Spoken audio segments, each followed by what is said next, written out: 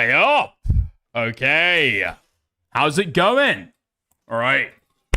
Here we are. We're back. Alright, thank you, Chud, for the raid on Kick. Hugely appreciate it. Thank you very much. Thank you very much. I think, did somebody say earlier, Chud said no hate raid, and then people join, immediately spam hate raid.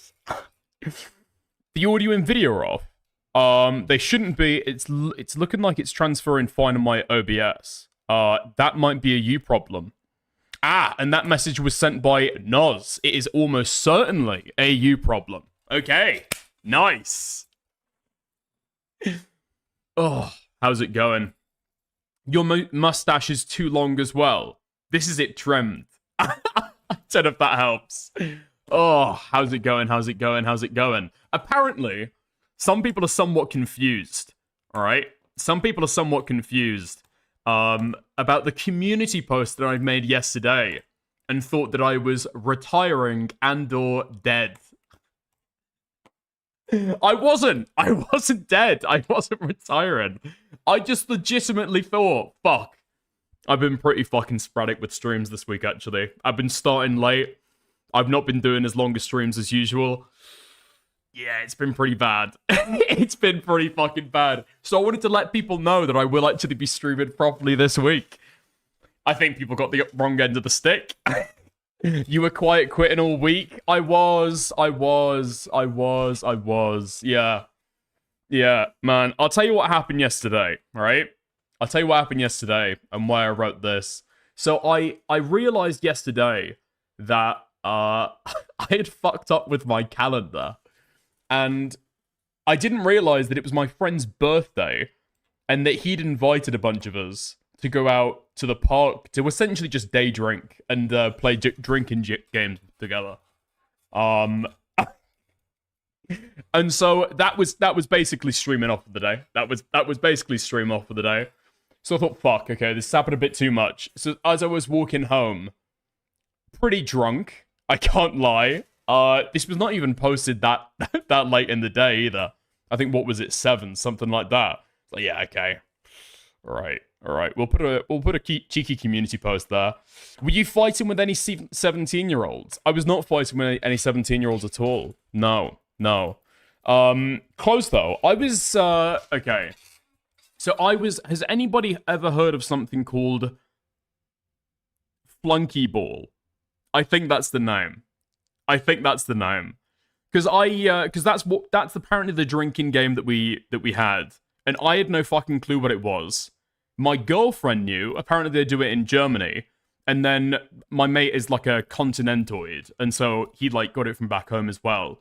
Never played it. Basically, what you do is you have like an empty beer can in the middle between you, okay, and you'll have 2 teams like on either side, like a number of paces away. And what you have to do is try and throw a tennis ball to be able to knock it over. And then if your team does knock it over, you have to try and down your pint as quick as possible, while the other team has to go and correct the can and then try and run back. It is actually pretty good. It is pretty good as far as drinking games go. Yeah, only problem is when you start like falling down on your fucking ass. That's the issue. So no, I didn't fight with any 17-year-olds. Although it did get physical at points. I can't lie. Yeah. It was fun though. It was fun. Bro, what's her name? PD, you're absolutely fucking insane. Oh, you want to know my girlfriend's name? Oh, well. Address too? Phone number? Yeah, don't worry. He played Soggy Biscuit and is just lying right now. Yeah, basically pretty close. No, it was fun. Volleyball, after for some reason we decided to do drinking games and then do volleyball after the fact, which was an interesting way around to do it. I can't lie. Yeah, I fell on my ass a couple times as well. But yeah, so there's that as well. But basically, that's why I made the post, okay?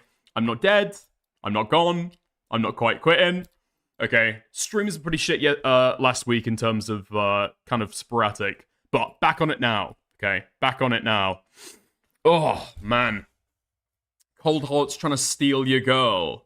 Yeah, okay. I'm pretty sure Cold Heart is a gay man. I'm not sure if that's true at all, actually. It might just be that's just the Dickers viewer. I've just assumed that based on Vida Dickers viewer. Oh, fuck me. Yeah. I don't know. Is there anything else to talk about, guys? I'm not sure. Is there anything else to talk about? Oh my fucking god. I can't even bemoan Chad that much, okay? I gave it to him with the fucking Noah stuff. He gives it to me with the fucking the Diorio stuff, the Kilo stuff.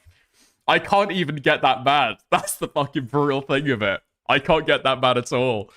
Oh, fuck me. The big sweep might be on. Okay. Okay. The most annoying fucking thing about all of this, though, and it's like, oh, I can't lie, it's like sucking the fun out of the coverage so much. Because I was hyping up the Kilo video as it was being, like, whispered about in the background, people talking about it coming out. Oh, I'm really excited for this. Yeah, really excited for this. This should be really good. Kilo, in fact, showed me a little bit of a clip a few months ago. Yeah, I've been looking forward to this for a while. This guy, you know, he's been announcing this video. Finally, it's going to come out. That's great stuff. Day of, I'm told, listen, okay, Dickers, we don't want anybody stream sniping this premiere, okay? Don't want anyone stream sniping this premiere. Hands off, in fact. Leave it alone. Okay, that's fair. That's fair. Yeah, all right. Kilo, you know, I see him talking about it. Yeah, guys, it's not really reaction. It's not really reaction, what did he say? Not really reaction healthy. You know, it's 4 hours as well. It is close to a 4-hour video. Yeah, see how it goes. Okay. We'll watch it in bits. You know, I think a few intelligent individuals think they're gonna watch it in bits. You know, Parry, I think he watched it in bits. I saw that Aiko did 3 streams trying to cover this video. But of course, when I watch it in several parts, oh my fucking god. And you know it all starts with Queeman. That's the fucking worst part of it all. You know that it all starts with Queeman. Augie isn't going to talk about it. I saw a clip. Actually, I didn't watch the clip. I just saw the caption, so I'm not sure. It might be a total lie, what Queeman said. But Queeman said, you know, Augie's not going to cover it. Dickers is avoiding it. Dickers is what? Dickers is what? Sorry?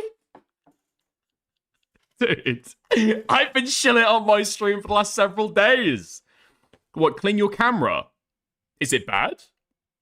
I don't think it's bad, is it? No?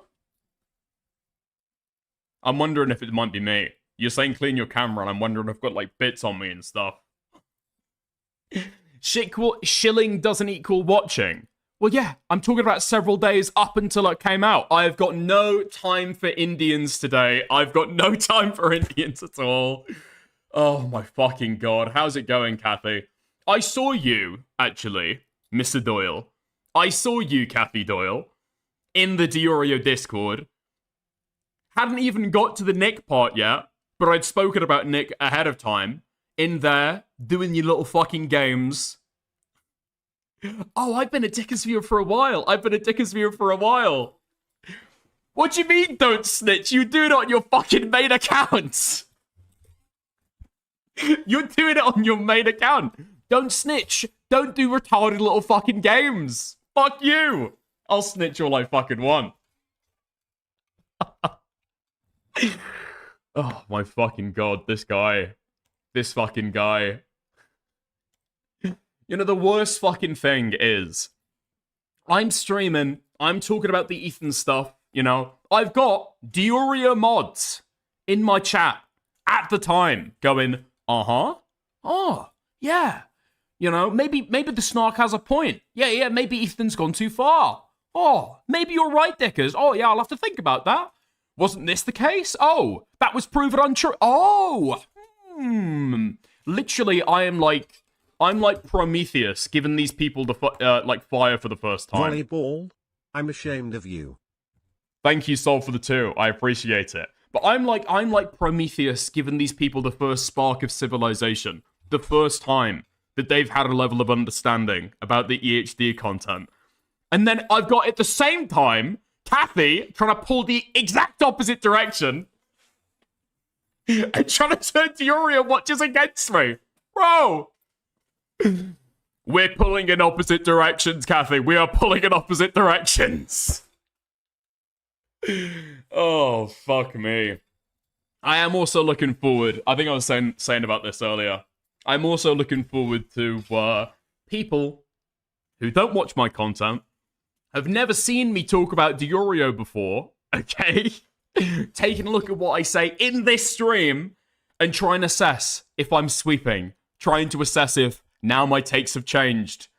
I guarantee they had no clue what I was saying to begin with. You're ignoring my links to sweep, let's be real.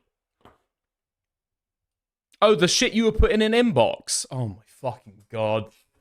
Holy shit. I don't know why people are sending me links that are already going to be covered in the video as I'm about to go and watch it. Okay, bro. And then it's like, oh, okay, well, this kind of says nothing on its own. Didn't cover What did it Nick all say? on K1, the big sweep is on. Thank you, Sol, for the 2. And I asked, well, what did Nick say? Did he talk about this or did he ignore it? Because I've got like zero context. Little do I come to realize later, that would have all been covered in the video. Oh, I did ask for it to be fair. I did ask for it to be fair. I mean, I self-admittedly said this is gonna fuck up the entire flow of the segment, innit? Yeah, this is gonna fuck up the entire flow of the segment. Wait, what did Nick say after? Fuck. Yeah. You did your job well, Dicker. I appreciate it. Yeah, especially with the rants that have gone on recently about the boys. I think I'm going to be invited on Nick's EFAP. Yeah, Mauler sent me a confirmation. To say that I'm going to be on the next one as well. We did a watch party of your year-long content to see if there's inconsistencies. We found some, and we're keeping track. Wait, my year-old content? You will find inconsistencies, yeah. I mean, I pretty publicly changed my mind about the Ethan stuff, right? So you'll find, in fact, a complete 180. Yeah? Yeah. New Year's with Yuri and Mauler Dickers? What, you mean in 7 months' time? Probably not. No, probably not. Oh, man. Dickers, Beckett definitely kicked out the Cabal now. I'm not sure. Wait, what do you mean? Oh, I saw a clip about his conversation with Queeman. I don't think so. I don't know. I don't think so. Did he say anything that bad? I'm not sure, actually. Okay. I'm not going to talk on it because I didn't actually watch the stream argument, to be fair. Yeah, so, is what it is. Your stock rising, Dickers. You go in Hollywood. Chud notices and is panicking. Yeah, possibly true. I've seen some people speculate that. Yeah, we'd have to have a look. But, okay? For all of the reasons that I outlined there, I was thinking, fuck, the Kilo content, this is gonna be really fucking annoying now. Because I was gonna watch it anyway. But that's, oh, fuck me. This is like sapping all of the fucking joy out of the content. But unfortunately, there is nothing else live. There is no other content to talk about. So I'm forced to sit and watch it. Oh, fuck me. Yeah, there we are. Parry said you didn't call Nick out on EFAP. You were complicit in sweeping. Thoughts? I don't really buy that. So first of all, it's like there's a couple things there that's interesting because I don't know where people get this idea from. I mean, maybe people didn't watch the episode or they asked like, did Dickers make any comments towards Nick about any of the EHD stuff? The answer is like obviously no, right? But when Mauler is bringing up the example of the Denim's chat thing, I correct him on that, which I think is fair enough. If he's going to get part of the fucking commentary drama slop wrong, yeah, I'm going to correct him. And then if Nick wants to fight me on it, he can feel free. He can absolutely feel free, you know? But yeah, I mean, the vibes that I got, even on the Gramigula Noah stuff, the vibes that I got is that I don't know. It's like not my place, right? It's like, okay, these guys are, let's be real, being quite nice to me, okay? They've seen that kind of my content is kind of the through line for a lot of the Noah stuff. And so they're inviting me onto their show to be able to talk about a lot of it. And then at the same time, the vibes that I got is like, it's not really like a disagreement podcast, or it's not really a disagreement stream. Not gonna lie, okay? I did have a conversation about some stuff. I think me and Mauler were going back and forth a little bit over some of the Noah and Ant stuff. I was like, whoa, dude, listen. Do we want to have this conversation in DMs? Do we really want to have this conversation in DMs? Dude, it feels like we're leaving content in the DMs, no? It's like, seems like, it's not really the kind of podcast that we run, to be fair. Not really the kind of show that we run. Oh, okay, fair enough. So then, yeah, for all of that to, like, start picking fights while I'm on there, I don't know. It seems like the easiest way to be able to completely ice yourself out of something, right? I mean, to be fair, I know a lot of people are messing about with it, but it's like, yeah. Okay. Nice. Soon you can co-host with Mauler. I mean, Mauler's a nice guy. I'm just not in the media criticism sphere, right? So I feel like it would probably be absolutely fucking wasted. So, yeah. Had hours for Noah Otterly Gay. Okay. Never mind. Oh. So you're trying to not get iced out? What I mean, like, look, let's be realistic about it, okay? Let's be realistic about it. If you're like a teeny tiny shitter, if you to put yourself in my shoes, and then you're being invited onto like a larger podcast or like a larger show, do you want to start taking fights with other people who've been invited on as guests? That feels like the easiest way to never get invited to anything ever again. That feels like the easiest way to be able to get an awful reputation. No? Yeah, I think so. Similarities between you and Beckett hitting so hard right now. What? Okay, fair enough. Listen, okay? If you want to say that I've got no spine over that, okay? You can if you want. Feel free. If you're saying that I don't want to intentionally pick fights on somebody else's show when I've been invited there with another guest, totally fine, alright? When something came up about EHD that I disagreed with, I spoke about it. But, yeah, picking fights is kind of go. I feel like. Yeah. Because, I mean, like, it depends. It goes one of two ways, right? It goes one of two ways. Either I make a comment, Nick doesn't reply, it's awkward, and then everyone moves on. Or Nick does want to argue, and then that, derails the podcast when Mauler's, like, set up a docket to go through. Yeah, I'm probably, like, over-explaining it, but, yeah, you get the perspective, probably. Yeah? Yeah. Okay. So, with all that done, with all that addressed, I'm sure we can hopefully all see eye to eye now. We can all agree. We've all got the same perspective. Right? Right? Okay, nice. Great. Fantastic. You got dicked. Okay. Okay, bro. You're getting too big for your boots. I don't know why everyone is worried about how I will react. I'm sure Dickers is fair. Thank you, Anonymous. Thank you, Anonymous. I appreciate it. Thank you for the 3. Nice. Okay, let's get into the content then. All right, last stream, we left off with some of the... Wait, no fucking way. No fucking... Oh, fuck me. Is this unlisted now, or is this just gone? Oh, thank fuck. Okay.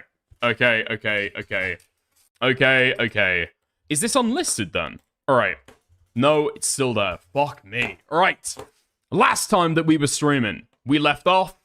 We put a little bit of a pin in this, and I think, since I spoke about it then, a brand new video has been released on the Abba and Preach allegations, okay? Now, if you guys don't remember what's going on, don't worry, okay? I'm going to give a brief synopsis for where we left off last, all right? A woman made allegations against Abba and Preach to do with, or to Abba specifically, about her getting pregnant, okay? She claimed that Abba said that he was going to abandon her and the child. She was saying that she was going back and forth on whether she wanted to carry the baby to term or not. Eventually, after changing her mind so many times, apparently Abba became incredibly distant and then threatened to abandon her and the child. There were some messages in there where Abba speaks about being blackmailed, where Abba speaks about having 9 different phone numbers calling him throughout the day from America after he blocks her.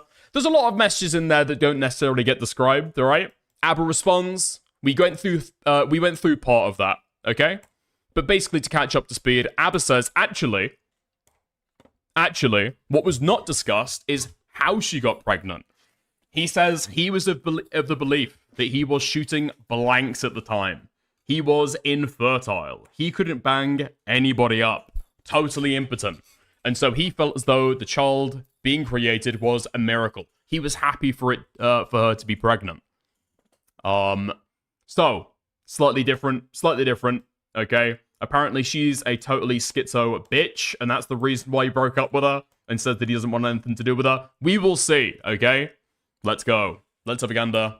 Let's have a look. She was never pregnant. She made up the baby man. I don't think that's true. Right, let's get into it though. Let's pick up where we left off. So, what happens during this period? So there's about a 2.5 month period after she told me where she's flip-flopping all the time, scheduling abortions, canceling, and like, I'm going through hell, okay? And if you guys go back and watch some of them lives during that period, you can see it. I even talk about it, and I'm down in these bottles like nothing, all right? Because that whole 3-month period, 4-month period, whatever the fuck it was, I don't remember. Time was not real to me. I would wake up and it felt like I was fucking floating and I was, at the mercy of some bullshit. But I just try to be quiet, be supportive, and just try to do what I can because I just wanted her health to be okay.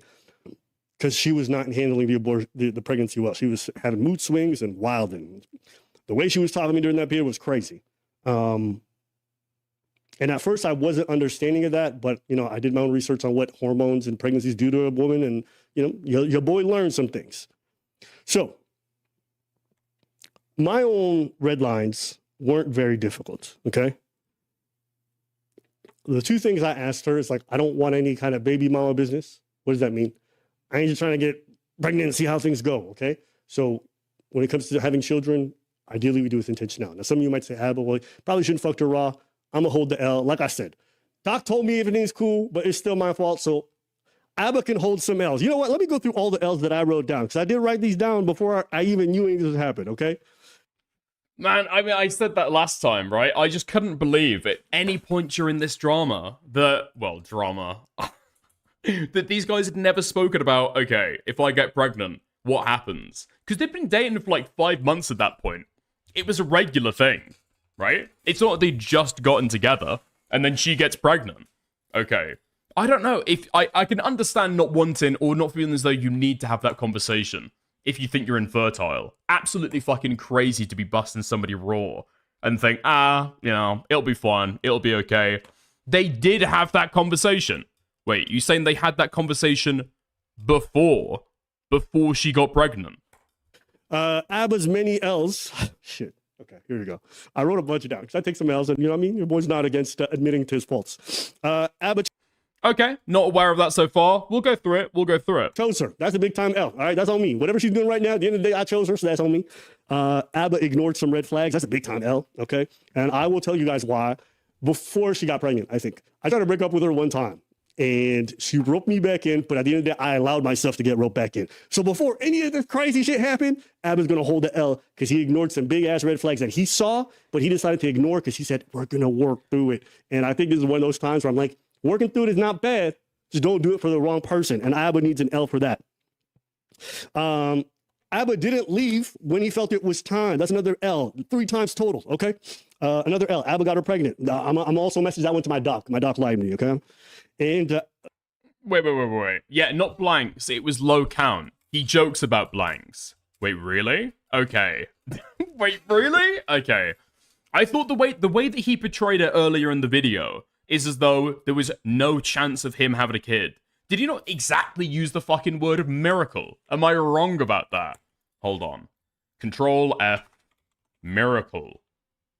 No, he didn't use that word. He didn't use that word. Fuck. Okay. He seemed incredibly surprised that she could even be pregnant, or that he could even get a woman pregnant. The sixth one, and this is the one that I think I'm probably most accountable for, Abba engaged in fights that she started when he should have walked away. Now I'm talking third person because I wrote that in my notes, but that's what I did, okay? There were some arguments that we had that she would, I'm be honest with y'all, look through the thread, I could post these if she felt want to go there, but she would initiate these things, and she'd have a habit of like pushing this button. And I was like, yo, you tripping. And then she would push it, and then I would retaliate, and then she would go, I would never. How could you say that? And I can't tell y'all how much that shit is triggering. But to be involved with somebody you can't walk away from and they push your fucking buttons and then you say something and they act like they never did nothing. I remember I even sent her a message one time and I started like cataloging at some point what the tactics felt like every time we would have a disagreement. And I'm gonna show it to you guys because this is like from our own threads. I actually sent it to her to be like, I know this is gonna happen. And you know what's crazy? After I would send it to her, I'm like, all right, here's a fight's about to start. I would send her this message being like, this is what I think is going to happen. One of these four. Let's see which one happens. I swear she would start hitting 1, 2, 3 like it was bingo. Okay, so this is what it was. So here it was. It would go, complain about how you feel without understanding how the other feels. Okay, downplay your part in all of it. Number 3. Complain about how you feel without understanding how the other feels. Is that abusive? What? Is that abusive? That sounds like the start of the conversation, no? Okay. Frame yourself as the wronged party in every discussion. And number 4, pretend to be accountable, but end everything with, yeah, I was wrong, but you were more wrong. Now, I'm not going to sit here and say she was more wrong or I was less wrong, okay? That is always going to be subjective or whatever. But at the end of the day, if two people have an argument and both do something wrong, saying you were more wrong for this and you were more, it seems pointless. Like trying to tally up these things, it just feels like everything you say afterwards is bullshit because you're always positioning yourself as a person who's aggrieved and the other one's the aggressor and they need to like really be, you know, apologizing. Oh man, I can't lie. I mean, that's healthy. That makes you sound guilty as fucking sin, though. No? That makes you sound so fucking guilty. Listen, I'm not going to say who was in the wrong. I'm not going to say who was in the wrong. Fuck me. Yeah, this guy just has a way of speaking that makes himself sound so fucking guilty. Especially when one of the red flags that he's talking about is not seeing... one of the L's that he's taken is not seeing the red flags that were there. Dude, come on. Really? Every argument we would have would be one of these 4. And it just got so exhausting. And at one point, I just stopped. I literally would not talk because every disagreement that we would have would end up in one of these 4. And I was like, nigga, I'm tired. Now you guys are hearing all this and you're like, but why would you ever stay? Because like I said, you guys are hearing now the negative side. But there's actually a good side to her. She can be very kind. She can be very caring. She could be very thoughtful. In fact, this backpack is a gift she got me, which I'm a big fan of. She got me the AirPods I'm using right now. She would be very... Listen, I'm not gonna get to all things, but I'm not here to position her as like some gold digging. Like she never asked me for money, even though I spent way more in terms of traveling and stuff like that. But oh shit! By the way, did I thank Morale for the raid? Thank you for the raid, Morale. Yeah, there was a lot of good times. I honestly think that if there was no pregnancy, I don't know how things would have gone.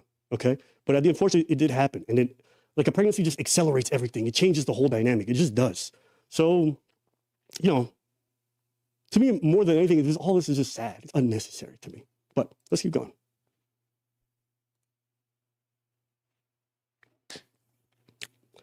All right, I see so many questions, and I'm going to see... Y'all just give me some time, okay? Dude, responding in a live stream format is going to be the most gay thing you can fucking do. If you're not already a live streamer, he makes video essays predominantly, right? It's like him and Preach standing in front of a camera in their fucking, I don't know, their apartment. And just, like, talking to the camera, right? That's the majority of their content. Doing a live stream response to this stuff. Man, that just seems so fucking retarded. Shout out to all the new members. I see Sasha Kerr. We got Dizzy. We got Rob Paps.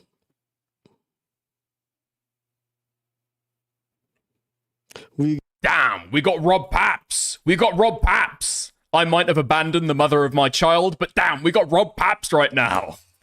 Come on. Donate $10. Yo, Ab, I don't care about any of this. I just want to know, are you still friends with Destiny, or if you guys ever be friends in the future? Oh? I'll be super honest. I'm not friends with Destiny. I don't got to beef with Destiny.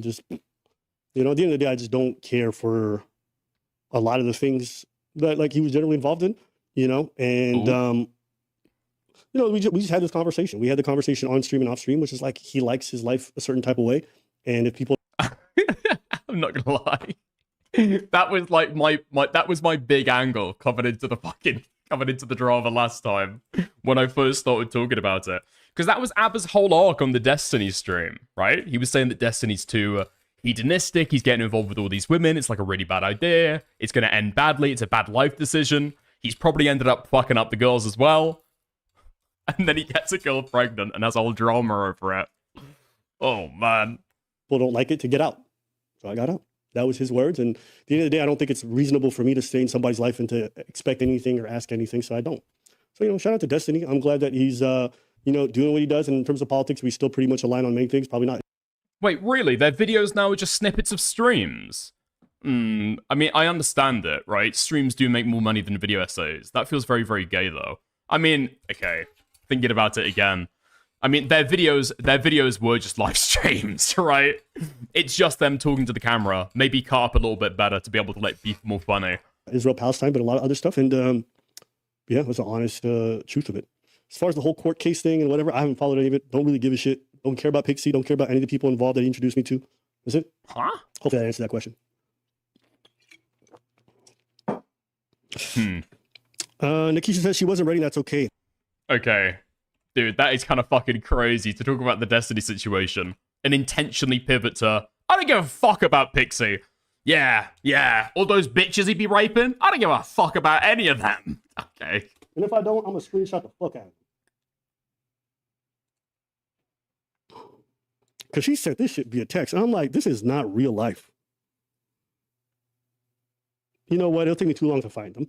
But if she says this is not true, I'll go find the text message. She texts me and she goes, "You're out of the pregnancy. I'm going to handle this by yourself since you haven't messaged me back. You're out." So first off, I'm like, since when do you want to keep this thing? 1, 2, what do you mean you cutting me out? Like, so I text her very calmly. I'm like, "Yo, call me." She don't do that. She starts going off, and then I calm her down. We get on a call. We start smoothing things over. But now my anxiety is a bit up because I'm like, this woman is going willy-nilly say I'm not in it anymore, which is a crazy thing to experience. Fast forward some time, and for me, this is like a point where I'm starting to think like, maybe I don't want to be involved with her in any shape, way, or form. Because not only can she constantly change her mind on me, but she can tell me I'm not part of things whenever she wants it. She thinks that's acceptable. She didn't just also tell me that. She also canceled all of her plans. Canceled her Christmas plans, her New Year's plans. And so I was like, yo, your boy can. From there, she gets very upset with me considering ending things between the two of us.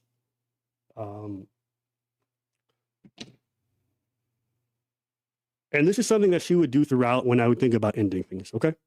And I don't like showing this because to me, this is something that should stay private.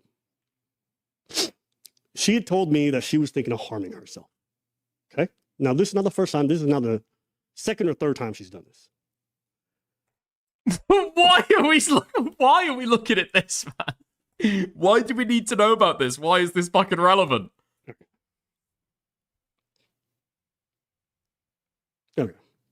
So, I mean, she's made a bunch of crazy allegations, you know. She's saying I'm like an average, well, you know, average man, I guess, walking out on my kid that I negligently got her banged up with because I wasn't wearing protection. But she also threatened to hurt herself. Yeah, I'd imagine so. What? I'd imagine so. She's got pregnant with a guy she's only been with for 5 months, and it sounds like she is totally mentally ill. you guys can see these messages.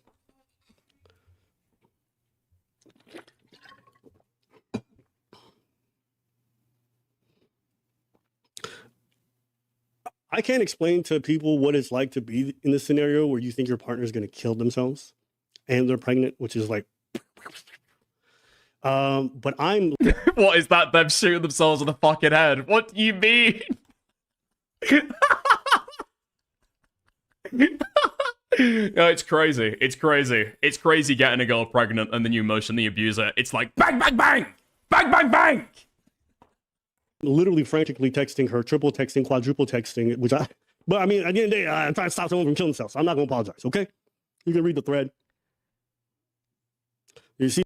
What the fuck? Okay, this is slightly fucking deranged. Because the way that she presented it when she was talking in her video was as though she had some kind of value system that made her not want to get an abortion, right? And the way that she kind of left out that he was the one pressing for her to have the kid, or he was like saying that he was going to initially kind of support her if she did have the child, right? Because he didn't think he could have children. But now she's talking flippantly about killing the baby. And it sounds like she was initially the one pressing for having an abortion. See me saying, you cut me out of the pregnancy, you're cutting me out of the abortion, you cut me out of the relationship. Like, I'm explaining to my frustration, be like, and she says, I'm going to kill the baby. Okay?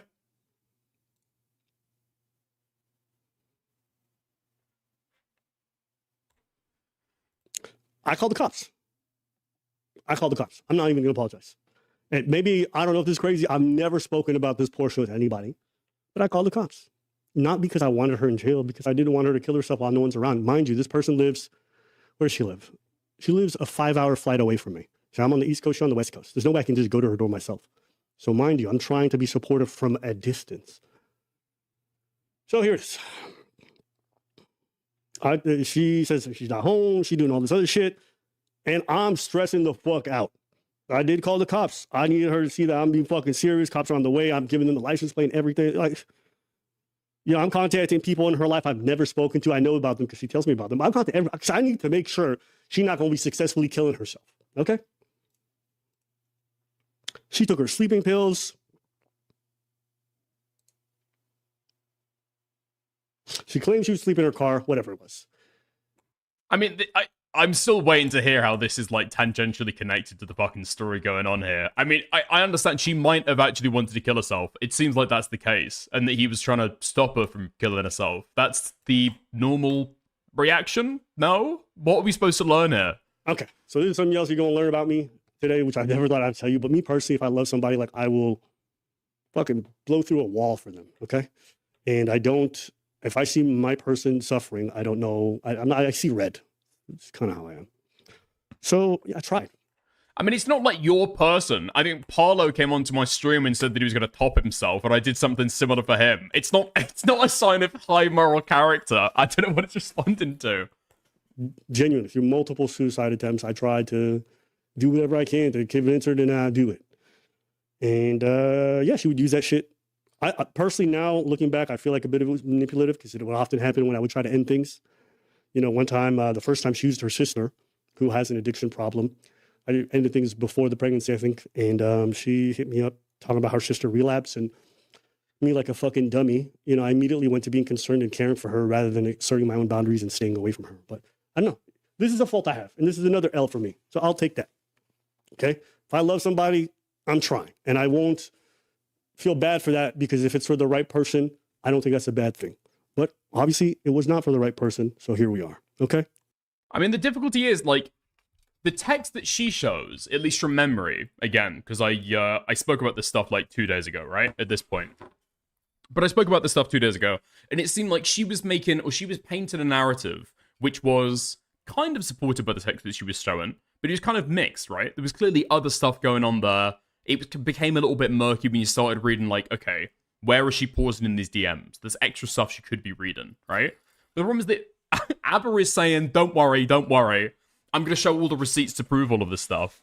And then he's going off and spinning his own narratives with showing us no DMs. Like, okay, show us you asserting boundaries, saying you're not interested in having a relationship with her, and then show us her saying, I'm going to top myself. And I'll say this too, guys. I'm not sitting here showing you guys like, oh, Abba's such a great person, whatever. No, like during our arguments, I would say things I wasn't the most proud of, and I'll own the fact that I was a big piece of shit during those times, okay? But those were also arguments I never initiated, never really feel like I was deserving, and that she would push. So it's just like, when you're fucking held to the end of a gun and someone pushes you, you're gonna say some shit. Does it make it okay? No. And I'm gonna have to hold that L, but I can also say, I ain't never been through this before. Never had. I mean, dude, I'm not really sure about this, you know? I'm not really sure about this. Like, okay, with her DMs being as kind of murky as they were, and there's clearly other things going on, and the story seems kind of sus, right? I am somewhat sympathetic to Abba. I'll just say that now, especially if you didn't watch the first one. I came into this thinking, okay, Abba might be able to show like another side to the DMs. There's a call that she didn't want to show. She didn't want to show all the texts as well. But I mean, like, you're saying all of this and then saying, well, I'm not trying to say I'm a great person. I'm not trying to say I'm a great person. I mean, if you can complain all you want about, oh, you know, trousers I have, you know, the crotch is always getting worn out. You know, my dick just goes straight through them all the time. I've got the only place I can buy condoms is in like Switzerland. You know, I always got to buy 2 seats on an airplane so I can actually properly stretch my legs out. You know, give the dog some fucking room. I'm not trying to say I got a big cock though. I'm not trying to say I've got a huge slong. Yes, you are. That's exactly what you're saying. You can't just say I'm not saying that after it. It's someone who pushed me to this point. My girl here.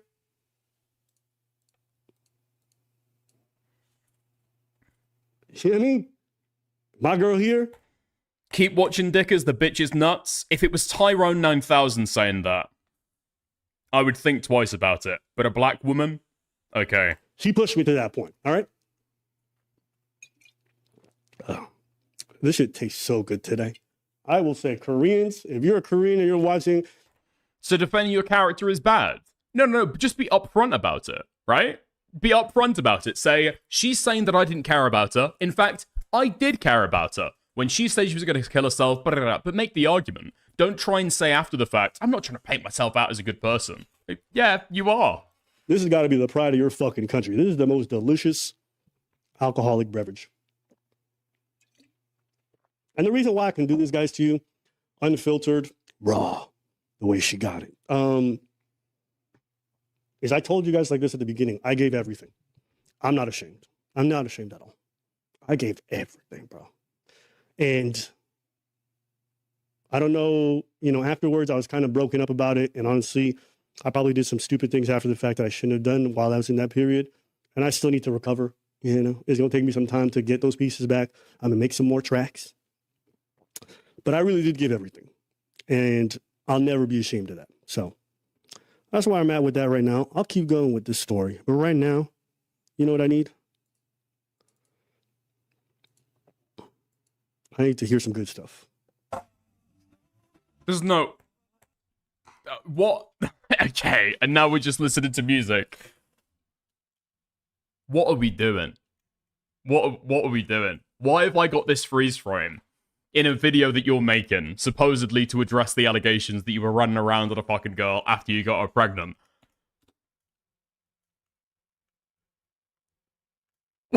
Dude, you've literally just showed text where she's trying to kill herself. Is this racial? What? You mean my commentary or his behavior? Yes. Okay. No, past this. Okay. Okay, nice.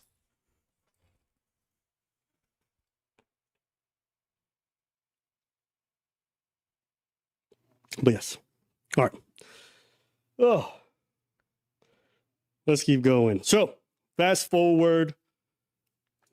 We worked through some of these suicide attempts, which This is what soju does to people? Wait, he's drinking soju. Fuck me. I thought that it was like a low alcohol thing. Soju will fuck you up. now feel like it's a bit manipulative, in my personal opinion. Can you really complain with the faces you make? I was waiting for that message. I was waiting for that. I was waiting for somebody in chat to say that. Fuck me. Nicandros sent me this just as I started stream today as well.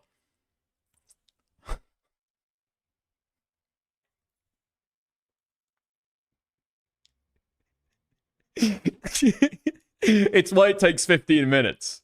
Yeah, hungover today. Really got to stretch them out. Really got to start feeling myself. And yeah, we get to the next portion. And the next portion is things are smooth. We've worked it out. We made up. We kissed. Okay. There was some lovey-dovey business going on. All right. And fast forward to a month after the fact. Oh, business going on. All right. Fuck. And fast forward to a month after the fact. Oh, actually, there's some context that does need to be said. During this period where we're having these talks and we're unsure, or she's unsure more. Let me make sure I have that video here. Okay, so you guys are now going to get to see one of my most private notes, okay? I want y'all to pay attention to the date. This is before we were broken up. You can see it at the top over here. Right? Boom. Okay. Oh, no fucking way. Fucking hell. This is woman behavior. This is woman behavior. This is woman behavior. You're showing us your fucking notes app. Is this a certain type of Canadian man? Possibly. Now, if you guys are wondering why it's written like this, it's because it's... I'm going to show you some of my most intimate moments, guys, okay? This is stuff I hoped I would never have to share with the world. That's right. I'm leaking the notes app. This is what's going to happen if I ever get allegations. the voice memo that I recorded that I turned into a note to share with her some of my feelings that I've been feeling, okay? So I'm going to read. Dear diary, my days of busting raw are over. First gonorrhea, now a half Asian child. I can't keep doing this to myself. It out to you guys. It says, and for me, you know, one thing that's important is that any child I do bring into this world, that I'm actively part of their life. That means that I'm seeing them on a regular basis and that I'm very close to their mother, ideally married. That's the best situation for me, and that we are together. That's what I truly, truly want. My biggest fear is that I have the opposite of that, that if I end up, what I want to say there is that if I end up in a situation we're distant, I can't spend time with my kid, and there's a separation of sorts, that prospect terrifies me, okay? And the reason I bring that is that the deepest parts of myself, there are some parts of you that are worried or are a bit nervous that you are still very much on the fence, that you aren't very certain, which at this stage isn't even an abnormal thing. And the reason why I'm saying that is like, we aren't deep enough into our dating journey for her to be certain about me, okay? So I can understand, and especially being pregnant, hormonal, you know, I'm seeing it from her perspective. I can understand why she might be on the fence about the relationship still, okay?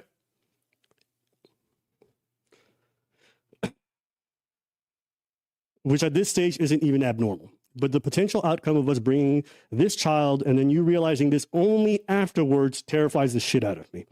I want to bring it up to you because I'm not just mentioning this out of the blue. I'm going to skip ahead a little bit here.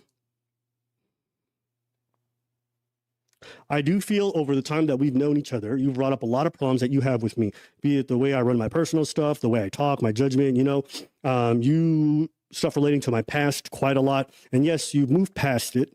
So for more big context, she's like mentioned, okay, again, not trying to vilify her. She would bring up a lot of problems. Some of them I felt were very ridiculous, personally. And some of the stuff she should have known before she got with me. And someone saying like, I have a problem with your past is a weird thing to say, considering like I am who I am publicly. So why would you come out all of a sudden and say that to me? Or like my sense of humor or things like that. Like, it's just like, lady, you're like, you're going to do this now? But she had issues. You're entitled to those. My main issue is you are here now, and here at the 11th hour, you want to bring up stuff that you should have known beforehand. So then why are you doing that? But it's her right. I mean, there's stuff that will happen in a relationship, especially when you start getting together, when like the honeymoon period wears off, you guys are starting to actually feel what it, actually realize what it feels to like sit with each other and actually stay with each other for a while. And some of the stuff that you'd probably write off as like a character quirk, or didn't really get under your skin before, does actually start to really fucking annoy you as time goes on, right? That's a really fucking common thing, especially, yeah, month 5 of the relationship. That's insanely common. Right? I'm saying... She said she didn't know if she'd be attracted to him. Really? I mean, for women, that can be pretty multifaceted, right? Really? Okay. Essentially, if you have these problems... Sense of humor shouldn't be one of those things. For a woman? I could imagine it being so, no? And we have this kid, and it's irreconcilable. Irreconcilable. That's an issue for me, okay? But I just want you to understand that the mounting of things that I felt like I've been cutting up that have become sources of issues for us, it makes me wonder if you're simultaneously both loving me and at the same time not sure if I'm the man for you. And as far as I'm being asked to change some aspects of myself and some very core to me, I worry that some of these are irreconcilable differences. And yeah, my concern is bringing a kid into that situation. It's a bit scary. So I wanted to kind of just share that with you, what I'm thinking. And yeah, I can handle you not wanting me. I can't handle having a child with you and then finding that out. There you go. Okay, you guys can see it there on the screen. And I think that's a fair statement. You know, my thing wasn't the fear of being co-parents. Guys, relationships get together, they break up sometimes. That's okay. That happens. The only thing I told her, the one thing that I didn't want when we would have conversations is I don't want to go into a baby mama situation. I don't want to have a kid with somebody and we're already broken up. That's like, no, that's the one thing I don't want. Okay. I'm fine if we try and we go to therapy and we go to counseling and we do everything. We love each other. So let's try. And then if we break up afterwards, I can live with that. We did what we could. I mean, I think getting a girl pregnant into 5 months of the relationship is already the fucking nightmare scenario, right? If you break up after the fact, I think that's just probably going to be fucking expected. No? Like 90% of the time that people get pregnant 5 months into a relationship, it is going to be a fucking baby mama scenario. No? Good. My issue with her is that I started to feel like she didn't want to try. Okay. Yeah, here's the thing as well. Yeah, so he lives on the east coast of Canada. She lives on the west coast. You can't feasibly fucking drive that, can you? You can't feasibly drive that. But maybe I've got bonga brain around this stuff, right? Because we think that it's really fucking far away to go from like London to Manchester, when realistically that's usually within like a single state in the US, right? It's a 5-hour flight. Yeah, how the fuck are you supposed to be able to co-parent in that scenario? What the fuck are you gonna do? One of you is gonna have to move to the other end of the country. With how broad Canada is, the other end of the fucking continent. No? He mentions this? Okay. I'm sure he mentions a lot of stuff as I'm going through, but again, I've only watched what I've watched, right? 2,000 miles. Wait, somebody else says 40,000 miles. There's like an entire order of magnitude different there. Oh, 4,000. Okay. Okay. So, she knows this. That's the only thing I asked this entire time. She's never told me that she wanted a kid. All she's told me is that she's unsure or she doesn't want it. She's scheduling an abortion. So this whole time, I've been fighting for the relationship, fighting to keep the kid, okay? And you guys, I have much more examples of this, but I'm not trying to go through everything because your boy's trying to go dancing tonight, okay?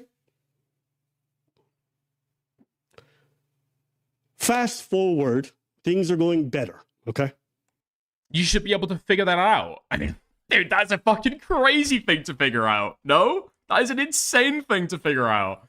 What are you supposed to do? Oh, yeah, don't worry, honey. Yeah, they'll be at mine for the weekend. I'll come and pick them up from school. From the other end of the fucking continent. That's not purely logistically at that point. That is an impossible scenario. I think that I'm enjoying a good relationship that we've figured things out. We've worked through it. And when you work through things, you feel closer to the person. Like, damn, me and this motherfucker been fighting through shit. You know what I mean? I'm out dancing one Thursday, the same way I'm going to be dancing tonight. He'd probably move her out. But that's the fucking crazy thing, though, right? Because if you're 5 months into the relationship, you're not sure if it's actually going to work out. You have to move to the other end of the country just to be able to co-parent. Completely, like, delocate from all of your friends, all your family, your current job, shit like that. Dude, that's insane. I get a call from her. Can we talk? Immediately at the middle of the dance, I'm like, She's like, you can get home and we'll talk then. But whatever inside of me felt off, okay? I said, no, I'm going to leave, which I never do. But, you know, this is the future mother of my children, the person I'm supposed to maybe marry. I don't know. Moving houses is small compared to birthing their child. I mean, that's also true, right? You're starting to, like, raise a new kid. Probably, presumably, I guess you're, like, first one. And you got to do it in a different city. I'm not gonna sit here and presume to know exactly what that's like. The extent of my knowledge about that is, yeah, that sounds difficult, I guess. I don't have a kid. I've never had children. So I go home, I get on the call. I want to say that I maybe said 5 words, and she did most of the talking. And you know what I'm gonna say, guys? There's nothing worse than when someone breaks up with you, okay? And they want to say a bunch of compliments. This is the most fucking exhausting thing. It's like, bitches, get this shit over with. I said it in the voice message, right? The voice note that you guys saw before. I can handle you not wanting me. I can't handle you not wanting me after the child is here.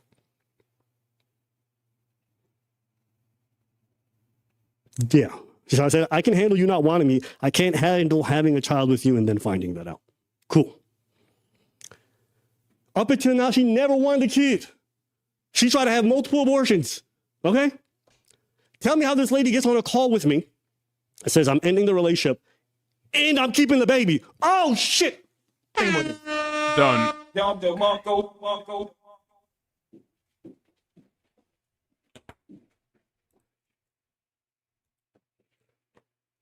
No, don't do the face. Yo, when I say I was floored, I didn't say a word. I was so blown away. I was like, is this real life? And now, and I literally never saw it coming. She never spoke to me, never gave me a head up. And I'll prove it to you guys, okay? Don't worry. Dude, I know that I am like hyper exaggeratory or like hyper expressive with the way that I am on stream, but Jesus fucking Christ, you're talking about the mother of your child not wanting to spend time with you. Proof. Guys, the call, the way it ended, I'll tell you what she said. And she was giving me Guys, my baby mama wants nothing to do with me.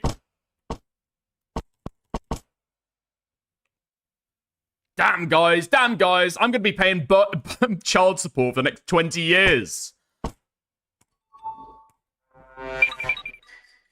Whoa, crazy stuff. a speech. Oh, you were so amazing. You're the best. Blah, blah, blah, blah, blah, blah, blah. And okay, peep this. Peep this. She gets to the end and she says that. And my first reaction, I'm still in shock because this is the one outcome I asked her not for. Oh, wait, fuck. Retard is using noise filter and none of the sound effects go through. Right, really, you couldn't hear any of the fucking sound effects.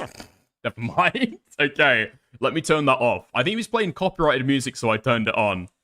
Wait, you couldn't hear any of his soundboards? Alright, fuck it. And she blindsided me with it. And I said, okay. Oh, you couldn't hear mine either. That's fantastic stuff. We love that. Just keep me updated. Bye. And you guys might think that reaction is crazy, but having her cut me out already a couple times, for her to do that this way and for the kid thing to be dropped that way was insanity. I can't tell you, this is by far the worst betrayal anyone's ever done to me.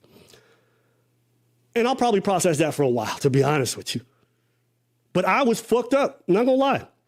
That night, I think I might have played video games for like 2 hours and passed out and just tried to live. The next day I texted her, I'm like, you know what? If you could lie to me this whole time and keep me in the dark about this and then fuck me up with the betrayal that big, I don't want to co-parent with you. I said, listen, if you're going to have it, I prefer if you didn't because you've been wanting to have this abortion this whole time. I said to her, I prefer if you didn't, but if you're going to do it, whatever. Oh, is that preach? Oh, you going to jump in? Yeah, they thought you hated me. No, I wasn't. Were you listening the whole time? Yeah. How is it? Good job. Okay. Good job. It's just that I was in the show an hour and a half away from here. Yeah. She said when Preach finds out, he gonna leave y'all. I was like, you stupid as. Dude, why the fuck are you bringing your co-host onto this shit? I mean, maybe I've got a drama mindset with this shit, but it's like, dude, if this is the stream where you're gonna fucking crash and burn and like ruin your fucking reputation as a nice, wholesome guy that talks about relationship topics, it's time to fucking pack it up. No, it's time to okay, dude, just like stay outside. Stay in the foyer, stay in the corridor. Just sit this one out. We appreciate it, though, mate. I thank you very much. Thank you very much. Fuck, bitch. Shit, you stupid as fuck. Why is this guy coming on camera? I'm sorry. Let me shut that off, cause Yeah. I was in my car. I was driving. I left. I was an hour and a half away from here. Yeah. His bestie for emotional support? I mean, I guess so. Preach isn't panicking at all. He should be. He should be. I was on stage at 8. I left at 8:15. It's 9:03. Yeah, I appreciate you. I appreciate you. You know how. Because you said you want to do this tomorrow, but I'm like, this can't wait. I want to go out dancing. I didn't know that's what you. I didn't understand that's what you were doing. Yeah. Until I realized I put the dots together, one and one together, and I was like, oh shit. Yeah. It is that. All right, cool. Yeah. What the fuck is this guy wearing? What? I'd say. Oh wait, hold on. So I've got two ideas. Either this guy's wearing suspenders.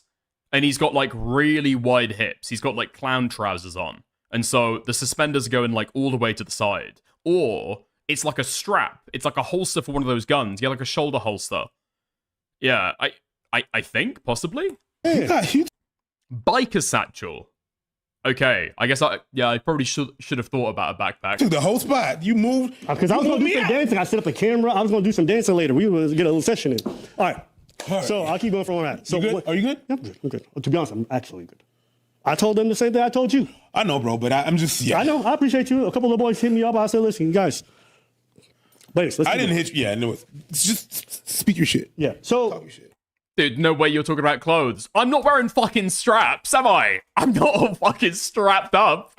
Not on stream, anyway. That's off-camera clothing. That's not for on stream. So it was, for me, the worst betrayal, to be honest.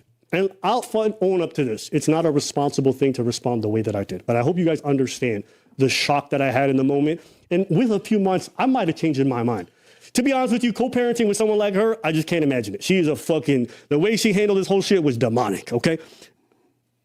I'll still defend her in a lot of regards, but I'm glad, like, one of the most happy parts, guys, like, the reason why I can smile today is, like, as fucked up all this drama is, I don't got to co-parent with her. You know what I'm saying? I don't got to be tethered to this person for the rest of my life. I will be eternally grateful for that. I'm sad about other parts. There's some things I'm mourning, but just imagine how crazy all this is, and you guys are going to do your clicks. I don't mind. Go crazy.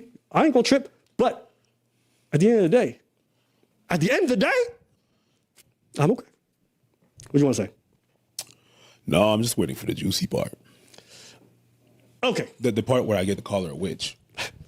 So, when she hears that I don't want anything to do with her, initially she's like, cool, bye. Fuck you then. I block her ass because I'm like, bitch, you betrayed. Okay, this is nice. This is great. I understand you've got your narrative that you're, like, spinning up over this stuff. Can we see some fucking text? Because all we've seen once so far is text where she's talking about offing herself and then your fucking notes app. I appreciate getting to be able to read through your diary, but can we get some of the... Okay. That might be a big pause, Andy, actually. Okay, I'm seeing in less than 2 minutes, we get... Yeah, okay, never mind. Betrayed me, so fuck you, right? I didn't say that literally, but I'm like, be gone out of my life, witch.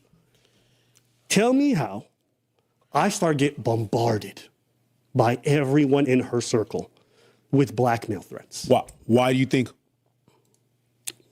We can speculate, but So this piece of garbage, I thought she was nice. not in this moment, she's a garbage right now. You know, people shift, people go through phases. I was a garbage in my younger years. You know what I mean? Okay. I am mad at you right now. So she had sent me a recording that she had done of her call. I didn't know she was recording. So you guys, I need you, maybe it's normal online, it's not normal to me. I've never had someone record a call with me. And then she had uploaded it to YouTube in a private account, and she sent me the fact that she recorded our final call. The one where I was really upset about how things unfolded and how I was really done with her and I felt betrayed. I was upset, I was wilded, okay? You can say whatever you want about that call, she can play it. I don't feel bad at all. The betrayal I felt at that time and how she could do that to me after everything I tried, I was like, yo, fuck you. Hey, 55 minutes is docs info, but I think most shown it. But the in kick, okay, I'll take it off screen though. Recorded it, I was blown away. That's why I have the recordings I have now. Because when I think some people like sorted out, some people said that there was docs information earlier in the stream. But I mean, she's got her full name as her YouTube handle. So I think that it's information she's already putting out there. Unless it's like a home address or some other kind of PII. I realized she was Yeah, he shows her friend's number, bro. recording and she was trying to build some kind of case, I said, I'm going to keep my recordings from the future going forward, okay? So she sends me texts. I don't engage. I block her. She sends it from a different number, sending me the link to the video. And do you guys see what it says here? Video 1 of 10.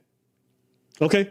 And I'm going to just move it to the side. You can see the text. But the text says, I told her release it. You know why I said release it? I don't care. Is there anything there? I don't think there's anything there. No, there's nothing there. Okay. So, video 110. The blackmail continues. Release it for sure. Still worth having you out of my life.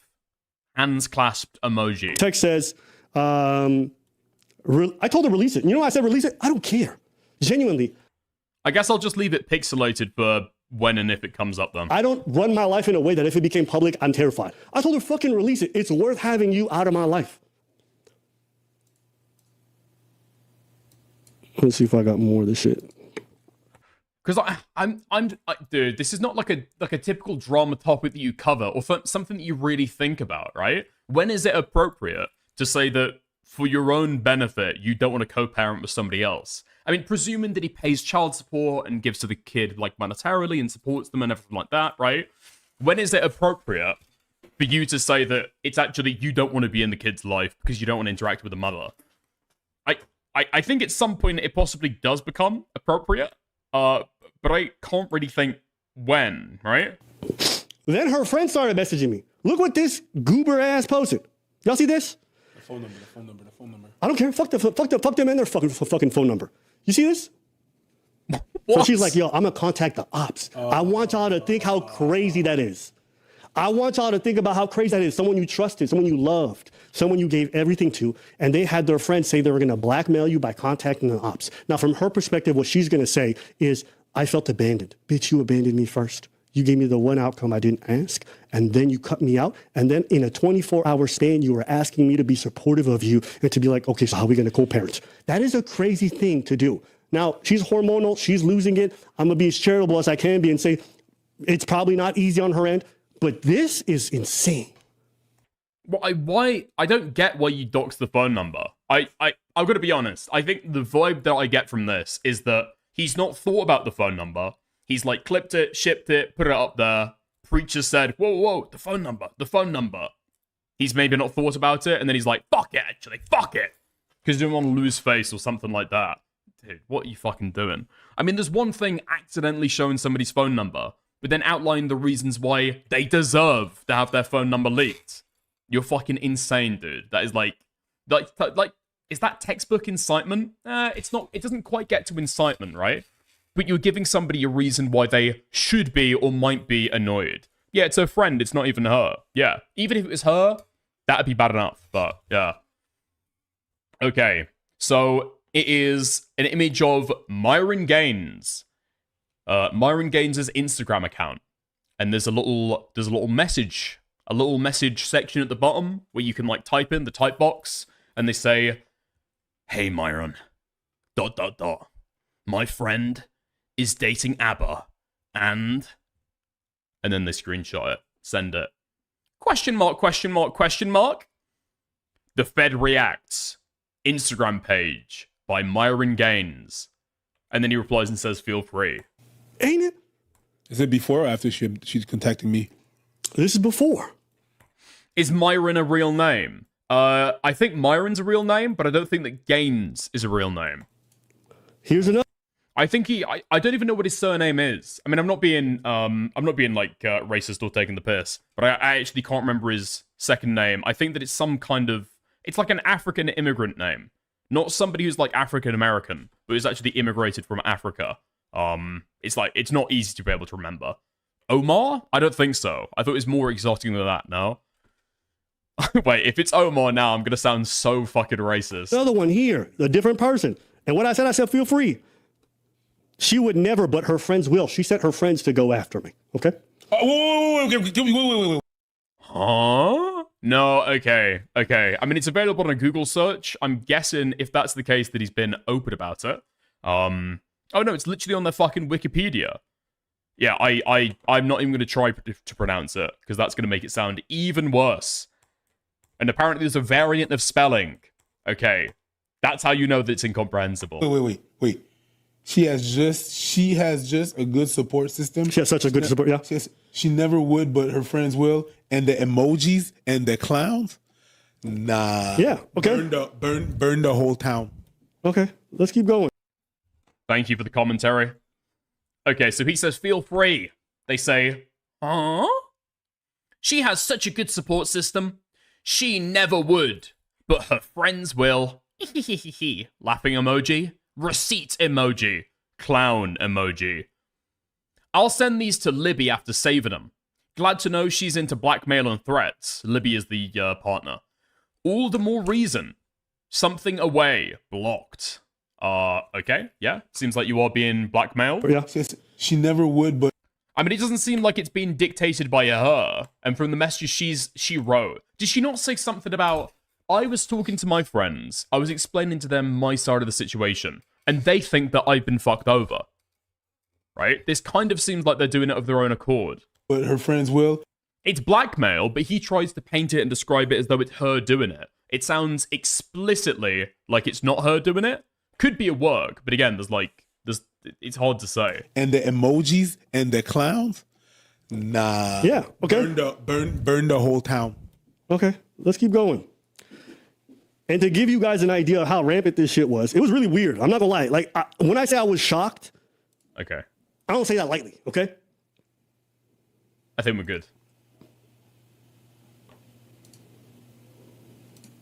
And I'm going to play more recordings after. But I think it's always a good idea. You know what I mean? Just for a little bit of context. These are all the numbers I was having to block because she would not. Bro! Okay. Okay, what time are we in the VOD? What time are we in the VOD? Okay. I'll make a note of that for later. Fuck my life.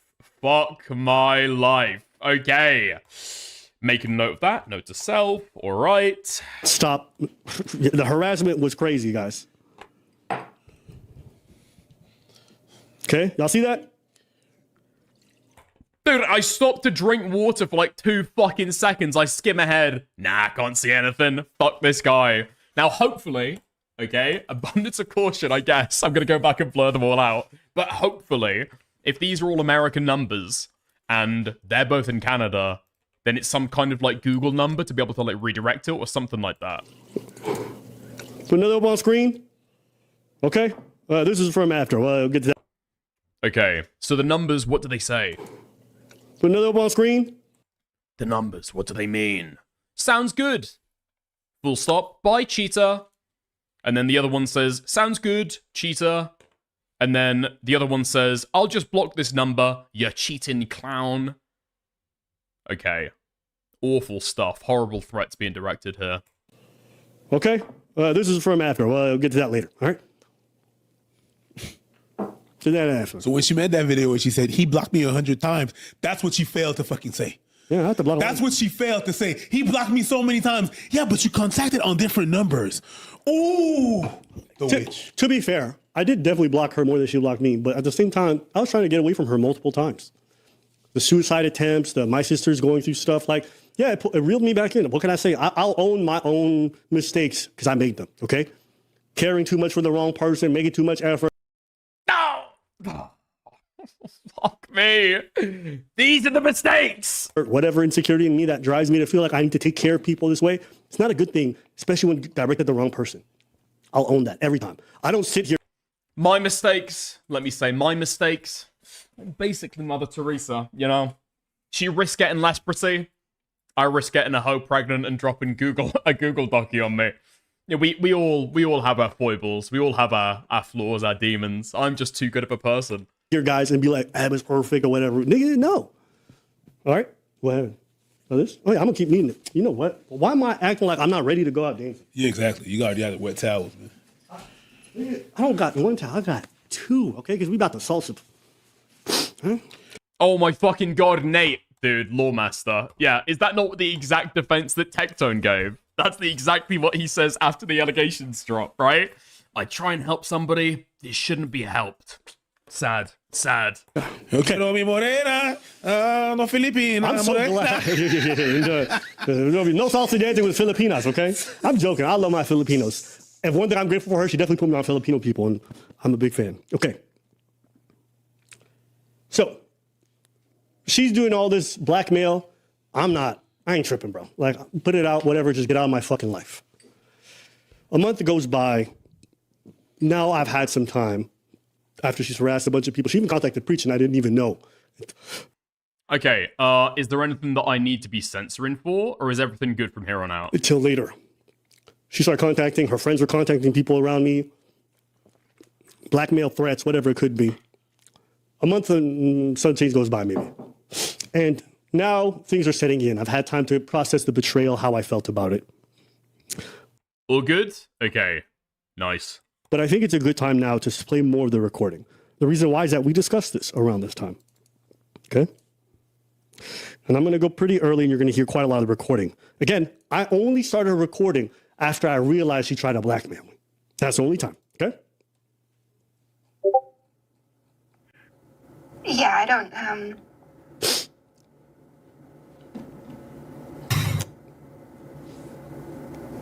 Wait, didn't this guy try and cry about recordings earlier in this very video? Yeah, I don't record people, really. I'm not into this drama stuff. Me. Nah, I'd never record somebody. Anyway, here's my side of the evidence. What? yeah, you're not. And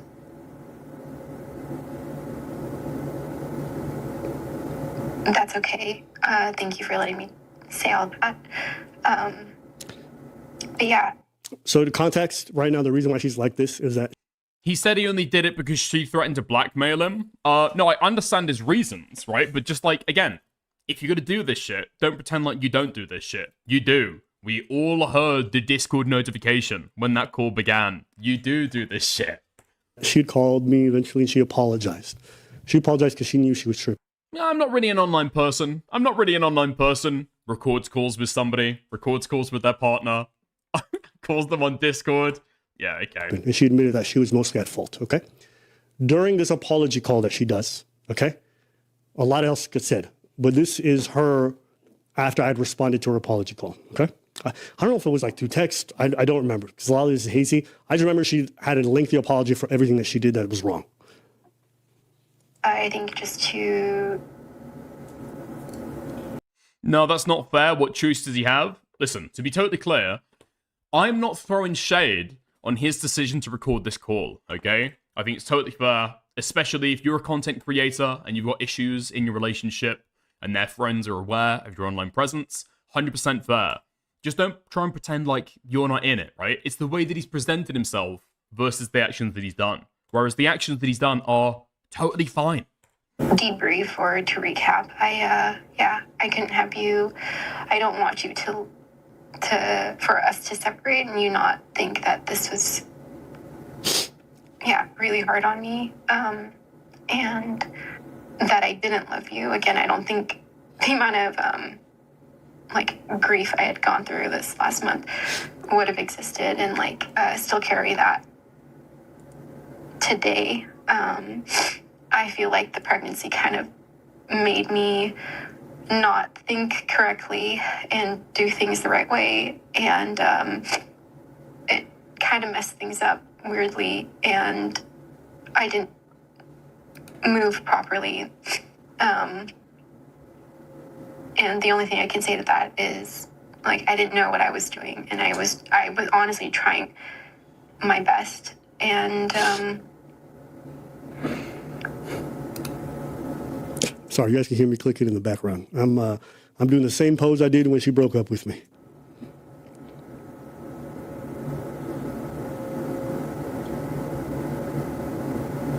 yeah, I'm sorry for everything.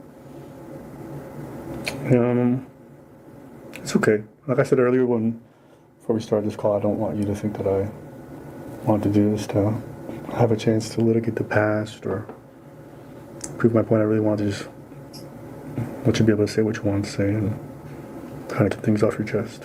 And I appreciate you sharing all these things and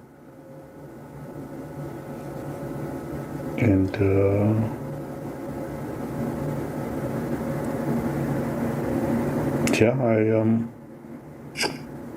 you have any questions that you want to ask me? Anything? No, but I think really the only honest thing that I'm feeling right now is you're not saying much, and that's just making me feel dumb for saying everything that I said. Why? Pause. My boy. I'm So gonna tell her you, apology, she's mad because I didn't reply in the way she needed to. So now she regrets her apology. my boy. Keep that. My boy. Keep I'm going. gonna tell you something right now. Okay? And it might be controversial, but I don't think so. In my lifetime, I've seen many, many, many pregnant women. And I can tell you that much. The pregnancy is not the problem. It's something else. 1, 2. So her body changed while you saw her being pregnant, right? What are you trying to say? She wasn't pregnant? That's not what I'm saying. I'm saying, what do you see? What certainty do you have I except her believe she was word? pregnant. What certainty except her word do you have that she was actually pregnant? Okay, so you think she wasn't pregnant? That's not. I'm asking. I have. I'm certain. I'm not going to say what, but I'm certain. You do? Yeah, I'm certain. Perfect. We don't need to go into I'm going to defend her when I feel it's fair. She was pregnant. Fair. Cool. Getting All right. sued So I told for you, all my leaking sex tapes. That's just Steven's just being a silly guy. How's it going, Dan Mac? I get raided in late to 2 black guys with their head down. Dicker's not talking and why are we freeing Tyrone 9000? Thoughtful Thank you face for emoji. Thank you for the 5. I appreciate it. I didn't ban him. Apparently YouTube nuked his fucking account, so he's back to being a new member and no mod.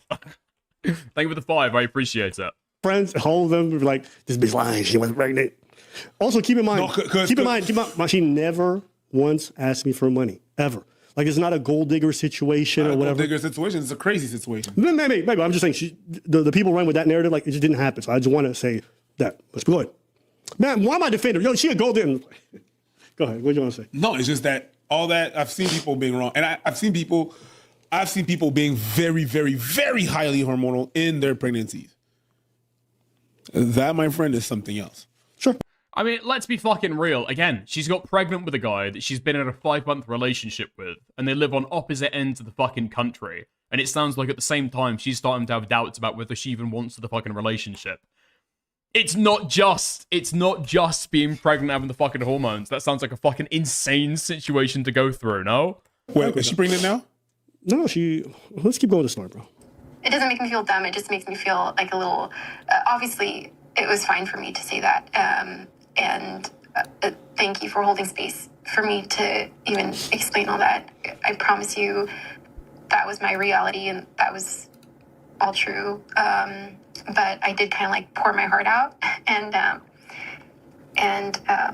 Well, I just feel like if I start doing the same, we're gonna probably start arguing because you're gonna like disagree with how I view things or the way I view them, and I didn't want to invalidate whatever it is that you're feeling or do any of that. So I think that's why I'm just not. okay. That's why I'm not. That's it right there. I stopped engaging because every time I would disagree, it was always like, you're more wrong. My feeling was, I was like, you know what?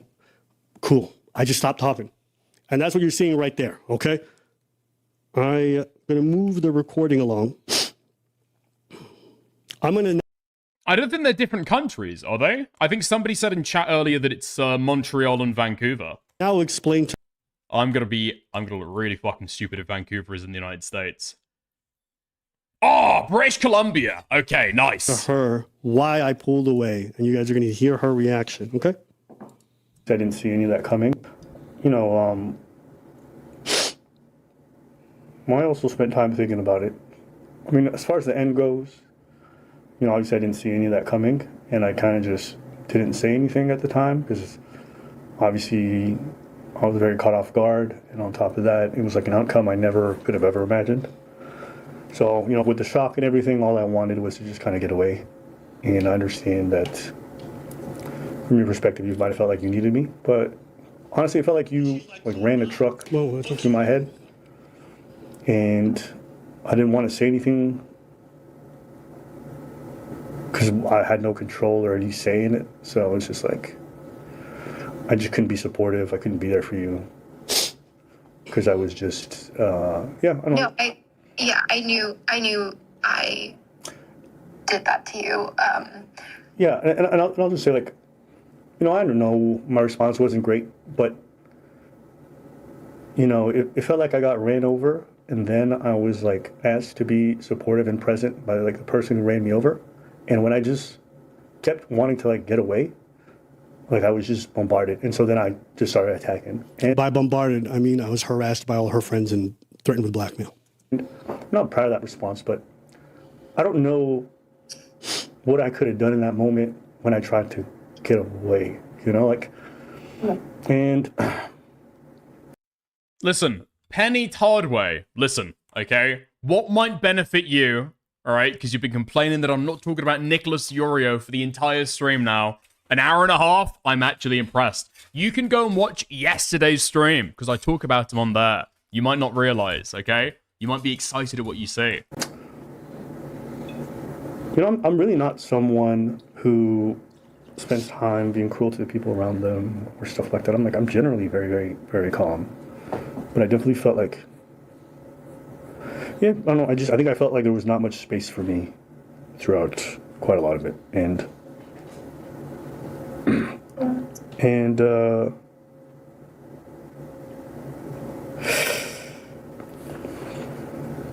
All right, you're going to hear me a little bit emotional. You know what I mean? Members only access. Turn this portion off. You want to see them tears? Yeah. We didn't know it was that until you said it. To be honest, maybe you had the sniffles. I think I just You're going to hear it. It's going to be pretty clear. Is this really the recording that she made to be able to blackmail him with? Because honestly, it feels like there's literally fucking nothing here. In her video, she's talking about it like he's going way over the fucking top, right? She's saying like angry beyond angry. This guy's apparently flying off the fucking lid. There's no way this is the fucking blackmail call. I know this is his. I know this is his, alright? But presumably, we're not looking at the same conversation. She threatened to leak something. He shows it earlier. Has he made it clear that this is a different day? A different instance? Yeah. I don't know. I think the relationship as a whole,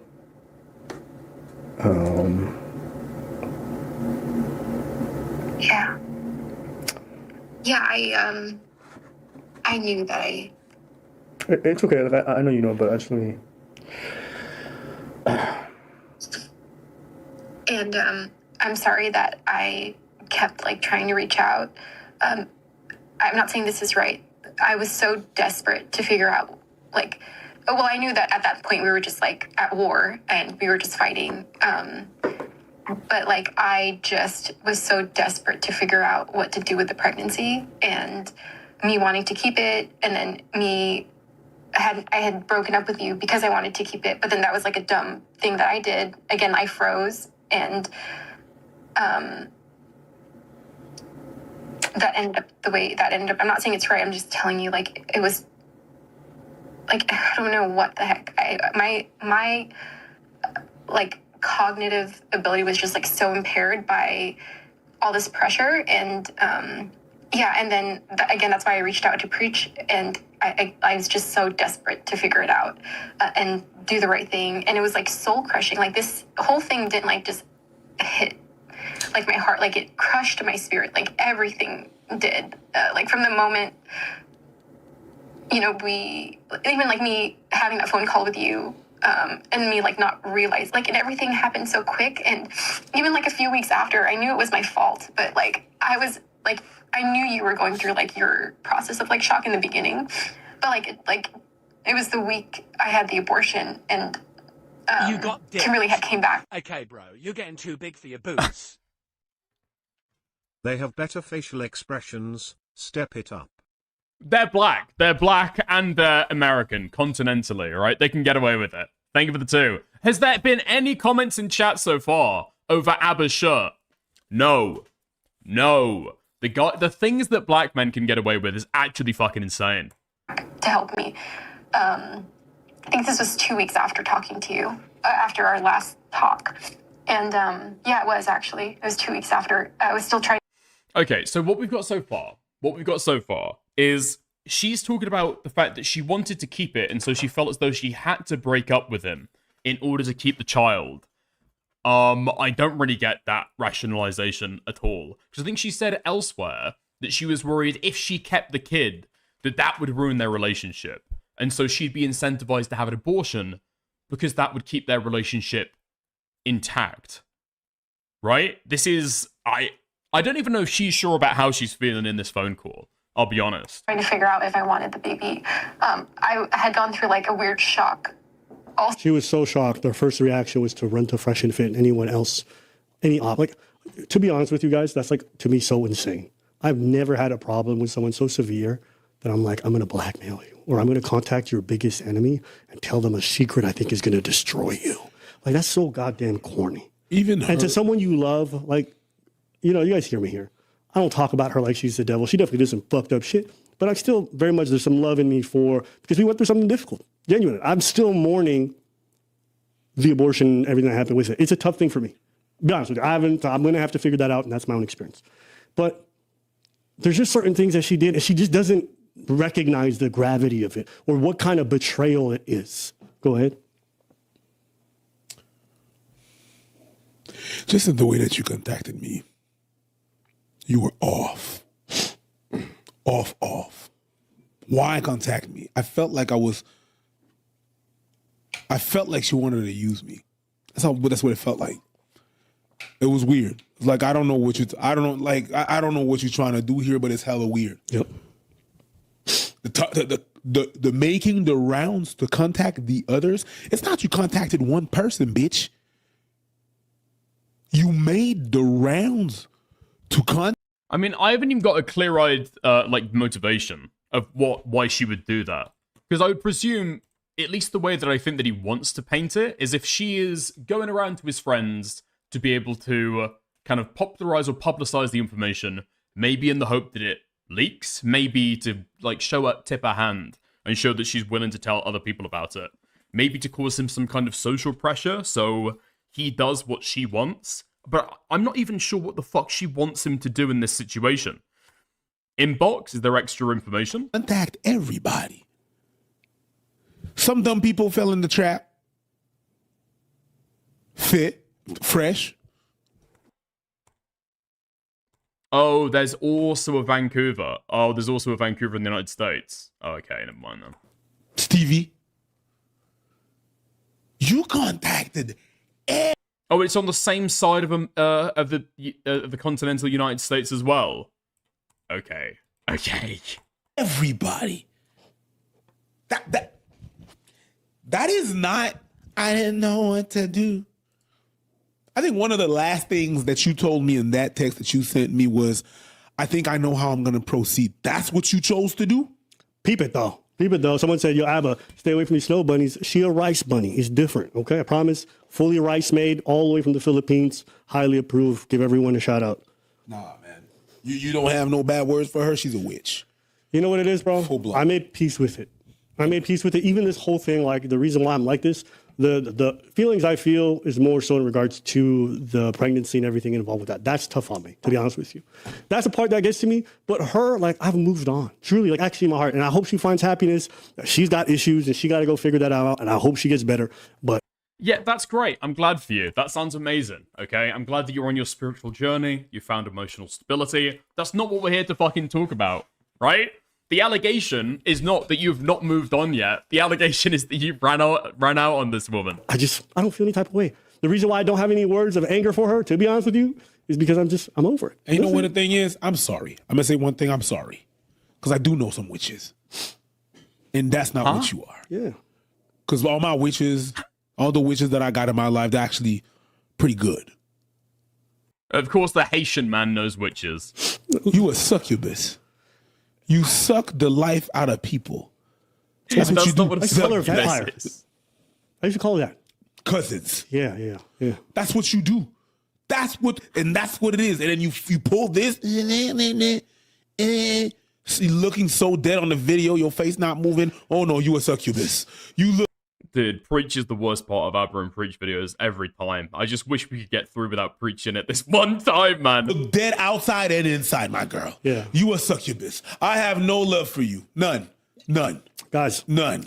I know people. Well, of course you don't, retard. You were never in a fucking relationship with her. Why is this guy speaking right now? Why is this guy speaking? Like, yo, Abba, man. Is he drunk or is he just like that? Very racist comment, but he is just like that. And I'm so sorry, whatever. Truly, if you'd have done this live like 3 months ago, I'd have been fucked up. Right now, I'm actually in a really good spot. Yeah, I mean, life is pretty good. You know, your boy's slimming down, exercising every day, doing his thing, going to see people, see friends, family. We're not friends. You know what I'm saying? We're not friends. Just came back from my brother's wedding. But she's a succubus. So like this. Talk about the allegations! Talk about the allegations! I don't care if you go to the gym every day. I don't care if you're on Ozempic now. Oh my fucking god, I don't care about any of this. I've not got a clear idea right now, okay, about what Abba might have done wrong or correct with the abandonment conversation.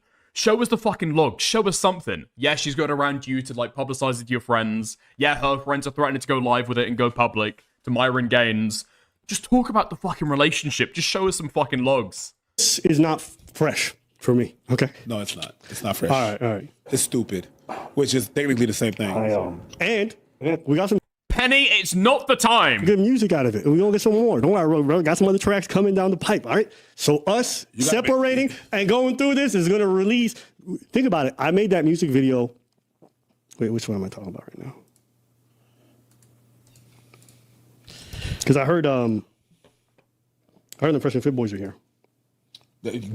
Just the girl's new vid showed the logs. To be fair, the girl's old vid showed the logs as well, alright? There's nothing definitive in there. There's nothing, like, ironclad.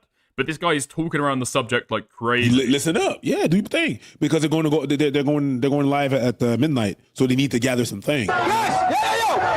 I mean, I made this after me and her ended. Do you understand how much she was amused in her absence? That's all it was. No woman and not you. Oh, so you got a girl now. You change, make self-improvement, takes all day. This would have not happened if I was still dating her. You know what I mean? That's gay. We thank you. Spend Liberty time with Karina. boys, rip it away. What am I? What is this? What am I looking at? What am I watching? Who are these guys? Wait, is this a live performance that it does?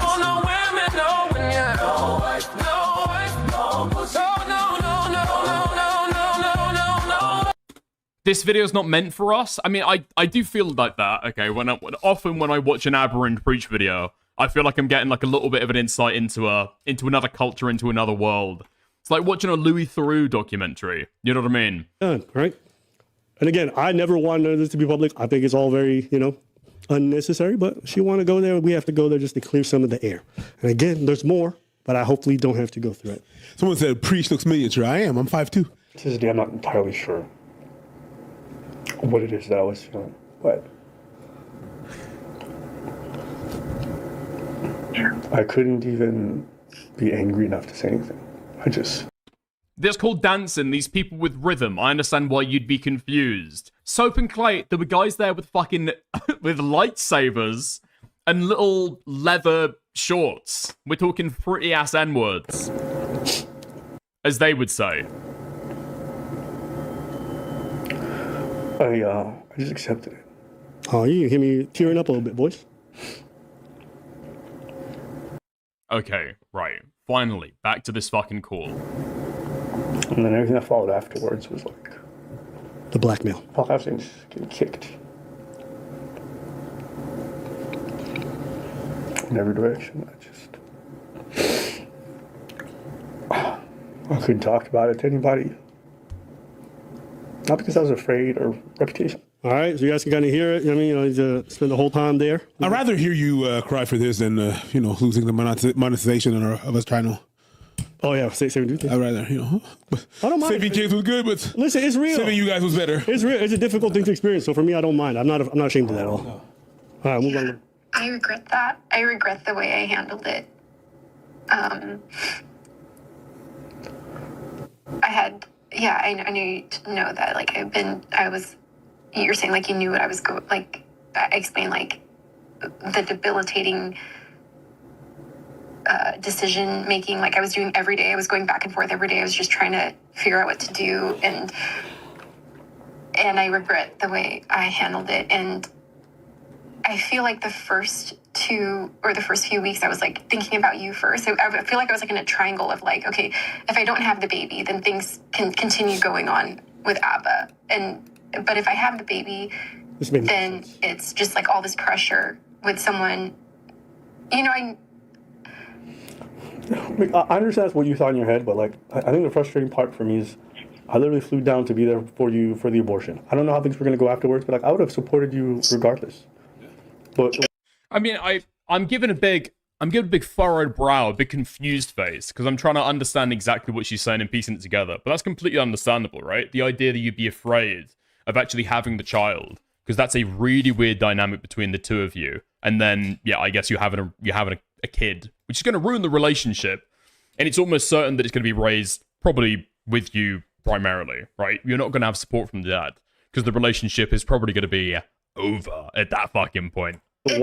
don't think that I look at you and I... She also said she could have bought this baby and then just have another one later. Oh, I think I remember that. Or he claims that that's what she said, right? I know that you want kids. I know that you want children. We can always have one later on, I guess. But that's part of the understanding, right? That you're having a kid really early on to the relationship. That's going to be fucking terrifying.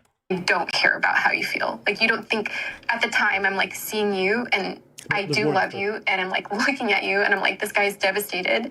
And then a part of me is like, I also don't want to, but I'm like, again, I was like in this triangle where like, okay, if I don't have the baby, things can still move forward because it's like we can still figure out if we're compatible. We can still figure all that out. And yeah, I don't think if the pregnancy happened, I don't think any of this would happen. But sorry, go ahead.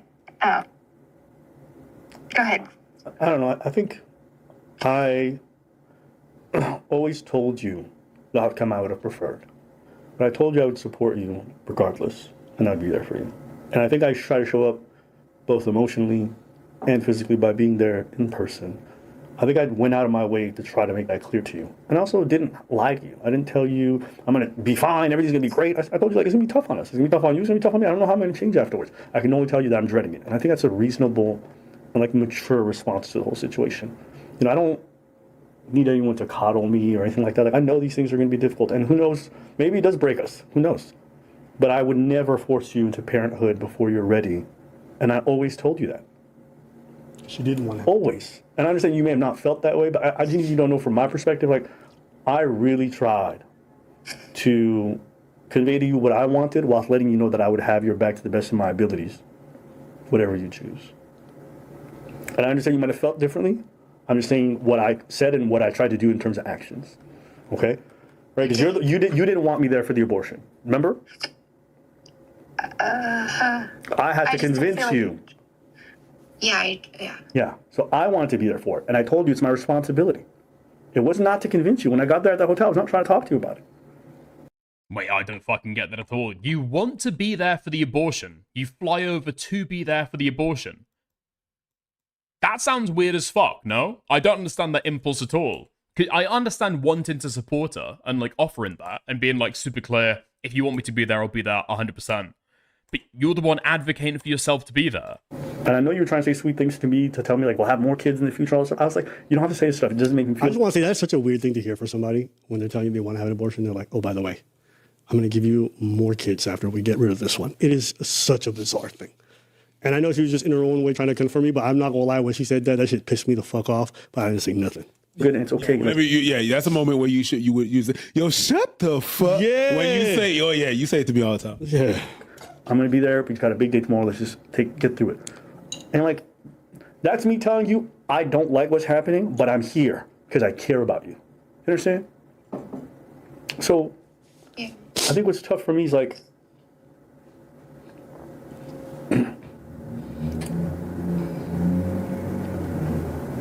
Dan Jr., what the fuck do you mean? It's an unwritten rule. You drive her to the abortion clinic, but stay in the car.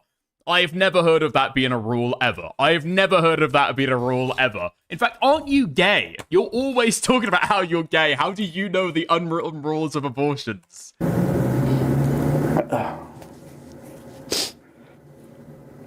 think throughout this whole process, I know, like, you were, and I think I was learning over time. You know, I didn't know at the beginning, but, like, you know, after our first large issue post-pregnancy, like, I think I started to understand the mental and, like, toll it was taking on you, you know? And I was constantly just basically biting my tongue whenever there was something that was happening, because I imagined in my head, like, this is mostly due to pregnancy, and, like, it'll be okay.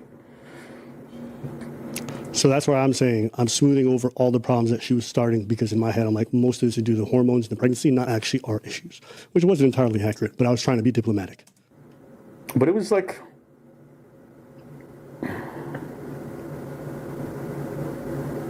you know one thing I don't do? And, like, maybe this is just for different reasons, and I don't think you're, like, malintentioned, but, like, I don't try to convince you that I loved you. You know, I know I loved you. And whether you believe it or not, like, it won't even matter at all to me. But I'll be honest with you, like, when we sat on a call and you're like, you might break up with me because you don't know if you'll be attracted to me. Like, when you were saying all this kind of stuff, like, I was just eating it on the chin. But, like, there were so many things throughout the whole thing that made me question how you felt about me. You know, felt like you were quite critical, but I felt like you constantly tried to pull me back in and try to reassure me and that you were here to stay. And then, like, you know, there were, like, 2-3 times where I was like, it's okay, like, I don't feel like you want me, and I accept it. Like, this is even, like, early, too. And like you would always try to tell me, and I'm like, okay. I don't think. And then I don't know if I felt that early, and the conversations I had with you. So there was a lot of conversations like that where she would like raise a lot of these issues. And I'm like, lady, if it's over, it's okay. Let's just let it end. But why do you keep roping me back in? Like, why do you raise a million issues, say you're not sure, and then when I try to leave, you're like, I'm going to kill myself. Or my sister's like, that's what pissed me off more than anything. Because I was already ready to go at earlier points. But she's the one who really convinced me to invest myself more. And for her to like quit at the 11th hour was just like, it was a last straw for me. So I'm not going to play more. I'm pretty sure there's more of her admitting how wrong she was, but like, it's fine. At the end of the day, what matters is that it ended.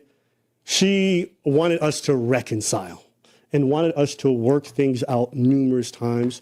And, you know, I was trying to meet her halfway. I was trying to be supportive of her because we went through something difficult. Halfway. And this is the last point I'm going to make, okay? The last one. This is the final point. Because you guys remember early, Take notes. I said there was 3 things she said. She never quits, well, we established she's a quitter. Yeah. She would keep the child if she was pregnant. Well, you guys see from the messages and everything involved, she wanted to abort it multiple times, and I was the one who didn't want that. And she won't cut you off. And the third thing is that she's not a cheater or someone who courts the attention of other men. Why am I bringing this up? My bad. After we separated, you know, we had this period like here during this call we were talking. Right. And after that point, you know, I tried to be emotionally supportive of her. I'm like, you know, go to therapy, whatever. We weren't seeing each other physically. She wanted to. She made like a lot of efforts for us to go get back together. After supposedly I did all these bad things, she wanted us to physically be in the same space.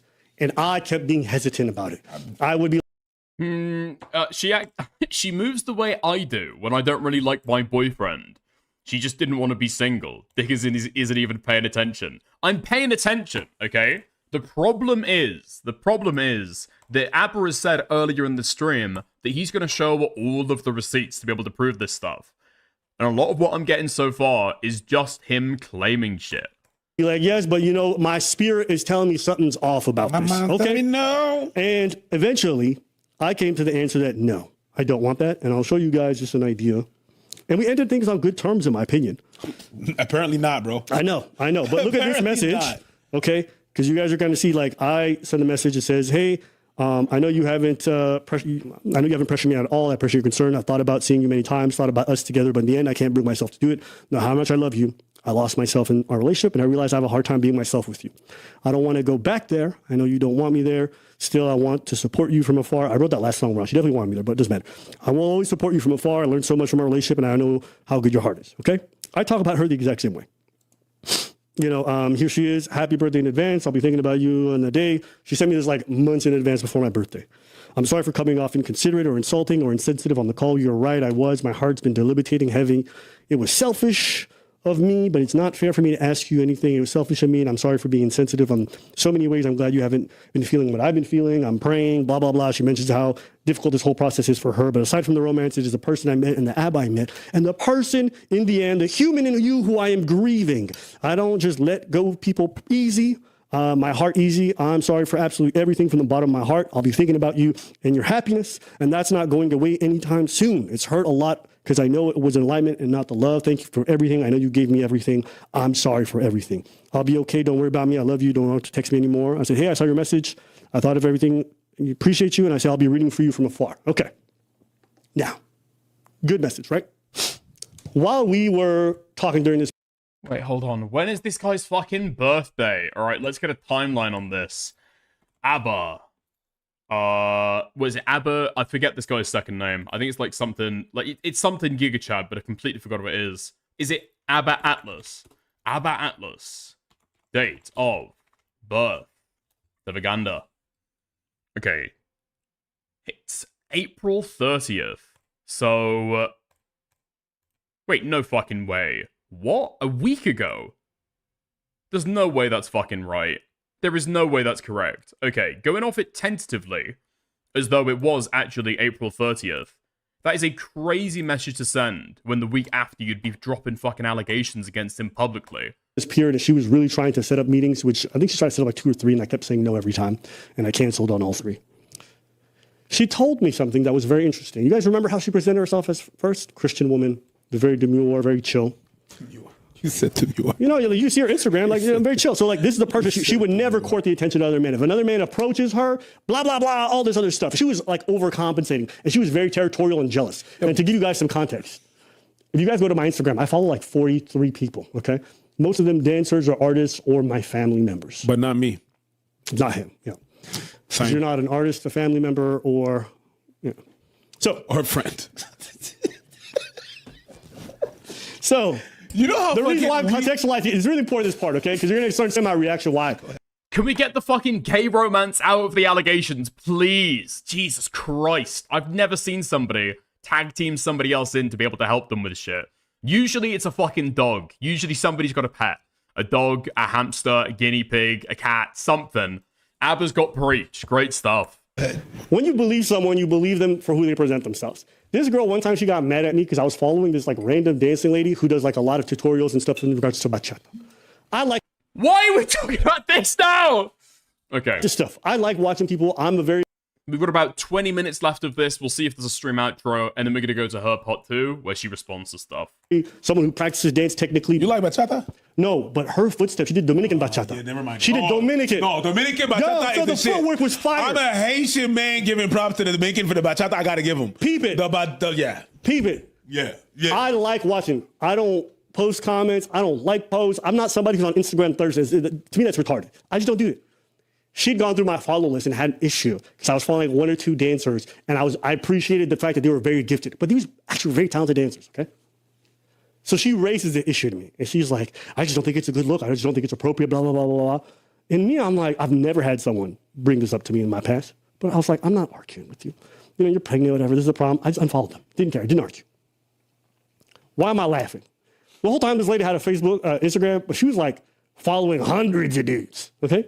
Again, I just don't care. I mean, the hypocrisy pissed me off and it annoyed me, but I wasn't threatened. Okay. So there's this. Because none of the dudes rollerbladed. True. If they did, I don't know. There's a problem. All right, Rico, we can't let him get in. He can always slide in, roll through, and then Peep it. Well, I think it probably matters more if you got less followers, right? Like, if you had 30 people that you were following, and you were following some, like, exotic dancer getting her tits out, I can understand why somebody would feel some type of way about that. I mean, I've got no fucking clue who this dancer is, but if somebody's following hundreds of people, then I think individual followers matter less and less, right? So this. But this just feels like petty bullshit totally away from the original allegations. The original allegations, I don't even know if they're bolted on that hard, right? But his response is making me slightly sus. Lady tells me while we were still talking, and she was trying to Despite the misogyny that Noz is trying to push me towards. reconcile things and get back together, even though I felt off. She was telling me she loved me. She wanted to be with me. She really thought like things would work with me, blah, blah, blah. And I was like, you know, I'm not going to say like she was one-sided, but part of me was just, I was always reluctant. And that's why you can see the text at the end where I'm like, I don't think we can do this.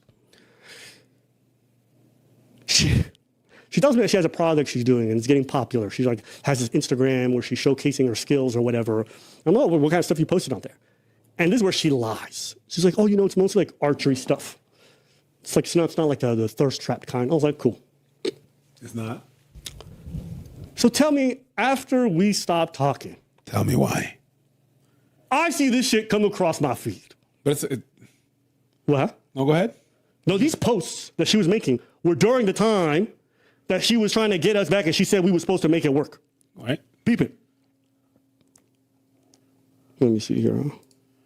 Tell me why ain't nothing but a pray. Tell me why. All right, here it is. Okay, now look at this. That's not her second account. She doesn't have The account. Mind you, this account she never showed me. I'd ask her, she would never show it. She refused. I was like, why are you hiding this account? She's like, I just don't feel comfortable. But she's like, you know, I'm trying things. You don't whatever. feel comfortable showing some shit. To I know why she didn't show me. You don't feel comfortable showing some shit to someone that you see naked? It's crazy. Yes. And to someone who you say is your partner is supposed to be, Right. peep it. And this is why all this is happening. Okay? Don't do the When soundboard. I saw this, I was really, because it really made me look at her differently. Okay? So here's Instagram, and you can see these posts for yourself. She got her in some tight dresses. You know what I mean? You know what I mean? She want to do her gym progress stuff. What was crazy is that she was replying to every dude liking everything. Okay? You don't entertain what? Okay. Okay. I don't mind. She said these are not thirst traps. Okay. But mind you, there's just some her in a hot dress, Miguel. and she's replying to every dude on the planet. Miguel. You see it, right? I'm not tripping. You all see that? Miguel. Peep it. And she said to me, "This is when I found out." I was like, "Why did you lie to me the whole time? Like that was really off." And she denied it. She was losing her mind, getting angry at me. You want to know how fraudulent this broad is? I'll tell you what she did. when I found out, I texted her about it. Not because I actually care about this kind of stuff generally.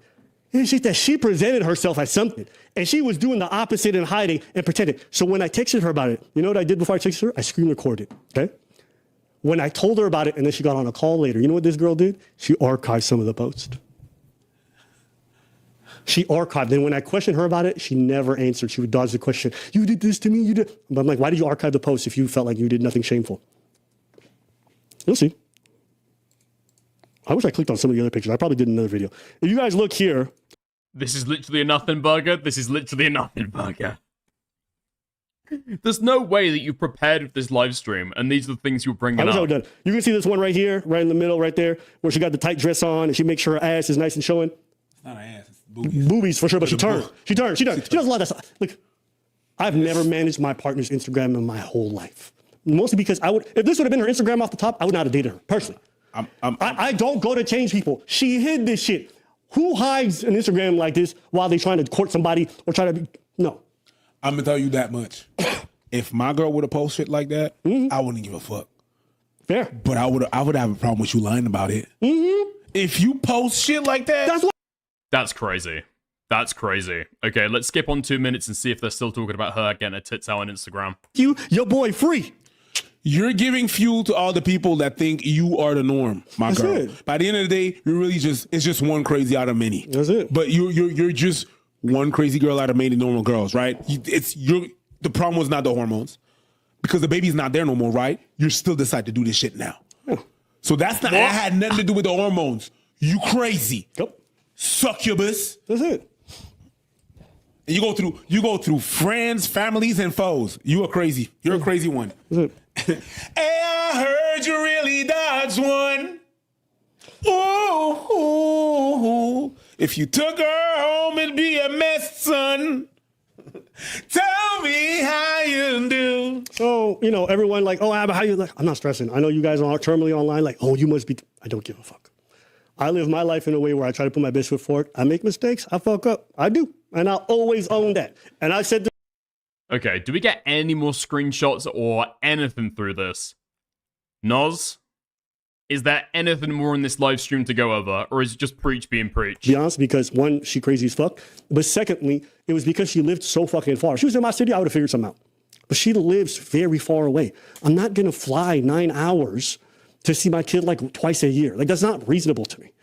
Okay, let's go back to it. All right. Today, I was like, you doing this is making me so grateful that we're here right now. Because the opposite end is, bitch, I might have been with you. Yep.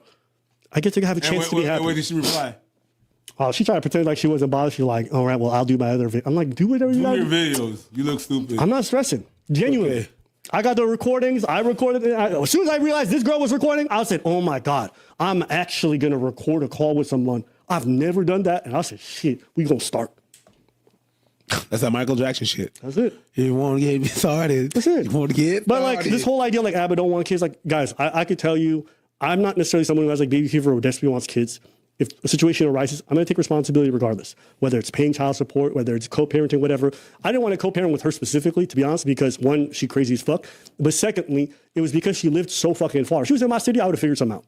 But she lives very far away. I'm not going to fly 9 hours to see my kid like twice a year. Like, that's not reasonable to me. I don't want to have this. And she knew that going into it. That's what really fucked with me. So that's all it was. But this is not a big thing that should ever be online, in my personal opinion. But she put it out there because in her head, she's convinced she's the right party. That she's delusional. She really. I mean, I'm going through this, and okay, it's kind of murky. There's been some intentional muddying of the waters, but I feel like at this point, I lost sight of what the initial allegation was. Like, she's talking about Abba going fucking crazy. Hold on, I wrote down some fucking notes to be able to run through this stuff at the beginning. And we run through the notes of what was actually in the original allegation. All right? Relationship timeline and drama, got that. Pregnancy, initial reaction, okay, anxious and uncertain. There's something about a trip to Montreal. Right, okay, and Abba went past the threshold of where anger should stop. That's the quote that I was talking about earlier. Okay, name grading, name calling, and degrading language, ridicule, mockery, emotional abuse. And then there's the abandonment shit as well. really thinks that, and it's just like that conversation I showed you guys earlier. She'll be like, I was wrong, but ABBA was much more wrong. That's all of her, and she's doing it again right now. I could say, say it's 50-50. I don't give a fuck. Say whoever, ABBA's more, I don't mind. But it's a regular relationship bullshit. That's all it is. I guess this live is going to be public for a while. This live is going to be, yeah. I'll leave it public. I don't mind. Leave it public. Raw and uncut, no editing, nothing. like you did her. That's what I've been saying this whole hit. And I'm not gonna lie, the sex was fire. The dates were fire. Of course. I'm not gonna look back right now and pretend everything was bad. Of course, Crazy Pussy is great. Fuck out of here. God, AB.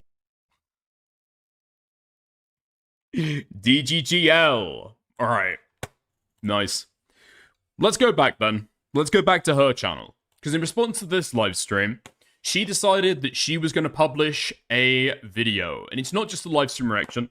I think she's got notes. I think she's clipped it up. I think she's uploaded it. It's hopefully a little bit more succinct. All right.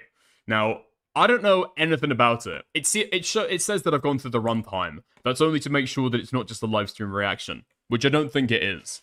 Not by and large anyway. But the only thing that I know going in is that apparently, after this video, things actually start to look a little bit worse for ABBA than they did before, even after the first video. Alright, let's go for it. Okay guys, so I'm going to try to do this in one run. I'm not really familiar with speaking into the camera. Why can I only see this woman's lips? Ah, okay. And I do want to make this a lot faster than my first video. I do want to mention one thing. I understand that I'm questionable. I understand that you guys don't know anything about me. You guys saw a 20-minute video about me, and then you guys saw a 2-hour stream that ABBA, and the topic was about me. So I understand the onslaught, I understand the skepticism, and I understand the comments that I'm reading, and I get the perspective. ABBA's stream last night, and I do feel like there were some consistencies in the beginning. We were in love, I got pregnant, we decided to keep it, we went back and forth. And then he goes into this audio, which... First, I feel like I was in a triangle of like, okay, if I don't have the baby, then things can continue. So that audio, I feel like was misused. And I think in the video or in the comments, there were a lot of like, oh, she's like manipulating. This conversation was the first conversation ABBA and I had after the whole month of us not talking. So I had the abortion a week before, and then he hit me up on Instagram, and then as things calmed down, he actually asked for a phone call. Okay. February 5th. She says, I want to respond more. I just feel frozen. Our conversations have been so unpredictable. He says, it's okay. I won't negotiate or try to disprove, so feel free to say whatever. At the end of the day, I want you to move on. Feeling lighter, so take your time. So she got the abortion in February. So this is 3 months ago now that all of this went down. I thought that this shit was recent. Okay, so that makes a little bit more sense then. Where she's sending him a message on his birthday and speaking to him there. That's making a lot more sense. I guess why go live with it now? That doesn't make sense to me at all. What's the motivation for that? I guess we'll see. And then he recorded this. I was very emotional over this conversation. There was no manipulation going on. It was truly from the heart. I was saying sorry about the abortion in general, because I did feel sorry in my heart about the abortion. I was saying sorry to him because I know that everything kind of imploded really quick. So talking to him, seeing him again, like on FaceTime at the time, it was a very emotional moment. I think the way he used it was, I don't know, I think it was a little misused, but this was a very intimate conversation. And everything I'm saying in here was true from my heart, telling him that I was confused and that I just didn't expect it to end this way. Going on with ABBA, but if I have a baby, pregnancy happening. Well, it seems like, okay, so this is after the abortion, and this is before she goes live with the video. And in that call, at the very least, she seems like, I guess, like copacetic. Or at least, like, she wants to let sleeping dogs lie and just put it to rest and be done with it. No? So again, why go live with it? Why are you claiming as though you're aggrieved now? Because it seems like you were fine at the time. I don't think any of this would happen, but sorry. Getting you what I wanted, I'm letting you know that I would have your back to the best of my ability. And then it kind of made sense now while he was responding in the way that he was responding. And I think someone said... She thought he was being misrepresented, or that he held an audience and made her feel like she was being scrutinized and had something to prove, maybe. Well, she wasn't being scrutinized, though, until she made her video, right? So that doesn't really make sense. Like, of course, the other person, if they know that they're recording, is going to be on their best behavior. He said that I can play the phone call from the pregnancy, and I might not be saying much either, but it makes sense now why he was talking like this.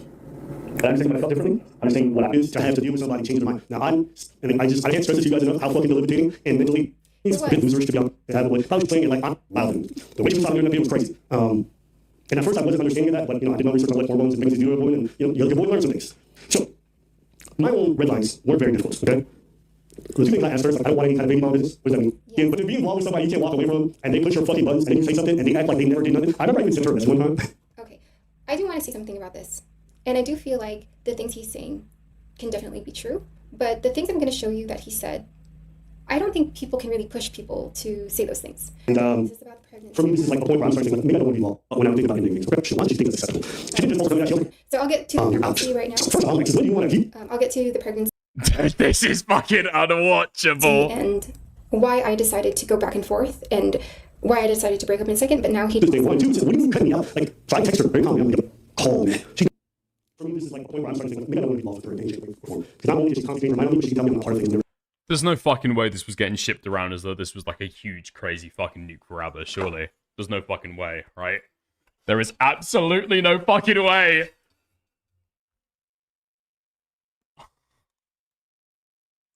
Kamikaze X is crazy. Your desktop is a serene beach covered with hundreds of our combo screenshots. Fitting. Look, I'm not debunking many of the lies. Deleting messages or much of what you admitted, because it really doesn't matter. We both did bad, and it is what it is. Relationship is over. If you want me to say I'm worse, then worse than I am. The pretty much... If you want me to say I'm worse, then I am the much worse party. ABBA is wrong. Just stop stalking me or the people in my life. Even till this day. We're in our 30s. Move on.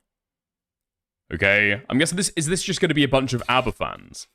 Just because you didn't follow up on the blackmail doesn't mean it isn't blackmail. Lol. We all feel like the pregnancy itself never happened in the first place.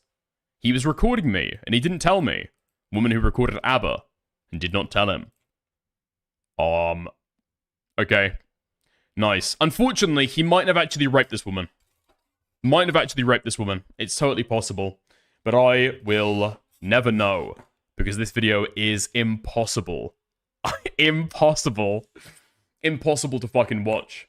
So I think that's where we're gonna leave it, unfortunately. 43 minutes is wild with the duplicated fucking audio, and his stream is running at 2x speed. And she's clearly able to like cut it up and like edit it together.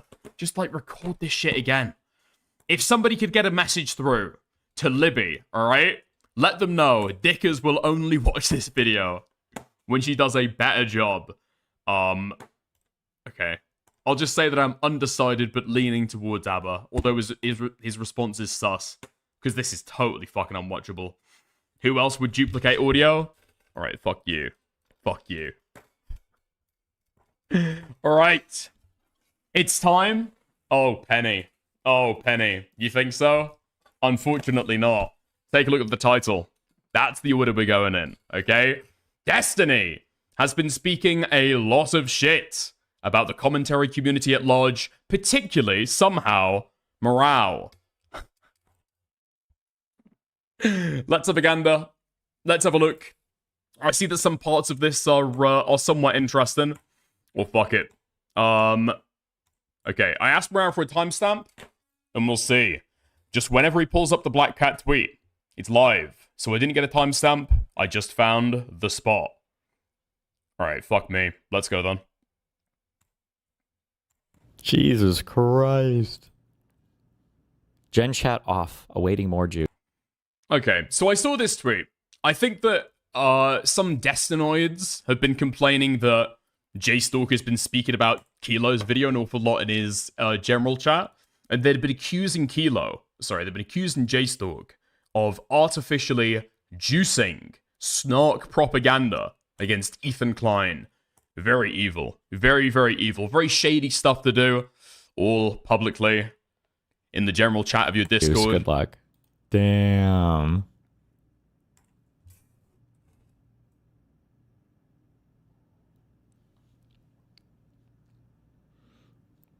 Let's see. We've got Jessica Copes about the lawsuit. Destiny, you know, this entire thing with like his pixie, I mean, it's a complete and utter like disaster for him, right? So Where the fuck is this recording from? Dude, who sent him these logs?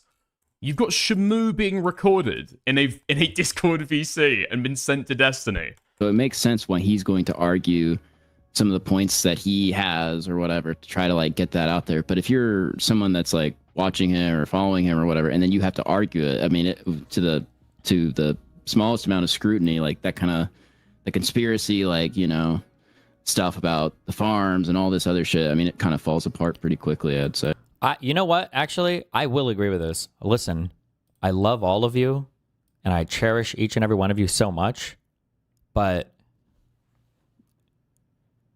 don't go into these spaces and try to argue my case with these people ever, because these guys have all the craziest things that they're ready to kind of like wheel out and debate on, and there's no possible way you're going to know every random weird accusation or thing that these guys have spent 2 years honing in their weirdo fucking Discord servers. There's Why talk about it on stream then? Why talk about it on stream? Destiny reacted or did a co-stream one time to a debate that I was doing with a member of Food Shops / Destiny's community who had called me out and wanted to debate with me. We started talking about the Destiny stuff, and all he could come up with was, isn't the age of consent in Britain 16? Yeah? Okay, so, are all the people in Britain pedophiles?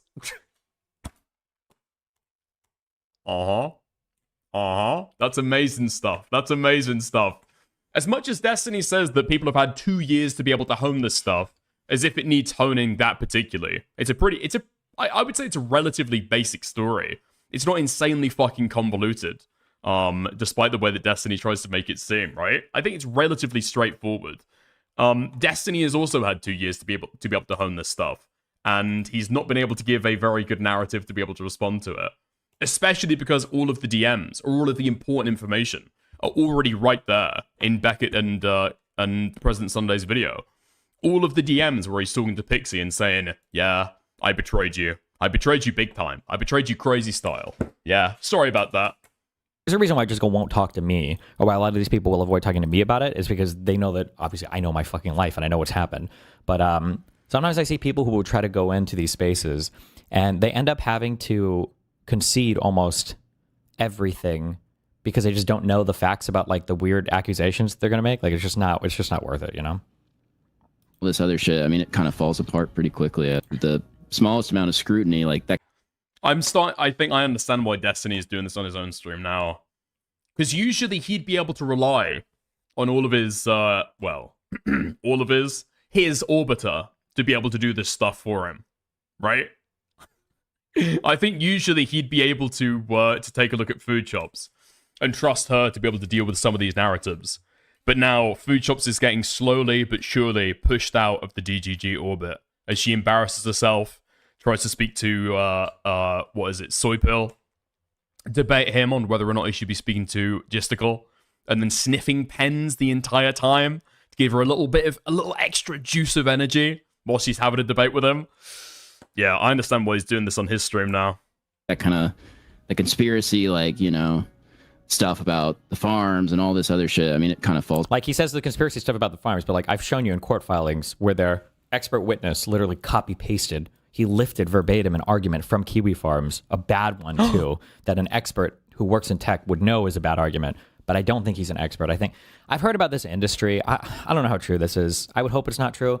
Bro, I've had so much like lack of faith in the legal system between the Supreme Court shit we read and between my own civil case that by the way, the KF conspiracy is that these people are feeding information back and forth to do doxing, to do malicious shit like that.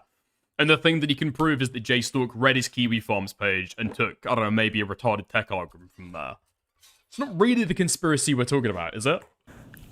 I don't even like saying this. I hope it's not true, but I've heard there's like kind of an industry around quote unquote expert witnesses that like, I'm an expert witness, and basically just collect a fuck ton of inordinate fees in order to, you know, show up and testify for whatever a particular fucking legal team wants you to testify to. I kind of wonder for this Jesus or Jesus Pena guy. I don't know how true that is or not true that is, but He's Mexican as well, by the way. Just dropping that in. Not going to comment on it. He's also Mexican. Destiny, the guy was saying the expert witness is court appointed? What? Okay.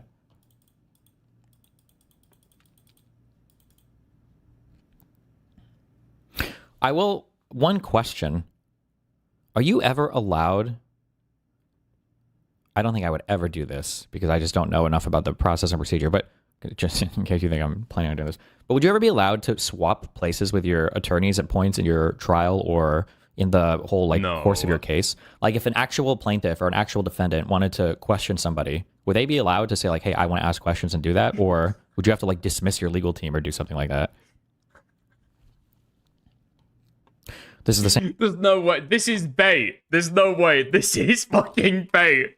This guy thinks he's Saul Goodman ready to take to the stand, interrogate and cross-examine a fucking witness, take over from his attorney. Listen, you've been doing good, okay? Andy, you've been doing real good. I pay you $500 an hour for this. Let me take over here. I think I know what's going on here better than you do. Same for everything though. Qualifications give you an in on doing shit, and people give you immense leeway because your qualification, 70% of shit is just that. We see it in every aspect of every institution, lawyers, PhDs. I would love to question this guy, the Jesus Pena guy. I would love to ask him questions about his expert witness testimony. I know for a fact, as long as I wouldn't fuck up like the procedure, because I don't know what in terms of questions you're gonna ask everything, this guy would look like a fucking idiot in 5 minutes.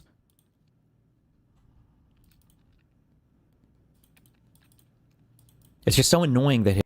Oh, Queeman mention. I debated Queeman at one point from chat while he was on stream. I did okay, but definitely didn't come at them with it. But definitely don't come at them without extensive knowledge. Yeah, I'm sure that was very good. Literally from DGG chat. The problem is that the stuff is going to be way above the layman knowledge.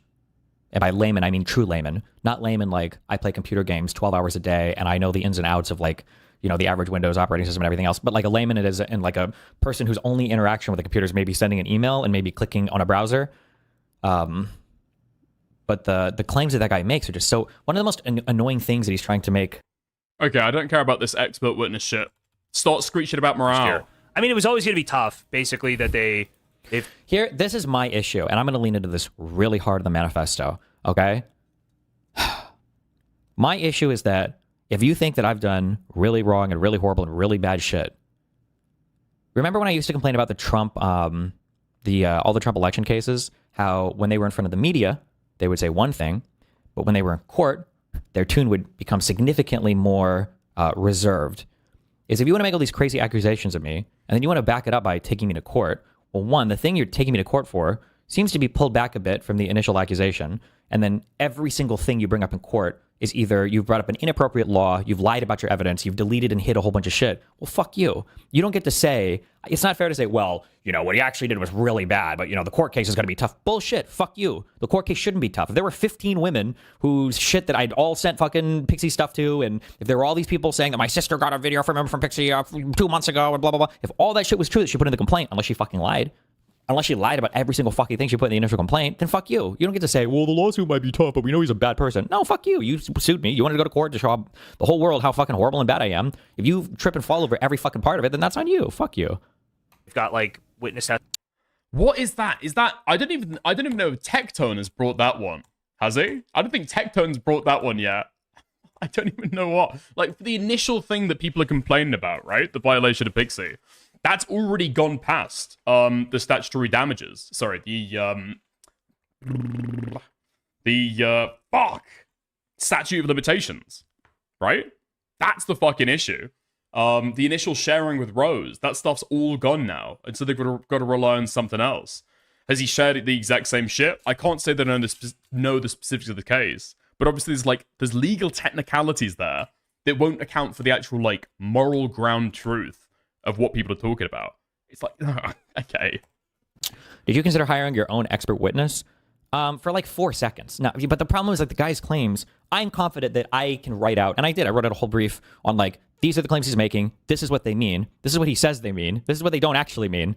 This is why they're fucking retarded. Nothing he's saying is true. We don't need an expert witness to counter anything that guy said. I'm pretty confident that I understand Discord and the tech around this stuff more than he does, unless the guy is just lying and he knows he's lying and he's actually really smart, but he has to lie. Like, everything in that expert witness report was just stupid. Like, he's pointing out, like, when he was linking articles about Discord's vulnerability for their CDN or whatever, what that article was talking about was that you could host malicious files on Discord, and then you could post the links at other places, and then those links that were publicly posted, those links could be crawled by Google Indexer, and then they would be archived, and that could be linking to malware or something else. It wasn't that Google or any of these search engines were natively on their own crawling through Discord CDN. These were links that were already posted in other places. The reason why Discord switched it up so that every day the link would change until it was accessed by the original account was because they didn't want people permanently hosting malware and then posting links in other places and kind of misusing Discord CDN as like an external host. That's crazy. I just don't know why you write out a whole thing. I don't think you can even give this testimony and have it actually weighted and assessed by the court unless you're considered an expert witness. No? That seems like a total fucking waste of time. Unless this guy's writing out a little information packet to give to his attorney for when he does the cross-examination. And it could be like a difficult case. But in terms of, everything he said about how Kiwi Farms was coordinating with all of his haters and all of that whole story he's told, that's all made up. That's all like crazy to try to follow. Yeah. Except it's all 100% true. Oh God, I can't wait till this case is over and I can write my whole shit up on this. But it's such an easy case for me to prove too. Because these fuckers talk about it all the time. I just twigged about that. We're getting a second manifesto on the Pixie drama. We're getting a second manifesto on the Pixie drama. The first one was a total flop. I don't even know if DGG is still running with those narratives to the day. They're not really... Those talking points never actually landed. Did anybody actually buy them? I don't think so. I guess we'd have to see. Absolutely fucking insane to write a second manifesto on the same topic. Kiwi Farms. And so did Justical and his people, but base. All right. What is this? Yeah. The only thing because I basically stopped following it, like stopped being interesting to me, mostly because I thought if I'd stop covering it and like stop covering him, he'd stop like threatening people, and I kind of figured maybe that would stop. It's like maybe if I just but that didn't happen. So it's so I need to switch that fucking flip in my brain. I have to have somebody try to do something horrible to me or something. I just can't. I feel so fucking cringe playing the victim. I feel so cringe. I can't do it. I have a stack of fucking police cards over here from how many fucking times we've got swatted the past few months. I was cringing because I tried to hide it. Dude, was this guy's initial to response to the drama not, I'm also a victim. I'm the primary victim. I'm the primary victim of these revenge porn leaks. Was that not his entire fucking response? The last time, but I think you could even see the fucking flashlight. This is the shit that Destiny says, right? I hate playing the victim. I really do. Makes me shiver to my core. And then he plays the fucking victim. Every time there's a relationship drama. Is his response not, well, I don't hold people accountable for what they say about me sometimes, I'll let people get away with like way too much and I won't stand up for myself in a relationship every single time. In the background, and I told the cop, please don't fucking go in the room. I didn't turn my camera off, okay? It happens so much. Nothing has ever happened to these people. Justical has never been swatted before. Nobody's done anything. And by the way, just to be clear, I'm not saying anybody should go do anything, but I'm saying these guys are acting like they're getting fucking hounded on a daily basis in real life by assassins and FBI agents and cops. Nobody gives a fuck about you guys. Nobody cares about you. The fact that and it's also, by the way, it's also self-evident based on the behavior, because these guys would complain like, oh my God, Jesse tried to get us killed. And then they would obsessively talk about me, my girlfriend, every part of my family, that making excuses. Was it Doobie that went on Wick's stream and made excuses why you can A-log my minor child? Why you can A-log him to try to get him fired from future jobs or whatever? It's fucking insane. And they're like, oh yeah, Jesse. What? I'm not aware of Doobie ever saying anything like that. I don't know. I'm just unaware of any of those comments. Gonna treat that with a lot. I'm very dubious. I'll say I'm very dubious about that. He's threatening us so much. Like, holy fuck. So, what can you do? But then I just didn't really care that much anymore. I think it's basically been where I thought it was going to be 4 months. So I haven't really been covering it. I can only assume things have gone a little... Yeah, also, I don't know if Destiny actually holds that standard across the board. Like, Food Shops was reacting to that. Did Destiny care? Did Destiny say anything? Did she get banned from GGG for doing that? I don't think anybody gave a fuck. A little bit good for him in terms of... I mean, never mind the fact that I don't think that Queenman has reacted to anything about Nathan, Destiny's son. I don't think that J-Stalk has either. J-Stalk has said for a very long time that he's got like some kind of opposition, even, to like covering him or talking about him too much. I don't know if anybody in the anti-fan camp is doing any of that stuff. Of like what's happened because he spends so much time covering it versus anything else. You know what I mean? Like because I just cover some of the filings. I don't think I've covered all my filing. They've talked about my case so much more than I have. What are they talking about?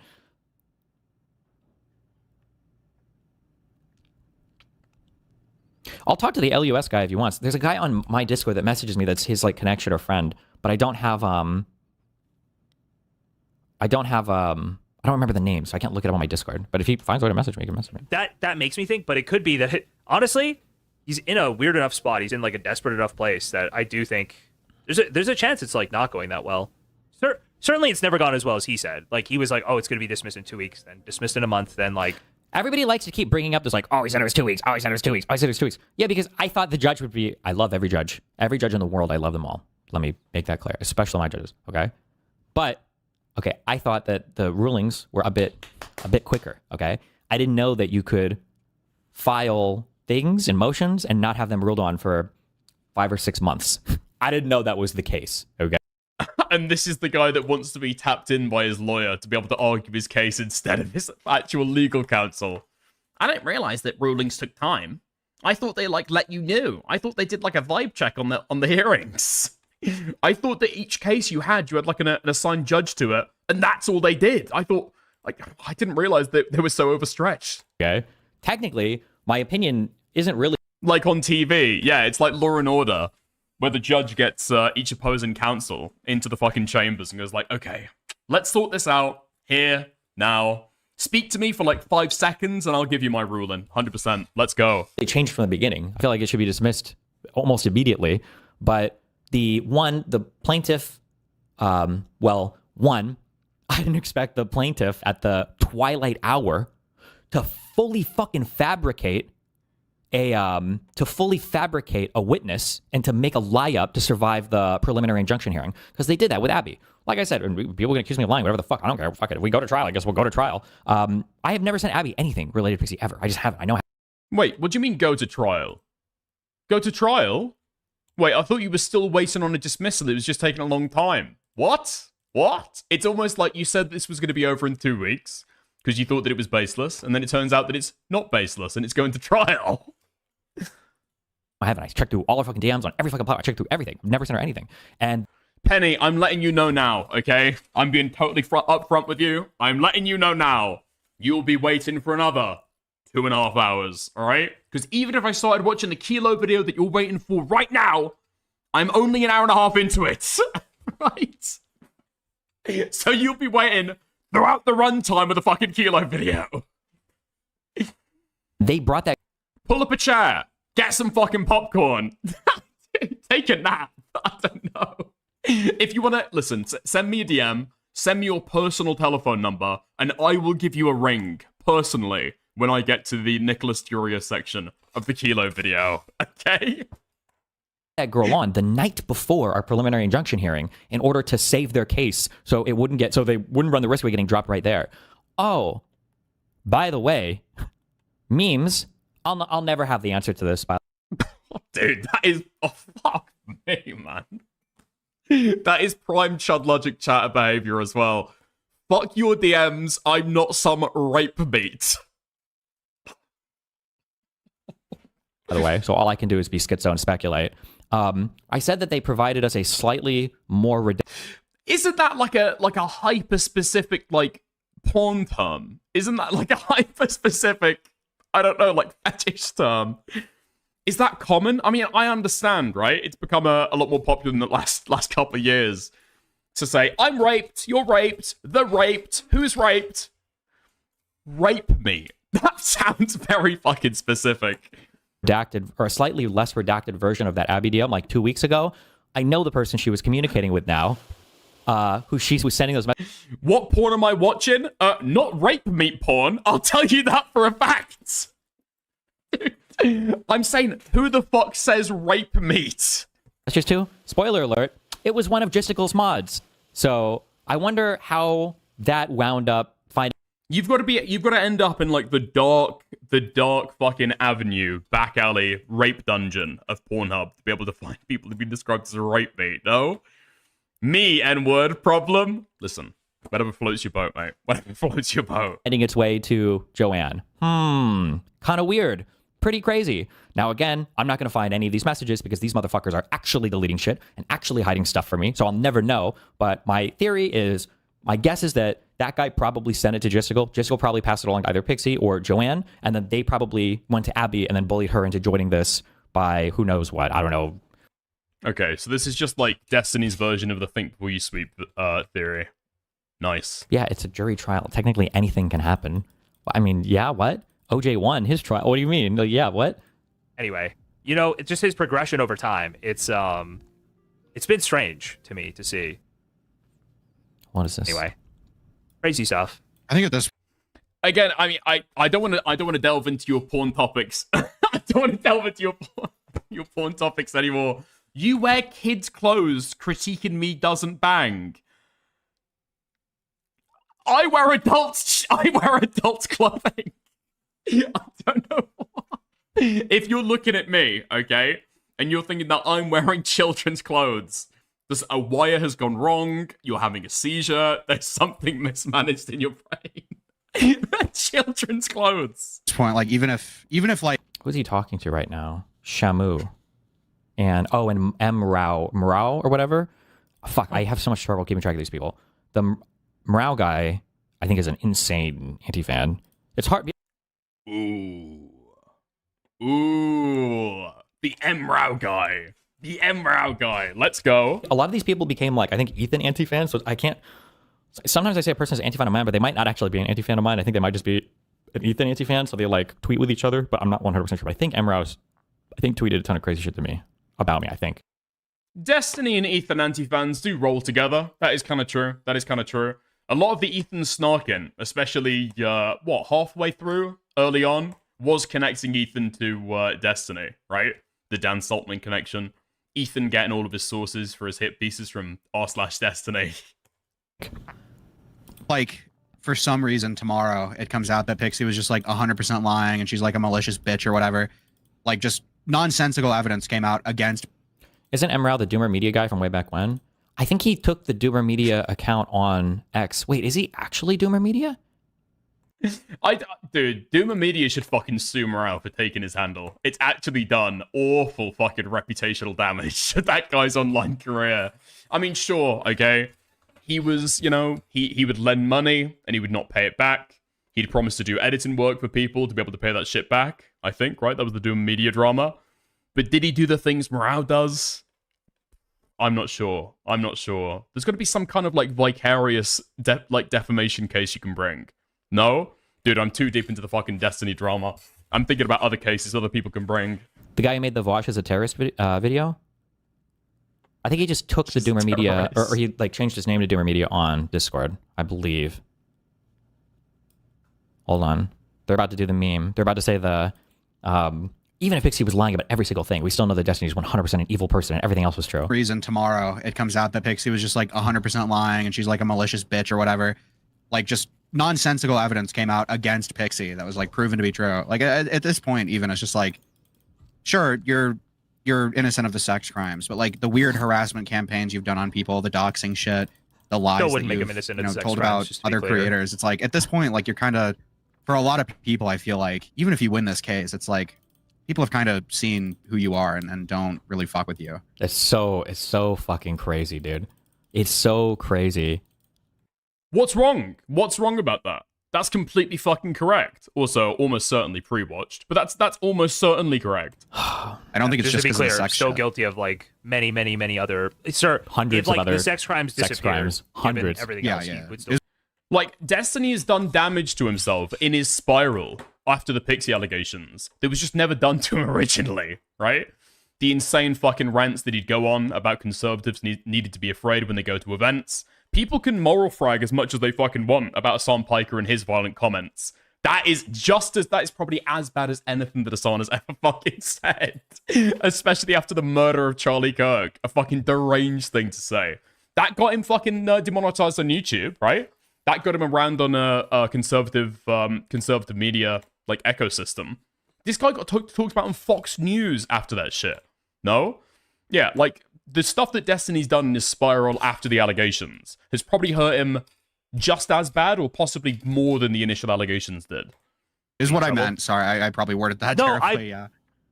No, it's fine. It's fine. I'm not even like, I just try to be very clear that, because sometimes if I don't want to talk about it, people are like, they think that's me pulling back and thinking I'm like walking back from a take. It's like, no, I still believe literally every element of the things I was saying like a year ago, 3 months ago. Emrao, the lolicon doxer, like he doxes lolicons, or he likes lolicon and doxes people. Emrao, the lolicon doxer, comes from the Mr. Girl and Chud Logic community. He hated Ethan before Destiny. Yes, he is in Doomer Media. Every time he gets an account. Wait, the Mr. Girl and Chud Logic community. Emrao, the lolicon doctor, comes from the Mr. Girl and Chud Logic community. He hated Ethan before Destiny. Yes, he is in Doomer Media. Every time he gets an account banned, he creates one impersonating a creator. I feel like a lot of them do that. It's really weird and annoying, but I guess that's part of why they do it. I'm trying to think. I mean, somebody wants to say Morale slander? Question mark. Without saying anything crazy about Morale, he is not a lolicon, to be completely clear, right? Before I go into this, I just wanna wind up with Morale is not a lolicon. I can understand why somebody has got that twisted through 20 steps of Chinese whispers, right? Having said that, and then there was some like jokes that he's posted on Twitter at the same time as well, right? But doxing. I don't think Morale has ever been accused of doxing ever, has he? Am I wrong? Because I'm trying to think in terms of like Chinese whispers in the Destiny community, where the fuck that would even come from. Is it literally because he's in J-Stalk's Discord? Wait, I'm trying to think now. There is no way, is there, that Morale has been spotted in J-Stalk's Discord, and then he's just been assumed that he's a doxer, and that's the way they've got there. That's got to be it, right? Do it. I think that Seba sexual guy does it too, and I think there's another person who does. They always just make new accounts with like other names and shit. I don't know. And then they always accuse me of being obsessed with them, but then whenever I try to fight with them in other Discord. Oh, fuck! The Pisco call. Well, Morale wasn't even joking about doxing in that one, I don't think. Morale was joking about coming to somebody's house in real life and beating them up because they're a pedophile. I like mix all of them up, and then they call me retarded, and it's like, I don't know. I don't keep track of all your fucking names, okay? Fuck you guys. And I will defend like any of those takes essentially. That are, I would say the one thing was, oh no, because I don't think I was really arguing Rose was a minor. I don't think I even really. Wait, Penny, you've said shot clock the entire time, and I'm not sure what shot clock is. Is that the timer before you shoot me in the head? Is that what you're saying? I argued that, to be honest with you. So I was gonna say maybe that might be different. Okay. Anyway, what's the deal with that? Was it proven that it was Solo using her account? I saw basketball. You white fuck. I'm also British, so I don't know what a shot clock is. Something about that maybe in a court filing? No. It's how long you have left. Okay? Oh. True. No, You got but also, Okay, like, bro, you're getting too big for your objectively, he boots. was quite literally acting as a middleman. The blended girl logic community is famously strong. Thank you for the 2 New Zealand. I appreciate it. There was probably some crossover, right? There's probably some crossover. Like he was sending all the porn back to her, and then she was getting the requests for bespoke stuff, like custom stuff that she was sending back to him. Like, and he has admitted this, that like she at best he was a middleman. Like it wasn't that. Hold on. Okay, wait. Don't want to get banned. Okay.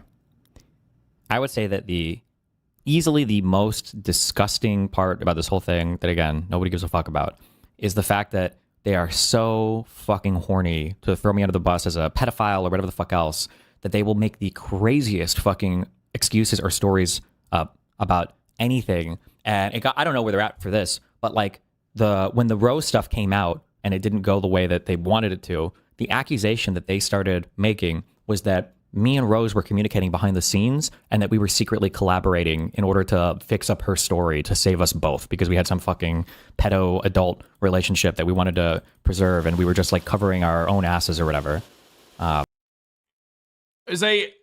My stick is in the mud, firmly on the side of the Destiny anti-fans, and I just don't remember anybody saying that ever. I don't know what he's talking about.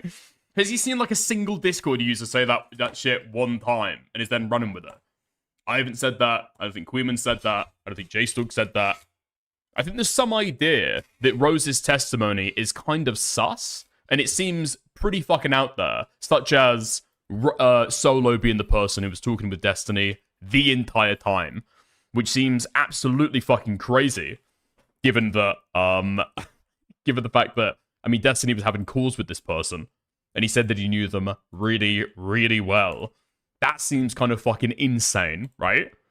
But that's the closest thing that I can get to it. There's some parts of that testimony just doesn't seem correct. Yeah. That middleman.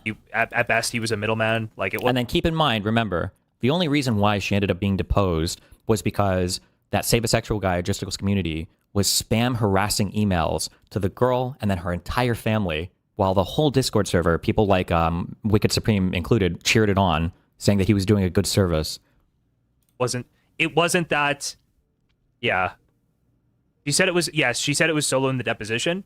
But ultimately, if she agrees and says anything but I was blackmailed and I had no choice, she's guilty of transmission of child porn. That's just an insane. Remember, this guy threatened to kill her. No, that's a good point, actually. Wait, J-Stalk threatened to kill who? That is a good point, yeah. Nobody wants to be on the stand saying, yeah, I sent those images. Yeah, I shared them around. Yes, I sold them and did that as a business. First, he threatened to kill himself. Then he threatened to kill her and her family, by the way. While this girl was 17, by the way. But she was... Well, he was... How old? Well, he was... How old? It's really fucking weird that Destiny always leaves that off, right? He never mentions how old Solo was during the time. I'm pretty sure that... I think she even says in the messages, does she? Or he says at some point that they believe that they're the exact same age.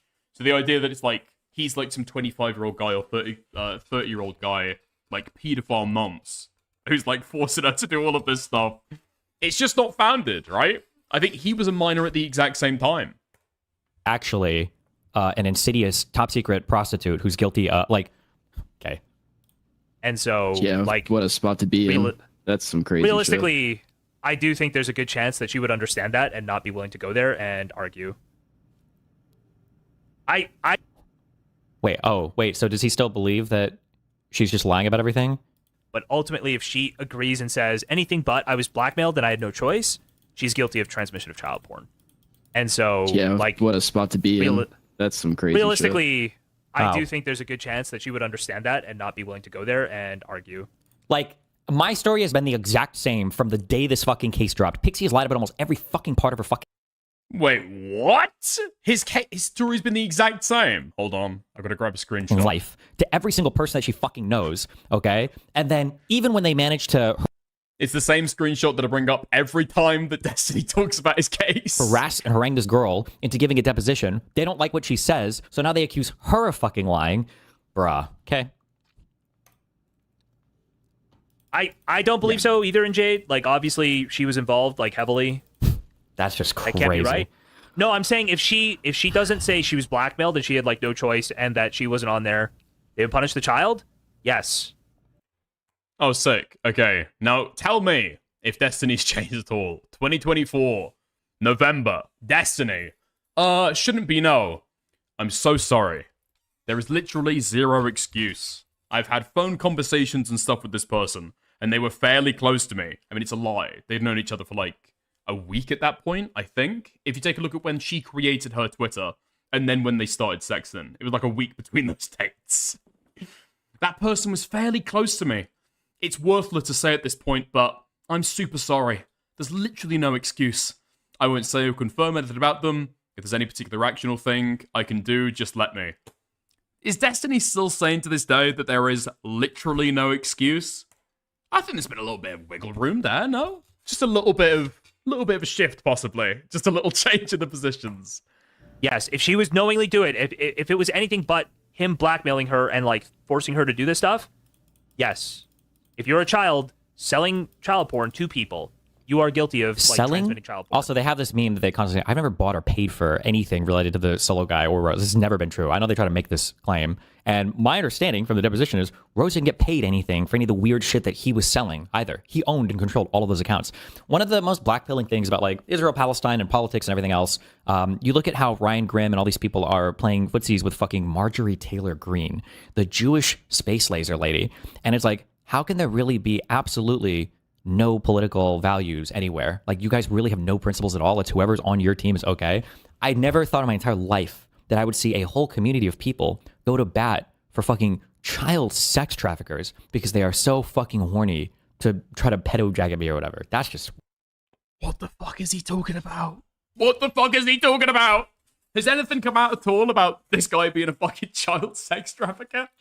I don't think it has. And I think some people have gone like, oh, okay, well, you know, we're just going to accept that Destiny's correct there because we don't want to seem like this way or that way about stuff. No, Destiny's presenting no evidence for any of this stuff. And if he had evidence, why the fuck is he not turned over to the police? Why the fuck is he not turned over to the police? He's saying that he wants to be able to gather more information on them, probably their docs, to be able to take a civil trial against them. If they are literally an international child trafficker, believe it or not, okay, especially for non-Muslims, I think this guy sounds like he's white. He uses Kiwi Farms in Discord, so probably.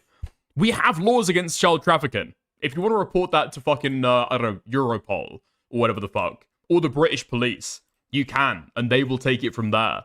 If you have evidence of that stuff. Again, I don't think we've seen any of it publicly. Wild to me. Oh, I guess the evidence of that stuff might be like the dubious testimony that Rose gave at the civil trial, right? Where she says, I didn't do this, I was forced to do this. That off. Anyway, so I think she had a lot of reason to lie. She obviously knew who he was. There's pictures of her wearing his merch. There's pictures of her taking a picture from her school to be like, hey, look, this guy looks like... Oh my god, yes. And J-Stalk brings up the fucking photo as well. He's got a blue coat or something along these lines. Did she ever say that? Was that ever a message? Or are we just writing fan fiction now? What? Like, look, this guy looks like you. Certainly seemed like the kind of messages you'd send if you were generally like having a back and forth, and probably not. That's what catfishing is. Yeah, hello. Like, the idea that this solo guy lives in a different country, and you're going to take this picture of a guy who looks like Destiny to send to Destiny? What? I'm sorry. Wait, did I ever post a message from her like that? That this guy looks like you? Wait, where she's wearing your t-shirt? Yeah, ignore that one. Ignore that one. I don't know. I don't remember. I don't remember posting that. Did I? Yes? Oh, okay. Maybe he did. Because you're being blackmailed to do it? I know there's a picture she posted from her school. Because you're... But I don't remember the attached message saying this guy looks like you. Being blackmailed? Here's the crazy thing with the sex trafficking victim narrative as well. If that is true, and that is actually the case, that means Destiny has re-victimized that girl by publicly releasing her fucking name, right? Publicly identifying who she is, getting her doxed and exposed to the fucking internet. And then that is, what, permanently attached to her fucking name? He's the reason why people know who this woman is. Mailed to do it? That is like, do we really think that happened? Do we really Pretty think fantastical. That whole, the conspiracy. Also, and I welcome this type of commentary. I'm okay with that. Because it is. When everybody, because Kiwi Farms was doing this too, and so were their servers, and they were like, this is impossible. This story is fucking crazy. There's no fucking way. Because I agree. I don't think it's possible. That was fucking crazy. When I landed on the plane and I got back to my apartment and my fucking, my lawyers called me and they're like, bro. And I was like, what's up? It's like, you never talked to this girl ever. And it's like, yeah, I know. I checked our logs. We've never had like a call. And they're like, no. You've never, ever. Wait, what? Did Destiny not claim to have phone conversations with them? Hold on. Communicated. My lawyers called me and they're like, bro. And I was like, what's up? It's like, you never talked to this girl ever. And it's like, yeah, I know. I checked our logs. We've never had like a call. And they're like, no. What? That's like the weirdest fucking claim to make, because I've heard him on stream other times say, yeah, it's crazy. And somebody says, were you not speaking to her on the phone then? He's like, I guess not. I guess it was him using a voice changer, or maybe he put her on the phone. Yeah, what? We've had phone combos and stuff. What a weird fucking thing to lie about. I truly don't fucking get it. Like, maybe he's just expecting that DGGs are going to forget about the law and forget about, like, different details there. But, like, black and white. I'd had phone conversations and stuff with this person. They were fairly close to me. How fucking weird.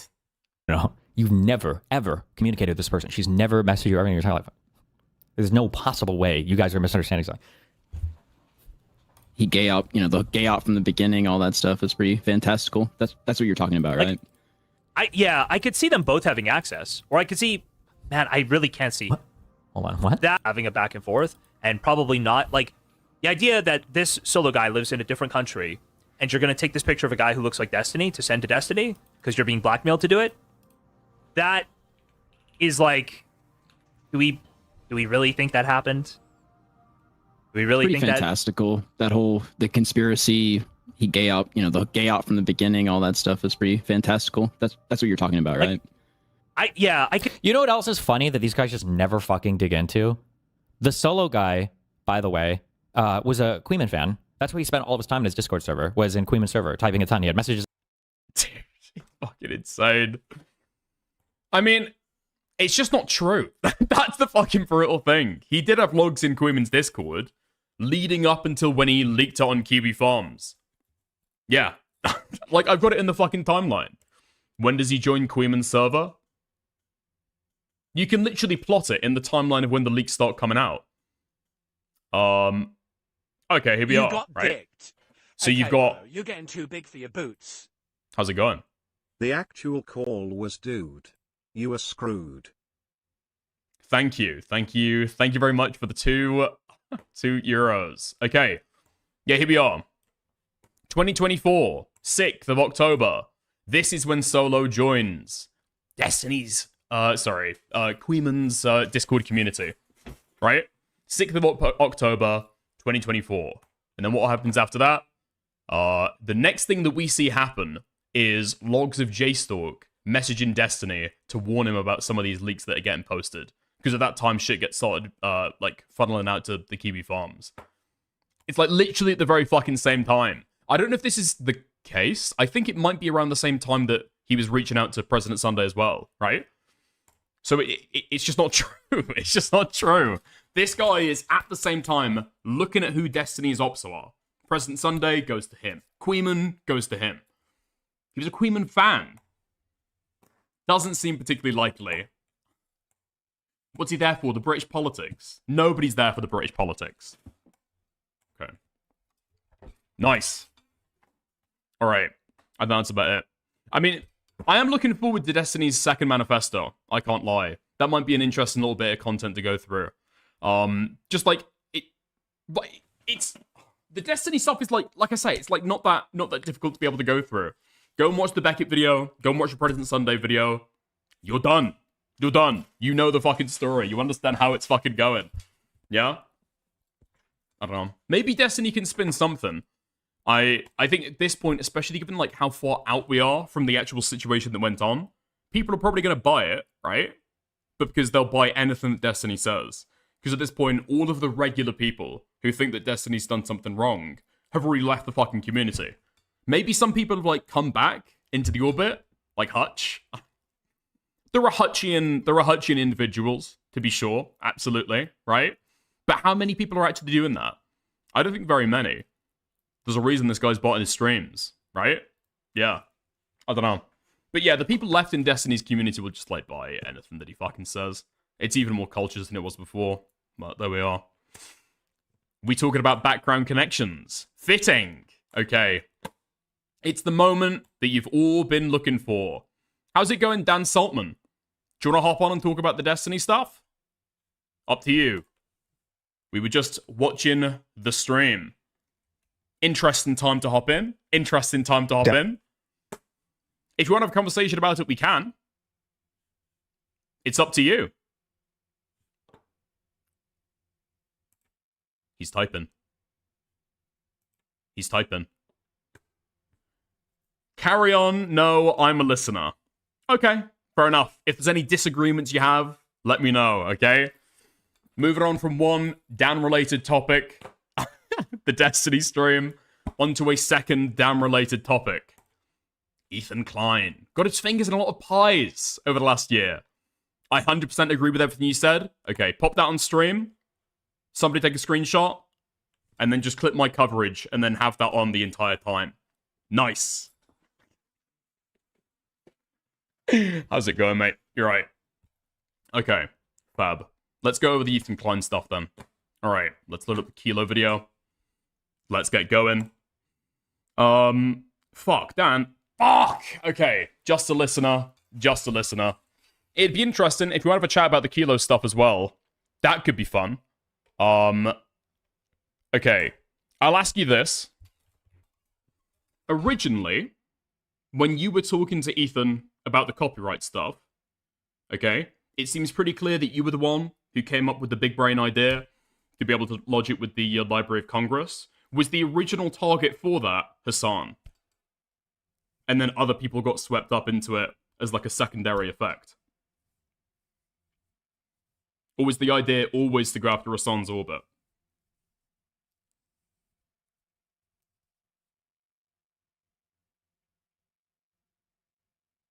One, wasn't my idea. And two, I have no idea. It wasn't your idea, really? Okay, fair enough. Okay, listen, okay. The theory that Dan is behind a lot of what Ethan Klein does is He actually not is. anti-Semitic. He's always talking about... Okay? Because they are both Jewish, and so it's impossible for it to be bigoted. Nice. Okay. Fantastic, fantastic, fantastic. Let's have a look. Let's go back. Can I think of anything else to say to Dan? I don't think I can. All right. Welcome. Nice for you to be here.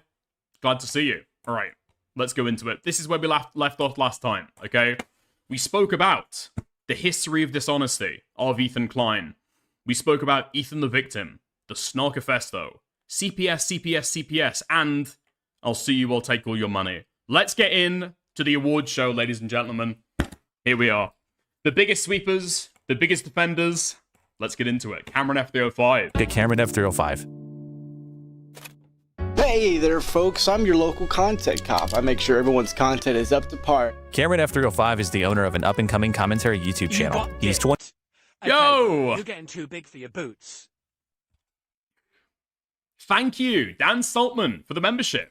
Welcome to the channel. Welcome to the channel. 21 years old, he has around 80,000 subscribers, and he's the smallest online figure in this video, but he's also one of my favorites. Cameron is somewhat well known for various interpersonal online dramas, most of which stem from his time working for free on an offshoot of the highly dysfunctional video game project Yandere Simulator as a music producer. It is quite funny, okay? Out of all of the individuals in this video, you've got Willie Mac Show, you've got Tectone, you've got Nuxtaku, you've got the big man himself, Nicholas Durio. Dan somehow knew not to get involved with Cameron F305. Out of all the people on this list, Nuxtaku, fine hopping on a call with him. Cameron F305, ooh. Departing that project, Cameron would go on to produce his own Dan Saltman knows the line between real children and fictional content. Music, inspiring the hearts and minds of probably at least one person, somewhere. I need you to run. I'll run right back to me. I'll run right back to me. That song is incredible. But Cameron would gain much more notoriety in May of last year after releasing... Wait, hold on, it's gone! Fuck, I think people said this. People said this to me earlier. The Cameron F305 Run Right Back to Me music video is gone now.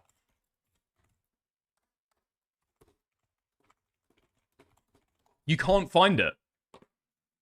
You've got other songs that he released around the same time. Specifically, Run Right Back to Me is now gone. Wait, it's on PreserveTube. Really? Okay, that's perfect. That's perfect. Because I was going to say, I'm 99% sure that I actually have it downloaded somewhere on my PC from when I was working on the Cameron video. So if we didn't have an archive, I'm 99% sure that I had one. But fuck it, it's already on PreserveTube. A pair of hit pieces on iDubbbz. Now to me, iDubbbz hate content has been done to death. He's just an easy and safe target, and everything to be said about him has already been said. So this type of video is just kind of soulless and lazy. But Cameron will happily take that low-hanging fruit. He capitalized on the recent Content Cop videos on Ethan by parodying the series and turning it around on iDubbbz. Except it's not really a parody because he's not satirizing it or making it funny, he's just copying it and doing it worse. iDubbbz, you're a piece of chat. Please log off the Ethernet. Oh, come on, Cameroon. You're just mad that iDubbbz doesn't say the naughty slurs anymore. He's very mature now. I think you need to grow up. Yeah, both of these videos... It's so fucking bad. It is so fucking bad. Thing is as well, when iDubbbz were introduced, do like a content cop, that would be like the big inciting event that would like start kicking everything off, right? Like the Leafy stuff, that had been brewing for a long time. iDubbbz made his video, fucking blew up, Steven's just right? being a silly guy. One episode of FLAP and you're playing Hide the Sausage with Dan Saltman. What are you- SMH man. Our beloved Big Dekas is gone and Nick Diorio is to blame. Thank you for the $5. I don't think Dan has got his fingers in the EFAP pie, but I appreciate the 5. Yeah, but like iDubbbz videos the content cops used to like kick off drama, right? It'd be like his own opinions about something that nobody else was talking about. Cameron is just like watching Nicholas Diorio streams and then summarizing them in like an iDubbbz style video. It's like cordial, but instead of like you're like really, really stingy with it. Do you know what I mean? It's like iDubbbz centered. It's not like a true content nuke. Are pretty fucking terrible. They're like exactly what you would expect from someone making an easy, lazy hit piece on a guy who's... Also, the fucking crazy thing as well is Cameron's trying to milk them by doing these like content deputies and doing Fallout streams. I saw that the other day, that Cameron was doing a video or doing a live stream trying to talk about the fallout of his big video. You know, lampooning the quartering. Nobody else is going after this guy. Nobody else has pointed out all the many sins that he's done. All the bad things that he's engaged in. But Cameron F305 is stepping up to the plate to talk about what everyone else has spoken about for the last 3 months. It's crazy. It's crazy. You can only imagine the fallout from his videos. It's already widely hated. You can make mistakes and grow from them. That's fine. But don't make that your entire fucking personality. And even if you don't resonate with it anymore, don't shit on people who enjoyed your old content. You come off... He was Nick's top guy? Nick's top guy. Okay. Nice. He was for a certain period of time. Getting sued yeah. for leaking sex Until he got tapes. completely fucking burned from the He's just being sphere. a silly guy. Dickers is the new Diorio. Dan in chat, now on IFAP, being called the sweeper by Chud. British Diorio arc in full force. I'm gonna have to start putting on the pounds. I'm already getting there. Thank you. Thank you for the €5. ...is disingenuous and extremely fucking annoying. Yeah, it's just fucking whining about the same shit everyone else has. Here's the fucking thing, though, about Cameron. And, like, he doesn't like Chud, okay? Because he got called a pedophile by Chud. It bites less, because who hasn't at this point? I'm not upset. He's super fucking burned on Augie, because he, like, publicly blocked him and spoken about his allegations live on stream. He is still trying to hang off the nutsack of Nicholas Diorio. Meanwhile, Nicholas is saying, ooh, man, it's more likely or not that you actually raped that kid. There's a lot of evidence there. Literally going on live stream comparing him to John Swan. Is there a worse thing you can be called in commentary? I don't know if there is. Wait, hold on. Dickers, what do you think the odds are this video itself is registered with the Library of Congress? Pepe. It doesn't show up for 3 to 4 months. But it's retroactive enforcement. I would massively doubt it. Mainly because Kilo has got, 2.34k subscribers. I don't think he's got the fucking money to be able to file that. Also, I don't think Kilo's got the money to be able to, like, pursue a lawsuit. Also, like 1,000 other things. Like, the video completely falls flat if you start registering it with the Library of Congress. Also, I've got to be honest, okay? I've got to be honest.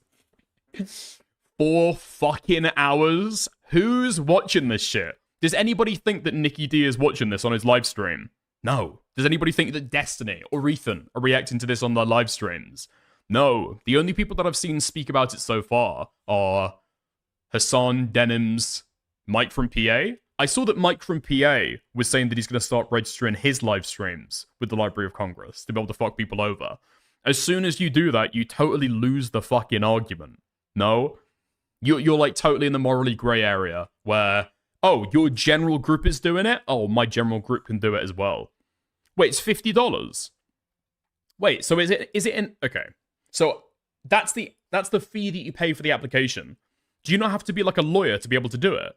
You don't have to pay somebody else to like draft that shit out for you. It's like, what, uploading a file to YouTube in terms of simplicity? $50 does not sound like an awful lot. Nope, you can do it yourself. Okay, interesting. Completely ignore the take that I said about this being expensive. I don't think Kilo would have the money to be able to go through and actually pursue a lawsuit. Already said about iDubbbz. But somehow there are still a lot of people out there who will endlessly consume brainless content like this. So these videos actually did pretty Why would you need a lawyer, bruh? I mean, I just don't think that, like, registering something with the Library of Congress would be something a layman would be able to do, but possibly I'm wrong. Imagine he did enforcement only towards a certain individual, though, and did crowdfunding, Pepe. What, you mean Ethan Klein?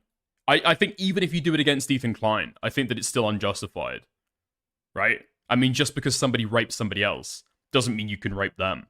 I would certainly be unhappy if Kilo did that. I mean, I don't think that the communities that Kilo run in would be particularly happy with it, but...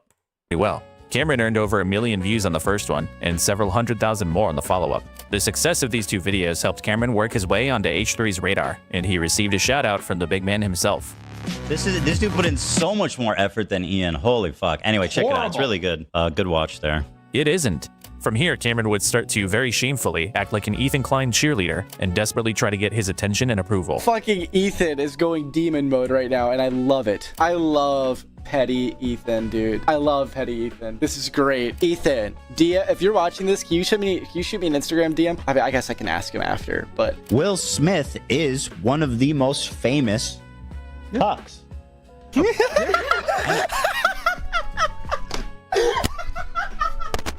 Yeah! Yeah!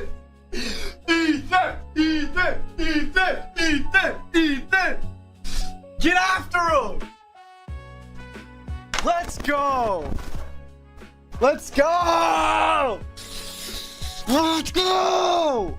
I don't know what the that was. But he also got noticed by Noah Sam. It's so fucking bizarre. Like, I've taken a look at some of Cameron's live streams. They are unfortunately all like that. It's not just when he's cocksucking Ethan Klein. It's also when he's cocksucking Tectone. It's like literally whenever.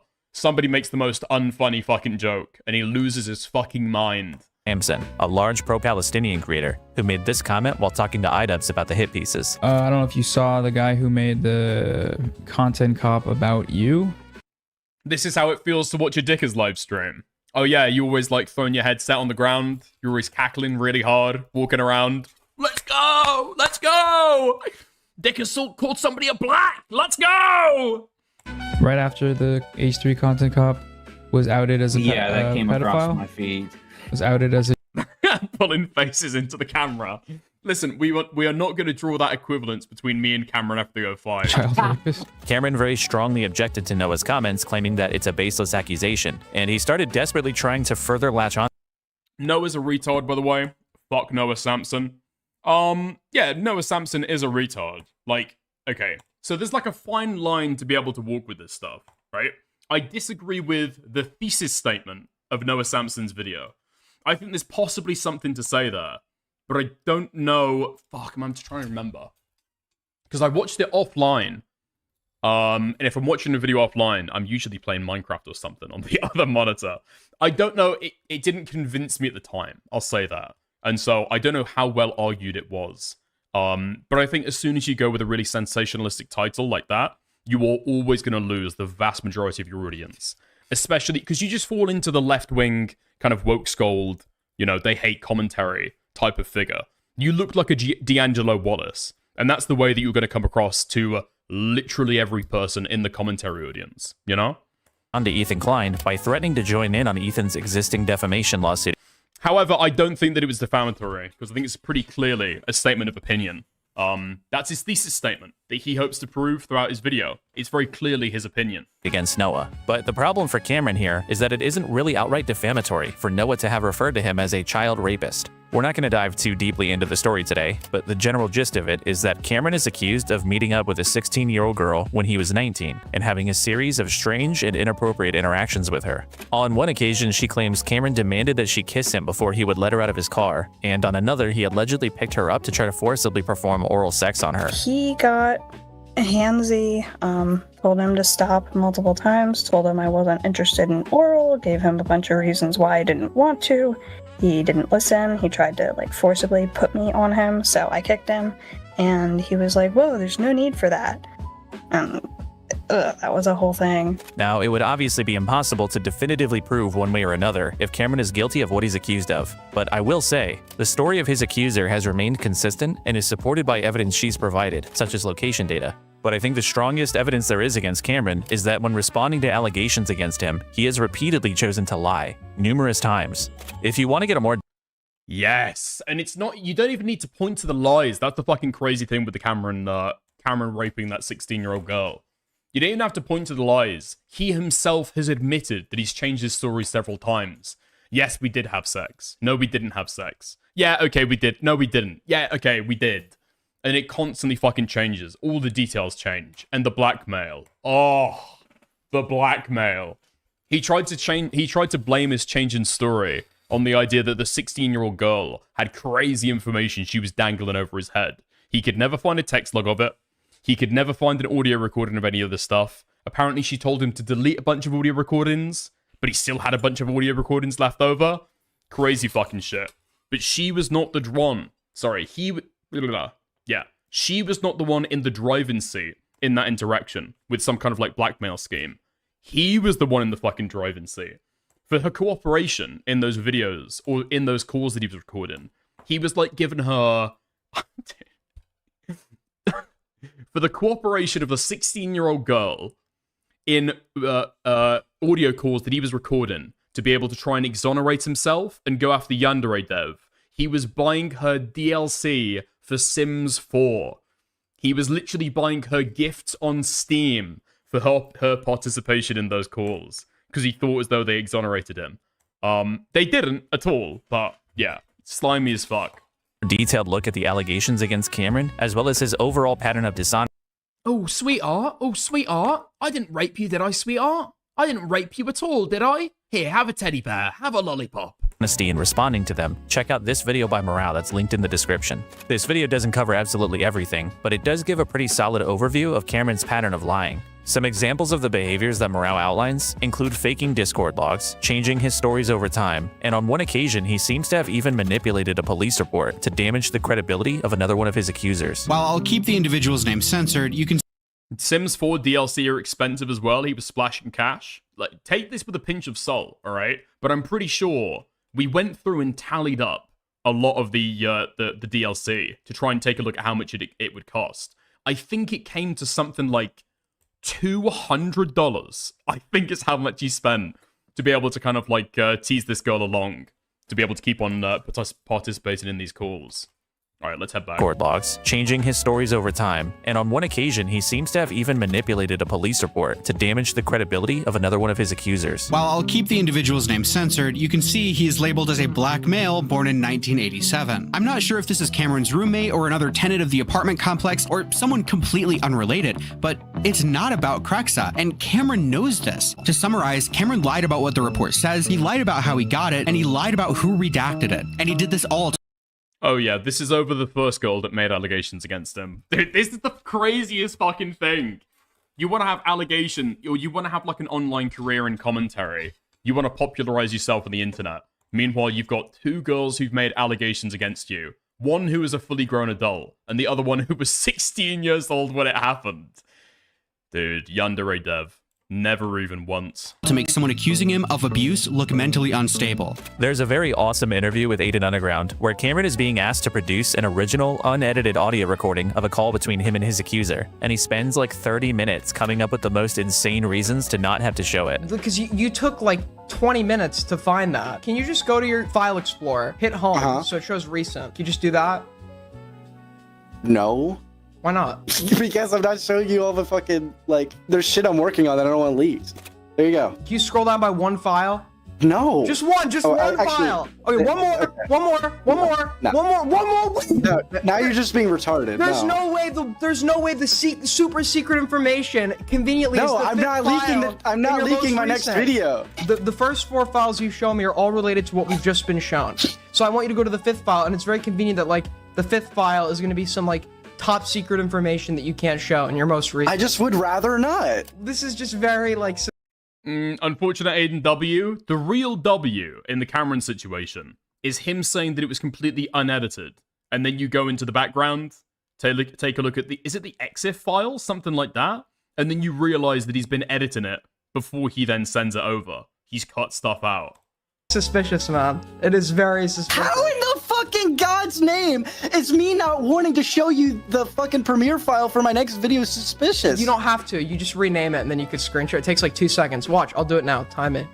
But it's a waste of time. Yeah, again, we'll never be able to fully prove if Cameron is guilty or not, but a good barometer for these things, I think, is if someone is accused of something, and in response, they lie like 47 different times, it doesn't exactly make me think they didn't do it. So Cameron, sorry buddy, but you've been accused of sexually assaulting a minor, and to date, the allegation seems more credible than not. So when someone like Noah Samsen says you're a child rapist, I don't think many lawyers are gonna take that defamation case, which is probably why it seems like Ethan doesn't really fuck with you. You know, as time goes on, I'm getting more cynical about it, and I'm just like, it's probably not gonna happen.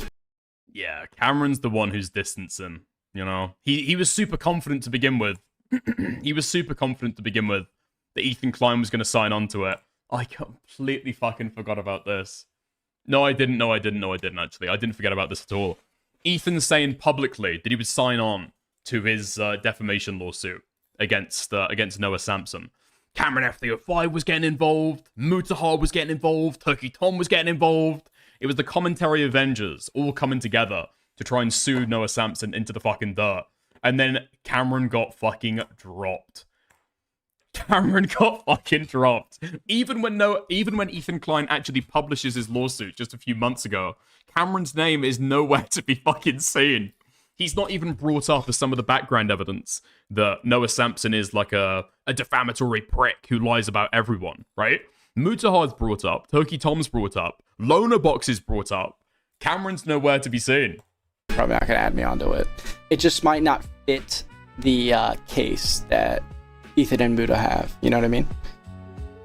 The Noah News. Exactly, Kilo. And that's like where like it's extremely hard to prove that stuff. And Cameron's dishonesty extends to his coverage of Hassan as well. In his content cop on Ludwig, for example, Cameron includes a clip of Hassan talking about attending a Diddy party, which, as we all know, is intended to paint a picture of sexual misconduct potentially involving Dan? Minors. Did you guys know Hassan attended a Diddy party? I walked into this like back like sphere Epcot looking thing in the back of like the house that P. Diddy was renting for his and was throwing after parties at Coachella. And they were playing like these crazy things for people who are high. One of the images that they were playing was like this little girl, this like supposedly attractive, very young girl. Nice friends you got there, Ludwig. Yeah, so he cuts the clip off there and then throws up this disclaimer to say, now there's no proof Hassan did anything weird with kids. But Cameron conveniently leaves out the very next line of the clip, where Hassan expresses... I mean, if you're Cameron F305, I just don't know if you can be the guy to say, oh yeah, Hassan, total pedo, bro. discomfort with attending the party. This like supposedly attractive, very young girl, like opening up a Christmas gift. And I think I told you about this where I was like, this is some real weird Alex Jones style pedo thing here. This is exactly how I felt walking into that house where I was like, this is weird. This is really weird. Everyone here looks really, really weird. And when confronted about this blatantly dishonest clipping, this is Cameron's defense. Why did you cut context from the Hassan going to a Diddy party? He said he left when he saw that. I wasn't accused, like, that doesn't, I'm sorry. What context did I cut out? You don't show the full clip? Of course I don't show the full clip. You think I have time for that? It was like a 2-minute clip. My goal for my videos is to always to put them to like 30 minutes. You think I'm trying to like have the full thing? You could go find the full context yourself. I see. So it's okay to lie in your video. Crazy thing is, this guy cuts it right before any of the exonerating context. It's like so fucking obvious what he's doing. It's so fucking obvious what he's doing. And then you can see how he fucking shifts. Because I've listened to enough private calls with this guy to know this at this point, okay? I can spot the fucking trends. He like starts to like, yeah, well, and then he switches up in the fucking instant and goes on the attack. Videos, because when you really think about it, it should be the viewer's responsibility to go figure out what the truth is on their own. Just speed up the clip, it's not that hard. I mean, yeah, but even if you like completely ignore speeding up the clip, it's like, worth it. Exonerating context? That's too far. Nah, the clip's gone on for long enough. I mentioned earlier that Cameron was one of my favorite subjects in this video, despite him being a bit irrelevant in the grand scheme of things. And it's because he's a great case study for how just soullessly hating on Hassan and his friends can bring you overnight success, even if you're just a deeply weird little freak like he is. These days, Cameron spends his time constantly asking his audience what he should make next instead of coming up with any original ideas, and then just making more shitty content cops, despite having previously stated that he wasn't going to keep doing that. He's lied about serious accusations to protect himself, lied about Hassan to gain favor, and built his entire presence on being an opportunistic rat. And for that, Cameron F305 remains a Weasley little liar. The Possible Child Rapist Award goes to Cameron. Congratulations, buddy. Nice. Hassan is a political streamer, the most popular by far, and look, I'm not someone who claims to be very knowledgeable about politics, but even to me, it seems like he has some pretty crazy takes. Willie Mack is a large commentary YouTuber with over 200,000 subscribers. He has an established 28? I'm pretty sure that Willie's older than that, no? I'm 99% sure that Willie Mack is in his 30s? I was pretty sure. Established presence in the drama sphere for making somewhat useful and accessible breakdown videos on new internet stories and controversies. Willie's most recurring topic for the last few years is Hassan Piker. In fact, since October 7th, No. Fuck off. Wait. YouTube.fandom has this guy's birthday. Put him in... There's no way. There's no way that's true. There's no way that's true. It puts him at 49 years old. There's no fucking way that's true. Is it? Now, okay. Okay, grain of salt, grain of salt, grain of salt. We're not sure about any of this, obviously. It's literally what is in a YouTube fandom wiki. But what the fuck? Born January 31st, 1977. Aged 49. Huh? Let's have a look at the source. Let's have a look at the source. x.com/WillieMackShow. Alright, well that's... I mean, yes, okay. So, it does say that he was born in 1977. It also says that he lives in your mum house, squirt emoji. And he works in science and technology. I don't know necessarily if this is the most reliable thing to go off. I'm pretty sure that his location used to be Sandwich, which is a pretty hilarious joke, actually, because Sandwich is a real place, and it's a funny word. But yeah, I don't think that he is born in 1977. a third of his videos feature Hassan in the title or the thumbnail. Now it's Israel? Yeah, I could believe that. And he routinely gets mentioned in other videos that don't have anything to do with Hassan. This guy's obsessed. Unhinged, even. Now, I'll be fair. Willie's videos on Hassan, they're not that terrible. I mean, they're not good, but occasionally he can make some halfway decent points. But his main criticism of Hassan essentially boils down to inaccuracy and misinformation, which unfortunately doesn't really hit quite the same when you realize just how unreliable of a source Willie himself has become. Demonstrating Willie's ineptitude across all these Hassan videos would probably take us hours, but thankfully for us, Willie and Hassan debated this very topic in November of 2023.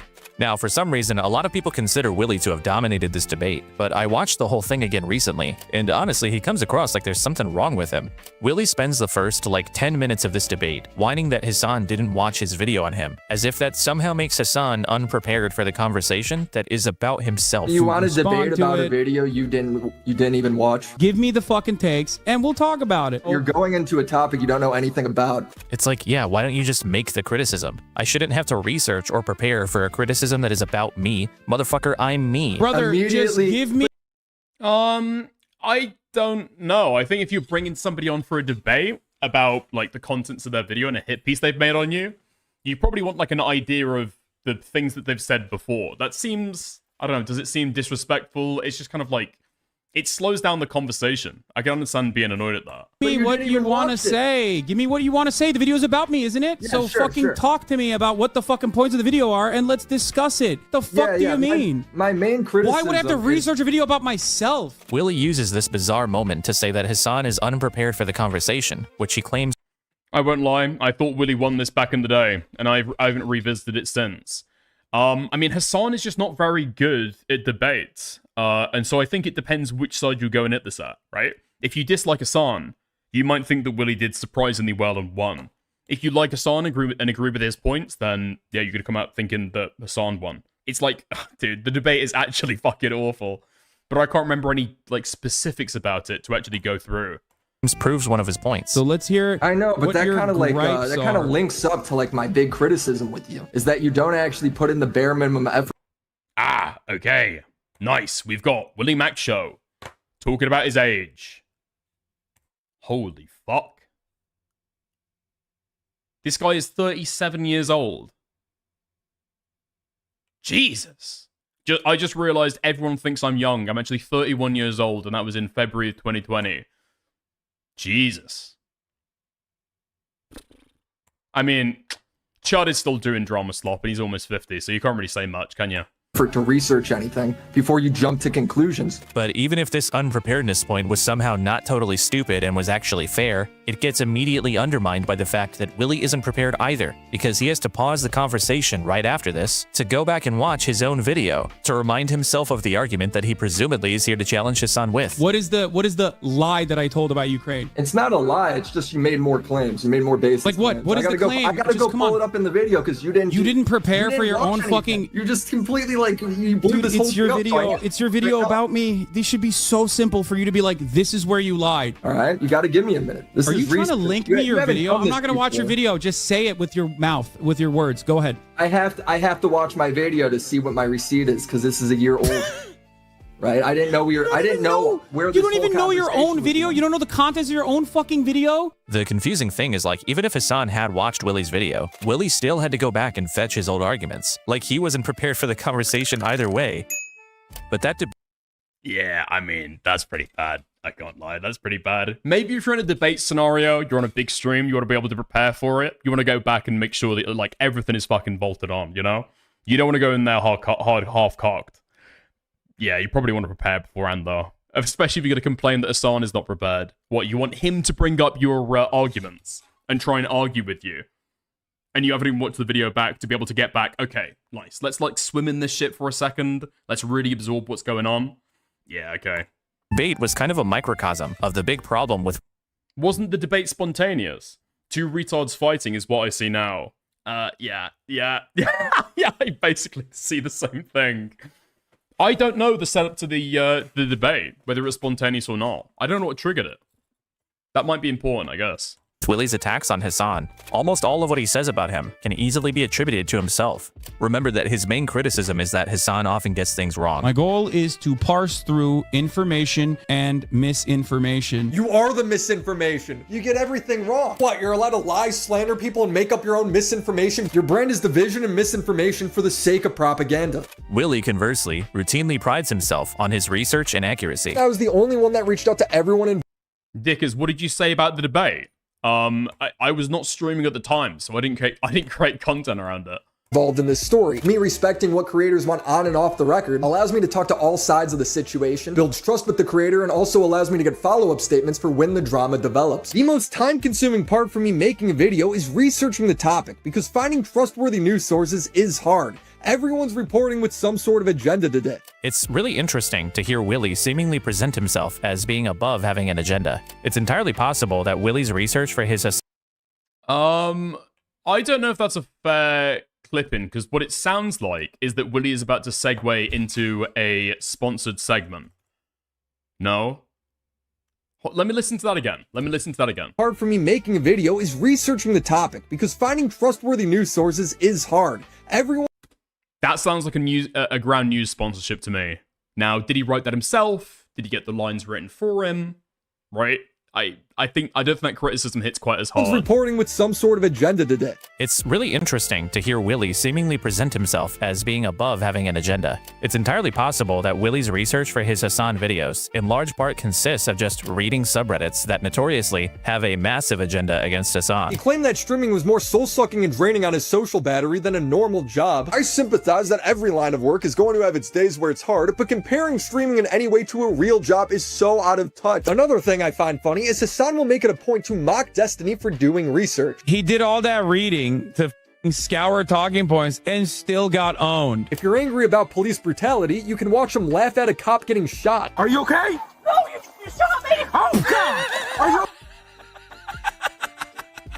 This is a fairly common pattern. A lot of Willy's criticisms of Hasan can be found in Destiny's subreddit previously. Now, sure, a lot of these takes are kind of run-of-the-mill, and Willy could have come up with them on his own, but the pattern even holds with topics that, I'm sorry, there's just no way. He compares the annexation of Tibet to the American Civil War. And the example I used here was actually so f***ing good. Not to, hype myself up. Yeah, something tells me this guy doesn't organically know a whole lot about the fucking annexation of Tibet. I actually had kind of a hard time finding arguments in Willy. That is the most annoying thing, I think, with a lot of drama commentary people, is they're acting as though they can take some kind of like apolitical, totally untoward, completely objective stance on politics. A lot of this stuff is going to come down to ideology, judgment, standpoint, right?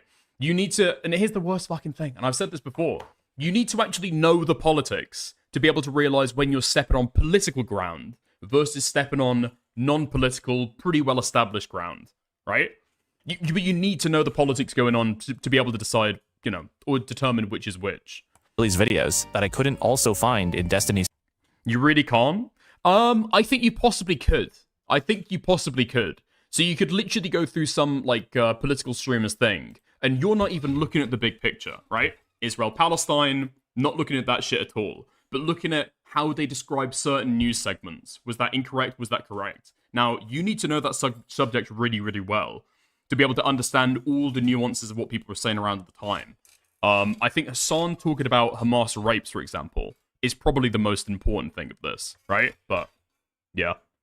Subreddit. And there's no real moral issue with Willy doing his research that way, but if you're getting a lot of your information about Hasan from a community of people that start pissing and shitting themselves if he eats breakfast incorrectly, you do not have an agenda-free product. And this has become evident not just in Willy's content, but also his behavior. Over time, Willy has proven to be massively biased towards Destiny and his community. In fact, as it turns out, he seems to be consistently compromised in his ability to report accurately on the Ethan, Hasan, and Destiny conflict. This problem became apparent early last year when Willy published a video covering Destiny's non-consensual sex tape sharing scandal. In the video, Willy republishes unverified claims that he gets from Destiny, the person he's meant to be criticizing. He goes on to say that people named Lav and Kelly Jean have been distributing his nudes, revenge porn in the literal truest sense. How many crazy women are part of this guy's life? At what point can I victim blame him? Willy's deference to Destiny showed up throughout this video. I don't think that's as bad in and of itself. You get somebody's statement, you kind of relay what they've said. That's kind of understandable. The problem comes where Willy is saying, I spoke to everybody involved. Unlike Beckett, unlike Sunday, unlike these other people, I am the only person in the story that has spoken to everyone involved.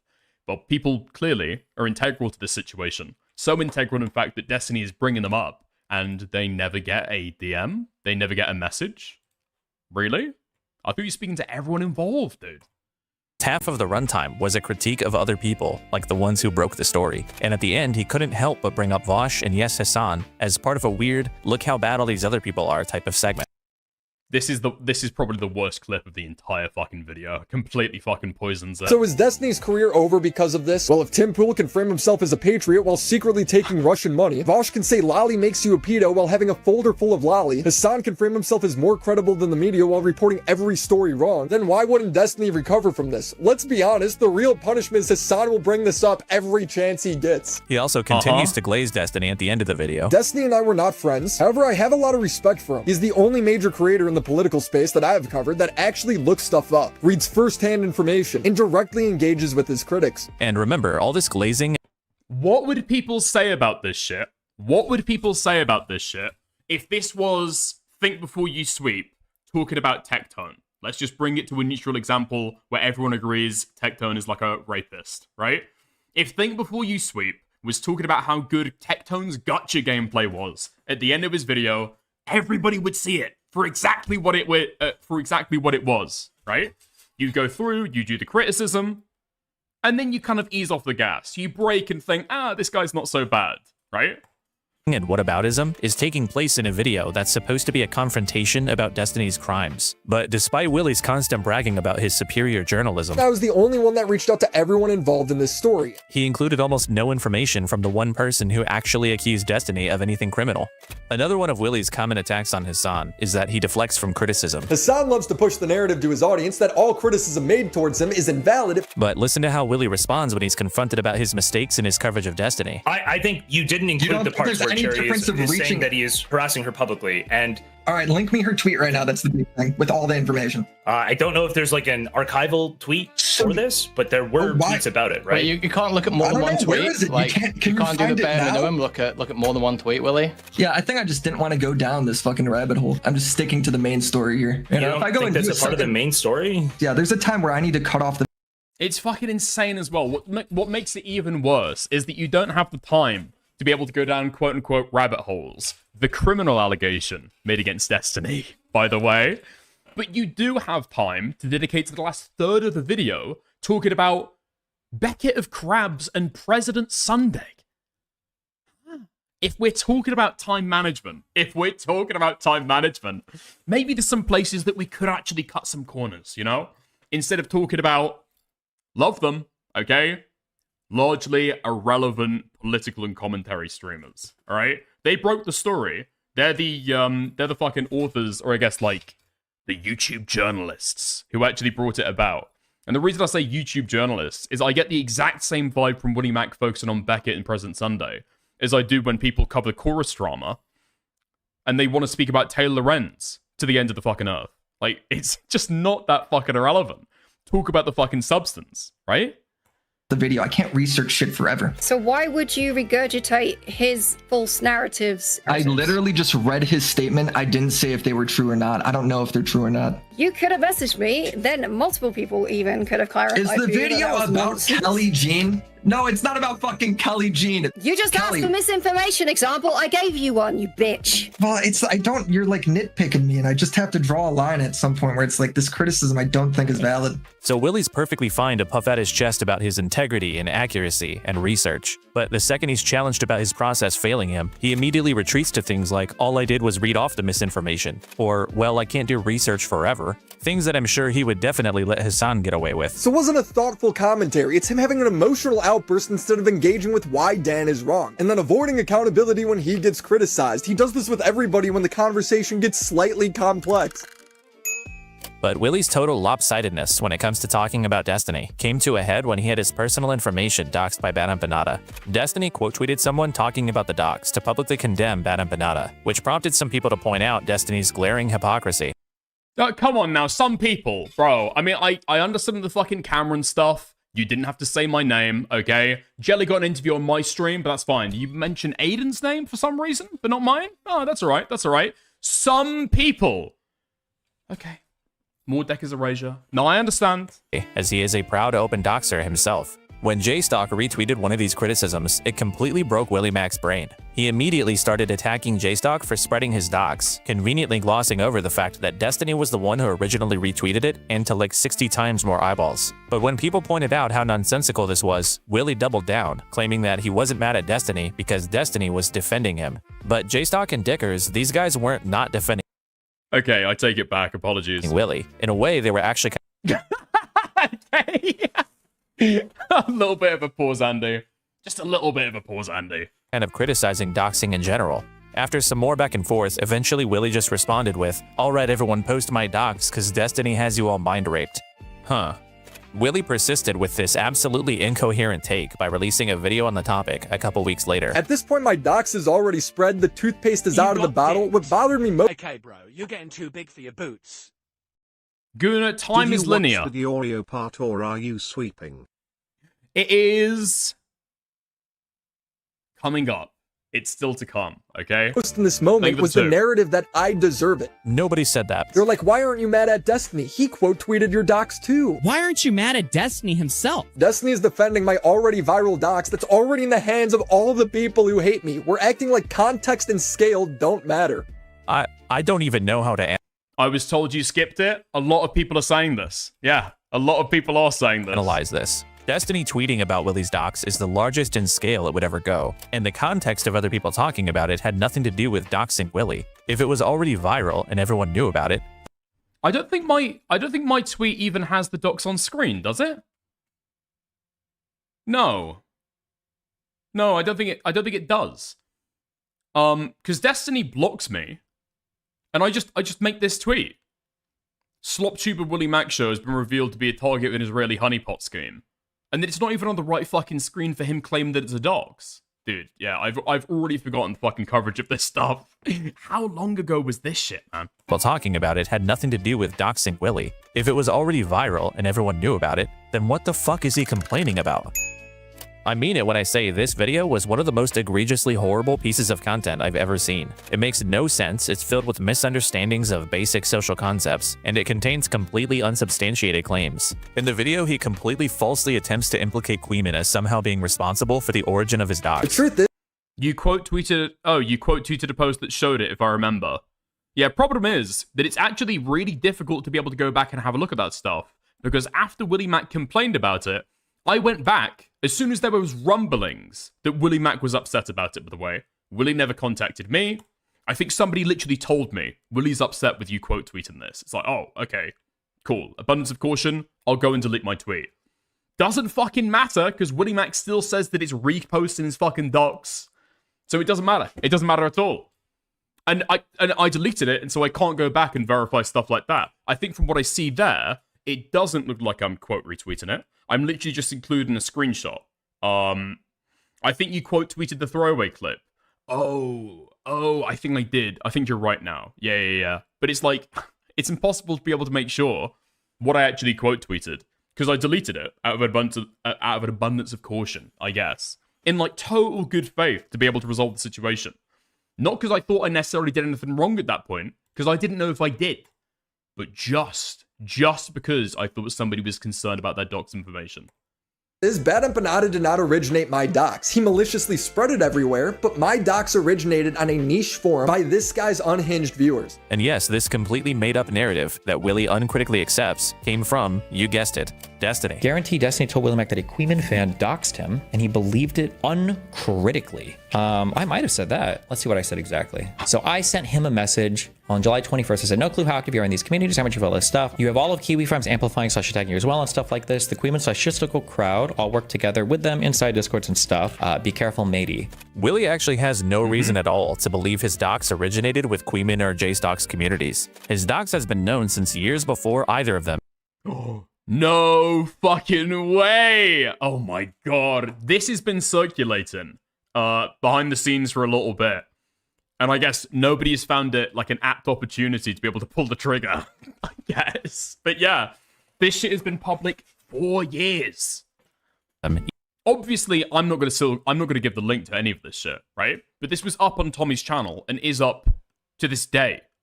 Willie never asked him to take it down. Willie never had any complaints about it. It's literally on his best friend's channel. Even started streaming. Maybe you should talk to your buddy Tommy C about that one, Willie. Yeah, why not? I thought it'd be weird. I lost your camera.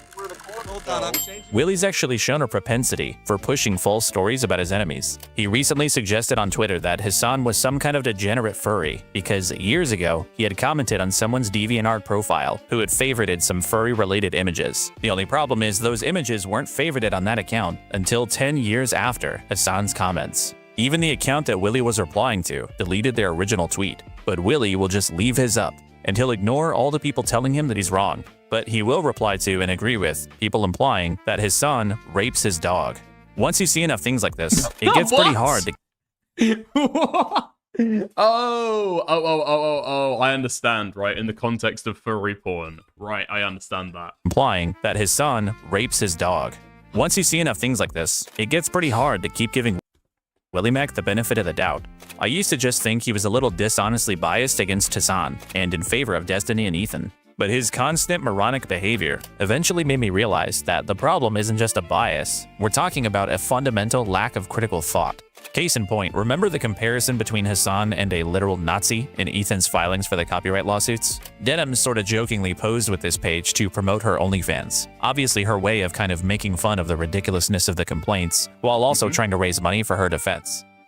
Oh my god, I remember this. Willie, though, just has no idea what's going on, and instead tries to make it some anti-Semitic thing about Denim posing with Hitler. And then when people try to explain to him what's happening, he, again, doubles down. Just completely missing the point. No idea what's going on around him. This isn't your run-of-the...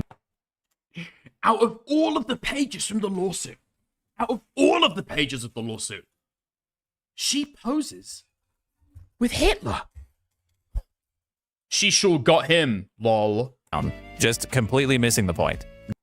Will somebody think of the Jews? Has anybody called the ADL? No idea what's going on around him. This isn't your run-of-the-mill, someone has an agenda or a bias that affects their content. The only explanation for this level of incompetence is that this guy isn't just dishonest. He's got like some type of disability.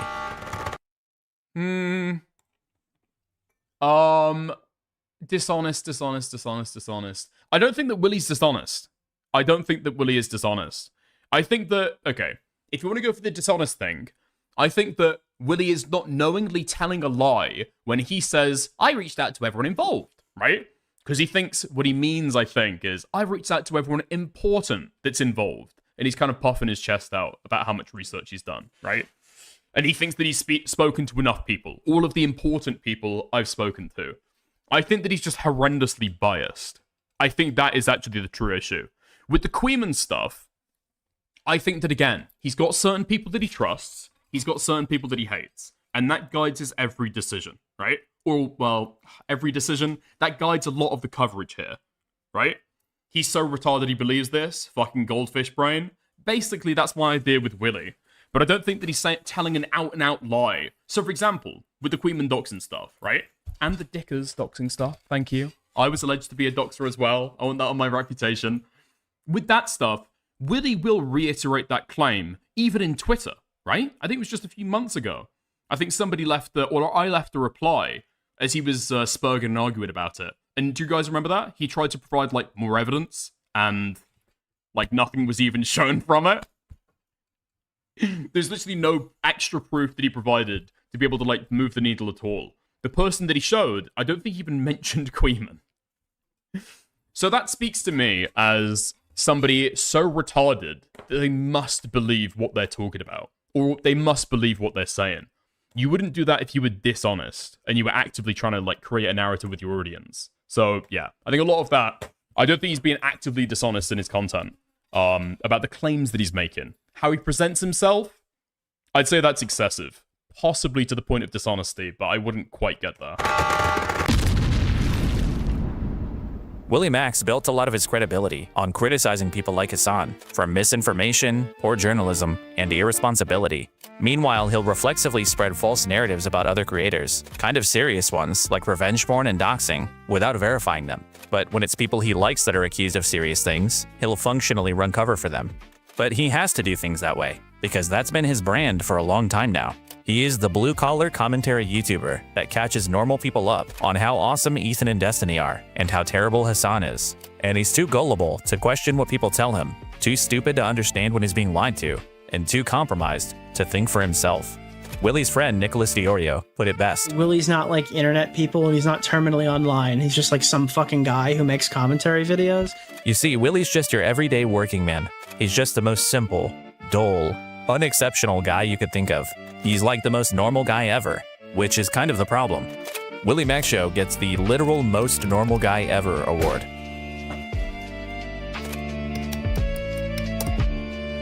The worst thing that I've ever done is call someone fat, call someone a whore, and then said...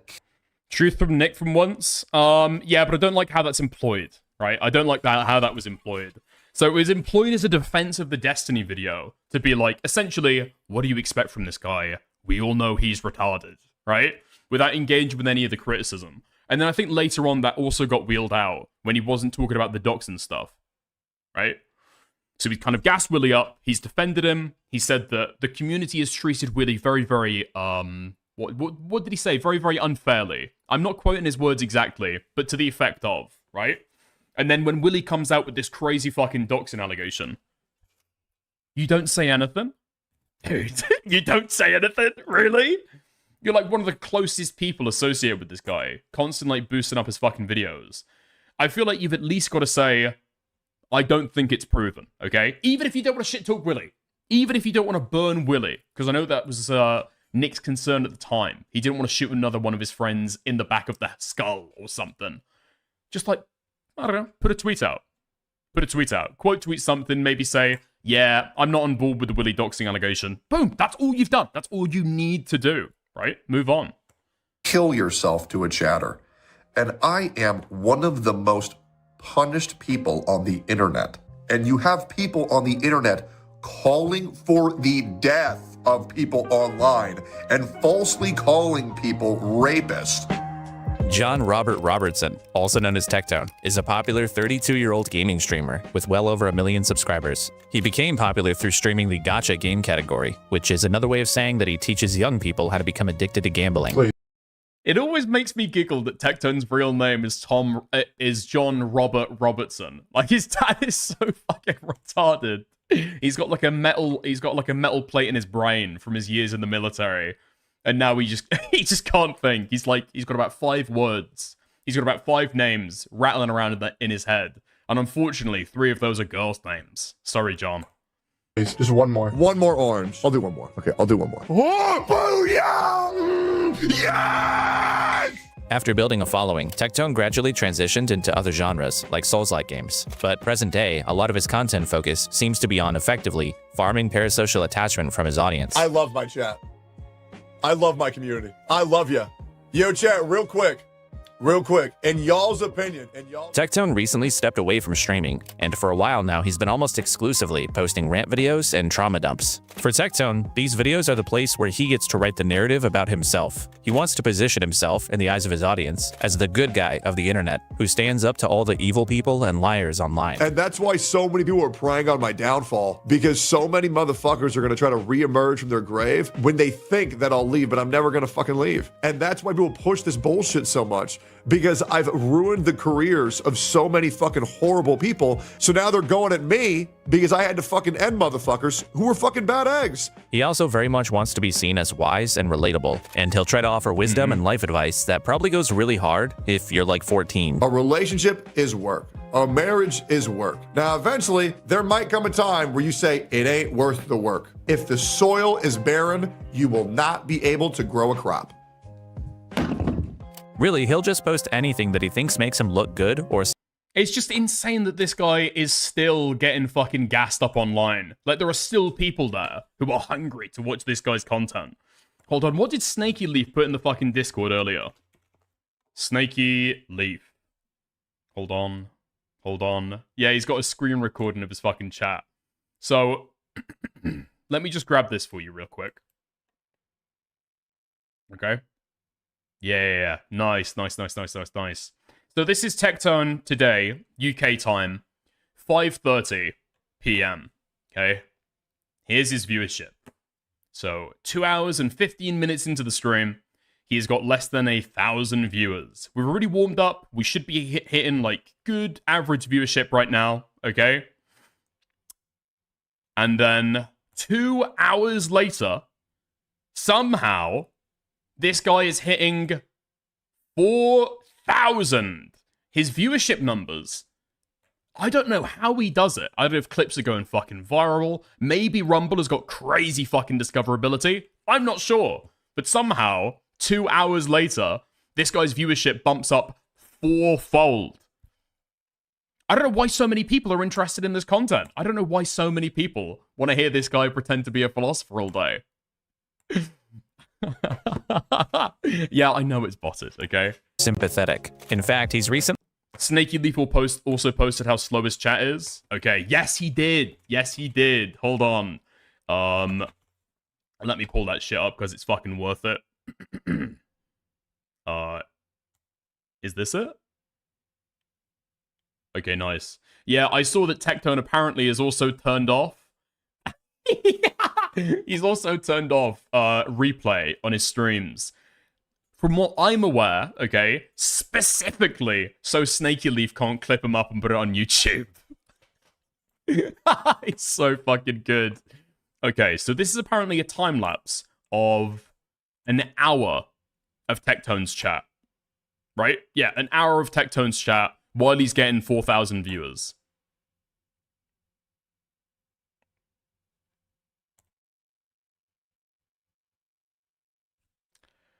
So we've got the same 1, 2, 3, 4, 5, 6, 7, 8, 9. An hour. An hour. An hour. I know. Actually slower than a fucking Dickers chat. It's dire. Yeah, this guy's career is in its fucking twilight. He can pretend that it's not. He still tries to pretend as though he gets millions of fucking dollars a year, by the way. It's fucking insane. But he complained about it the other day as well, right? He's complaining that now, when he does gameplay content, as, by the way, a gameplay streamer, his chat just dies. There's no activity in his chat at all. He's been complaining about that several times. But he doesn't realize now he is a political commentator. People are coming to him to hear him talk about politics. Nobody gives a fuck about your gameplay anymore. He wants to be like Asmongold. In fact, in that rant, he literally says, when Asmon does this stuff, he gets crazy numbers. People are hyperactive in his chat. It's crazy. Like that little line he does, that little line, his little catchphrase. It's crazy. He gave one of those. So fucking bad. Invented a new. Didn't he just say he makes hundreds of thousands per month, lol? Yeah, he does say that. He says that quite frequently. Now, it's really fucking difficult to try and assess if this shit is true, because I don't know whether or not he has a Rumble deal, and obviously, like, it's very hard to say how much that shit is worth. I just do not believe that he's making millions of dollars a year, though. Not at his current viewership. Or if he is making millions of dollars, they've massively overinvested in him, and he will soon return to peanuts. New meta for getting attention, which is doing or saying something really dumb that he knows will get him banned from Twitch, and then posting a performative video where he gets to complain about how maligned and beleaguered he is. Now, I've been banned. No chance that's true. I mean, don't forget, Tyrone. Listen, man. This guy used to be getting tens of thousands of viewers, live, average, concurrent, across different platforms. I could believe that Rumble might look at historical data, think, damn, well, the audience is still going to be there when he returns, right? Yeah, okay, we'll sign him. And then they realize, oh, they were bots, weren't they? Oh, they were bots. They were OT clankers. Oh, fuck! Right? Ban free for another month. This is my monthly ban.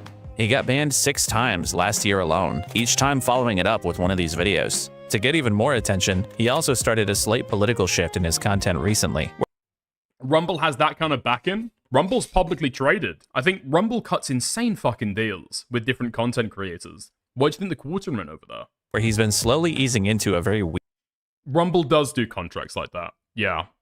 So I think, again, grain of salt. I'm not saying that I know this. From what I understand, Rumble will take streamers, move them over to that platform with some kind of exclusivity. And then I think the agreement is that they take those Rumble streams, cut them up, and then post them onto YouTube. And so you're using a platform that has an audience there already with some level of discoverability to be able to advertise over to Rumble. And I think that's how the pipeline works. Because I think Rumble is still trying to get an audience that isn't there for like dick pill adverts and conspiracy theories and Holocaust denial. You know, that's their main 3 demographics now, and I think they want to try and move on. Weird conservative grift. He'll go on rants complaining about liberals, cancel culture, wokeness. See, Dickers, we can get along. Yeah, I've just got to put a pacifier in your mouth, you know? Talk about Ethan Klein, talk about Nicholas Furio, then we can calm down.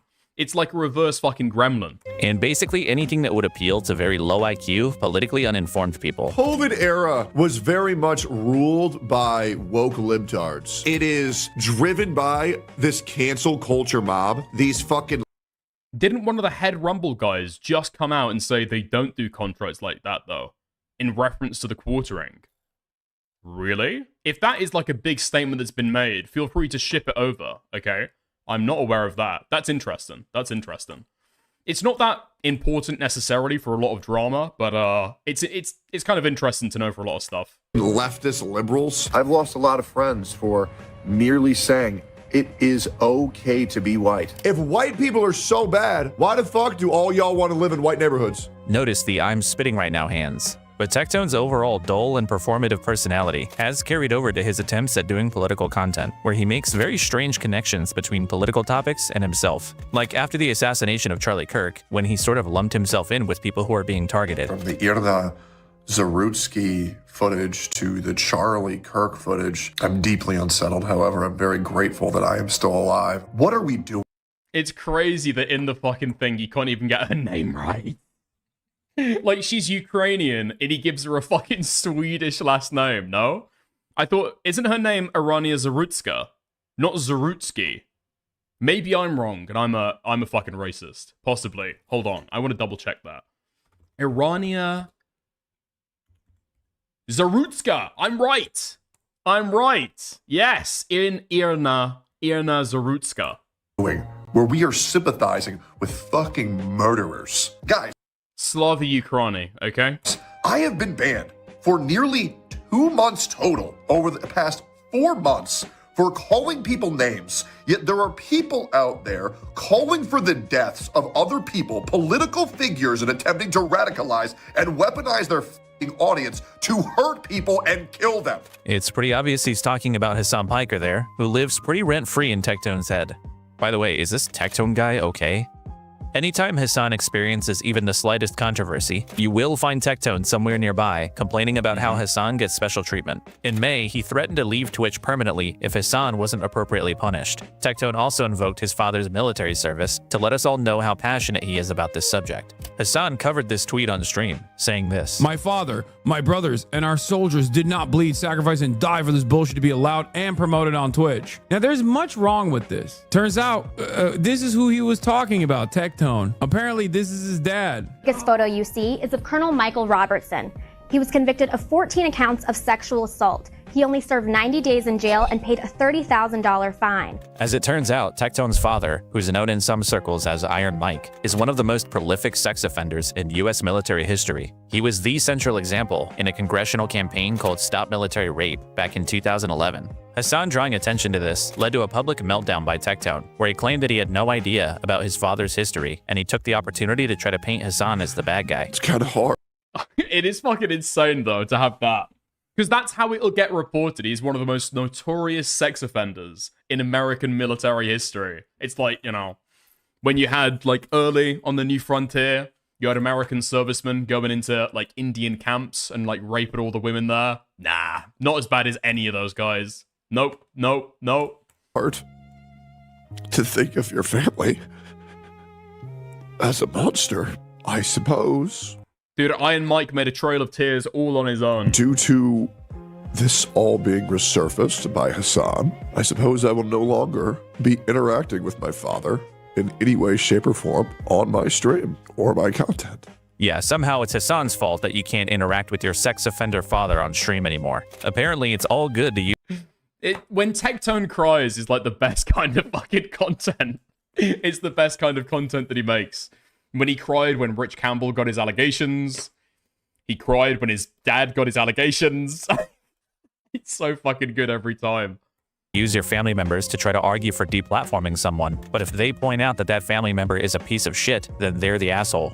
This situation is a good example of how Weasley Tectone can be. When his father was diagnosed with cancer a couple years ago, he referred to him as his best friend and lifelong role model, and said that he was always there for him. But ever since the incident with Hassan, all of a sudden Tectone speaks much more reservedly about his relationship with his dad. I barely knew my father at all. I referred to my older brother as my dad until I was in 3rd grade because he would come around so little that I barely even knew who he was. I almost never spent any time with my father, ever. I never really liked my father. Okay, John. But Tectone wasn't only upset about the comments about his father. Dude, my best friend and been my role model my entire life. He's been my hero. Thank you for being there whenever I needed it. I think he's been caught out in lies about his dad by his dad before, right? He said the shit about, oh, well, you know, when I was a little boy, when I was a little lad, my dad forced me to live in like a separate apartment because he wanted to be with his girlfriend. And then when he brought his dad onto the podcast with Emma and Asmongold, his dad was like, wait, hold up, 1 second. That's not quite right. We bought a second apartment next to ours when you were a little kid to make sure that we could watch on you, right? And that only went on for a few months, a few weeks, until we found another place to live. I mean, lying on your fucking cancer-riddled father is like so fucking scummy. I don't want to moral frag about it too hard, but especially if you were going to say about Hassan, he's got cancer. He's got cancer. I barely knew him. He was a monster. You're fucking lying on the guy publicly for literally no point other than to farm a little bit of fucking sympathy. Scumbag behavior. Hassan had also said this. Like this. Pops will rape you if you lie again, Techie. Dude, Pops is gonna fucking pop you. Don't forget the gun story. He threw a can of Coke into the bin. He missed. Gun in his fucking mouth. I mean, I'm laughing because it obviously never happened, right? This man has, I guess, epigenetic memories of rape. He had to do it, you know? He just couldn't. He couldn't stop himself. It's just like, it's a familial obligation over here. Tectone dishonestly likes to frame this to his viewers as Hassan calling him a rapist simply for being related to his father. And to imply that I'm a rapist based on what my father has done? It's just a little bit crazy, isn't it? That would be crazy. But Hassan was obvious. It's my favorite line. It's my favorite fucking line. It's just a little bit crazy, isn't it? Father has done? It's just a little bit crazy, isn't it? Dude, why does he sound like he's trying to be like a northerner? That's what it sounds like to me. It sounds like he's watched too much Peaky Blinders and he's trying to like emulate the accent. Based on what my father has done? It's just a little bit crazy, isn't it?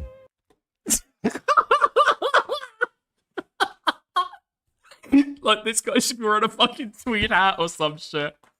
I fucking love it. Fuck me. Okay, I'm getting silly with it now. That would be crazy. But Hassan was obviously referring to multiple allegations of abuse from two of Tectone's former partners, including at least one accusation of sexual assault from his ex-girlfriend Pingchu. Tectone didn't take kindly to Hassan's comments, completely distraught at the suggestion that he could ever be a rapist. And to imply that I'm a rapist?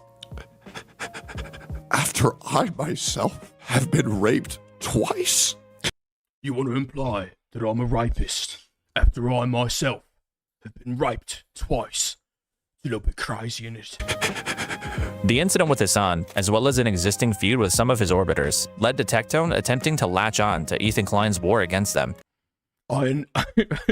My cat is iron in my mouth. And you want to say that I'm a rapist?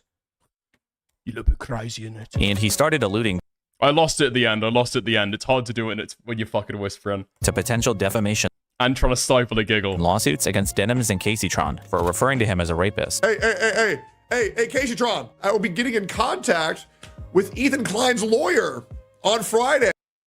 No way, this bull fuck was trying to join in on this shit too. Hey, man, we have a lot to talk about. But if your gut reaction to Tectone's allegations is to think they're just allegations, so Hassan and his orbit should be more responsible with their language. Unfortunately, we have another situation where the preferred strategy for responding to the allegations is repeatedly and continuously lying. Tectone's dishonesty is very sprawling. Yo, Snaky Leaf in chat, #1 Tectone A-Log. How's it going, mate? And elaborate. He's misrepresented timelines, pitted his exes against each other, and he's constantly alluding to hidden information that will completely exonerate him, that he can't reveal yet, but it never really comes. And once I release what I'm going to release, and everybody sees it, and once I exonerate myself, because I'm telling you, when I get exonerated, I'm going nuclear. I'm just... It's insane. I forgot, dude. I forget. This is like happy, healthy, hopeful Tectone. Back before he made the move to Rumble. Now he's doing the exact same shit, but he's wearing his dusty ass fucking what's it called? Like wife beater vest, right? Dog hairs all over it. Dandruff as well, despite the fact that this guy's got no fucking hair. Don't know how that happens. But he's still talking about the day that he's going to be exonerated. He's talking about it here. What is this, like 2 years ago? Like, it's imminent. Any day the truth's going to come out and he's going to be exonerated. Currently on his Rumble streams, if Tectone was live right now, I would happen to randomly tune in and he'd be saying some shit like, do I have to die? Do I have to die before people realize the truth? Like, this guy thinks he's the Mozart of rape. This guy thinks that he's the Van Gogh of rape. Only when he dies will people realize it's truth. It's fucking insane. Nobody's gonna fucking remember you, dude. You'll never get exonerated. Just being straight up, I am counting the days. And if you don't apologize now, I do expect one when I prove my innocence in the months to come. If you want to get a full overview of the allegations against Tectone, there's a pair of really good videos by Shamu that are linked in the description that cover everything in detail. Shamu also lays out Tectone's pattern of lying and manipulation. As a quick example, at one point... No fucking way. He did say that everyone will know the truth in 20 years. Dude. This guy is saying that it's going to be a few months until he's exonerated, to literal fucking decades. It's over. It's fucking over. In 2 years' time, he's going to be talking about it like aliens will one day dig up the ruins of humanity and repiece exactly what happened all over human history. And they will reveal in the simulation chambers that I did not rape that woman. Tectone and his then-girlfriend Pinkchu became aware of abuse allegations against him that his ex-wife Freem was about to go public with. They learned about this through a mutual friend of Pink and Freem, who'd been told about a Google Doc that Freem was compiling, outlining her accusations. Tectone tries to publicly get ahead of these allegations before anyone learns about them by raiding into a Pinkchu livestream, where she runs through a clearly rehearsed attempt to discredit and smear Freem as a stalker and a harasser and all kinds of other crazy shit. Pink also hints at something that Freem was planning on doing that would destroy her and Tectone's lives, but she doesn't specifically say what. She was going to do something much worse, so bad it would have ruined all of our lives. I'm not going to say what it was that she was doing, but it was so horrific it would have ruined all of our lives. But when Shamu was researching... I mean, I do like going down memory lane for a lot of the Tectone lore, and I kind of understand where you've got to run back through the evidence, but for the main thesis of the video... I don't know, you know what I mean? Searching his video, he asks Tectone directly what Freem was planning on coming out with, and this is what he says. I asked him what the allegations were that Pink mentioned were going to ruin all of their lives, not letting him know I already had the court documents proving what they were. And he lied to me. He said, quote, "No allegations were going to be made against me. This was between her and another woman." I DM'd Pinkychu, but she hasn't got back to me yet. Listen, Tyrone, I believe in you, okay? I believe in you. Keep that OF subscription live. She'll get back eventually, mate. Provably a lie. In the future, Pink would eventually go on to say that she was essentially manipulated into making defamatory statements against Tectone's ex-wife. This stuff is generally how Tectone operates when it comes to his allegations. He engages in tons of well poisoning, smear campaigns, and even outright blatant lies when he thinks he can get away with it. I do recommend checking out Shamu's videos in full. He was one of the first creators to put out a good video on this story, and his thesis seems to have been correct. In January, a Texas court granted Pinkchu's protective order against Tectone, finding that there was reasonable grounds to believe that he had committed sexual assault, harassment, and stalking. It turns out that this court case seems to have been the reason behind Tectone's temporary break from streaming. He was so incapable of keeping himself from smearing Pink on his livestream that he might have been legally advised to just step away entirely. This is supported by the fact that after an almost 6-month-long absence, Tectone returned to streaming on February 1st. Here's the thing as well. I just do not believe that Tectone is nearly as wealthy as he claims. He says that he's like a multi-millionaire, and he's made shit tons of fucking cash off this streaming thing. I just don't fucking buy it. There's no way that this guy is risking every single day that he goes live another violation of his protective order just because he loves going live and playing gacha games. There's no fucking way. He looks fucking miserable. He's clearly not enjoying streaming. He's doing like 2-hour live streams at a fucking time. There is no way he enjoys doing this shit. Most of it is crashing out and complaining about his fucking rape allegations. He needs the fucking money. I guarantee it. Less than 2 weeks after the protective order was granted. He reeks of broken word desperation. Yeah. In this stream, which was... He admitted on stream that he barely has 400k liquid. I just don't even believe that. Like 100%, I don't believe that. Clearly supposed to be his response to the situation, Tectone continued to lie about... Like, don't forget, okay, because we're not just talking about fines with this protective order shit. You do enough fucking violations, you're going to fucking jail. It's a fucking felony, not a misdemeanor. It goes to a felony at some point. You are risking years behind bars just to be able to, talk about politics to less than 1,000 viewers. Not fucking worth it. Different aspects of the case. Ooh, that's an interesting suggestion, actually. Dick, is if you consider gacha games are often predatory and he wails like crazy, that is a good point. Does he play gacha games anymore? I don't think he does. I think I've seen him trying to play Resident Evil and Red Dead Redemption 2. I don't think he plays gacha games anymore. He's migrated out of that community. He knows what works for him now. Reminded everyone that he wasn't convicted of a crime, cried about Charlie Kirk, And yes, of course, he brought up Hassan. One funny detail that came to light from the court case was Tectone essentially suggesting that his new conservative-oriented content, as well as his fixation on Hassan, weren't motivated by politics, but by trying to stay relevant and getting attention. Shocker. Mizkif originally broke the story about the court ruling, and some people started distancing themselves as a result. But I don't really want to talk about the court case that much more. Not just because the details of what Tectone allegedly did to Pink are pretty demented, but also because we didn't need the court's ruling to make this determination. Similar to our Cameron F305 situation from earlier, while there may never be proof that Tectone sexually abused anybody, the sheer quantity of lies he deploys in defense of himself, to me, stands as pretty compelling evidence in and of itself. And this information was all already out there. There were multiple creators doing the work of laying out how much of a manipulative liar Tectone is. You'd have to be kind of a willful idiot to have defended this guy, even prior to the lawsuit. Kind of like Cameron, actually. Even after the court ruling, his instinct was to defend Tectone. Yes! Oh my god. I was about to fucking bring this shit up. Let's go. Which was probably because Tectone is a big fan. What a fucking amazing video. Yo, guys, go here. Go subscribe to Cameron. Great content creator, bro's growing fast as fuck. Absolute W video. What's the saying? Predators of a feather hunt together. Hold on. Who's the next segment about? Huh. Interesting. The way Tectone cultivates parasocial relationships, his attempts at narrative control, his willingness to lie, all of this stuff points towards a guy who is beyond desperate to maintain his audience, probably because his channel is the one place where he gets to try to speak the way he wants to be seen into existence. Here's the thing, I thought that Kilo was going to bring it up. I went through it on stream, right? The attempt that Cameron did to be able to sweep for Tectone. I think it's up on Internet Archive. He couldn't. He couldn't. He couldn't.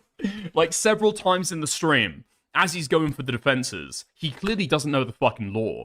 He keeps on making, like, embarrassing fumbles to be able to, like, maybe if this is true and maybe if that is true and possibly, And then he comes out at the end like, guys, I don't know. I'm going to have to speak to Techie about this one, I think. Hopefully he'll be honest with me. Bro, he wasn't honest with the fucking court. What the fuck do you think he's going to say to you, retard? Everything's all said and done. Oh, it's going to be all over the internet, man. Like, when everybody knows that I did nothing wrong. No fucking way. Dickers Tectone shouted out Cameron the other day. I'm guessing they probably did have a conversation in DMs then, and it probably resolved amicably. And I've been getting backstabbed for years by all these dumb fucks. The reality is, I've never done anything wrong. Here's the reality. Do you want me to tell you how to know that I'm innocent of everything that I've ever been accused of, chat? You want to know why? Because I'm a good dude, and that's pretty much all there is. Tectone likes to talk a bunch of shit about people. Future archaeologists, future historians will one day come to the conclusion Tectone didn't do nothing. But then he'll get into conversations with them and act small. He shouted out his quartering video. Bro, if you're shouting out Cameron F305's quartering video, you are purely doing it for the cloud connection. There is no fucking reason. There is no other reason. Passive. He'll say he's going to exonerate himself, but he never actually... It's just insane as well how Tectone will shout out Nicholas Durio in his quartering coverage. When, like, obviously when obviously Cameron F305, has just stolen it from Nick the entire time, right? You can't hate one and love the other. You've got to love or hate them both. Responds to anything. He's a gambling addict, his politics content is an obvious grift, he's been caught botting his views, and he uses his platform to publicly smear women who accuse him of abuse. How do I deal with them? I love him. Don't touch me. I'm patient. No, you're fucking not. You're like the most impatient, moody fucker I've ever met. I'm patient when it comes to you. Freem, I carry our marriage, and you know that. Freem, you know that. I think we have a pretty 50-50 marriage. You're high. You're high. You're kidding. You can't trust anything this guy says. He's like not even a real person. And all I'm really saying here is Tectone is the exact type of guy where... Wait, really? Cameron has also been in the replies to my hate tweets about Techie. It's strange. Can you link me a couple of those? Because I am blocked. I'm blocked by Cameron F305, so I can't see his tweets. I'd be super interested in reading those, though. If he's one of your biggest haters, in a way, it's a little bit of a compliment. Seriously, what are the redeemable qualities here? He's unfunny, unintelligent, inauthentic, fake, and probably abusive. And he's bald and ugly. Tectone gets the "Let's be real, he probably did it" award. Nice. I've got to say, I enjoyed the Tectone. I enjoyed the Tectone segment even more than I did the Cameron FD05 segment. There is something about Tectone that is just so fucking funny, man.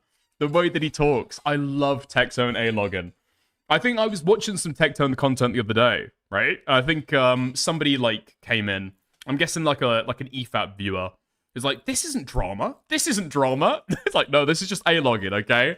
But this is where we make our bread and fucking butter. This is the staple of the Dicker stream. Talking about retarded shit that Tectone said for 30 minutes to an hour at a time. I'm opposite because I've never found Tectone funny. No. Not like you're laughing along at his jokes. Not like you're laughing along at his jokes. Like, A-Logging him is funny. He's not funny like a clown. He's funny to laugh at.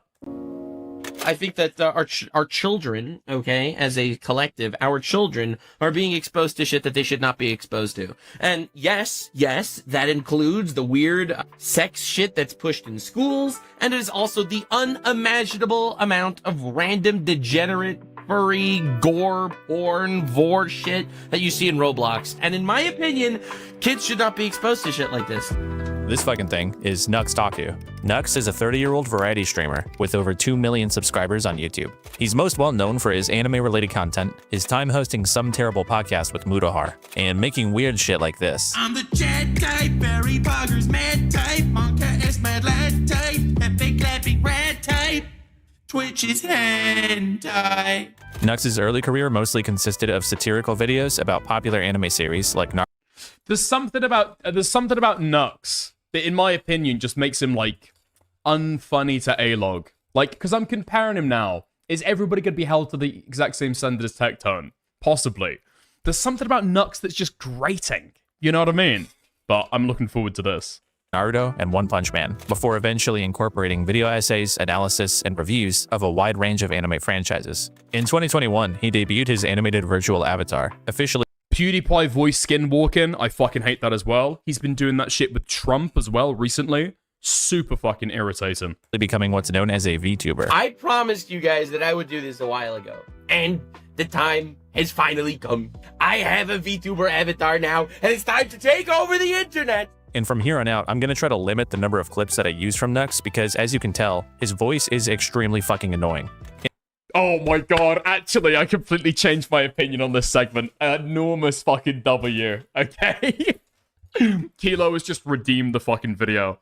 I thought that I was in for, what, like 20 minutes of pure fucking pain. In 2020, Nux launched a second channel called Nuxanor, which originally focused on gaming and drama content. For a long time on this channel, Nux generally avoided covering politics. This is why I don't do politics, okay? I don't want to talk about politics because it's the most toxic fandom of all time. As you know, politics, not really my wheelhouse. Not really stuff I cover, not really stuff I care about, and I am just some anime-looking idiot on the internet that you shouldn't actually be listening to for any political opinions. But over time, his videos became more and more about real-world drama and current events, and eventually, he started covering politics directly. You can probably guess what Nux's political takes are like. They're just soulless, vapid, cancel culture bad, woke is bad, repetitive bullshit. All the leftists pushing their fucking bullshit. We are... Oh my god, Decoy Voice. Awful fucking channel. People have tried to recommend him to me. It's like, it's the worst fucking shit.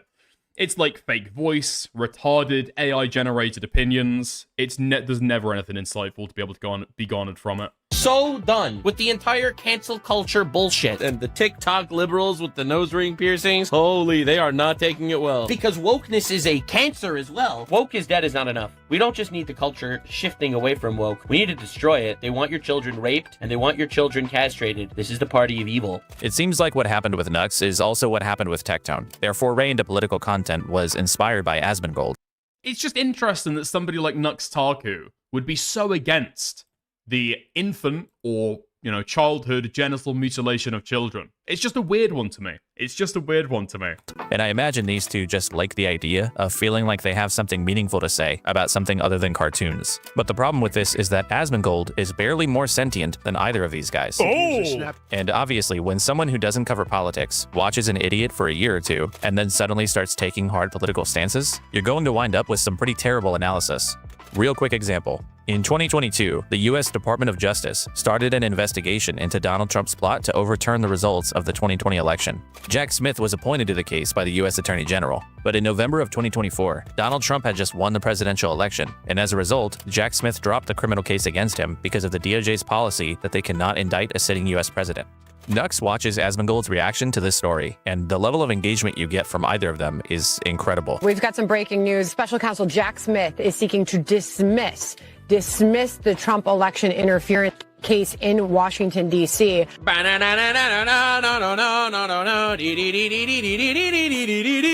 Oh my god. The way I see it, if he actually did do something wrong, they should punish him. No one should be more powerful than the law. But on the other hand, Jesus. if this is fake and they're dropping the charges because they don't have anything because he won anyway, then you fucking pieces of despicable shit stains that literally wielded the legal system against this man for 4 years, you are vile. The way I see it, it's one of those two options, and either way, it's not pretty. Those are not the only two options, in fact. Obviously, the third option, again, is that the case got dropped because of DOJ policy. But neither one of them says anything about this. Look at Asmongold just smiling like an idiot.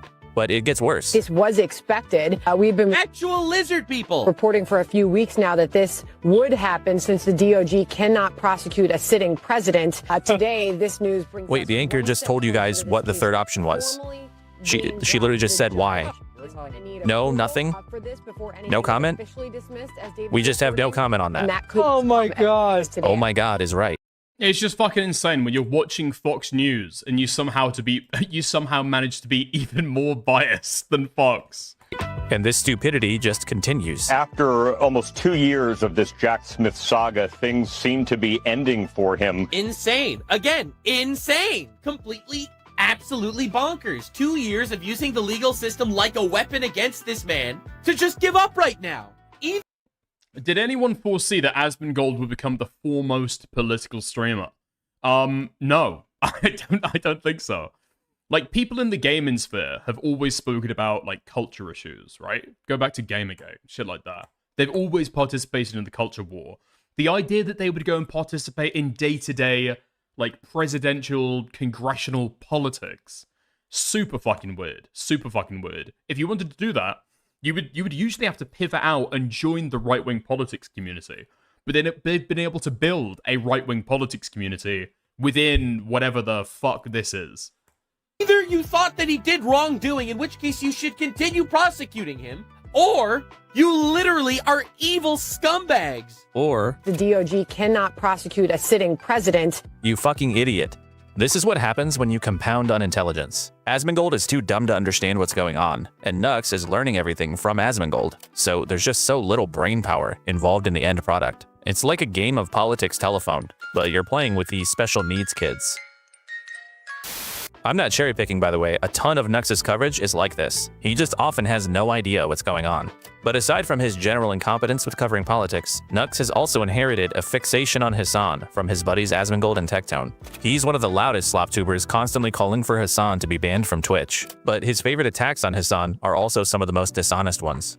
Like, he's a big fan of the Rick Scott talking point, for instance. To this day, Nux will repeat the verifiable lie that Hasan told his audience to kill Rick Scott. That is a lie, a bald-faced lie. Or there's this other one, where Hasan supposedly threatened a viewer's life with what appeared to be okay. a gun. Now, Nux is being very intentional with his wording here, because he's referring to this clip, where Hasan does brandish a gun. A BB gun. So already you kind of have to be like, how much do I really care about this? But then if you watch the actual clip, you'll clearly see that Hasan is responding to a viewer who had joined his chat and started calling for him to be beat up and hanged. And not like legally tried for his crimes and hanged, he's just saying, we are going to do this. So then Hasan says, let's hang Hasan and Mamdani for treason, he says. The fuck are you gonna do, you skinny bitch? And yeah, then he pulls out the BB gun and kind of waves it around for a second. And the obvious question one should ask themselves after seeing this clip is, who gives a fuck? If someone makes a threat of violence towards someone else, who cares if that person threatens them back? I mean, sure, Hasan technically... I really wouldn't care even if it's a real gun. The only reason why it being a real gun or not matters is because of Twitch TOS, right? Because the whole narrative at the time, or, well, I mean, what the fuck am I talking about at the time? The narrative over the last 5 years has been that Hasan gets preferential treatment on Twitch, right? And brandishing a firearm, I think, is against the Twitch TOS. You can't do that live on stream. And so it matters whether or not it's a BB gun or a real gun, but literally nothing else matters. Technically threaten this chatter, but only in the context of defending himself. So to leave this story at the headline of Hasan threatened a viewer with what appeared to be a gun is total bullshit. But even if it wasn't, and there was some kind of call to violence or threat worth caring about here, I don't really want to hear it from this guy. And the people... threatening a viewer with weaponry is based. I mean, I agree. The problem is, for me to be able to, like, threaten a viewer authentically, I'm British, it has to be a fucking knife, right? But how do you get, like, a fake knife? Unless you go out and, like, buy a fucking prop one. Way too fucking much. Way too fucking much. People at CDC who oversaw that process are the people who will be leaving. Leaving? Oh my god, this one. Kill those motherfuckers. Leaving? Yeah, in a body bag. String them up Nuremberg style. They fucked a generation. Oh my god. Wow. This guy's like a total bloodthirsty maniac. Now, there are plenty... I do love that line from Nux, actually. If we're going back through this, remembering some kind of coverage, remember our favorite lines from different streamers, they fucked a generation, is probably the best thing from Nux. More examples we could go over, but for today, I'm specifically interested in one of Nux's favorite insults about Hasan, which is to refer to him as Hasan Diddy Party Piker. You'll remember from our Cameron segment earlier that Hasan did attend a Diddy party, but apparently he got uncomfortable and didn't stay very long. Now, obviously, if someone brings up someone attending a Diddy party, they're suggesting that that person has engaged in some sort of sexual misconduct involving a child. That's the implication. Or in the case of Nux, the explicit accusation. And while we've already seen that that suggestion for Hasan seems to be flatly untrue, Nuxtaku is quite the interesting person to be making such accusations. I would also attend one. I would probably attend the Diddy party. Because, I mean, like, especially if it's free to attend, you're not giving him any money, you're taking up a spot from, well, I know I'm not a pedophile, right? I know I'm not a pedophile. And so I would attend a Diddy party knowing that I could take the spot from a potential, you know, child rapist. So I feel like that would be like a net good. Or at least you, like, minimize the risk. Do you know what I mean? You see, in the past, Nux has gotten into quite a bit of controversy for some of the anime-related content. Also, like Hasan Piker, I would... What's the line? I would fuck all of the slut dribbles. Or what does he say? What does he say? Fuck, I wish I could go back and fucking find it. Wait, hold on. Did Dan post it on Twitter? Did he go like, oh, I wish I could fuck the cast-offs of Diddy, something like that. Content that he's put out. Specifically, somebody get me the fucking He quote. more or less built some of his following off of basically towing the line between YouTube-friendly content and pornography. If you take a look through Nux's library, you will see lots and lots of absolutely degenerate, filthy thumbnails, often involving drawings of very young-looking women with captions like, "My clothes," and "Bigger than I thought." Many of these thumbnails feature things like Pornhub colors and typography. Here's one with an ahegao face, a classic expression in hentai and anime porn. There's actually a really good video by Harmful Opinions that, among other things, lays out exactly where Nux sourced some of the artwork for his thumbnails. Oh, how adorable. What a sweet child. I've also seen her in a thumbnail of a video on Nuxtaku's Nuxanor channel. A rather unwise reverse image search on Google eventually leads you to a hentai site page where the image, which features an erect penis that had just been cut off for the thumbnail, is tagged with, among other labels, imminent rape. Loli. Pretty weird stuff. But the point here is that thumbnails are the way that a creator chooses to market themselves. And there's a pretty insane level of pornographic influence in the way that Nux marketed his channel. He obviously established a not so insignificant portion of his audience by signaling that his content is pornography oriented, which it is. For example, Nux made dozens of videos about Rule 34 porn. I hosted the craziest Rule 34 tournament. And if you're not familiar with the term Rule 34, it's a term and website talking about how if anything exists, there is porn of it. And note that in this video, Nux is not only telling you the name of the website, but also what kind of porn you can find there and how much of it. And the only reason why that matters is because Nux explicitly categorizes these videos as being fine for children aged 13 and up. Keep this in mind because there's going to be a pattern. He also would routinely do these fan submission contests, and credit to YouTuber Nicandros for pointing this out. So Nux would announce these contests where he would review entries from fans and declare a winner. Among the list of acceptable submissions is explicitly NSFW content. So naturally, Nux hosts this contest with other creators for some reason, and you can probably guess what many of the submissions consisted of. His name's man. What is that? I mean, it's a hentai. What is this? It's a hentai. Yay. I love the censoring. Later on, he chooses to play another moderately censored, very weird, extended porn segment. Just watching porn on YouTube, you know, real normal shit. I'll show Oompy though. Oompy, you'll like. Yeah, I've never seen I this. won't say anything. I mean, oh yeah, this is Mousie's favorite part. There's Mousie's part. Everybody's household, you can buy a milk girl cow. Explain the plot, Mousy. What's happening here exactly? You're living in a society where you could purchase a cowgirl to have fresh milk at your table every day. And I have not watched this part of the clip before. Iron Mouse knows the lore to this human cow show. it just so happens that the guy's like, hey, she looks pretty fuckable. Reasonable. And drink their milk. Oh yeah. Whoa, Jesus Christ, Jesus. Okay, moving on from that. Now, once again, these videos, according to Nux, are supposedly appropriate for children. And this kind of content was all over Nux's channel. The guy was known for being a totally degenerate gooner, like to the point that he had a reputation for being kind of preoccupied with porn. I put Shut the fuck up. It's kind of a good show once you get into it. Shut the fuck up. on some weird headset and now I'm... Did I recognize that voice actress? Hold up, who voiced this character? And have they ever voice acted in something slightly more Rule 34 than this? This guy is a fucking pervert. This guy is a fucking pervert. Dude, what the fuck? The way that he said that, could you sound more creepy? First of all, you're talking about a fucking VA for porn. Second of all, what the fuck is this? Listen to it again. Did I recognize that voice actress? Dude, could you sound less airy? You sound like a fucking rapist. Now, thankfully, Noxtaku never goes outside, and so he is literally a threat to nobody. He does, however... No, I'm not gonna make that joke. Hold up, who voiced this character? And have they ever voice acted in something slightly more Rule 34 than this? I don't know where I've heard this, but it's hitting me in a certain way. Yeah, I mean, recognizing porn actresses in general, just from seeing them, is fucking wild as shit, right? Like, somebody's deathly ill with porn sickness if they can look at a woman and go, oh, I know her name. She does this kind of porn. She's been operating for this many years. She's got this size breasts, and I think she said she's going to retire in about 5 years' time. Bro, how the fuck do you know all of that shit? You are actually fucking ill. You're either stalking this woman, or your, like, cock looks like, I don't know, like Schmeagol from the fucking Lord of the Rings, right? But, dude, to know that shit with a voice actress, I think that I'm, like, galaxy-brained, where I can spot the guy who voice acted Mr. Krabs in SpongeBob. When I can see him or hear his voice in different properties, I'm like, oh, cool, it's Mr. Krabs doing this. And I think it's funny, because I just imagine him going like, arr, arr, arr, arr, in that fucking role, you know? But dude, a porn voice actress. How many hours of content are you watching of that? Now, in a lot of circumstances, this would be fine.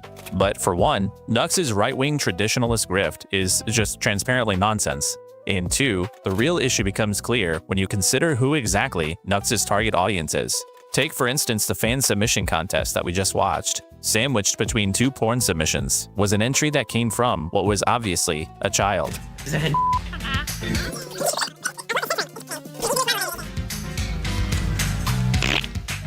Oh, what? Bro.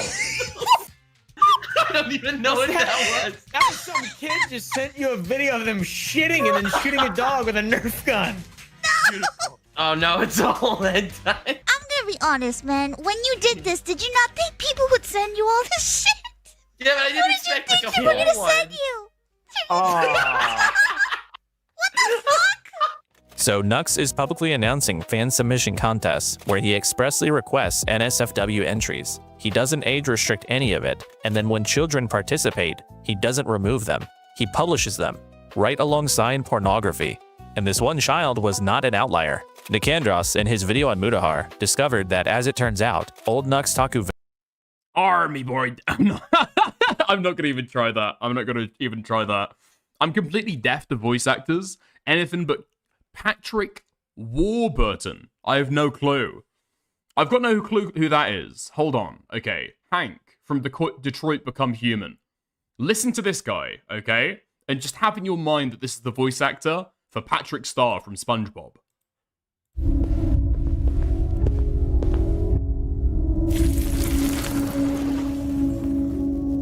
Hold on, there we go. And I'll spare him. Sorry, Connor. This bastard's your spitting image. Your Yeah? Yeah? friend's life is in your hands. Now it's time to decide what matters most. Him or the revolution? Don't listen to him. Everything this fucker says is a lie. Dude, yeah. You hear what I'm fucking saying. Oh my god, it is. He's Mr. Krabs. Yeah, that's what I'm saying. It just totally ruins it. It just totally ruins it. Arr. Connor, me boy. This robot's trying to steal my money. Yeah? Yeah? Something like that. Videos often received a significant number of comments from people claiming to be underage. The most vile part about this video is that the comments section has many children in it, explicitly reporting their ages. 11, 10, 9, 7 years old. One of the minors comments that the only place they can see the uncensored animation, Pornhub, is blocked on their father's Wi-Fi. Nux, in fact, made no effort to keep kids away from his adult-oriented content. His videos are 13+. His Discord server is 16+. His official subreddit is unrestricted, and you only need to be 13 to use Reddit. Kids Look, okay. The Kilo video, I've liked it for a reason, okay? This is a well-made video. Unfortunately, this is just a lot of drama topics that we've been over before, right? were declaring their ages in his comments. They were participating in his contests. And all this is to say, Nux knew his audience was comprised of a significant number of viewers who were under the age of 18. But where's Mama Max when you need him? Dude, I've said several times over the Nux stuff, over the Leaflet stuff, over the Chibi Reviews stuff, we were too fucking harsh to Mama Max. We need him back. We need, I think, just a little bit of wood chipper is healthy sometimes to keep these freaks in check. It's not just that he knew that kids were in his audience. He wanted them to be there. It's like the Chesterton's fence, you know? We took down the pedo hunters without realizing why the pedo hunters were there. Surprisingly enough, they were there for pedophiles, which I guess we neglected. Look at the subjects of Nux's content. We're talking Pokemon, Minecraft, Mario, numerous popular cartoons and anime series, things like Disney, Fortnite, you know, stuff that appeals to kids. He drew them in, allowed them to watch his content, and welcomed them in his communities. He wanted this. But why? He was making money. And the thing he made the most money on was sexualized portrayals of these children's characters. The most popular video he ever produced on his channel featured an Animal Crossing character performing a sexualized pornographic dance. And this is the first major problem with Nux's old operation. This specific behavior is known as EPI, Early Porn Introduction. It's most commonly used to refer to a fetishistic normalization of pornography to kids. Not only do the franchises Nux covered attract children to the content, but when these figures are presented in a pornographic way, especially when they're frequently childlike youthful depictions, the child is now seeing their world being sexualized, which normalizes the idea to them that they exist in a sexual context. And now the next time the child is playing Animal Crossing, it's not really the same old innocent hobby. Somebody started perverting it for them. And the second major problem with Nux's old operation is even worse.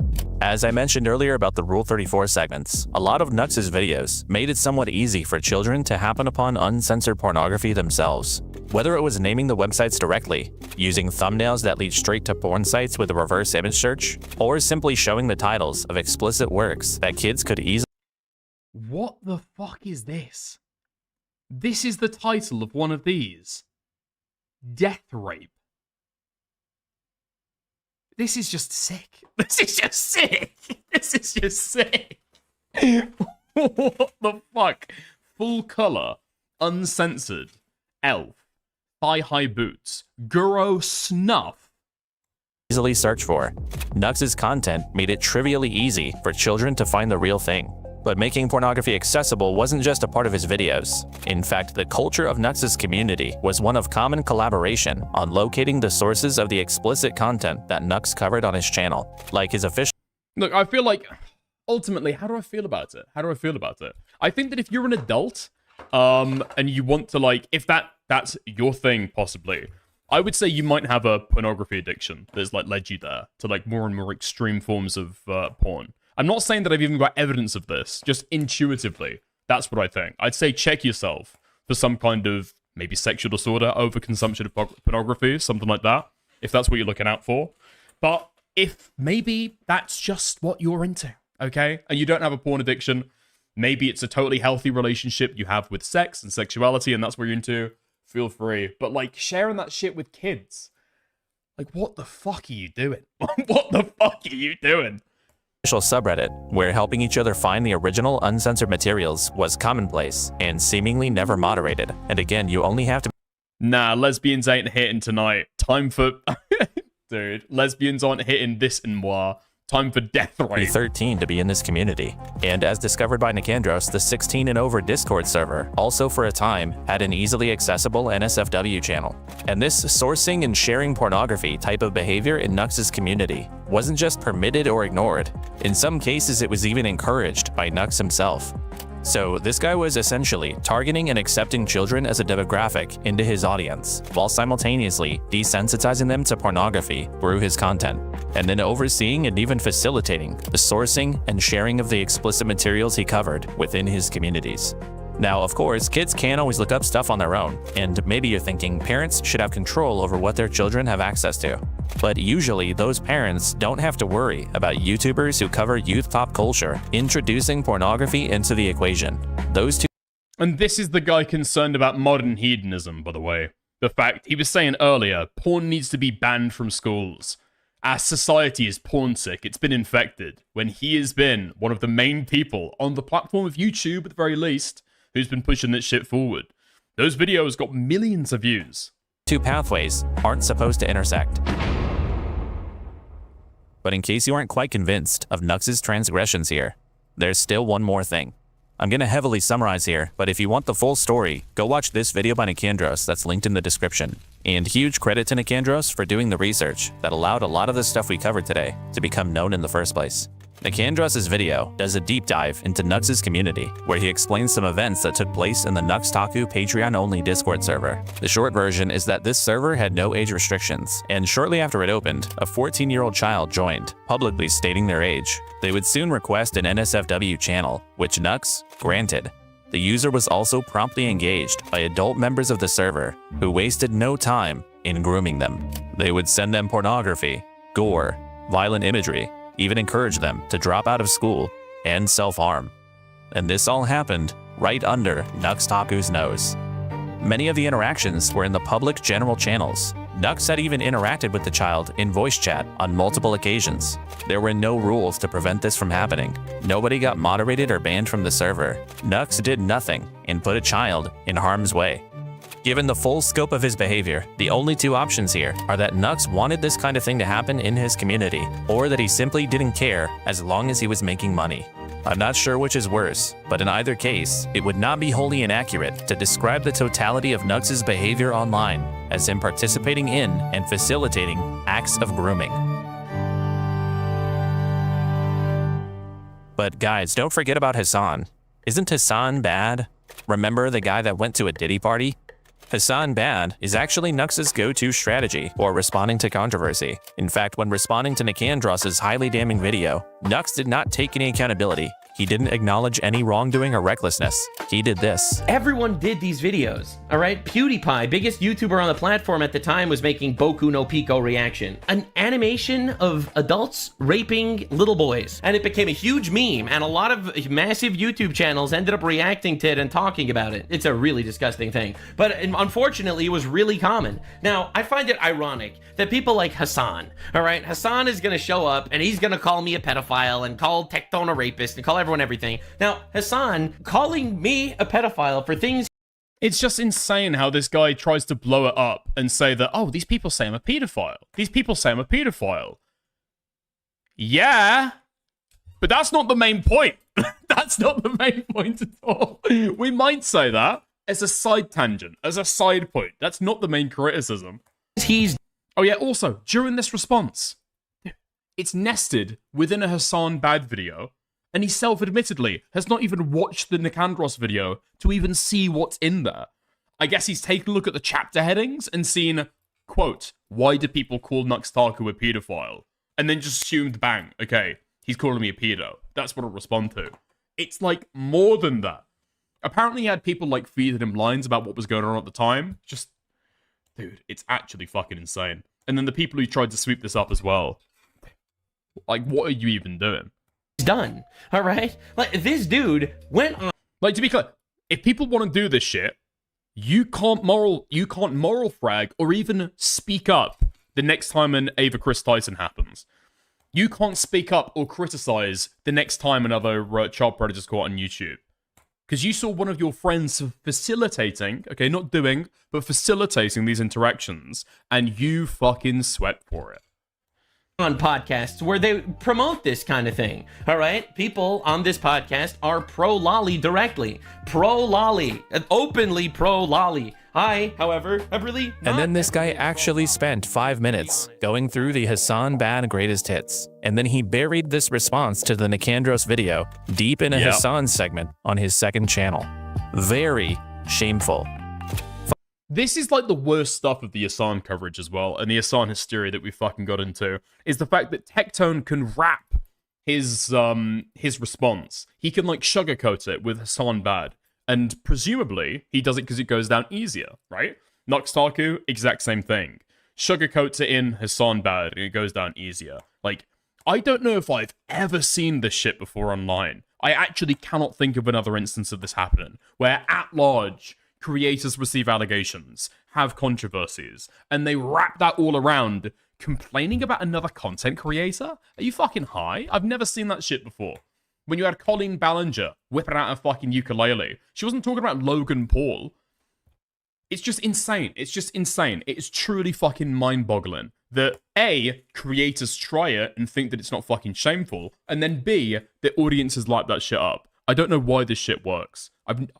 Tell me if I'm fucking wrong, okay? If you can think of a single other instance of this shit happening to anyone else, let me know, but I can't.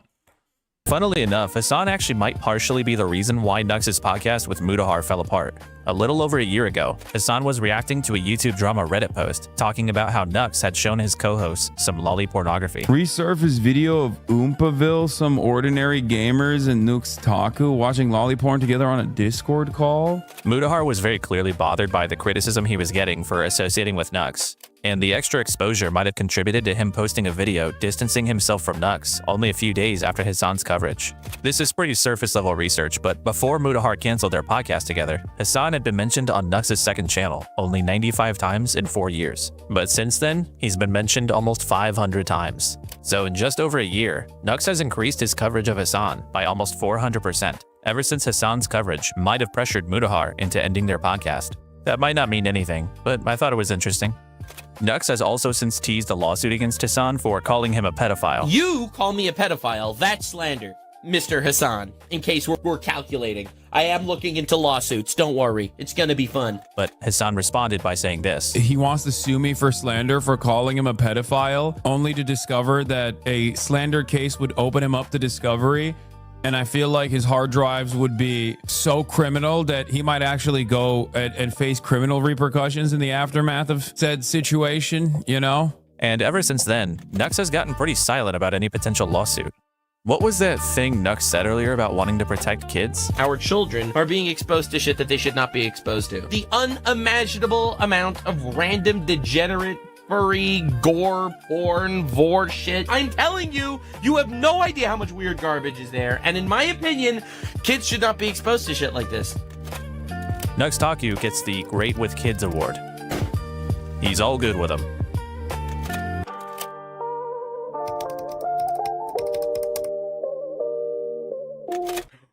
Ooh, it's time. it's time. Now, a lot of commentary has been made. A lot of commentary has been made over whether I was or was not going to watch the Nicholas Diorio segment. Okay? Do I stay true to my word? Do I stay true to the criticisms that I have given before about Nicholas Diorio's EHD coverage? We'll see. We'll see. Only time can tell. Hassan Piker is a genuine douchebag, extremely unintelligent, probably as politically illiterate as me on most things, and I literally know nothing. I'm a complete fucking normie who doesn't care about politics. Nicholas Diorio is the owner of a pair of mid-sized commentary YouTube channels. His following is somewhere around 150,000 people, and he's known for covering new online dramas and his Ultimate Rape Review segment. I'm the host of Ultimate Rape Review. Nick has been involved in the commentary genre for almost a decade. He's been closely associated with figures like Tommy C, Turkey Tom, Willie Mac, and other longtime contributors to online drama coverage. He's not the biggest name, but he is well established, and he's seen as somebody with credibility in these circles. And part of that is because historically, Nick has always positioned himself as being somebody with principles. He was always one of the most outspoken. Okay, bro, you're getting okay, Guna. Nick has never been described as mid-sized. Thank you for the 2. Creators about things like targeting sponsors. Also, I don't know if it's true to say that Nick is like a mid-sized drama creator, but he's been somewhat notable. I think in terms of drama commentary, he's like the current Keemstar. No, he's like the biggest or most spoken about drama creator that there is. I'm 99% sure. I'm trying to think about who gets more fucking like notoriety or discourse surrounding them and their takes. I think it probably is Nick. Attacking YouTube sponsors is generally like... Don't forget he bought subs for that check mark. I'm 99% sure that somebody else botted him, no? During the fucking Augie days. I don't think he botted himself. A negative thing to do. I could be wrong, though. I'm half remembering that story. Sponsors, doxing, like, there's a handbook of things like you just can't do. I'm not a supporter of targeting anyone's revenue. I think it can damage the entire landscape. Or abusing copyright. There's also the issue regarding rapid copyright abuse on the platform that YouTube has done nothing about. Chris has been ban-evading and breaking TOS through multiple false copyright strikes. YouTubers who abuse built-in support systems to silence creators who are critical of them are the worst of the worst. And defending free speech. Oh, what's that? The Jeff Holiday? Apparently Jeff takes a holiday from free speech. He locked replies and attempted to silence criticism. I have no fucking... This was the most fucking retarded commentary that was like back in the day. When somebody locks replies, they're trying to silence criticism. Dude, just do a fucking quote tweet. Just do a fucking quote tweet. Yeah. Problem with anybody being a leftist, as long as you don't try to infringe upon my free speech. So because of that outspokenness and his proximity to other large creators, Nick was always a somewhat prominent voice, helping enforce the core standards for his corner of the internet. However, recently, Nicholas has pivoted to covering almost exclusively Ethan Klein and his enemies, or to put it more specifically, sucking Ethan Klein's balls for 25 hours a week. What I think Ethan should do is he should use the GoFundMe money from the lawsuits to buy all of these things. I think he should take all that money and then buy Anissa's house. If everybody can see that what Ethan is doing is so fucked up, then why are you guys getting so much hate? Ladies and gentlemen, Ethan Klein. Man, it's just little comments like that. It's just little comments like that that actually fucking enrage me. Like, dude, what are the size of them? Sorry, what are the size of those creators? Noah Samson doesn't do live streams. iDubbbz had an entire fucking fan base turn on him. Versus Nicholas Diorio. Versus Ethan Klein. Dude, why do we think they're getting fucking hate? Why do we think they're getting so many people hating them? Look at the size of the fucking creators. Has confirmed that his motion to subpoena Reddit and Discord was granted. Ooh. His relentless positive coverage eventually got him noticed by the Kleins themselves. I love Nicholas Diorio. I'll say it. I've been watching your content. I think you're very... Wait, Dickers, if 3 people agree on a comment, why don't you read? Pardon me? Pardon me? They probably get, like, split up by Kick as well. He's a little inflated. Okay, thank you. I think you're a very funny guy. And I feel like your coverage has been really good on topics that I end up watching. Like you're good with research. He's seen consistent growth in subscribers, likely from H3 viewers, ever since he shifted his focus. And as a result, Nick has been cemented as Ethan Klein's #1 lieutenant. his top guy. He is one of the largest pro-Ethan, anti-Hassan mouthpieces on YouTube. And while I'm never one to begrudge somebody making some money, today what we are interested in is what he's had to sacrifice to get it. Nick has become somewhat representative of what it means to be afflicted with the Hassan bad virus. Unlike some of the other subjects of this video, Nick is in fact not some kind of rapist or pedophile, at least not that I'm aware of. But he is every bit as dishonest as the rest of these guys, and in a lot of ways, he's worse. You see, Nick has spent the last several years carefully fine-tuning a perfect system for lying. A system where he can be as dishonest as he needs to be, use it to his benefit, and avoid almost any consequences. It's a process that, if followed to a T, can lead to massive profit at the cost of your dignity, an exchange that Nick happens to be perfectly happy with. So let's walk. Okay. Predictions. Let's go. It's gonna be not covering stories that are deleterious to Ethan Klein, right? Not covering stories which would make Snark look better. And then it's going to be the biases along the way, right? Trusting Ethan's kind of, I guess, like self-report about kind of the reasons why he's doing things. Well, I guess the motivations and the factual basis for the actions. No? Wrong? Okay. Walk through, step by step, exactly how Nicholas Diorio deceives his audience, protects his income, and lies directly to your face. I can't wait to disagree with Ethan Klein again, because I know that he's principled and he actually gives a fuck about what he's saying. This is the Nicky D system.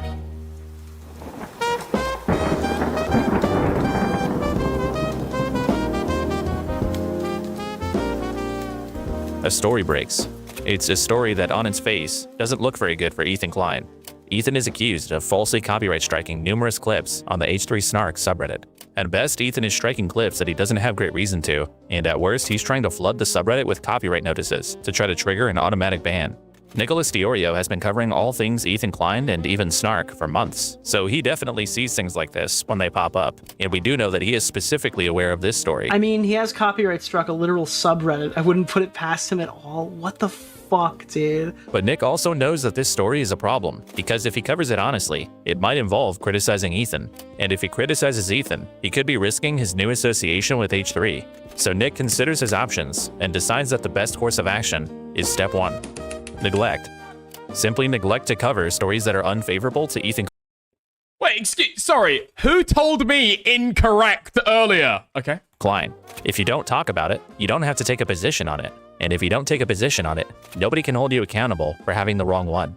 Sure. I'm getting the temperature ready from chat. I'm getting the temperature ready from chat. I understand. Listen, you feel as though I've got one hand ready on the broom. You've got one hand ready on the fucking gun. Okay, I understand it. Fuck you, I was correct. People might expect you to have strong opinions about somebody abusing DMCA. YouTubers who abuse built-in support systems, multiple false copyright strikes, the issue regarding rapid copyright abuse on the platform. But that's their problem. Nobody controls your content. You don't have to cover anything. And people are like, well, Nick, if you go by your principles, you defend these people. My principles don't say I ever have to cover anything on YouTube. They just say that's my principle. I can just go, yeah, dude, I think that this lawsuit is kind of dumb, and then cover something else that day if that's how I really feel. I don't have to defend you. I'm not going to. See? You can keep talking about Hassan and Snark and H3. You just skip the parts that make Ethan look bad. And that is Nick's preferred way of navigating anything that paints Ethan in a negative light. It's clean. I mean, here's the thing as well, because I think that it does affect future coverage. Because one thing you could say is that it gives the audience a warped or incorrect or a dishonest view about what actually has happened in the drama. And I agree with that. You can say that 100%. But if you're not, like, covering something and looking to cover it on stream, maybe I'm just speaking for myself, that's when you prepare to be able to do segments. That's when you prepare and actually look into stories to be able to see what's going on, because you're going to have to speak about it publicly, right? And so you're not just skipping out on covering things, which would be deleterious to Ethan. You're also skipping out on researching, looking into, in depth, things that would be deleterious to Ethan. And so it doesn't just change, like, individual streams. It changes, like, the entire arc about how you discuss certain things. It's safe. Remember when Ethan used Michaela Rain's warm body as a prop for his anti-Snark campaign? Nick, to this day, has never fully covered that story, despite indicating "Fuck you, go harder" in passing that he disagreed with what Ethan did. Save a fox killed herself from on a Snark sub. It is crazy, and yet Yeah, I completely disagree with this. Reddit does nothing. And that was it. He avoided ever saying anything about Ethan directly, which is also what he did with the DMCA story for months. But avoidance kind of has a shelf life. You can't just do it forever. Eventually, something will come up on stream that you can't just look away from. And when that happens, Nick proceeds to step 2. Ignorance. What? Oh, is he gonna... I don't know if he's gonna talk about it anymore. Dude, I remember when this fucking story was popping off. It was so fucking annoying. Because, I mean, to this day, by the way, this woman's Wikipedia page has, like, a chapter or a subheading talking just about this subreddit drama that happened at the time. So the idea that it was, like, a teeny tiny bit of the coverage, it wasn't. It wasn't. Ethan talking about this, giving it air, you know, giving it life and energy, made it like a whole fucking campaign that Reddit would have to answer for the stuff. Like, dude, it's fucking huge. It's fucking huge. And Ethan lied about it at the same time. Like, it was fucking, it's not even like that hard, I guess, to really like look at either. Because there was archives going around about this stuff at the time, right? Yeah. Epic so it wasn't the snot that caused the suicide. Well, I mean, it's a little bit more delicate than that, right? It's a little bit more delicate than that. I would say that if somebody's going to definitively say it wasn't the snot that caused the suicide, that's maybe going a little bit too far. But the people claiming definitively that snark subreddits on Reddit are like the cause of this stuff, no, it's not. There's like not evidence for that stuff. Nick is like, even if you go by her husband's fucking words, it was people in her real life starting to believe some of the stuff that actually got to her. It wasn't a bunch of random retards on Reddit. And again, I forget the fucking names because all of this stuff is on Internet Archive by now. But it's like, I don't know how many posts. And then you've got like, what, 7 members or like 11 members on the fucking subreddit. This made her top herself. I don't think so. Streaming. He's covering Ethan, or iDubbbz, and probably making some kind of a penis joke. When he said vandalize the page, talking about her life to use as a weapon in your gay war. I mean, it's difficult. It's Wikipedia, right? And so it is phrased in a kind of neutral way, but it doesn't give any of the fucking counter narrative at all. Any of the criticism of the movement at the time. Discipline. For some reason, I thought it was gonna be like my dick. It sounds like they're talking about like their fucking cock, which is iconically the size of iDubbbz' penis. This guy's trying to suck his own dick. Get on your knees and suck dick. Cradle their balls. Cluck my own cock. Suck my cock. Penis. Penis. Penis. Penis. Penis. Jesus. Anyway, something pops up on screen. Something Nick has been trying to avoid, but he's already been doing that for quite a while. He can't make it obvious that he's been hiding from us. I don't know if... Wait, what? I don't know if it was, but Soyjack's party did dox people from the Snark subreddit. Wait, from the SaverFox Snark subreddit. Really? Story. But thankfully, he still doesn't really need to say anything bad about Ethan. Not yet. He can simply choose to remain ignorant about the topic. Easy. You haven't looked into it. You don't know enough yet. You're still waiting on more information. Let's go to July of last year. Nick is reacting to this video by Paige Christie about Ethan's war on H3 Snark. Note that this is 7 months after the DMCA story originally became public. Here, Nick summarizes his coverage of the situation to this point. But the rumor was he was striking people who were doing market replacement type content where it's like intentionally pushing views away from original content. So that was all that I'd said, was if that's the case, that's probably like fine. And again, I was waiting for the rumor, fuck me, man. If I haven't got a source on hand, I'm not gonna be able to check this shit out. The rumor is just what Ethan Klein said.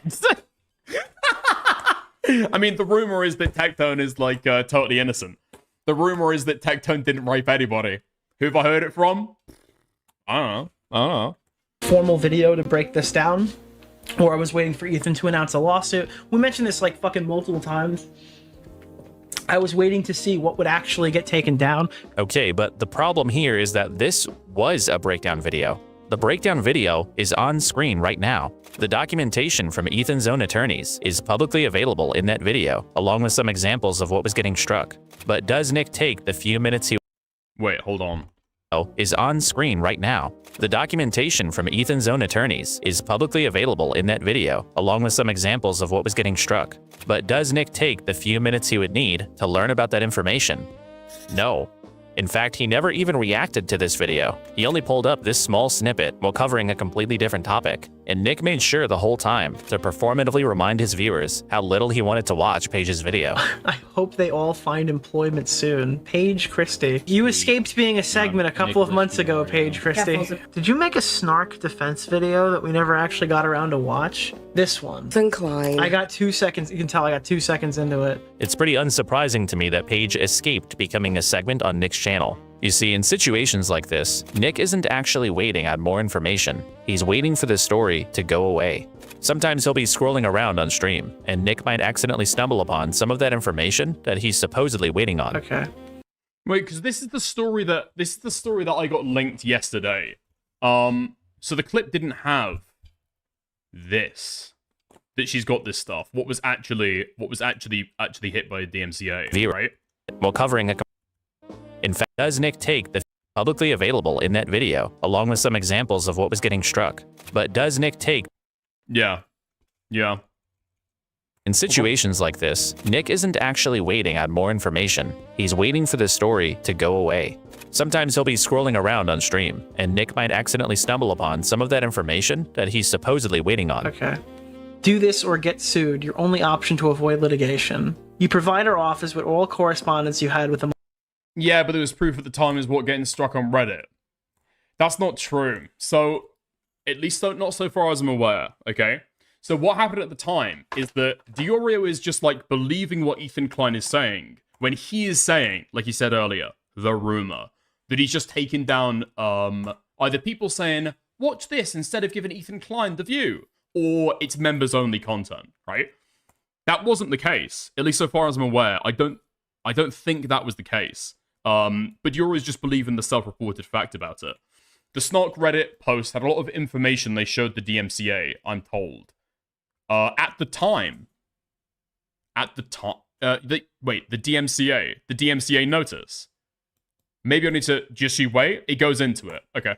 Moderators of H3 Snark. Oh, so I guess this is happening now. This is happening. The H3 Snark lawsuit. Uh-oh, that letter looks kind of bad for Ethan, doesn't it?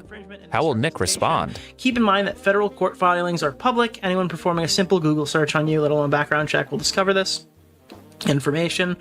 You have until March 25th, 2025 at 5 p.m. to agree to these terms. So I don't know when this was sent. Noah Samson made a community... He just streams past it. No curiosity, no interest in learning more about it. We just move on. He's choosing to... I mean, here's the thing as well. I suppose what you could say, because this is what I've heard people say, is that, well, Diorio gives you the key to be able to understand his coverage. Diorio tells you, openly, I'm not going to cover things if I think that they're wrong. I'm not going to cover stuff if they go against Ethan. I'm not going to cover stuff if it paints people that I don't like in a favorable light, right? He gives you the key. He's open about it. But as an audience member, you're not thinking about that key every time you're watching a Nicholas Diorio live stream, right? And somebody goes, okay, and then like moves over it. You're not getting the next bit, right? You're not getting the next bit. Especially when information that comes out later that if you were to present it would be favorable to somebody that you don't like, you might also get corrections of previous stories. You might get some feed into of other stuff to give you a more holistic view of stuff. But every time that you're going to think about the situation, you're going to think about the wins that Ethan has had, because somebody's already gone through and picked out all the fucking cherries for you, if that makes sense. They've picked out all the fucking bad bits. And so all you've got in your mind are the good bits when Ethan wins, because Ethan always wins. To remain ignorant about the story. Going back to Michaela Reigns, this was his playbook also. I'm not going to cover this story because I feel like there's a ton of misinformation coming. Wait, what's the timeline there? March 25th, 2025 at 5 p.m. to agree to these terms. So I don't know when this was sent. Noah Samson made a community... He just streams past it. No curiosity, no interest in learning more about it. We just move on. He's choosing to remain ignorant about the story. Going back to Michaela Reigns, this was his playbook also. I'm not going to cover this story because I feel like there's a ton of misinformation coming out about it. Supposedly this was related to a snark. Apparently the husband's saying it has other... I don't know. A lot of people are making huge sweeping assessments based off this person's suicide. A lot of people. Like who, Nick? And that's bad, right, Nick? I'm not going to say... That is another thing as well. Whenever there's a criticism of Ethan Klein, it's a criticism of people in general. It's criticisms of the narrative. It's a criticism of the piece of paper that the lawsuit is printed on, or it's a criticism of the lawyers who are filing or writing up the paperwork, right? It never becomes a fight against Ethan Klein. Sit here and speculate on it. Yeah, I don't know. And it's clear to viewers.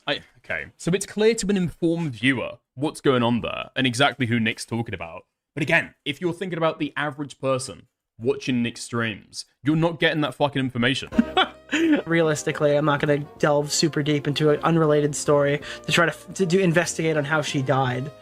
So that's my stance on that position. What else do we got here? It's not an unrelated story. It's part of Ethan's entire justification for trying to eliminate snark communities from the internet. This is something Nick has been agreeing with and pushing. Is it part of his justification? I was gonna say it's like a weapon that he's picked up, but those are basically the same thing. For months. But because Ethan is the one making the claims about Michaela's death, he all of a sudden doesn't have enough information. We just don't know. I'm not gonna speculate. It's not even relevant. This stuff works pretty well on a lot of people. Between these first two steps, Nick can generally do extremely one-sided coverage and cater to a very specific audience without much worry about anybody caring or maybe even noticing. Except when they do. Eventually, people do start noticing, and when they do, Nick moves to step 3. Contingency. People are starting to notice. Something's off. They're watching Nick's coverage, and they're thinking, this guy never criticizes Ethan. It's almost like he's sweeping, which is a suggestion that Nick doesn't take too kindly to. The big sweep might be on. So this guy stuck a dagger right into my neck the minute we stopped talking. I love this. I'm going to implicate that you're sweeping. And yeah, so I'm going to rape you in the ass on this one. You see, Nick works pretty hard at trying to present himself as the guy who always has the correct take. He can't really have people calling his credibility or honesty into. Well, Daddy Chud, I mean, to be fair, when I did that to him over the Noah stuff, he didn't like it then either. He did not, in fairness, describe it as a knife to his neck, though. Okay, that was super fucking over the top. Question, not just because he needs to protect his brand, but also because he's extremely sensitive. So he does what any good liar does when they start feeling pressure. He starts making sure that he has a way out, a contingency plan. The trick is knowing when to do it. You don't just criticize Ethan at random. You wait for a moment where it's easy and safe to appear. I did that too. I mean, I have done that. I have done that today, in fact. Yes, okay, fuck you. Critical. Something minor, a slight disagreement or a half criticism, anything you can have on record to point to so you can say that you're impartial. To this point, Nick has neglected to cover the DMCA story, as well as the lawsuit against H3. I don't even know if Nick would claim to be impartial. Maybe Nick would claim to be impartial. Would he claim that his coverage is impartial? He's literally saying, if it supports somebody that I don't like, snarkers, who say nasty things about me and defame me, I'm not going to cover it, right? If it's about Ethan Klein winning, I like Ethan. We're on the same side. Yeah, I'll cover that shit. I don't even know. Snark, and he's also chosen to remain ignorant about the details. I haven't covered two things with Ethan Klein. He'll say he's compromised. I don't think he would say he's compromised. There's the two things I haven't really covered. One being the lawsuit against the Snark subreddits. But he also knows that the story's not just going to go away. So at some point along the way, he starts hedging. Twitch streamers have been DMCAing streamable links and Reddit. That's what he says. Really? Nick says that he's compromised. I don't think so. Posts for like a decade. It was extremely common for them to be striking clips. And no, it's not cool. We didn't think it was cool when... He said it on Turkey Tom also. I think he said that he was biased initially. Possibly. Dark Viper struck the clip of him getting mad at Among Us. When you're just doing 30-second clips, 40-second clips, and if that was what Ethan was striking down, if they weren't supposed to be market substitutes for segments like, don't give the stream the view, watch it here, yeah, I mean, that's kind of shitty, that's kind of cringy. For Nick, this type of statement is an escape hatch. It's a hypothetical criticism, where he doesn't actually commit to anything. If that's what Ethan was doing, it would be kind of cringy. Like he's not actually giving his opinion on the topic, but the statement is on the record now. If anyone accuses Nick of sweeping for Ethan, he now has this clip he can point to and say, see, I did disagree with Ethan all along. He did the same thing when Ethan went after sponsors, something Nick has loudly opposed for years. I'm not a supporter of targeting anyone's revenue. I think it can damage the entire landscape. But listen to Nick's attitude on this behavior now. I'm not in favor of attacking sponsors. I haven't used my audience specifically to go push this further like that. I don't like that stuff. Realistically, there's not much of a way to hold Twitch to account. The weird double standard that Hassan gets for all of his friends, this is a corrupt platform, and I think it does need to be destroyed. That's my personal opinion. I don't agree with Dan Saltman. I just don't... what the fuck are you talking about? Then what's the point? Then what's the point? So you're not against taking away people's income. You're not against taking away people's sponsors. You're against it, but you're not going to talk about it or complain about it if they're a corrupt platform. Does that apply to creators as well? That feels like a little bit of a loophole. Methods to target sponsors the way that he has. I agree a bit more with the way that Ethan did it because he was targeting TwitchCon, going over like the panel that they approved. No, dude, what the fuck? I remember this take. If somebody drops out from advertising on TwitchCon, do you not think they're going to start reassessing their advertising campaign for Twitch in general? Can you hurry up and do the Stalkman section? Okay, Dan, I'll cover your section a little bit. I'm getting to you, okay? But like... Actually, you might be an interesting person to ask on this. Dan Saltman, out of the advertisers who were contacted over the TwitchCon advertising campaign, how many of those also ended up dropping out of Twitch? Off the top of your head. Because I would suspect that the number is 100%. Tell me if I'm wrong, though. Tell me if I'm wrong. Tell me if people only dropped out of TwitchCon and then it never affected their advertising campaign on Twitch. Because in my opinion, that just seems retarded that would ever happen, right? Hundreds? No. I mean like as a percentage. Because I think that is always going to happen. Like, this site was always going to have an ad pocket. Dan doesn't have a clue. What do you mean Dan doesn't have a clue? Dan was the guy. Dan was the guy doing this shit. He can say that he wasn't part of the fucking registering it with the Library of Congress. Maybe, okay. I'll leave that there. Dan was absolutely the person who was thinking about going after Twitch's advertisers at TwitchCon.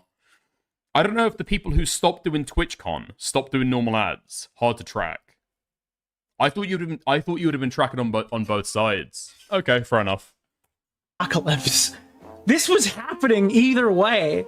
It's this weird half condemnation where he presents like he still has his older, more principled position. I'm not in favor of attacking sponsors, but literally everything else he says goes against it. This is a corrupt platform, and I think it does need to be destroyed. This was happening. I mean, here's the thing as well. If you want the platform to be destroyed because Hassan Piker gets too much goodwill, what have you done by targeting the sponsors? I'll hop on real quick. 2 minutes only. Yeah? Okay. Hop in the waiting room. Hello, sir. How are you? Good, thank you. How about yourself? I'm super. So when it comes to the TwitchCon advertisers, at the last one, if you remember, there was like a ton of like sponsored tweets that they were having going out at the end. Mm-hmm. And then you noticed like all of them got pulled. I don't know if you saw like I think Zach Bussey did a tweet about it, but like every single person that did it pulled out. But the problem is it's hard to say. So you know which advertisers stopped advertising directly because you could track that because they would go directly through Amazon's ad servers. The issue is that at the time, Twitch now, and even a little bit back then, they used most of their ad budget. Most of their ad budget, but most of their advertising went to like third-party ad networks. Like, you know how if you had a website, you might use like Google AdSense, for instance? Yeah. You know what I'm talking about? So they would use stuff like that for like media, like video ads, things along those lines. Okay, that's interesting. So you can't track that, right? Because even if like AT&T is like, hey, I'm not advertising on Twitch anymore, they're still putting money onto Google AdSense, who might also be buying ads on Twitch at the same time. So it's hard to track that stuff. Wait, so when you did the like the Twitch or terrorist in those games, and you were saying this advert is running on top of this clip, those were all people who were buying into like generalized ad campaigns, not necessarily Twitch. No. Most of those were going to be people that were like the pre-rolls at the time were usually going through Amazon's ad server. Actually, the ones that weren't, you can kind of tell they would be mid-rolls when you were watching a stream, and you'd be watching a stream and fuck, it's hard to say, but like the easiest way to tell is if you hovered, if like you clicked, it would go to like Mediavine, like a different ad network before it clicked out. Like if you go to twitch.tv/ads.txt in your browser, you'll see what I'm talking about right now. Because that's still to this day. And you can see like how it just lists them right there, like all the ad networks that Twitch uses. I'm guessing TXT. Okay, nice. Yeah, twitch.tv/ads.txt. So I've got Amazon, Equitive, Gum, Index, Innovo. Yeah, so all I'm of gonna read these out are all like, these. yeah. Like the big ones here are going to be at the bottom. OpenX, Pubmatic, like those ones are the huge ones. But the first one, obviously, is Amazon's own ad network, which is also shared with Prime Video and other networks as well. Okay. I'm just trying to dispel any false narratives when it comes to advertising. Shenanigans. Okay. So when Don't want you were fake targeting advertisers on Twitch, you were going with people who were choosing directly to advertise on Twitch then? Yes. Okay. Interesting. I mean, how do you think that's gone? It was in terms of phenomenally what you've been able to successful. achieve. Yeah? Yeah. Oh, yeah. Sure. Absolutely. Like, I feel bad that Twitch did not take action against extremism on their platform, and now they have a fucking shit show.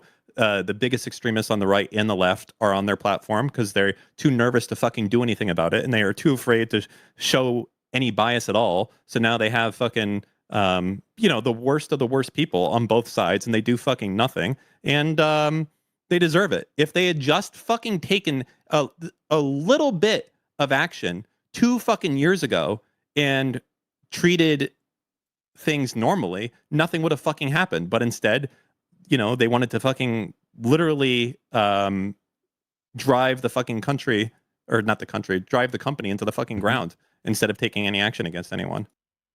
Yeah, but do you not think that, okay, so nominally in terms of a dollar value, it might have been phenomenally successful. And you might have done a lot of, I guess, ad rates damage to the company in terms of their revenue.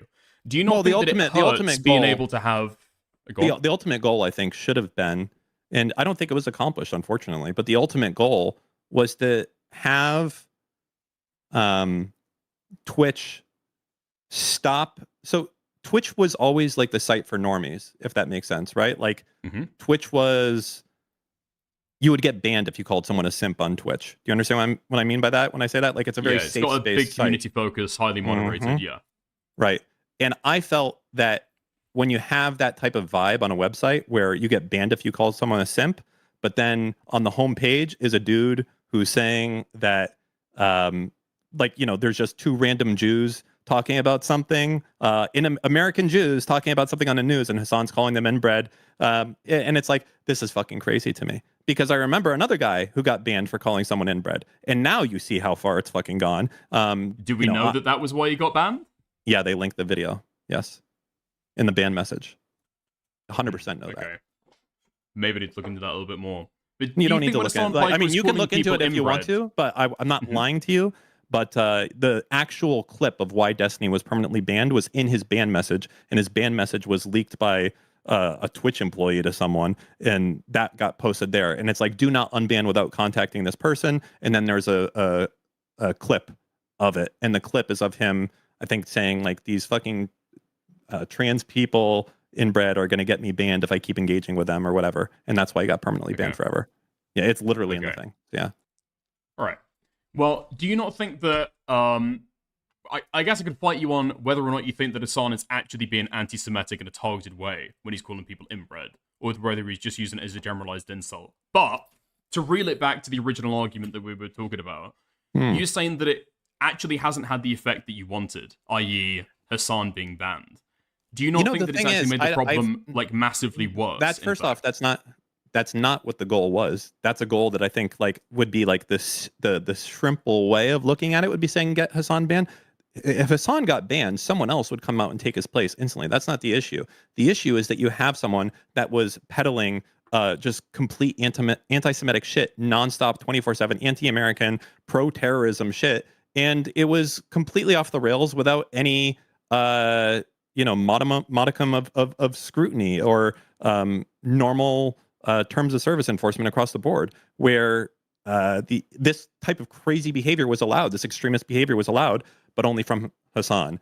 And the goal was to stop that, to have him, get his nose slapped with a newspaper. So he stopped becoming more extreme, but instead they did the opposite, and they kept rewarding him and kept protecting him and everything else. So that part was absolutely a failure on that front. So I guess we can make it a little bit more broad and say it's not Hasan Piker getting banned. You're saying that it was people like Hasan getting banned.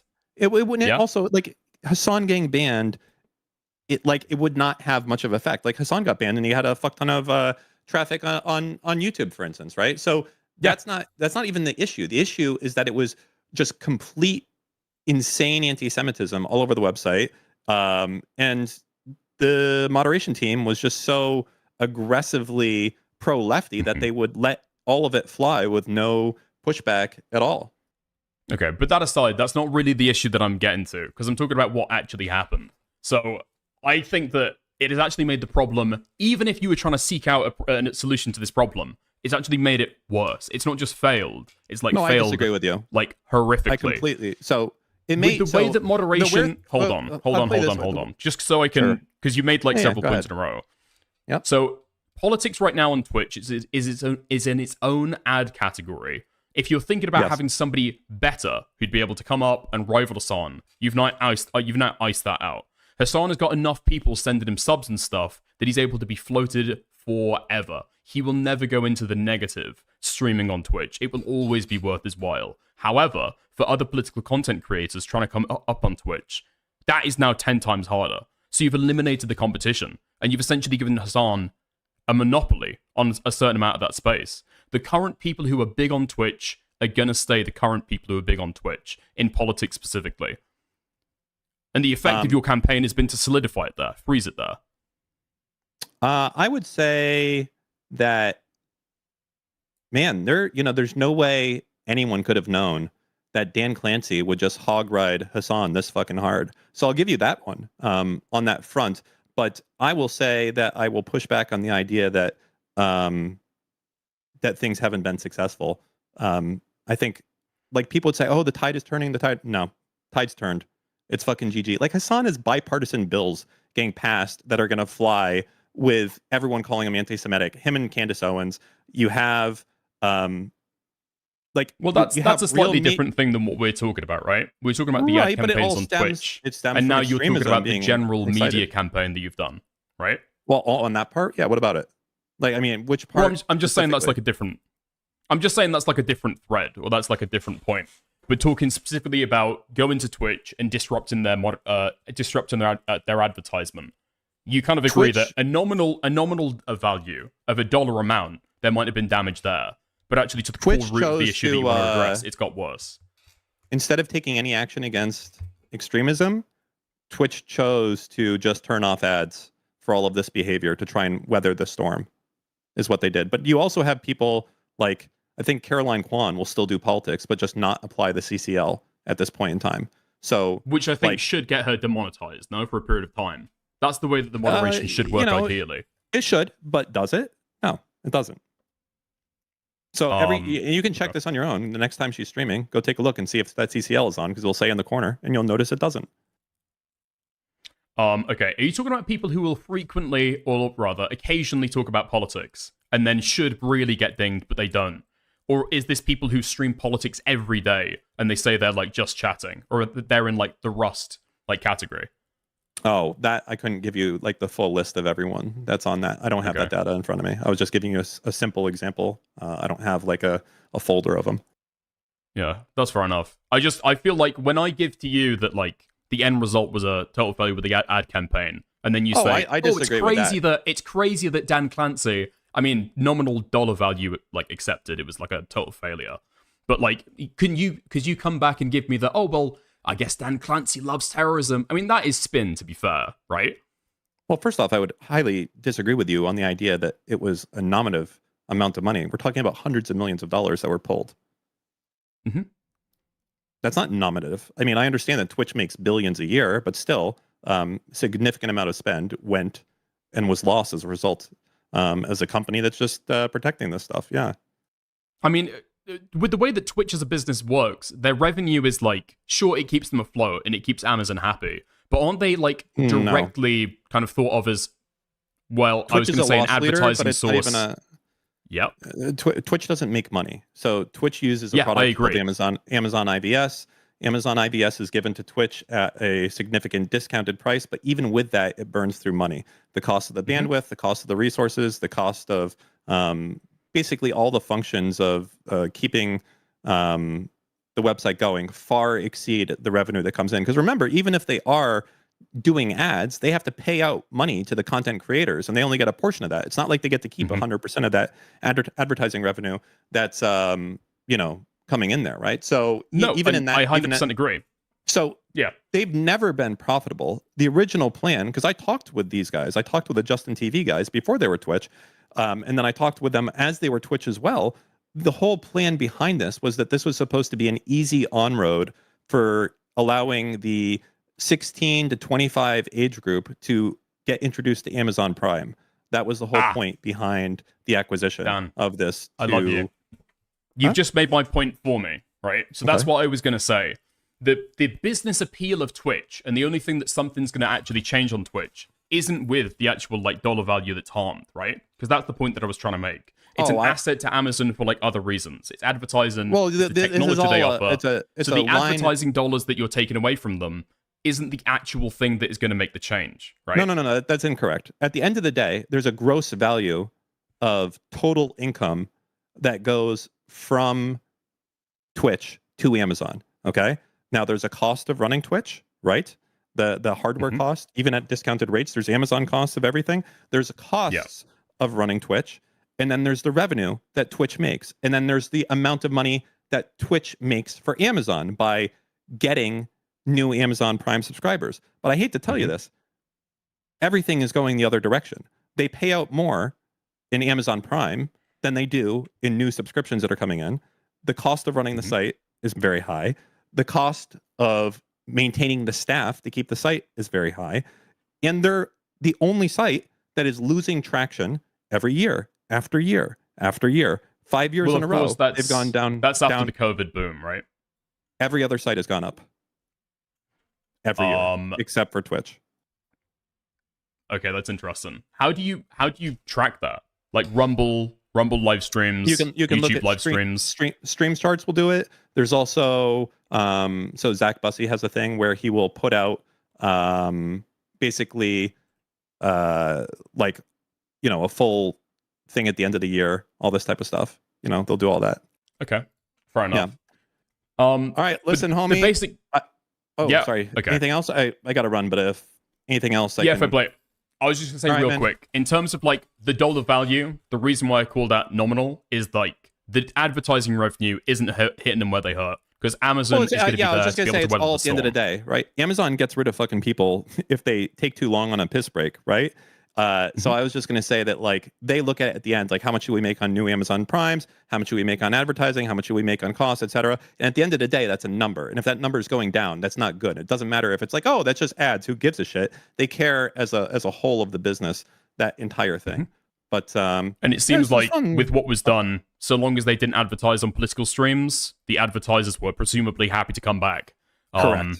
Well, I mean, to a certain extent, some are gone forever. There's some that you still don't see today, but hey, maybe they'll come back in the future. You never know. But good luck on your stream. I'm looking forward to the Stockman segment coming up here once Fat Diorio segment is done. So, take your time, savor them in, have fun.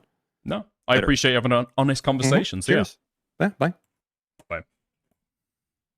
Yeah, I mean, that's why I think that like advertising campaigns, like what happened, just do not fucking work.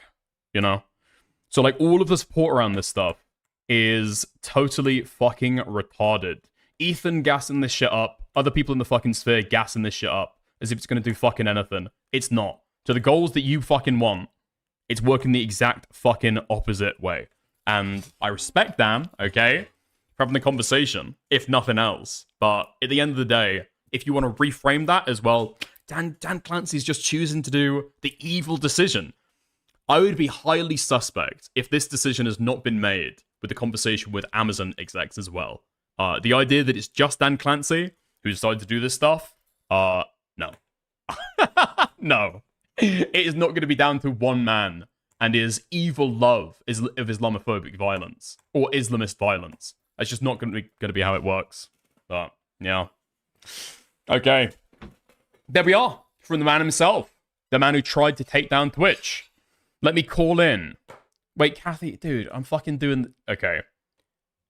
What exactly did you want to call in about? Oh, fuck it, dude. We're actually never going to make it through this. We've got an hour left to go, all right? I'll chat to you later, Kathy, okay? Feel free to type in chat if you want, but yeah. Either way. You're not against targeting sponsors, Nick. You're supporting it. You're just playing both sides so you can defend yourself no matter what. Nick actually does this all the time. He gives these mealy-mouthed, tepid, half-baked criticisms, where he's not really fucking saying anything meaningful, but then he'll go and point to them later as evidence that he's unbiased. Junk Drawer Gaming, a small commentary channel, helped identify this pattern in a recent video pointing out the massive holes in Nick's coverage, specifically the fact that he had never directly addressed Ethan exploiting Michaela's death. But despite boldly disagreeing with Ethan on this, I've never been more ashamed, Dickers. You didn't even ask Dan if he gave Ethan the idea of registering the unit with Congress. Actually, Speed Racer, you probably weren't in earlier, but I asked him that earlier, and apparently that's something that Dan came up with all on his own.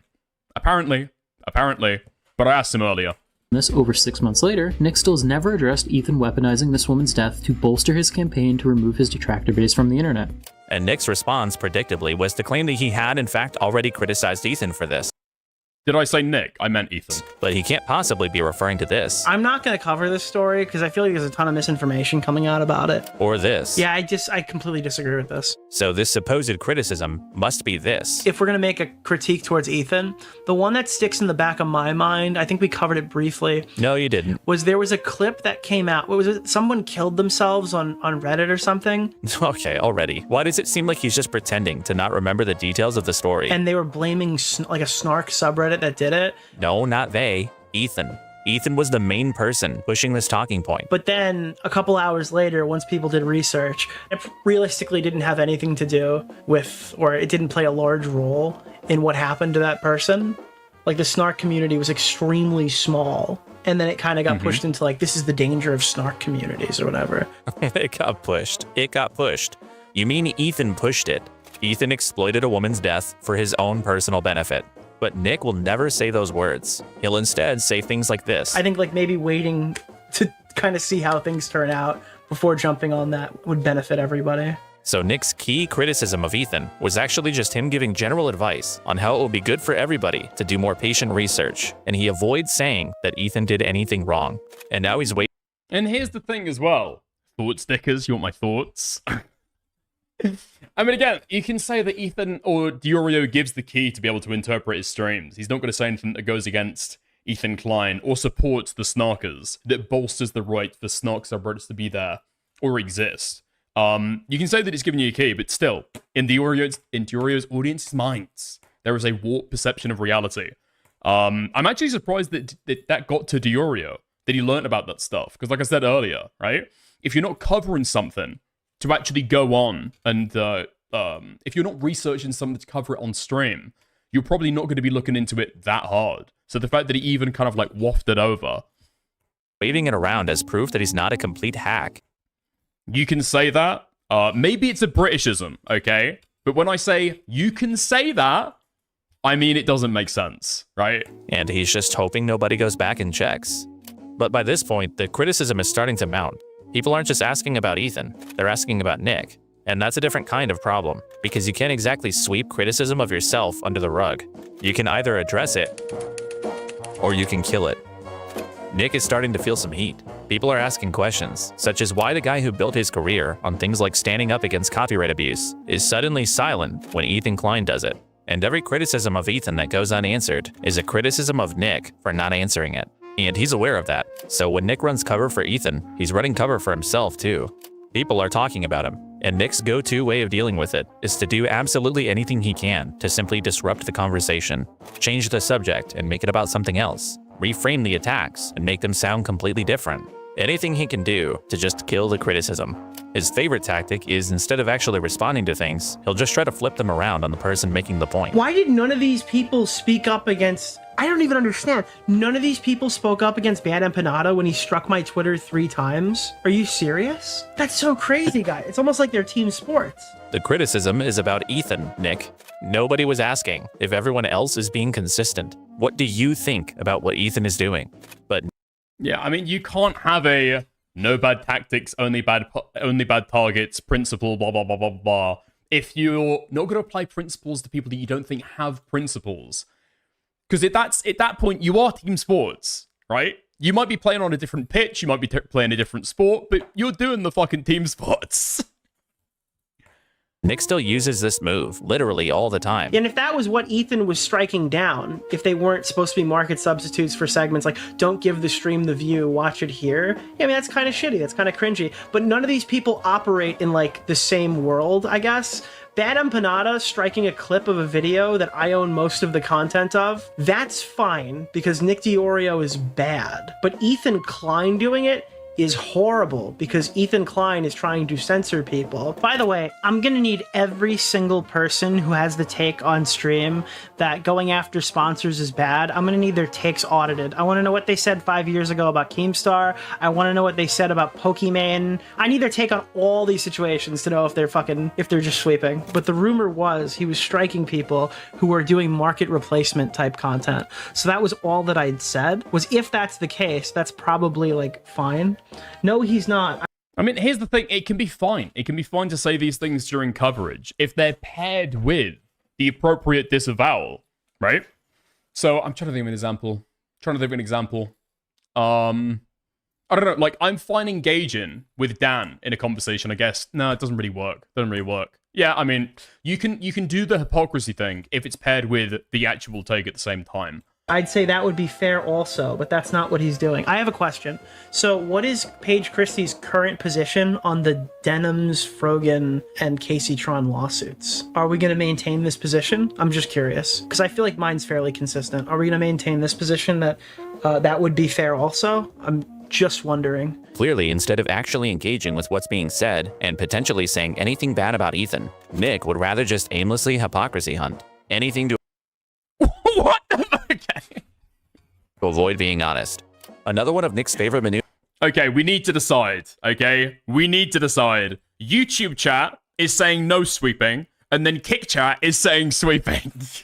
Is to just completely change what's being said about him. Like when people point out his totally biased coverage. And most of these guys have been doing the Ethan Klein. Oh, Nick, you cover Ethan Klein too much. I'm sorry, I have 3 segments from the last stream. Would you like me to post a 7-hour video instead? I gotta cut it up into pieces. Dude, it's the Great War being fought on the battlefield of like, I don't care about Ethan Klein anymore and I'm lashing out. I said I was so caught off guard by you saying that I was loyal to Ethan to a fault because we had spoken about this topic and I didn't realize you thought that I was a principleless sellout. It completely caught me off guard. I interpreted at the time as you being upset that EHT was a content black hole where no other stories were getting attention, and you were holding me almost personally responsible. So this is the, oh, you just think I'm talking about Ethan too much. No, it's not just that. If you were just talking about Ethan and it was, you know, fair, whatever, there's obviously a criticism that I've got of, seems like you're being very favorable towards Ethan a lot, to a fault. Yeah, I mean, there was so much fucking coverage of the Chud DiOrio beef, and it's just again and again and again. You want to stick on the same fucking point. You want to stay straight, okay? You're on target, talking about a particular topic, and then you'll just hear out of nowhere, well, people didn't like the amount of VHD I did. People didn't like the amount that I was talking about Ethan Klein. That's not it! That's not it. It's not the amount of time. It's the content of the speech. I remember getting so fucking molded when I was doing the coverage then. Holy fuck. You know? So when someone says your coverage of Ethan is dishonest, Nick pretends they're saying, that Nicholas DiOrio guy, he talks about Ethan Klein too much. He's responding to a criticism that literally nobody made, and simultaneously trying to make his detractors sound very, very stupid. And if anyone is simply 100 IQ enough to see through all of this, friends or colleagues who might want to challenge Nick on his behavior, Nick just cuts them off, kills the conversation entirely. Guys, key update. Nicholas DiOrio has now blocked me on Twitter. Nicholas DiOrio has now officially blocked me on Twitter. He's not interested in maintaining any friendships. He's not interested in defending his viewpoints. He's not interested in being an honest creator. He's only interested in one thing: being a yes man. All of these little tactics and maneuvers that Nick pulls, those aren't the goal. The goal was always to find a way to become the #1 Ethan Klein ball washer. Remember when this was like the worst thing ever? Remember when all these guys are like, Ethan Klein can't take criticism because they're posting shit saying you should watch this as an alternative to his actual content? Now we're just striking. Oh, fuck me. Have I had alerts turned off ever since the Dan conversation? I didn't turn this shit back on. Okay, Future thank you, FAP Nate, for the appearance. No Denny for $20. Thank you very much. Thank you for the $20. For your future EFAP appearance. No Denethor. You can't use the ring to beat Sauron. It corrupts you. So no, the fact somebody has done wrong doesn't mean you can do the wrong thing because you think you're the good guy. It's media. Thank you for the 20. Thank you for the 20. Did I miss another one? Oh, it was Speed Racer early with the 2. D. Did Dan give Ethan the idea for copyright? Yeah, I appreciate the dono. Yeah, I asked him earlier on the stream. Appreciate it, appreciate it, appreciate it. Thank you. The alerts go back on. Striking clips again. This is Bad Empanato all over again. These guys total hypocrites, dude. Total fucking hypocrites. This is insane. Did you notice what happened there? 9 months have passed. Nick has never meaningfully covered the copyright strikes or the filings for the lawsuit against Stage 3 Snark. But all of a sudden, in the middle of one of his classic pointless hypocrisy hunts, Nick blurts out his actual stance on the topic, and to no one's surprise, it's just Ethan's side of things. They're posting shit saying you should watch this as an alternative to his actual content. These guys total hypocrites, dude. This is insane. It is insane. I thought you were waiting on more information, Nick. The truth is, there never is more information that Nick is waiting on. Nick isn't waiting for anything. He's just working. Nicholas Diorio, the Pope, is in chat. He says the Godzilla collab is sick. Aw. My Teddy Fresh order has shipped. He's Oh my god. Yeah, this is the problem that I was pointing out earlier. Somebody said no, that this was not the criticism. This is! This is! The fact that you see somebody posting something on Snark. Maybe I have to go back because somebody's saying they actually have the sources and clips linked, which, if Ethan's already taken it down by a DMCA, I don't know if those clips would be linked, okay? I doubt it, but maybe it's true, okay? But he's going to Snark, and he's taking the healthy skepticism that one might have for information that you find on a Snark subreddit and turning it all the way up until 11. And then you're taking Ethan Klein, who has a motivation to be able to lie about this stuff, and you're believing what he's saying. You're believing what he's saying. Maybe under the apprehension that he's in big drama right now. There's no way that this guy would just fraudulently or flagrantly lie, right? And yet he does. And yet he does. The Saint Nicholas. The most notable example of this is Nick's readiness to defend Ethan's lies about Denim's chat during the CPS story. Love made a good point. You said, is this every comment? I believe this is a live feed of the chat. This isn't edited. Can you explain it in Family Guy terms? I am a proud never watcher of Family Guy. Never seen an episode. The longest amount of time that I've spent watching Family Guy is when it accidentally happens to come through my fucking shorts feed. Pick that out like fucking olives. You don't take that. What about the top right? I thought these were No, it's selected. this. I think when you full screen it. No, this is an edit. It's a cutout of the full. And then he plays the clip where Ethan explicitly tells you, okay, that they clipped the chat, and it's like a fucking cutout of it. Chat.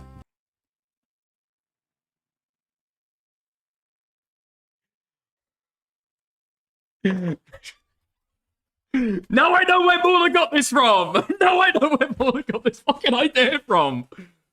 Oh my fucking god. Ethan is literally saying, in this clip, it's literally enlarged from on the screen. Now you can look at the screen. You could just use your peepers, open them up, give them the fucking squeegee treatment. And you can see that that is not true! Fuck me. It's just enlarged. Oh, there, really? Over the screen, yeah. They're different, I think. Yeah. And like, it's directly explained to you in the stream what exactly this is. No, it's not. But it doesn't matter. Nick isn't watching this clip to evaluate whether it's true or form an honest opinion. He's watching the clip to find a way to push Ethan's bull. What's even mean in that clip? Does he mean by the crew? What does he mean by the crew? I mean, he has also got peepers. He's presumably given them the squeegee treatment. What the fuck are you talking about? No, it's not. Bullshit. And his instinct is just to adopt whatever's being presented on screen without really analyzing or looking into it. I mean, the Snark... This was like the stupidest, most blatant lie that Ethan has ever fucking told as well. This should be your insight into how Ethan Klein works, right? If you're looking at it, I would say from objective perspective, okay, covering all parts, looking to be extremely critical when Ethan makes a claim, because obviously he's got a motivation there, really scrutinizing it. You should be able to clearly see that, yes, this guy will just lie. Lawsuits and copyright strikes. And These look, things are okay, key as we've recently, I think some people have been reminded of, my initial coverage of the EHD stuff, I think was pretty dire, because I also had the exact same impulse. There's no way Ethan would lie about such a huge, widely discussed, litigated drama, right? He says he's just taking down clips that say they're fucking direct re-uploads. Watch this clip so that you don't have to watch the H3 Snark. What's the issue? They just stop titling it like that, right? No, not true. This guy will just lie. components of Ethan Klein's narrative over the last couple of years. Why do you think Nick... But the difference is I change, okay? I change. I look at Ethan Klein. First of all, Dan Salmons and Charlie can't say that.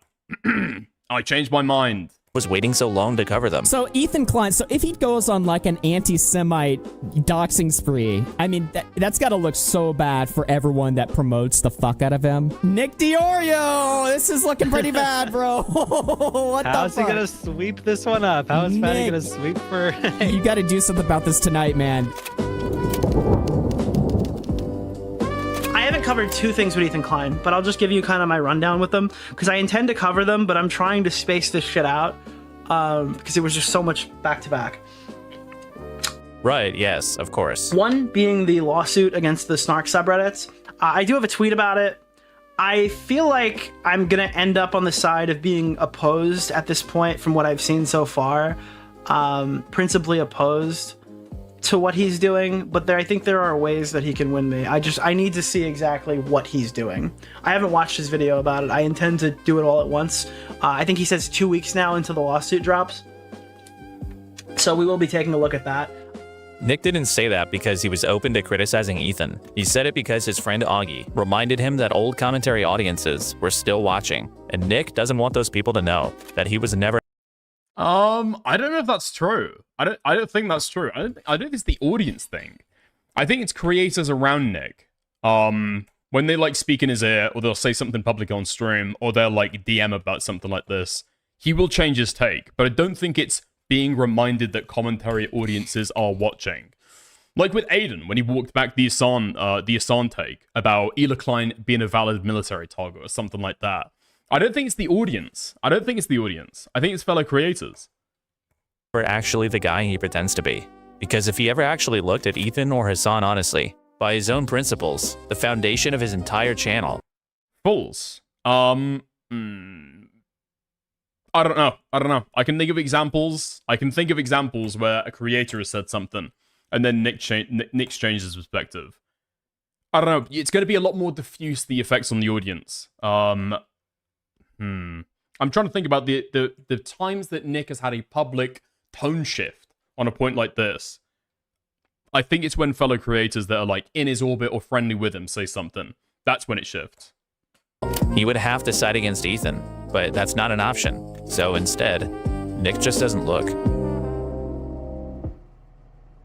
The thing about Nicholas DiOrio, though, is that none of these things are technically lies. They're very Weasley.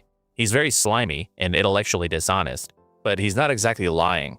The lie is Nick doing all this stuff and then presenting himself as principled. Do you have any actual principles at all? No, none of these people have any principles. It's not fun to be a principled streamer at this point. His entire persona is the lie. The hypocrisy hunting is going to be extremely difficult for me to navigate because publicly I said that if a reactor doesn't react to your content, you should strike them. I said I'm against YouTuber lawsuits for the most part, but I do find it increasingly difficult to care about a Twitch streamer getting sued. The things that we have been saying for the last 5 years, if they had just been listened to at all, and people made the slightest bit of effort, there'd be nothing here for Ethan to sue over. This entire thing.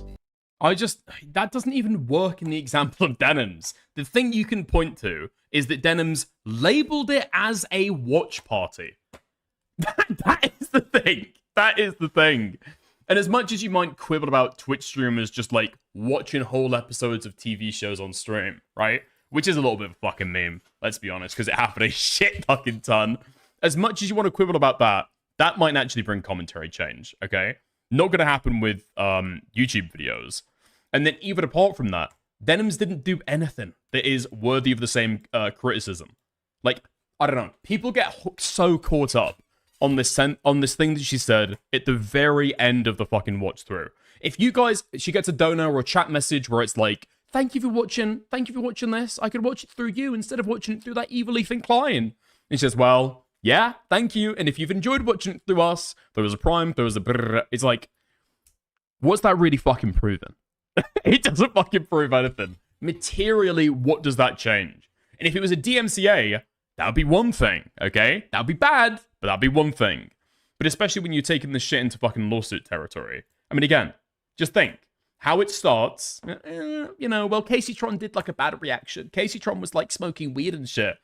And then it ends with her worrying about becoming destitute, not being able to actually afford to take care of her like family anymore, and then having to give like an ISIS apology, like just cutting open her fucking guts and embarrassing herself. Well, it's just a humiliation ritual, right? Ethan is fucking sadistic with this shit. It's not just about IP. It's not just about copyright. In fact, it's not about that at all. Is an attempt to silence creators that he doesn't like and to silence people he doesn't like. Yeah, that's the best part of this, is that he scared a bunch of Redditors into shitting themselves and shutting an entire subreddit down. Go type in... I mean, if it was just making people afraid, you can call that sadistic, but honestly, who cares? I couldn't give a fuck, okay? But it's not just people being afraid. It's the actual rubber is hitting the road here. Rubber is hitting the road. And I think for a while, as this shit started gearing up, the narrative at the time was... Sorry. The narrative from Diorio, pardon me, at the time was, well, you know, I don't think this stuff is ever going to go ahead, so, it is what it is. Really? Has Ethan said that? Why did we get that idea? And now rubber is meeting the road. And where's the tone shift? On H3 Snark and go read what they wrote about Diorio and tell me how much I should feel bad for them that these little fucking rat fucks had to sit and cry and get scared for the night where they thought the big mean Ethan Klein lawsuit was going to be in the mail the next day. Wow, this guy sucks. Nobody is asking you to feel bad for anybody. They're just asking if you think Ethan is doing something wrong. But this is exactly what Nick does. He actively runs away from having principles. And if he were just your average, unprincipled grifter, I mean, that would be bad enough, but the thing that really makes Nick so contemptible is that he's also just a total fucking loser. I mean, not only is he so sensitive that it's literally a meme to be blocked by Nicholas Diorio on Twitter. He blocked me. I've never spoken to this man in my life. Nick Diorio. Oh, he does that. He does that. Yeah, I haven't, but I haven't talked to him. And not only is he this gross, cackling, nasally weirdo, because that's probably what he was until his girlfriend touched his penis. Remember, weight can be lost, hair can be grown back, but your body is ravaged forever. Listen, Cuts, you gotta smile more. You know, just give them a little bit more of a smile. That would go a long way with the men watching. But on top of all that stuff, he's also a total moron. Like, he admits he doesn't know anything about politics. I'm not a political fucking streamer. I don't know anything about politics. I'm horrible at politics. I've been coasting. So why the fuck would anyone ever listen to him talk about anti-Semitism? So this is an event that was headlined by Bosch to platform Zog, and apparently... This is my favorite clip of all time. This is... Oh my god. Is this my favorite clip of all time? Possibly in all of commentary? I think so. They didn't tell Zog that, like, Progressive Victory sent out, like, America's newest lolicon. Do you not know what Zog is? I think that's literally the guy's name. Nick is kind of like one of those background characters from old high school movies. He's like that unnamed idiot that follows around the main idiot and, like, forces out laughs at their jokes. Oh, McFly, your shoes. Man, I tried to... Dude, I was fucking pissing myself laughing the first time I ever saw that clip. It was so fucking funny. I was thinking about explaining to my girlfriend. I was like, I wonder if she's going to find it funny as well. I don't think that she'd find anything funny that has anything to do with a Zionist-occupied government. So I bounced on it earlier. I didn't even try it. Don't be so gullible, McFly. John Zog. See you in here again.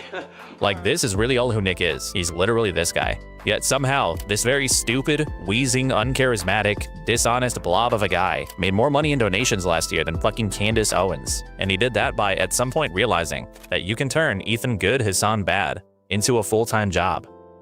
But the Nikki D system still isn't complete. Not yet. Nick looks around. He sees Willie Mac's channel stagnating. He sees Tectone get a protective order granted against him. He sees Nux Taku get exposed for enabling grooming.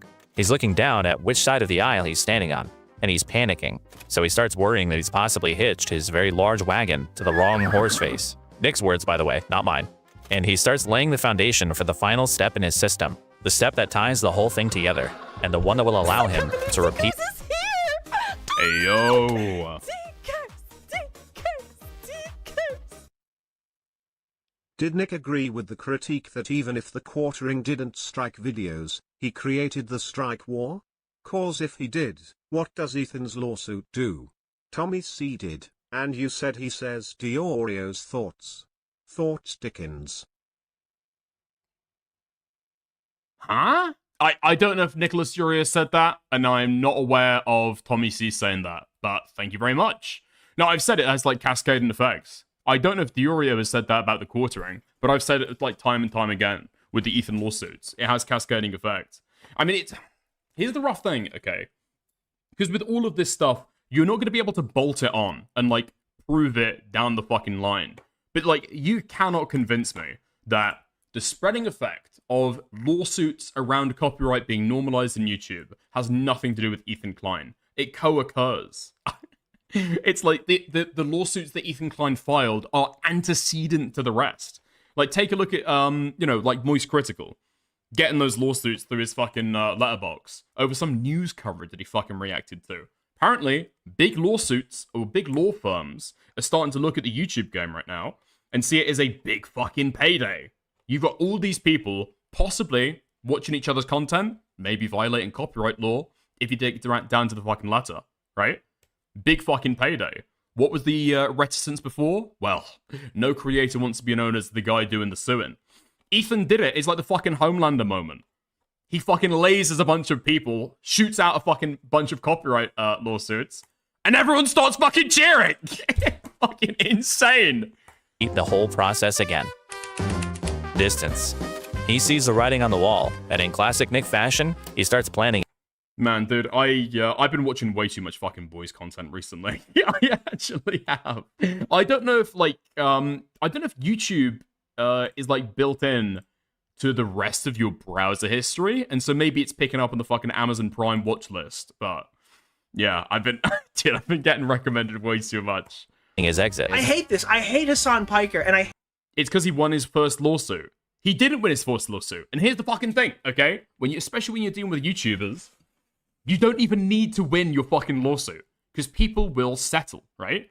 I think even with the stuff that got sent to Moist Critical, I don't think there was plans for it to go to court. It was like a settlement offer off the bat, no? If you don't resolve it, then we'll go to suit, but just letting you know, here's a settlement offer. I hate these people more. I hate these people so much. You don't even need to set the legal precedent to start cracking the ecosystem precedent. Much. They're like actually fucking insane. Dude, people will put me next to these people because I also criticize Hassan Piker. There is too much of this going on in the hating Hassan Piker community. It's fucking insane. Nick can feel the ship sinking, and he's trying to make sure he has a clean way out before he goes down with it. Yeah, this is why nobody can get held accountable, because Hassan Piker is bad.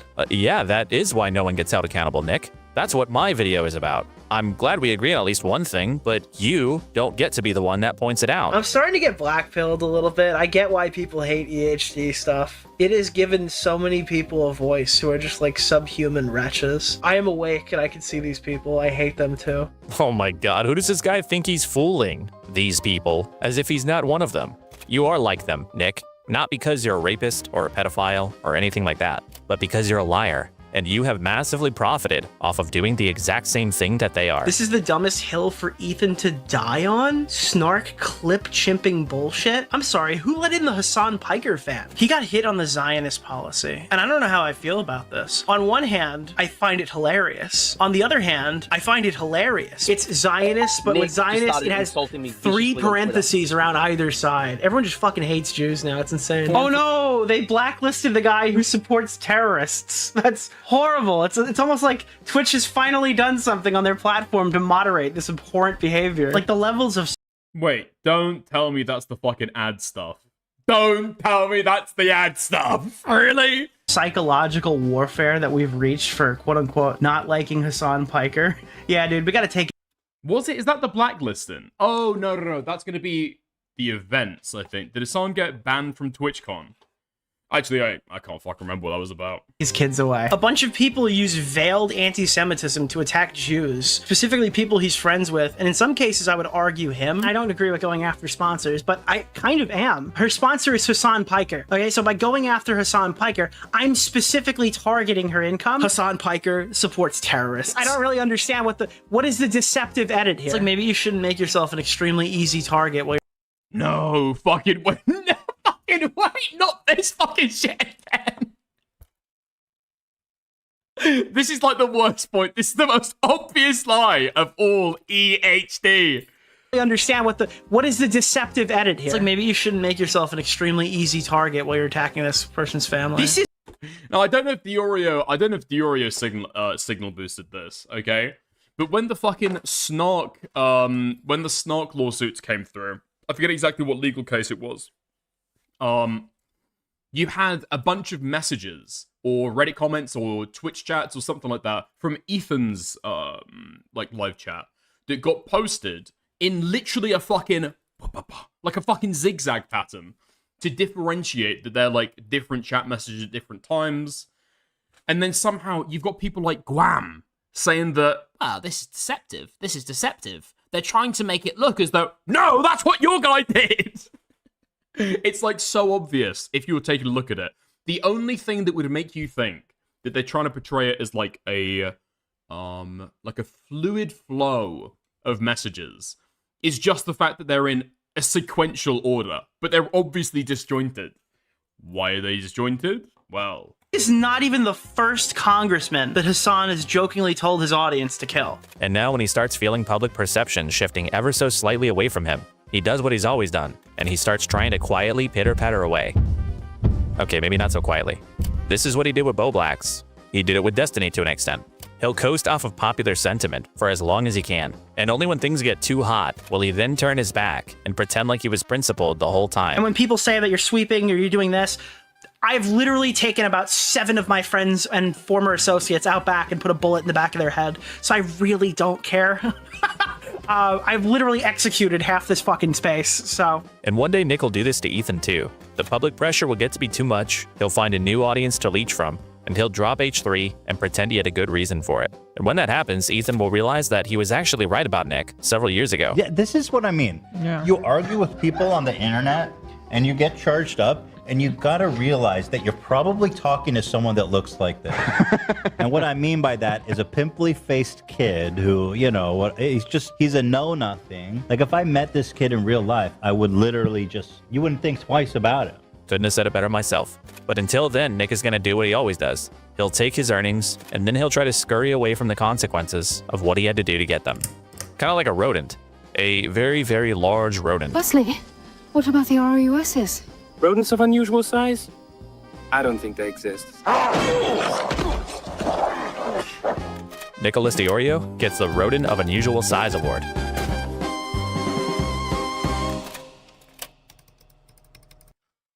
Oh, finally I can put the broom down. Nice. That's you, by the way. A rodent of unusual size. I'm pretty average size. Stop trying to get me to say, what, Italian slurs on YouTube. I will not. I cannot. Ethan. Oh, that's me getting mauled. Okay, thank you. Do you not correspond with Destiny's podcast co-host Dan Saltman? I've talked to Dan Saltman, but also I don't think that that's Destiny, is it? Like, dude, I'm pretty sure I'm not making this up right now. All right, let's finish this segment. I'm keeping Dan Saltman waiting because Dan's coming on soon. Which, by the way, I guess I should just go ahead and say it. Me and Dan Saltman are going to have a YouTube exclusive stream pretty soon. An association with Tectone. Choosing to be live on stream with them is worse than going to any Diddy party. That combined with taking investments from Diddy, it's not looking good. Wait, sorry, why is Noxtaco on my screen? Actually been, like, getting calls and invited to, like, tons of streams of all sorts of streamers. I just did one with Tectone and Dan Saltman the other day. oh, it's interesting, isn't it? It's interesting. You've got all these like high-profile figures who are invited into these events to be able to like do networking and who knows what else in the green room. This post was going mega viral on their subreddit. It says Dan Saltman's minions, Ethan's bestie. I love how they so desperate to connect the dots on shit. It's so stupid. Are mass reporting Hassan to the FBI for the crime. At the gooey, sticky center of this large-scale misinformation campaign against Hassan is a weird middle-aged dude by the name of Dan Saltman. I don't really want to give equal time to this guy, but to his credit, it's hard to ignore the impact he's had on people's attitudes towards Hassan. You see, Dan is the kind of guy who gets off on feeling more important than he actually is. He's always talking about how much money he has or how many important people he talks to. I have House of Representative members that I have meetings with. And he really likes. It is actually fucking insane. I mean, Dan talks about people that he's like associated with. He's got big connections. Yeah, it's a fucking clout grab or like talking himself up. But it's fucking insane that it's true. It's fucking insane that it's true. Like, I remember a clip. God, how long ago was this? How long ago was this? This might have been... Am I right in saying 2 years ago? Where you've got Dan having a conversation with Destiny. And he's literally saying, word for word, I feel like a song could be a great lolcow. I think a song could be a great lolcow. Dude, you've got people on the internet who farm lolcows all day. The commentary guys. Hassan would do perfect for that, man. Literally architected it. It's actually fucking crazy. And then here we are now. Literally with YouTube videos. I'm watching YouTube video on a phenomena which has been created by Dan Saltman. Likes the idea of being remembered for something bigger than just being... Because the crazy thing as well is like, and members of this community know it all too well. Most commentators or most drama channels just want content. They want something easy to talk about, something funny to talk about. They want a little pre-packaged narrative, a little clip that comes with a caption that they can laugh at and go, huh, yeah, and like riff on. Very, very fucking easy. Very, very fucking easy to point commentators in directions sometimes. Especially if they're slightly more unscrupulous and they'd rather go for the content than actually being correct about it. Yeah. Destiny's best friend. To that end, he's decided to spend the Hassan actually bad though, by the way. I feel like we're gonna go a little bit too far into the sweeping, so I want to state that clearly, just to make sure there's no seeming contradictions in my position. Last couple of years, pouring resources into desperately trying to bring down Hassan. He kicked things off with his campaign against Dan Clancy and Twitch regarding anti-Semitism, which he opened up by massively overstating what was actually just a very stupid oversight on Twitch's part. The claim was essentially that Twitch had been banning Israeli users from making new accounts. But aside from the fact that Dan potentially lied in the way that he presented this initial complaint, Twitch's totally understandable explanation didn't stop him and Ethan Klein from helping launch a full-scale PR attack on Twitch and its sponsors, citing things like chat messages during Hassan's streams as evidence of Twitch harboring anti-Semitism.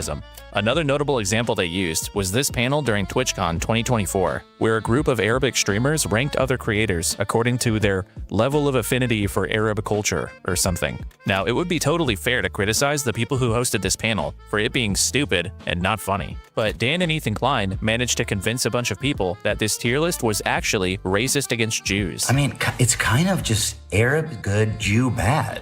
I mean, I'm having a hard time seeing this any other way. While trying to excuse her racist, disgusting, fucking anti-Semitic behavior on stage of putting Jews on the bottom and Arabs on the top of their tier list. And this narrative somehow got sold pretty well, despite the top tiers consisting of mainly non-Arabs and the bottom tiers consisting of mainly non-Jews. In fact, as far as I could tell, Ethan is the only Jewish person at the bottom of this list. I think most of the narrative is going to surround how it was sold at the time. You know what I mean? So you've got the thumbnail, we've got like Jews at the fucking bottom, I'd love Sabra. You've got like, did they make it, am I misremembering this? Is there a joke that they make at the time about Zionists? And then there's also a joke about how like Jews appropriate Arab culture. I think it's specifically food, I think. I could be wrong. Dude, this is like over a year ago at this point. There was more reasons. Like, that event was handled fucking awfully. But, like, an intentionally crafted piece of anti-Semitism? Nah. This panel was made for the Arabs podcast, which is... Like, it's crazy with the idea that these people are going to do intentional anti-Semitism. And they're going to decide to do it at TwitchCon. About Arab identity and culture, and features a Jewish host. Ethan and Dan tried making the argument that because... I think for... Fuck me! Oh, fuck!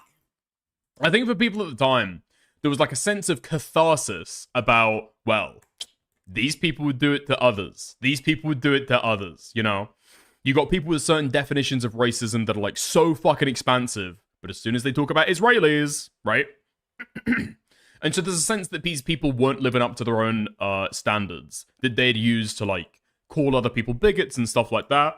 I think that not fun a lot of this stuff. I think that basically gave life to a lot of this stuff at the time, and people's propensity to be able to take this, I would say, overly seriously. Because Sabra is an Israeli brand, that this panel was ranking people from Arab to Jew and was therefore racist. But Sabra is also just the most basic mass-market hummus you can buy anywhere. Hummus is a core Arab dish. To Arabs who take pride in their culture, Love Sabra just represents cultural disconnection, not Israel or Jewishness. The panel wasn't even saying it's better to be Arab or anything. Was this idea for a panel maybe controversial?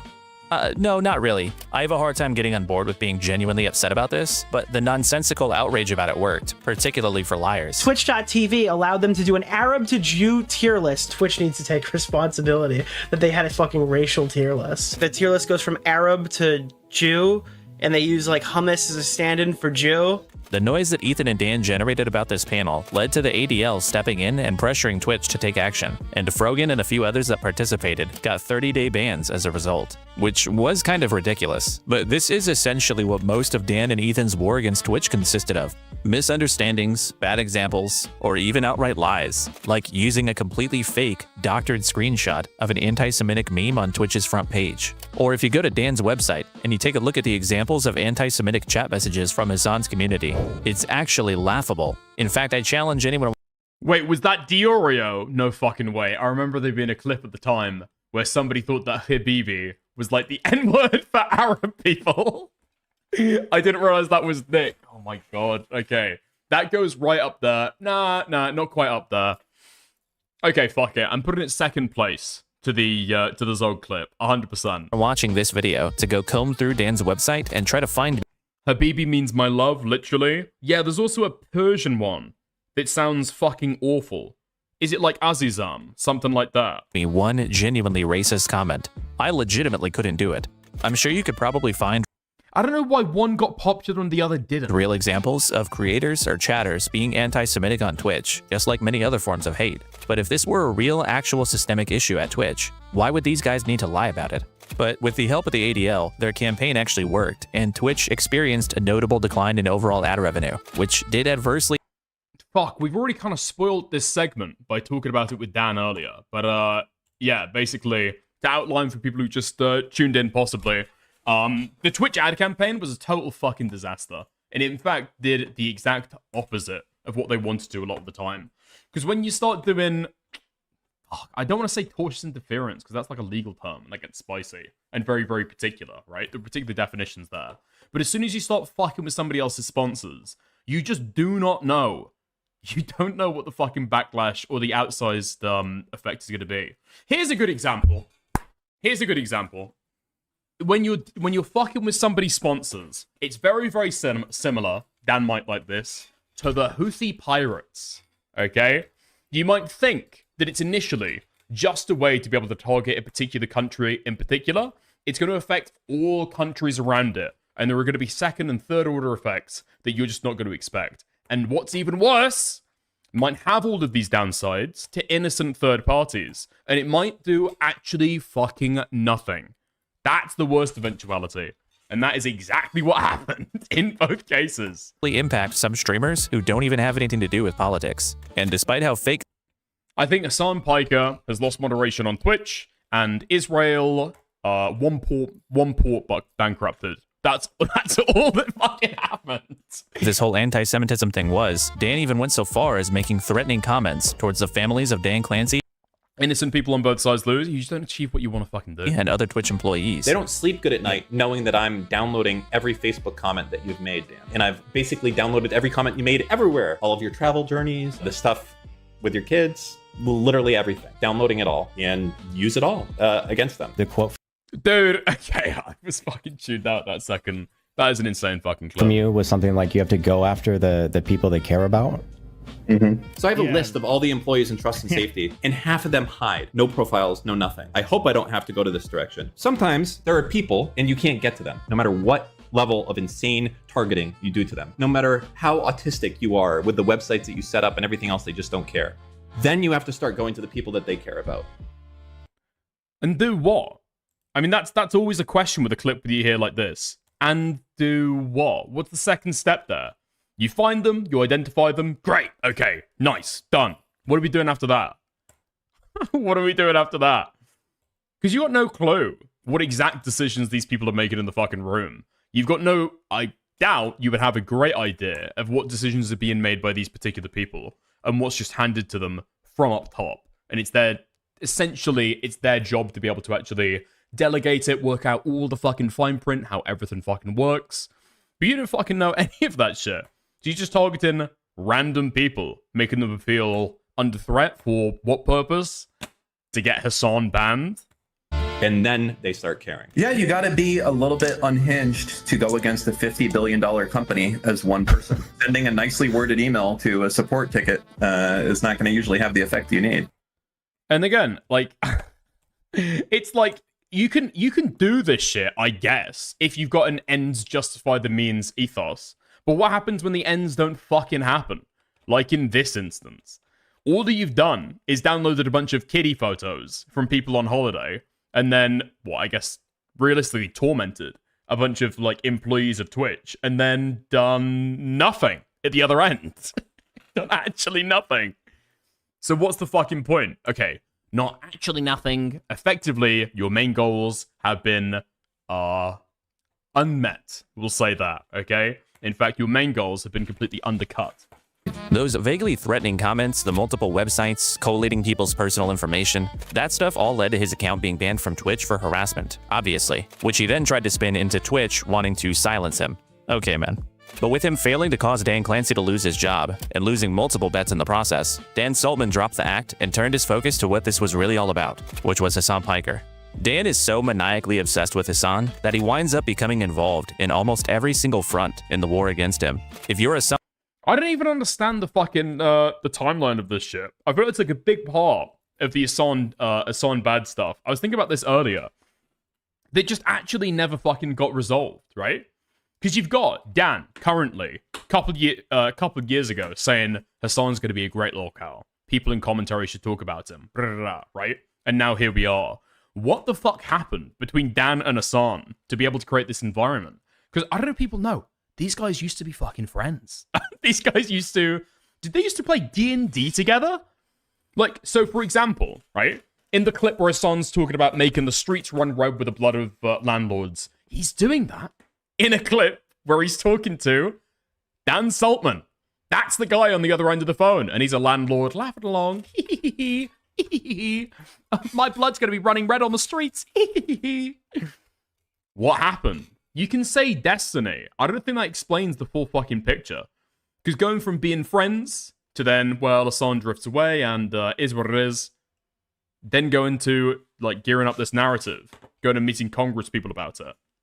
somewhat notable online figure who publicly voices criticism towards Hasan. Even if you're an unintelligent slop tuber or somebody he's completely politically opposed to, you will hear from Dan Saltman wanting to be best friends. He's done shows or had plans for them with almost all of the creators in this video, which often may fall through because Dan's dishonesty is so blatant that even notorious liars like Nicholas Diorio can't come up with ways to defend it. That is what everyone does all the time, nonstop. It will never end, ever. It's not a good argument. It doesn't argument. matter. It doesn't need to be a good argument. That's what everyone does. But They you're say- just and- throwing and shit at the wall. my side- What makes you my better than side him? was What makes you obvious- better than Hasan Piker?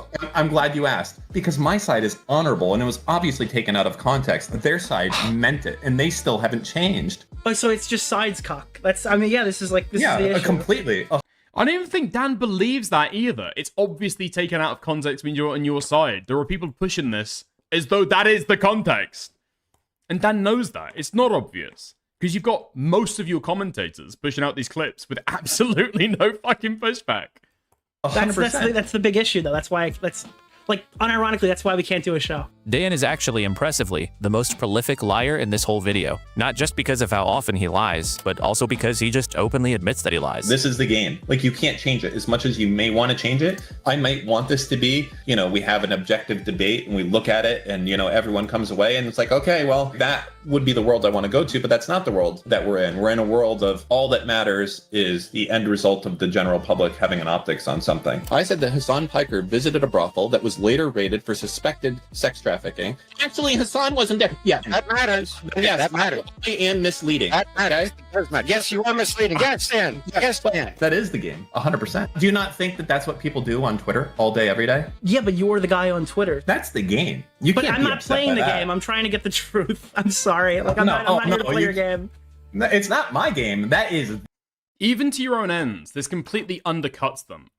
Listen, I know that Dan is a fellow ADHD sufferer, okay? So possibly this is a folly of short-term thinking without thinking about any of the fucking long-term impacts. But I think upon a growing number, especially when Dan was most active, on a growing number of communities, a clip sent or published by Dan Saltman starts to be looked at with more and more and more skepticism, to the point where it's met with straight out disbelief unless Dan actually gives the goods. You're going in there expecting it to be fucking false.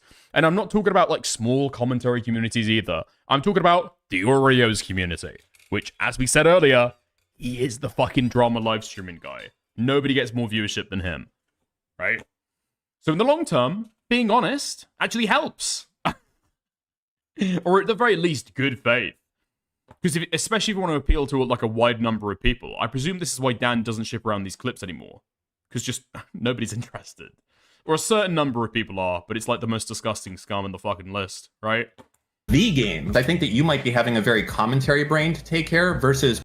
Deep Throat Theory at any point, you are so fucking lost. It's unbelievable. Undoubtedly, Dan looked bad when he called into Diorio, okay? His clout was fucking harmed. And so I'm saying, even by going with the fucking low road tactics, you end up undercutting exactly what you want to do, right? The commentary take is to not lie. It's pretty bad when this guy is calling you out for being a hack. Dan is a huge fan of clipping Hassan dishonestly, or outright lying about things Hassan says, and then spreading. Dude, you gotta fucking stop, okay? I'm so fucking tired. I'm so vulnerable to the snark right now. These lies on Twitter to generate public backlash. I'm like a little toddler taking their first fucking steps. Like I'm a doddering old man with my fucking Zimmer frame, and you're like sticking your foot out to like trip me up. It's actually fucked up. It's abuse. We've even come across certain Hassan clips circulating around that are commonly used to attack him, but they're actually deceptive edits, often originating from Dan Saltman. This clip shows up on my Twitter feed pretty often. Democrats, if they were in charge right...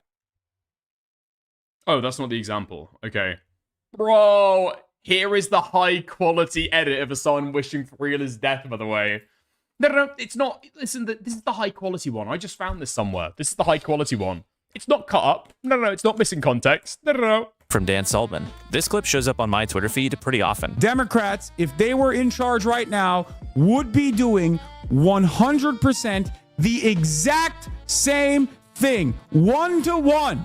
Make no fucking mistake. Anyone who tries to tell you that Kamala Harris would be different is a fucking delusional moron. Do not listen to them. People like Dan use this clip whenever the Trump administration does something disagreeable as a way of attacking Hassan's credibility. But the clip's been trimmed of any surrounding context, and it's also cropped and zoomed in so that you can't see Hassan is covering one specific current event and talking about one particular issue. The guys in Skibbity chat say you are sweeping. Dude, what the fuck is Skibbity chat? Thank you for the $2. I appreciate it. Okay, what's the initial tweet that he's talking about? Fuck, dude. Oh, listen, I like Kilo's editing. I do. But this just doesn't fucking help, man. Okay. Asked President Trump if the US was given any kind of heads up of the occasion. Yeah, never mind. Which is Israel. Anyone who tries to tell you that Kamala Harris would be different is a fucking delusional moron. Do not listen to them. Why? Kamala Harris's own campaign. Like, I think coordinated and aided the strikes. The peace president was in on it. So I would be tempted to say that this is about Iran, but the discourse doesn't really make sense. Oh, fuck. Trump to something. US was aware of Israel's plan to attack Iran. This is going to be the first time. Or what are the earlier times? Yeah. June 13th, 2025. Campaign aides have actually come out and talked about how they would be doing a better job defending Israel right now. Chuck Schumer has come out and launched his support. Chuck Schumer, a week ago, was complaining that Donald Trump was Taco Trump. He wasn't... Here's the thing as well. Like, you get so fucking warped that it becomes impossible for people who actually want to engage with it, honestly, to talk about the subject matter anymore. As soon as you're wading in this fucking, what's the Russian philosopher? Anyway, as soon as you're, like, wandering around in this fucking post-truth thing, where virtually every talking point has some flavor, some fucking corruption of lie, like, seeded in there somewhere, I can't say that I disagree with the Son Piker's take here. Because if I focus on that, I'm undercutting the bigger fucking story. That this is used constantly in the most, like, bad faith way possible. Gonna actually fucking strike Iran. Yeah, we get it. So you can still think... So, for example, I'm pretty sure that... Oh, fuck. I'm, like, half remembering shit, so you'll have to forgive me, okay? But I'm pretty sure that Biden was actually... there was talks about striking Iran. And White House, or former White House staffers, during the Biden presidency, came out and said, basically, Israel have wanted to do this for a long time. And Biden said no. Biden told them not to. And then under Trump, that's why it was successful to be able to do it. Hassan Or that's why it was a success for... That's why Israel was given the go-ahead. is wrong about that take, but there's just absolutely no way that if you've seen that original context, that you can in good faith reply to tweets like this with that 18-second cropped edit. Yeah, exactly. The subject matter is Hassan.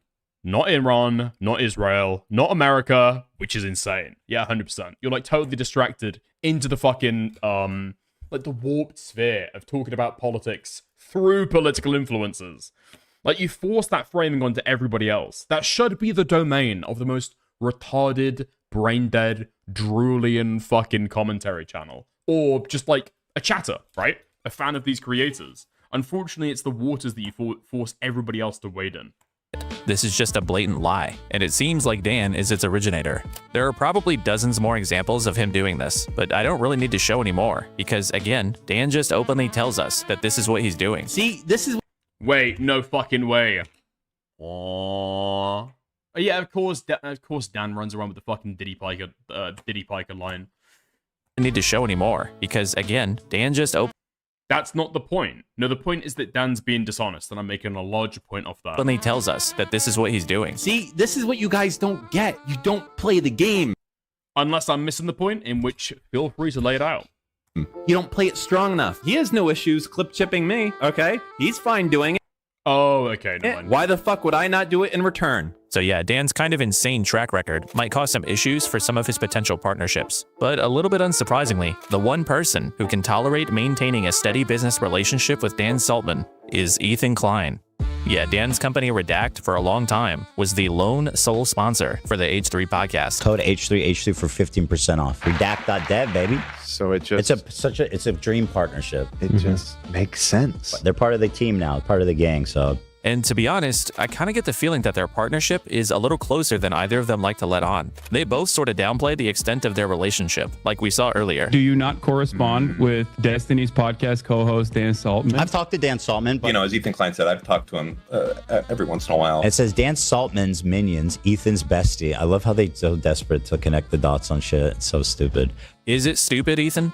I kept hearing them say stuff like that, and it always sounds so defensive to me, which made me curious. Consider this. H3H3 Productions is a 15-year-old YouTube channel, first created in 2011. And despite Ethan's lengthy history of copyright disputes and preaching about protecting IP, the Content Nuke is the first time he's ever registered one of his works with the US Library of Congress, which makes it seem like he had just recently learned that that was something you could do. Man, okay. I mean, it also could be that it's the first time that Ethan Klein has, like, filed a lawsuit over this stuff. And that left me wondering, where did he get the idea from? But basically, so I got banned by Twitch for extreme harassment, permanent. I put in a request to cancel my partnership agreement, which is a right that is afforded to me in the contract that I have with Twitch. And to me, it makes a lot of sense. Yeah, I think the problem is that it's plausible, right? It's totally fucking plausible. And I don't know. Listen, I don't know if I believe Dan when he says, "Nuh-uh." So I'm just saying it's plausible. I don't know if I believe it or not. It's kind of up in the air for me, but, you know. And then after... Dan said it was all his plan. Did he? Which is a right that is afforded to me in the contract that I have with Twitch. Wait, did he? Hold on. If somebody's got a fucking, like a clip of that, please send it in. And then after that, I put in a request for them to delete all information about my account. Some of that stuff I have registered with the Library of Congress. If they don't, I will go and I will initiate a copyright lawsuit that has statutory damages applied to it. That's basically a thing. If you register specific works directly with the Library of Congress, you can get statutory damages. It's not like a typical DMCA thing where you have to prove damages and things along those lines. So I've gone and I've registered a few things that I know that are stored on Twitch's servers, and I'll move forward with that if they don't delete all of my data. So there's that. What else is there? It's exactly what Ethan's going for, so I don't know. Here's the thing for the counter. Here's the thing for the other side, okay? Here's the thing for the other side. If you're going to go and do a copyright lawsuit, okay, and you want to go and consult with a lawyer to ask them what the best way to go about it would be, would they not say, just file it with the Library of Congress? It costs, like, basically nothing, it's super easy to do, and you get statutory damages. You've got to confirm the fucking payout. Because otherwise, you're going to have to get into the nitty-gritty of trying to prove the exact damages on the other end. Right? I could see that, exactly. So that's why I say, I'm not 100% sure if I believe Dan, but it's, like, plausible on each side, right? It's, like, difficult to see it, like, a direct through line. I'm talking about... To go riding in a one-horse sleigh.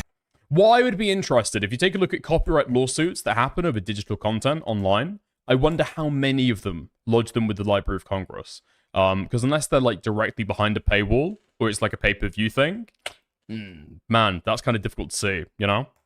I would imagine that a large portion of them may actually be lodged with the Library of Congress, because it just seems like the smart thing to do. And any copyright lawyer worth his salt would presumably suggest doing that. Now, the problem with that as well is that you have to plan to do it beforehand, right? You have to lodge it with the Library of Congress before the infringement takes place, I believe. But that gets into the fucking... I'm kind of straining my knowledge on saying that. So take that with a grain of salt. Thank you, everybody. Jingle bell rock. Oh, I have a special project over the break, so don't miss that. And, wow. We'll be back in January. Also, I have been teasing a work on a video I've been working on, or a special project, let's say. I have spent every waking moment on this project. Hope you guys enjoy that when it comes out eventually. I think within 2 weeks for sure. Within 2 weeks. Well, I'm happy to tell you guys now. I, Ethan Klein, have registered Hassan Piker Content Nuke with the United States Library of Congress. Some of you guys out there sweating? And then Dan posts this Discord message right after Ethan's video announcing the lawsuits was posted. And look, none of this is proof of anything. But why does this matter? Well, because if what I'm suggesting is true, and Dan and Ethan have been in somewhat close communication since November of 2024, it would actually create quite a few problems for Ethan. Number 1. It supports the idea that Ethan was originally trying to target Hassan with his copyright plan. This is something that Ethan denies, but if he had come up with the plan with the help of Hassan's #1 hater, who do you think it was originally intended for? And if people knew that was the original plan, it kind of makes Ethan look bad. Not only would it build a stronger perception that he's abusing copyright law because he switched his target after the original plan failed, but also, his original plan failed. Ethan had been begging Hassan to watch his video, but a month had passed, and he was still unable to get him to do so. So then look at what Ethan registered last February. I'll never forgive Hassan Piker for this. To me, it just seems obvious that Hassan was the intended target of the copyright plan. And obviously, Ethan wouldn't want everyone to know that that's what he was trying to do, because, you know, he lost. Number 2. Ethan vehemently denies that he worked alongside the ADL to get Frogan banned, and claims it was anti-Semitic for Hassan to suggest that he did. Hassan was 100% the target. That's difficult to say. That's difficult to say as well. I mean, it does seem like Ethan has been highly motivated or been thinking a lot about the kind of damage that it would do to Hassan Piker, right? He's talking about Hassan, whether he's going to donate to these people's GoFundMes or not, to be able to fund their lawsuits. So obviously there's an incentive there and a desire to harm Hassan Piker. Yeah, it's difficult. It's difficult to say. Never spoken to the ADL. obviously it's all speculation. Yeah, it's all speculation. It's hard to say. I don't know if I want to give like a strong take on it. That's a defamatory claim that has zero proof. And frankly, it sounds a little Jewish conspiratorial. But guess who it sounds like did speak with the ADL? Wait, what do you think caused the ADL and stuff to apply? Like, why do you think what's happening now is happening now? I think, well, I can't say all of it. I think. Hold on, what does that mean? Can't say all of what? And why can't you say it? Like, I'm fine to be this cabal Discord. I mean, it's speculation, but I'm probably pretty confident Dan is absolutely talking to the ADL, right? He's like made inroads with Republican, I think Republican and possibly Democrat Congress people, right? He's like inherence for this shit. There's no way that he's not also in contact with the ADL. Jew that meets up on Fridays with all the Jews across the world in the secret meetings. Like, I'll play that part. I have reached out to all of these organizations and give them information. Seems possible to me that talking with them, but is he effective with them? Here's the question. Who else would the ADL be getting the fucking Hassan lines from? Right? That's a very, very niche topic. That's a very, very niche topic. But the idea you got people who are like ADL spokesmen going on, I don't know, like news programs and talking about Hassan Piker, the biggest source of anti-Semitism on Twitch. Fucking crazy. That Ethan was a little bit closer to the ADL's involvement with Twitch than he would like to let on. So if you're mad Frogan got banned, fucking I am laughing in your face. And I did that shit. I'll take credit for it. I fucking did that shit. So you can kind of start to see how a close relationship between these two causes some optics issues for Ethan. And there are other possible explanations, like wanting to avoid anti-Semitic tropes. Sounds a little Jewish conspiratorial. Or not wanting to be associated with Destiny. I've talked to Dan Saltman, but also I don't think that that's Destiny, is it? But I think reason number 3, why Ethan would downplay his relationship with Dan Saltman, might just be that Dan is kind of a massive piece of shit. We've already covered his blatant dishonesty and his threats against Twitch employees and their families, but Dan is also a notorious and open doxer, something that Ethan should be principally opposed to. Here's the mods doxing our office. Yes, this is actually a real screenshot. This is fucking insane. Does Ethan just not know that his business partner does this too? He's pretty public about it. There's one of Hassan's moderators, the guy named Ethan does not give a fuck. Do you remember any of the coverage of Amaranth? When he's trying to find out Amaranth's husband's real name, accidentally doxes the wrong fucking person? Ethan doesn't give a fuck about that. Comrade Lamb. He's been calling me a pedophile, and I did a subpoena and got his information, his full information. It was quick, surprisingly. Wait, really? You could just do that? Yep. Stop! No. That's lit. No, you don't do that shit on my stream. Here's him then tweeting a photo of that person as a minor, obviously censored here. And here's him trying to intimidate the spouse of somebody who was saying weird stuff about him online. So, that's crazy to do. And while there are more examples of Dan's behavior we could go over, I don't really want to draw attention to most of it. And we don't really need to anyway. Dan openly tells us who he is. And who he is the exact type of person that Ethan claims his enemies are. It's just pathetic the way you lie about your perceived enemies. You don't care about the truth at all. For you, it's just about destroying your enemies. If you don't play the game, you're like so fucked, right? Do I personally care about Kaya? I could give a fuck about Kaya, just like I could give a And you platformed indickers shaking my head. Yeah, me, and Queeman, and J-Stalk, and these other people, okay? I think if you're having somebody like that on to be able to challenge them on certain points, I don't give a fuck. About Lonerbox's dog or anyone else's dog. I ain't met the motherfucker. That said, yeah, it's fair to push this because it hurts Hassan, and Hassan is a bad person, and the goals are accomplished as a result of that. You people are scum. You have dedicated your lives to harassing me, my loved ones, my crew. You are disgusting, vile, fucking pieces of shit. Sometimes there are people and you can't get to them. Then you have to start going to the people that they care about. This costs me nothing. I can keep going. I can't be stopped. I can't be reasoned with. You do what I say or I'll keep going. And I'm fine to keep going. I do kind of enjoy it a little bit. Relentless slander, straight up lies, defamation. All that matters is the general public having an optics on something. No, I'm saying that's how the game is. That is the game. You don't play the game. You don't play it strong enough. Here's the mods doxing our office. This is fucking insane. This so-called doxing that happens, at least it's not like Hassan waving a gun around. Jesus Christ. Wait, did you dox someone in the past or what? I'm just saying it's not like Hassan's doxing. Ethan has spent 2 years going after liars, doxers, and harassers, which makes it a little awkward that one of them is apparently his vacation buddy. Peas in a pod, these two, I'll tell you. Wait, what? No way. Wait, Harley Morenstein is best friends with... What? Where that one of them is apparently his vacation buddy. How old is this? How old is this fucking clip? Hold on, I need the title. Which makes it... You're telling me I'm like one connection away from Ethan Klein? I'm like one connection away from Harley Morenstein? Oh my god. Bahamian Ark raiding Bodmon. That is it. Dude, I can't spell. I can't spell. Bahamian mod raiding Bahamian Ark raiding Bodmon. Bahadian. Fuck me, I've already forgotten it. Bahamian Ark raiding Bodmon. Bahamian Ark raiding Bodmon. Oh, it's like he's pretending to be Jamaican. Ah.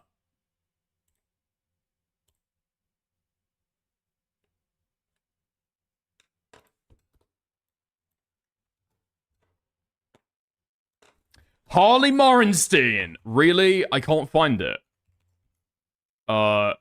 Steen. Oh, the title's changed? Yeah, I'm in Bahamas, staying in the room that Michael Jackson stayed in.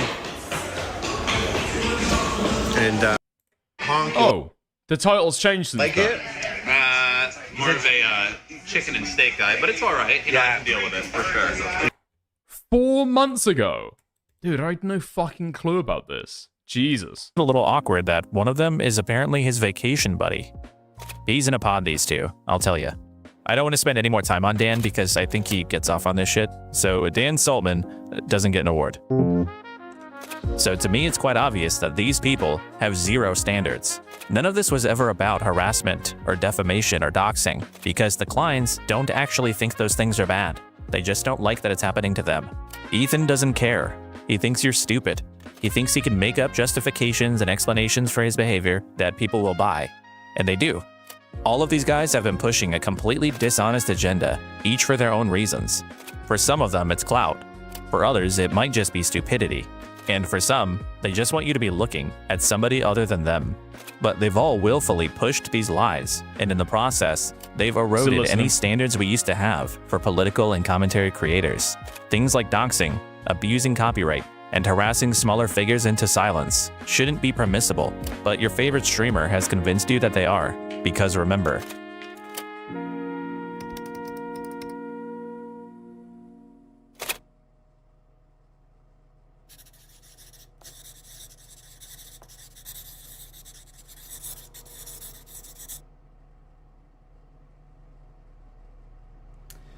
You look around the scene, right? And you see people like Hassan Piker with his crocodile tears. This was his reaction to the shooting. I cannot believe this hypocrite who's been advocating for political violence for years, now pretending like he's shocked something like this would happen. No, dude, not you. You are disgusting. I am so tired of this man and his violent rhetoric. Crying on stream, no, not you, man. Not you. It's so obviously a call to violence. You're obviously wrong for saying it. There's no justification at all to say something like that. I feel like I've seen a few different clips of Hassan saying like, we don't really know for sure if Kamala would have been different. And once again, we have Hassan engaging in activities which may very well violate California law. Sam Cedar, another one I'm ready to burn, because he also like protects Hassan at all costs. God, I fucking hate Hassan so much. Hassan is a fucking stupid, tanky, jihadist, apologizing piece of shit. Fuck Hassan. What a fucking asshole. Because Hassan is the most unlikable human being on earth unless you want to have sex with him. Like when we go to his channel, I gotta stop talking about Hassan so much, to be honest with you. It just bothers me that like Okay, so you think that Hassan is not fun to talk to about anime? I think normalizing Hassan is dangerous. Because there's genuinely so much to attack Hassan for. Every day there's like a new thing to bash Hassan over the head with. Because he's just so fucking stupid and malicious. I genuinely do believe that Hassan is one of the worst people on the internet. Hassan Piker is the most dangerous person that if you're over the age of about 35, you've probably never heard of. So Hassan is one of the most terrible human beings on earth. At least your villain, Ethan Klein, showed real emotion. And when he discovered the news on his podcast, he was sobbing. And I believe his tears. I don't believe Hassan Piker's crocodile tears. The people that simp for Hassan who are like, he's hot, whatever, it's so pathetic. Even if you think it's hot, it's so embarrassing. It's so cringe, guys. Please, I'm gonna fucking die. I haven't seen you in pretty much never. Yeah. You want to be in my vlog? Sure. Starting it up. Oh hell yeah! Be I right just first. started vlogging. Oh. Recently as well. I feel you. It's hard. It's awkward. I came here to say thank you. Wait, why? For- No, thank you. For supporting Teddy Fresh so much. Thank you for the big baggy pants. I love them so much. Oh my god. Well, have a good show. Thank you. Bye everybody.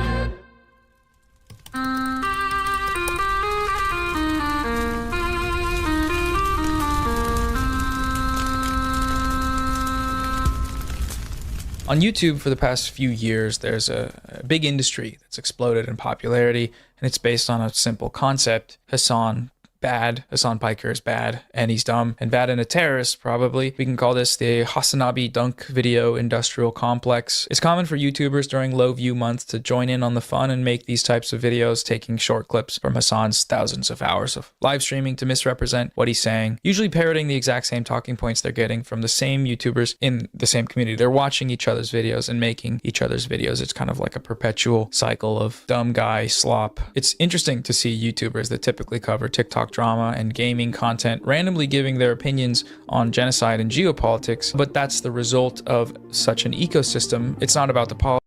Okay, let's get to where Kilo is actually speaking then. Nice.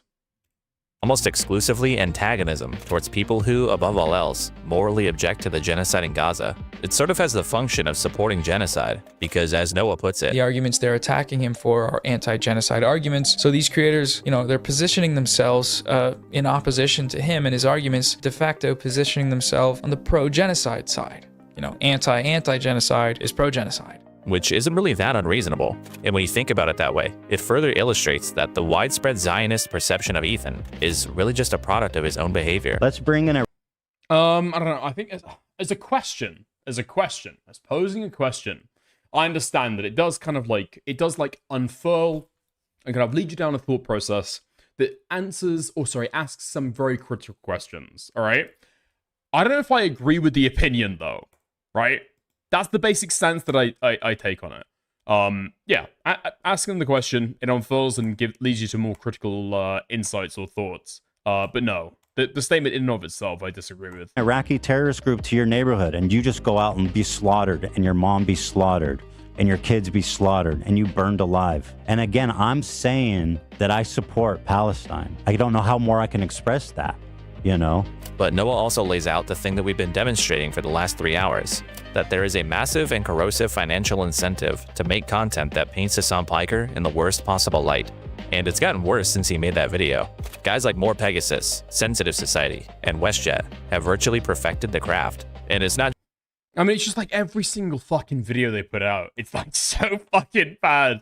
I mean, I understand, okay, Hassan being a commentary topic, it is what it is, okay? It happens to a lot of people, Sad to see it, but inevitable sometimes. But every single fucking video, man. Not just creators, there's an entire network of entities across multiple platforms, all feeding off each other to spread misinformation and baseless character attacks about Hassan. Places like LSF on Reddit or Yeet on Twitter. These function as dedicated anti-Hassan news networks that feed back directly into the machine. A clip gets posted, a creator makes a video on it, the news networks post clips from those videos. It's this bizarre incestuous cycle of people just jerking each other off about how terrible Hassan Piker is.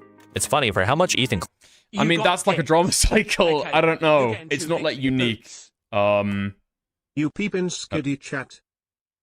Thank you very much for the 2. Flying cries about an organized harassment campaign. You would be shocked at how organized Hassan Bad is. Fucking A, let's go. Ethan Klein, Destiny, Dan Saltman. Who else is there out there that is pushing the fuck Hassan narrative? There has to be more of us. Well, it's happening organically because people realize that Hassan is a crazy person. Yeah.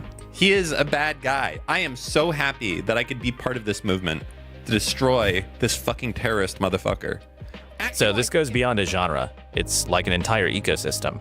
But the attacks on Hassan are also often exaggerated, misleading, or even outright false. And as we've already seen, there's quite the ragtag band of rapists, liars, and complete morons that are most responsible for pushing them. So all things considered, it can be a little difficult to parse what information about Hassan is actually real. So to wrap up this video, let's go through some of the most sensationalized and infamous claims about Hassan Piker and see which ones hold up. Let's start with one of the most widespread and craziest headlines about Hassan that still gets... Okay, let's go. Now, for the actual sweeping to begin. Let's have a look. It's repeated to this day. Well, actually, no, I don't like the way that's angled. Actually, I don't like the way that's phrased. My sweeping has been put under a microscope. Okay, it's time for me to put kilos under a microscope. Hassan visited a brothel in Germany that was raided for trafficking minors. Now this... Okay, well, fuck, never mind. Story comes in a few different forms depending on who's telling it. You've got Dan, who very strategically says that Hassan visited a brothel that was later raided for human trafficking. Nuxtaku more aggressively states that the brothel was raided for the trafficking of at least one minor. And on the most extreme end of the spectrum, Destiny outright claims that Hassan literally raped a 15-year-old. So here's what actually happened. A long time ago, Hassan visited... Okay, I agree. This is bunk. Not true. Not true. It got raided, I think, because somebody said that their boyfriend had, like, forced them to work there, but it wasn't, like, the brothel directly, going and fucking abusing them or some shit. The legal Artemis brothel in Berlin. Yes, and brothels are legal in Germany. Court rejection and a formal apology from the city. True or not, but it is entirely possible that this whole thing had almost nothing to do with that one incident at the brothel. It ended up donating said compensation to a children's hospital. So, happy endings. This whole story is really just a lazy way to desperately try to attach bad things to Hassan's name. I said that Hassan Piker... True. Remember from earlier that one of Nuxtaku's... Ooh, okay. Now for a biggie. The implications about Hassan that people make from them are deliberately misleading. Next claim. Hassan threatened to kill a US senator.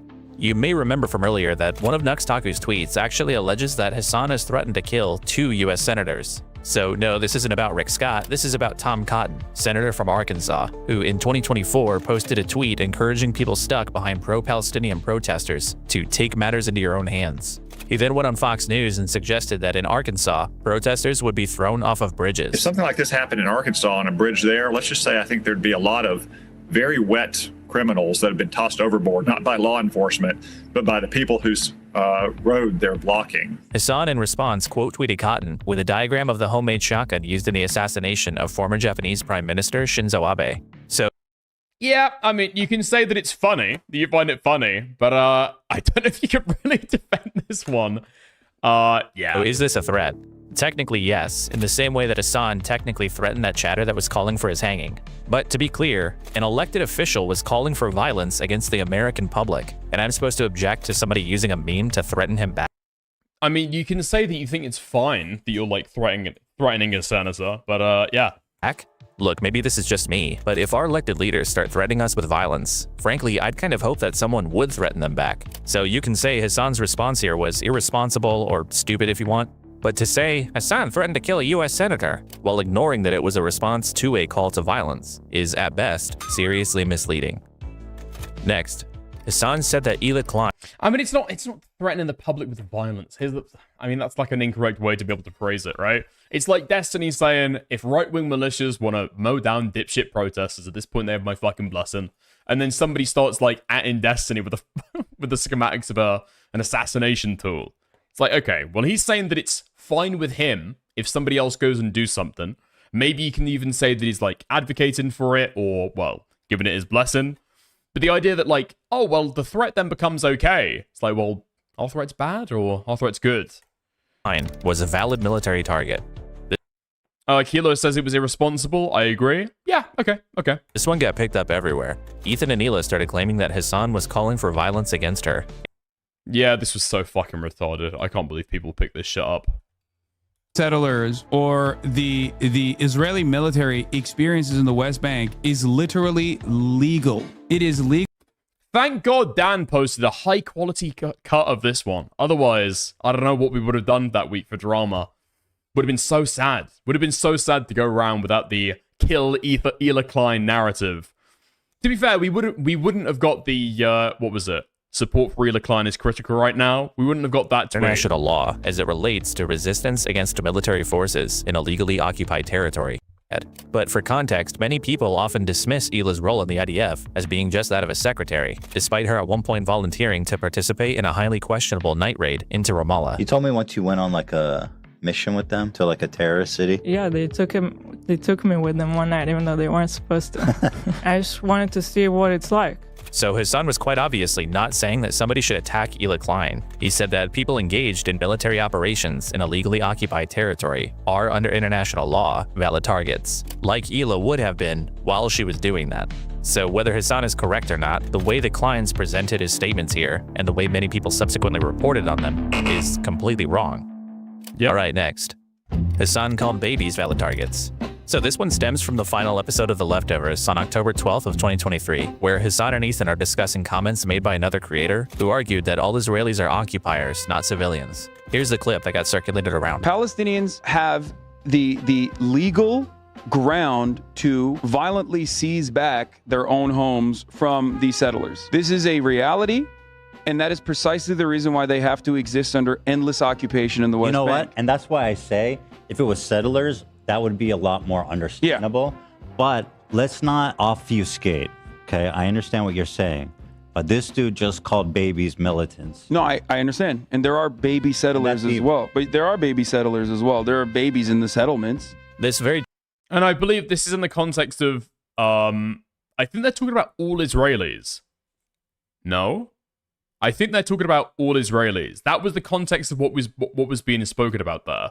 They're talking about occupiers on a land. I think the exact analogy that was used was something about like, oh, well, if people just randomly stopped in your local state and said that it was like their state now, it's their historic homeland, what? They're like stealing your shit. They're like stealing your shit. They're like in your house. They're on your land.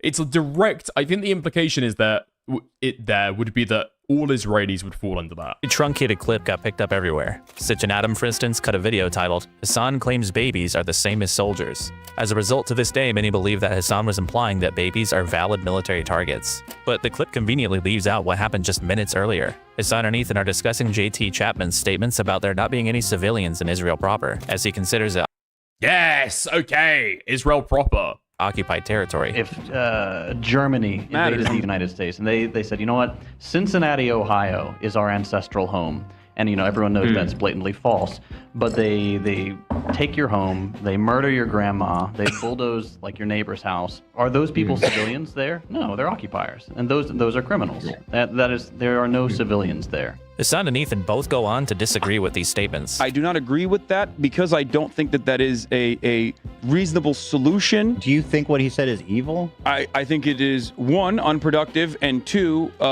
it does not meet the realities on the ground, and it's not a viable solution. And after a bit more discussion...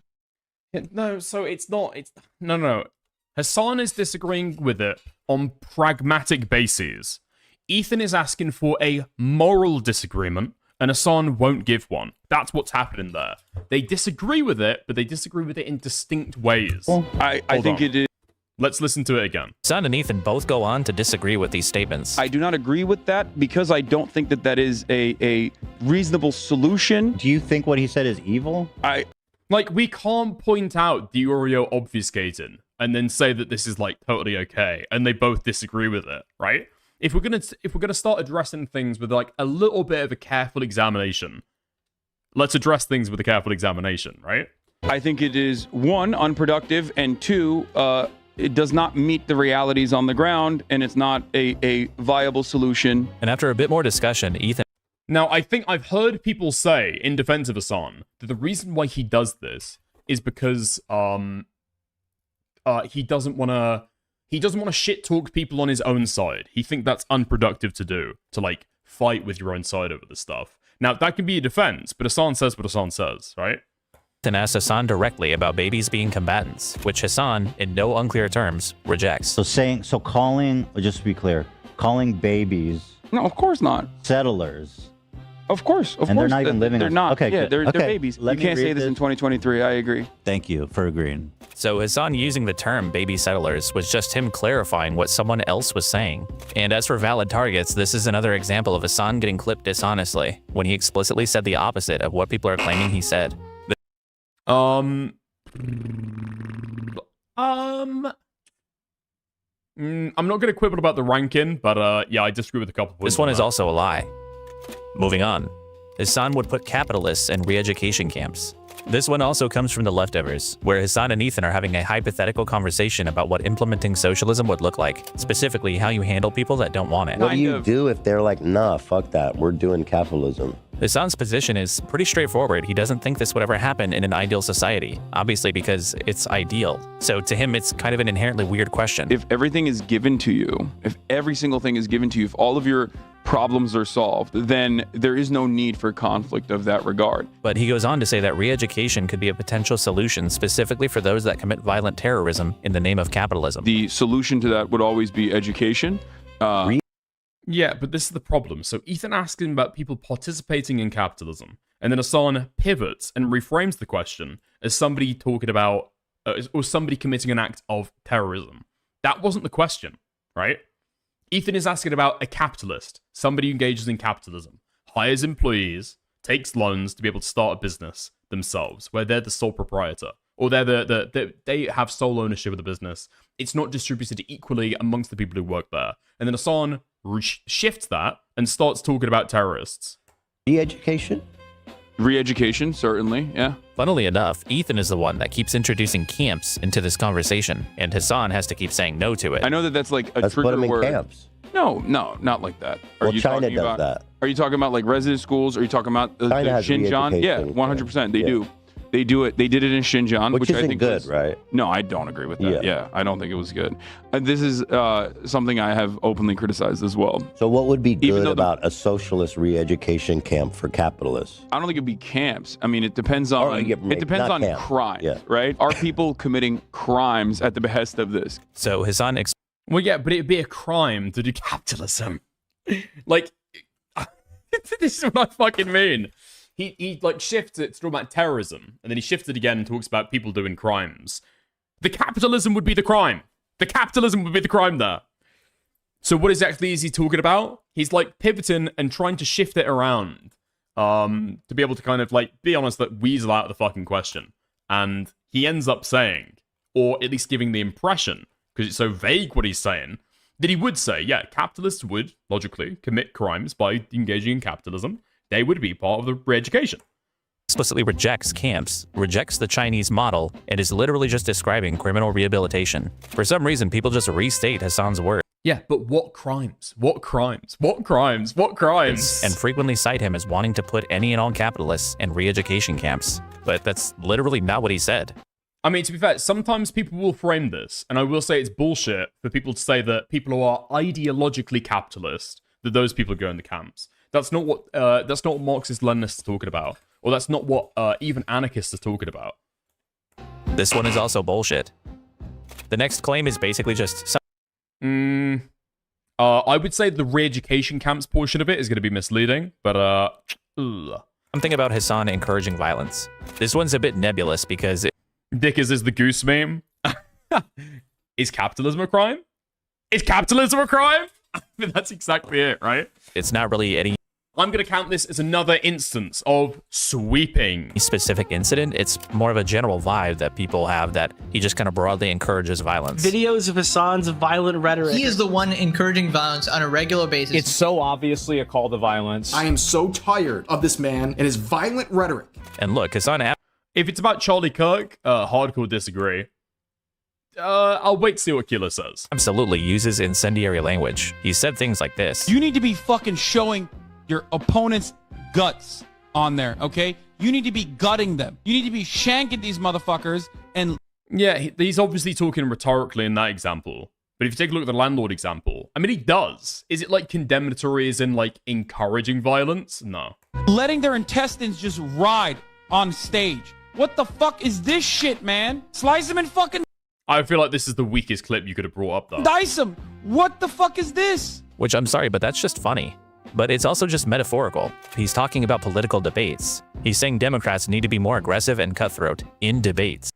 Yeah, unfortunately, I can criticize Kilo as much as I want, but this is the clip that people do bring up. So he's engaging with the discourse as it exists. I get it. It's not an actual call to violence, it's just being expressive and provocative. What you won't find if you actually watch Hasan's content is any encouraging or advocating for direct violence. I don't think violence against civilians is justified. I would never advocate for violence against a political enemy. Any kind of violence against civilians is completely unjustifiable. The bad faith version of this stuff was on full display after Charlie Kirk's assassination, when certain people, like Tectone, used these obviously figurative expressions as evidence that Hasan openly calls for violence. And this happened again after the recent assassination attempt on President Trump, when people like Short-Fed Otaku seemingly reflexively start blaming Hasan. But there is absolutely no evidence for this. In fact, that shooter seems to have been pretty openly oppositional to Hasan on social media. There's also no real evidence of Charlie Kirk's assassin being a Hasan fan either. So this idea that Hasan encourages any actual violence is very dumb, and the instances people point to as evidence for it are often entirely made up.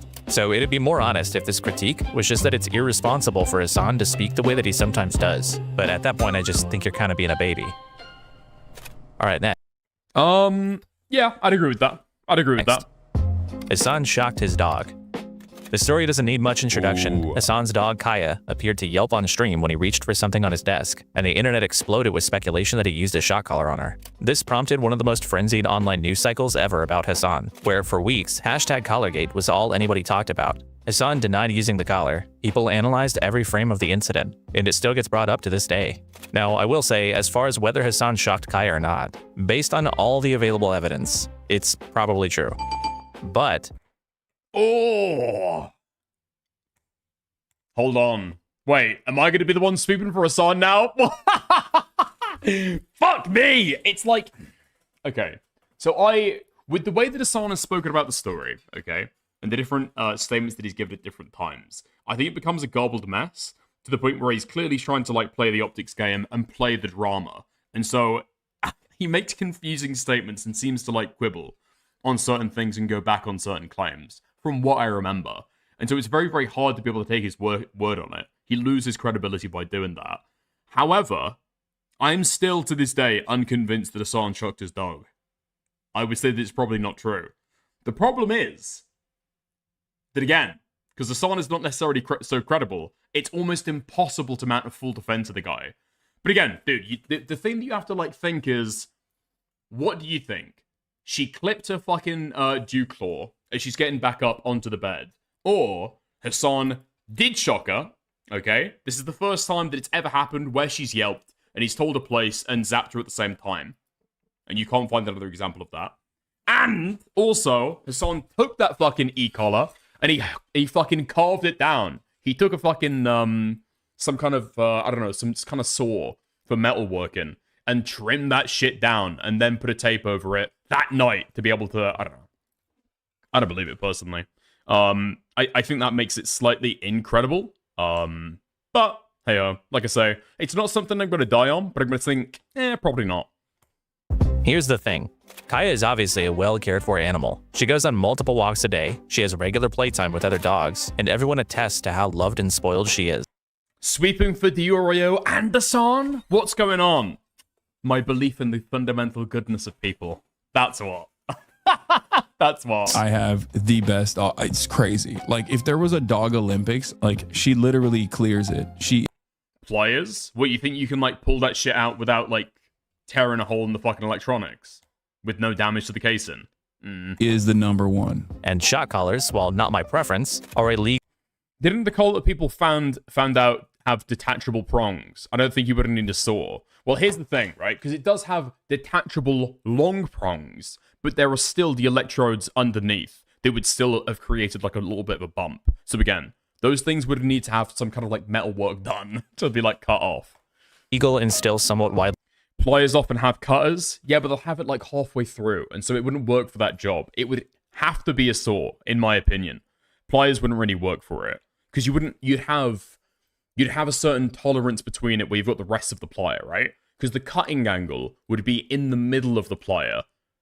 I don't think so. It's like a clean, flat edge. Use training tool.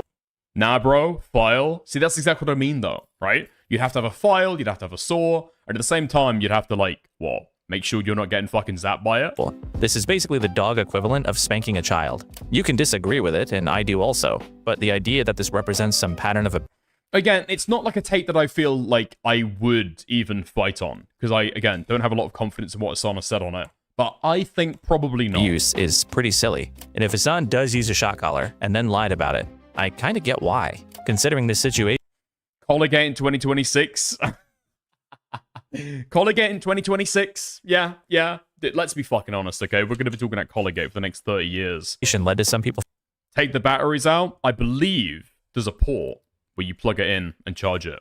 No removable batteries. Filing reports to have Kaya taken away. Does anybody really think it would be better for Kaya to be entered into the foster system rather than staying in the LA mansion where she seems to live a largely spoiled and happy life? Look, if you want to criticize him for using a shot collar, that's totally fine. That is a legitimate concern. But this story quickly stopped being about Kaya and turned into yet another desperate scramble for a smoking gun to use against Hasan. Do I personally care about Kaya? I could give a fuck about Kaya. That said, yeah, it's fair to push this because it hurts Hasan, and Hasan is a bad person. Spending a month covering it, filing animal welfare reports, and demanding Twitch ban him over this. These just aren't really proportionate responses to what he actually did.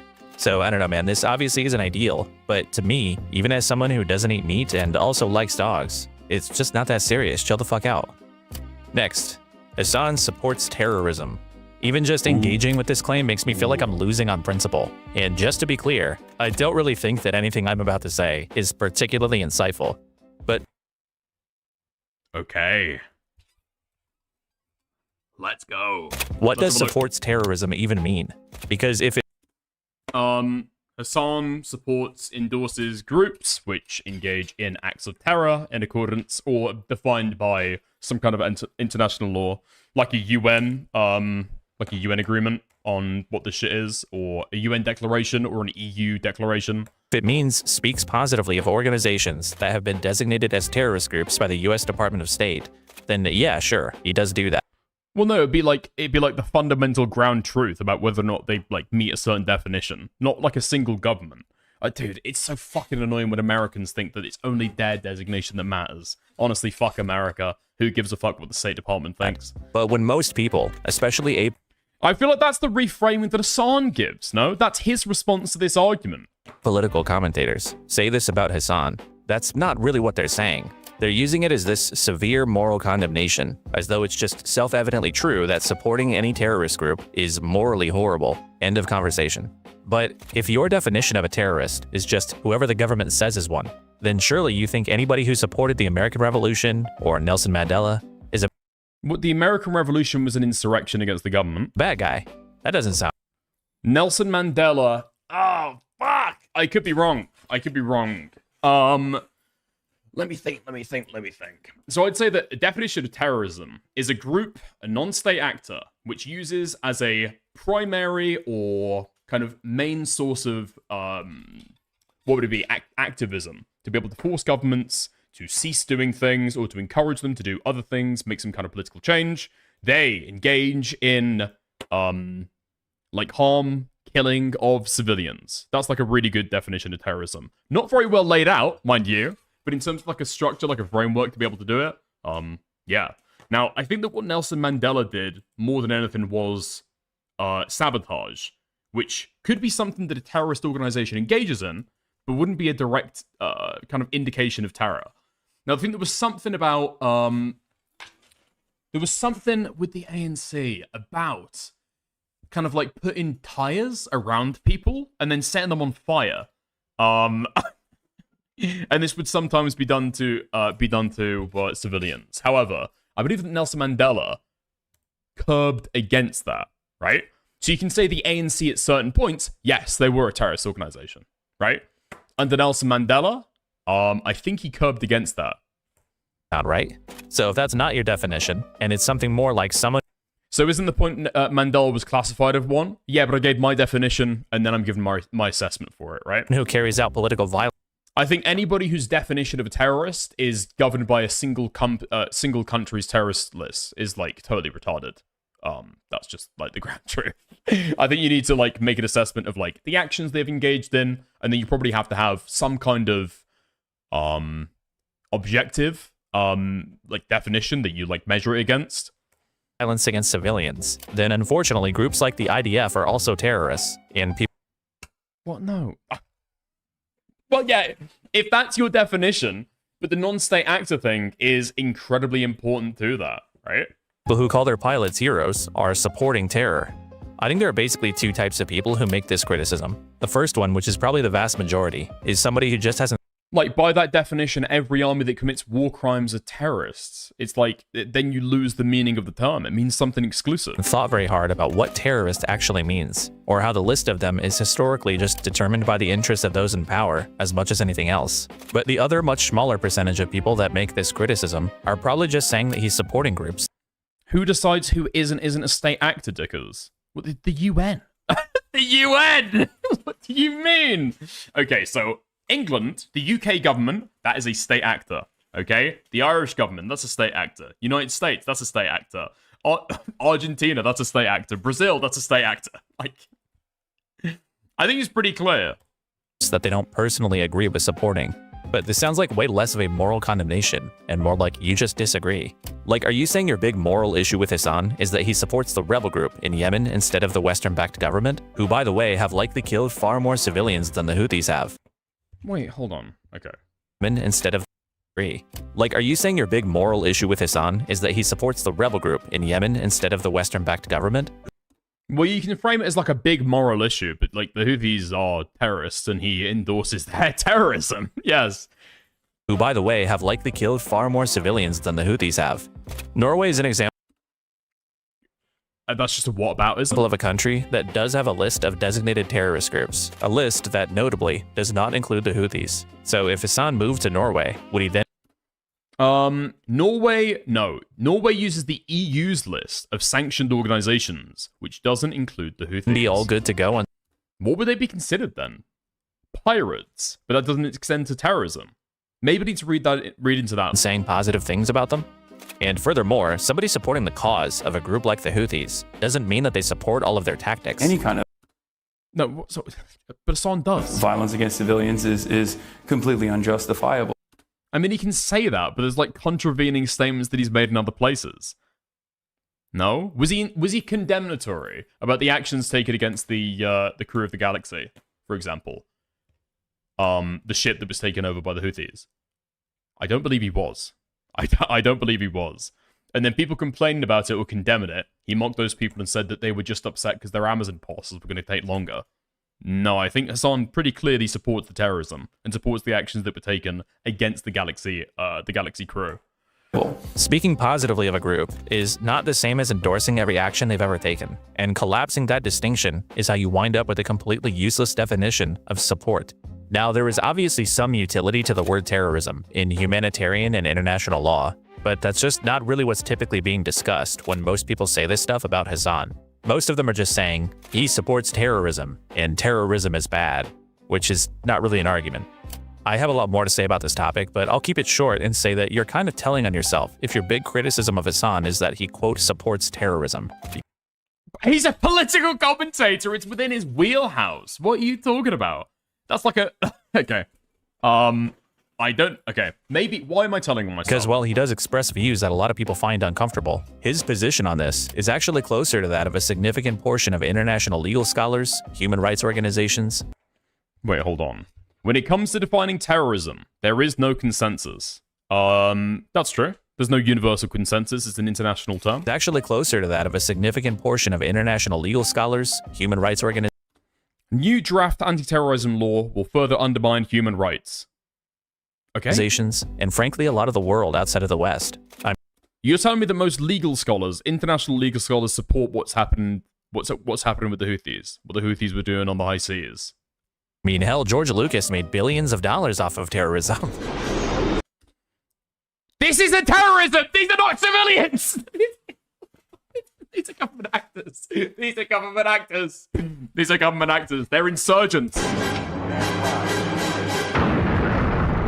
So to God, if I could strangle the fucking glasses off this little freak. be honest, I can't even really evaluate. No, I'm joking. I like Kilo. And Kilo will have a conversation about this stuff. I just disagree with his takes here. The truth of this claim. These are the reason why, because I mean, this is like a somewhat boring part of the video. We're getting past the drama slop and we're getting to like politics and stuff.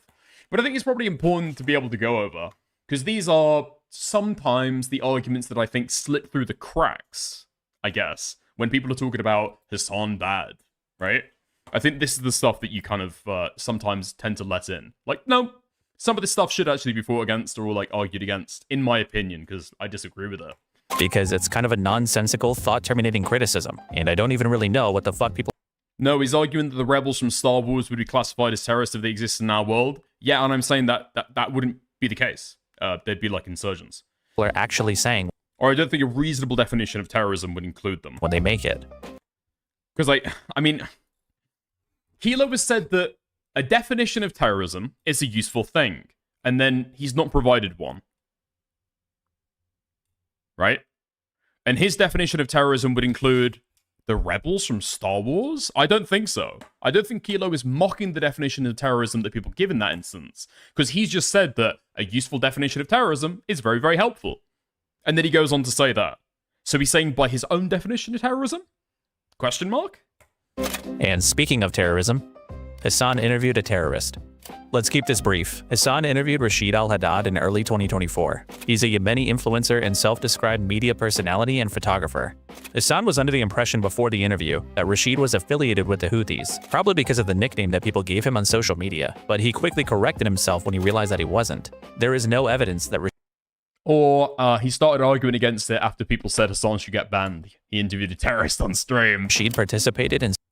Like, let's not pretend as though there's like that's completely divorced from the public backlash. Seizing any ships or has any formal Houthi association. People use really dumb pieces of evidence to say, oh no, he is a Houthi, like this Instagram comment where he just says he is a soldier, which could mean almost anything. Or the photos that he took on this captured vessel, which was open to the public for photos. But ultimately, it wouldn't really matter if he was a Houthi. Hasan should be allowed to interview terrorists. Whoa. Dude, people knock down the easy fucking claims. How about the fact that this guy was allowed within, I don't know, like, breathing distance of the captain that was captured? How about the fact that this guy was allowed to see them dancing or, like, smoke, or, like chewing cut or stuff like that? What do we think about that? Is that a thing that, like, an average Yemeni teenager would be allowed access to? Now, don't get me wrong, okay? I'm not saying definitively that this guy was a member, but some kind of association seems incredibly likely. And people dismissing this stuff as, bah, he's not a terrorist, bah, he's not a terrorist. Okay. Official member? That stuff is not very easily accessible to be able to determine. But some kind of association? I mean, it's like rigorous security. These are the hostages that you've got like international pressure to be able to get released. Right? They're not just going to be left in some random village somewhere, right? These people are probably going to be heavily guarded. Terrorists on stream. There's just no evidence that this guy is one.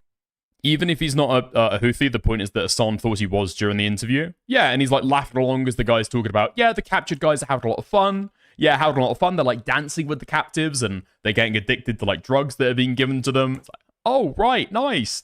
And if they try to... Okay, well, they might get shot. Okay, well, fuck. One. Rashid is currently suing Ethan Klein for repeatedly calling him a terrorist. So based on the evidence that we have, this one's also kind of bullshit. And finally...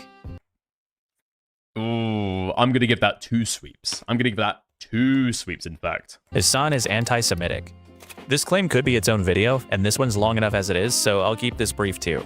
The evidence that people cite for Hasan being anti-Semitic is either extremely amorphous and vague, or simply not good evidence at all. There's him calling a chatter pig dog. You fucking bloodthirsty, violent pig dog! Suck my dick! Which people claimed was an anti-Semitic slur, even though it doesn't appear in common anti-Semitism glossaries, and Hasan primarily uses it to describe capitalists and imperialists. You imperialist, capitalist pig dog, you fucking violent murderer of the third world. There's him calling Orthodox Jewish settlers inbred, which was clearly just supposed to be an insult directed at people who subscribe to a racist ideology, not Jewish people as a group. You know, the broad majority of the ultra-Orthodox are also unimaginably racist and very much pro-Israel. I can't wait for these inbred motherfuckers to have to serve and see what happens to the IDF. And beyond that, most of the rest of it are just these nebulous, broader claims about his positions on Israel and how they point to an underlying bigotry. But almost every single example that people use for this often could be better explained by him simply being anti-Zionist. For instance, yeah, I mean, that's the difficulty, right? Because I think I did have... Did I used to think that Hassan was anti-Semitic? I forget. I was more amenable to the claim at the very least. I was kind of on the fence, or I wasn't sure. Oh, man. There is a thread within certain, like, I guess, like, third worldists or, like, leftist circles, especially, like, anti-Israel, that does start to pivot over to anti-Semitism. I mean, you can see examples of that with Mike from PA, Hassan Overter, talking about that, what did he say, that demonic ethnicity. Like, okay, dude, you're being, like, right out anti-Semitic right now. It is what it is, right? It is what it is. And so I think there's a level of skepticism that you can have towards that stuff. And maybe, to a certain extent, people are engaging in the reverse of what happened during some of the more soy eras, where people will say things that could possibly, from a certain lens or perspective, be seen as anti-black racism, right? And then you apply that a little bit too broadly, or with not enough charity, and you end up just thinking like, yeah, that guy's racist. Yeah, that guy's racist. Yeah. Since people often point to things like Hassan saying that... At the very least, with Hassan's kind of like stated set of how he would interrogate somebody else's bigotry, it seems pretty clear that he would describe himself as a bigot if he was talking about, this is the thought process, if he was talking about, if it was somebody else talking about black people, for example, in like a similar way. But on reflection, no. And especially after looking into it and watching more of Hassan's content, I don't think that he is anti-Semitic. That rapes having happened on October.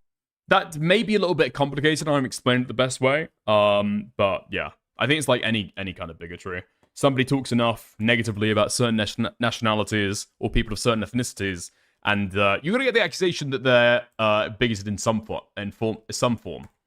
October 7th wouldn't change his perspective as evidence of anti-Semitism, but that's not anti-Semitic. It's actually a pretty consistent application of Hassan's anti-imperialist framework. And if there's a perceived double standard in how aggressively he talks about Israel versus other actors, it could very easily be explained by his own family background in the Middle East, or the region's history, rather than automatically assuming it's just secret racial animus towards Jews. He isn't uniquely fixated on Jewish institutions. He applies this same lens to American imperialism, Saudi Arabia, capitalism, and plenty of other power structures.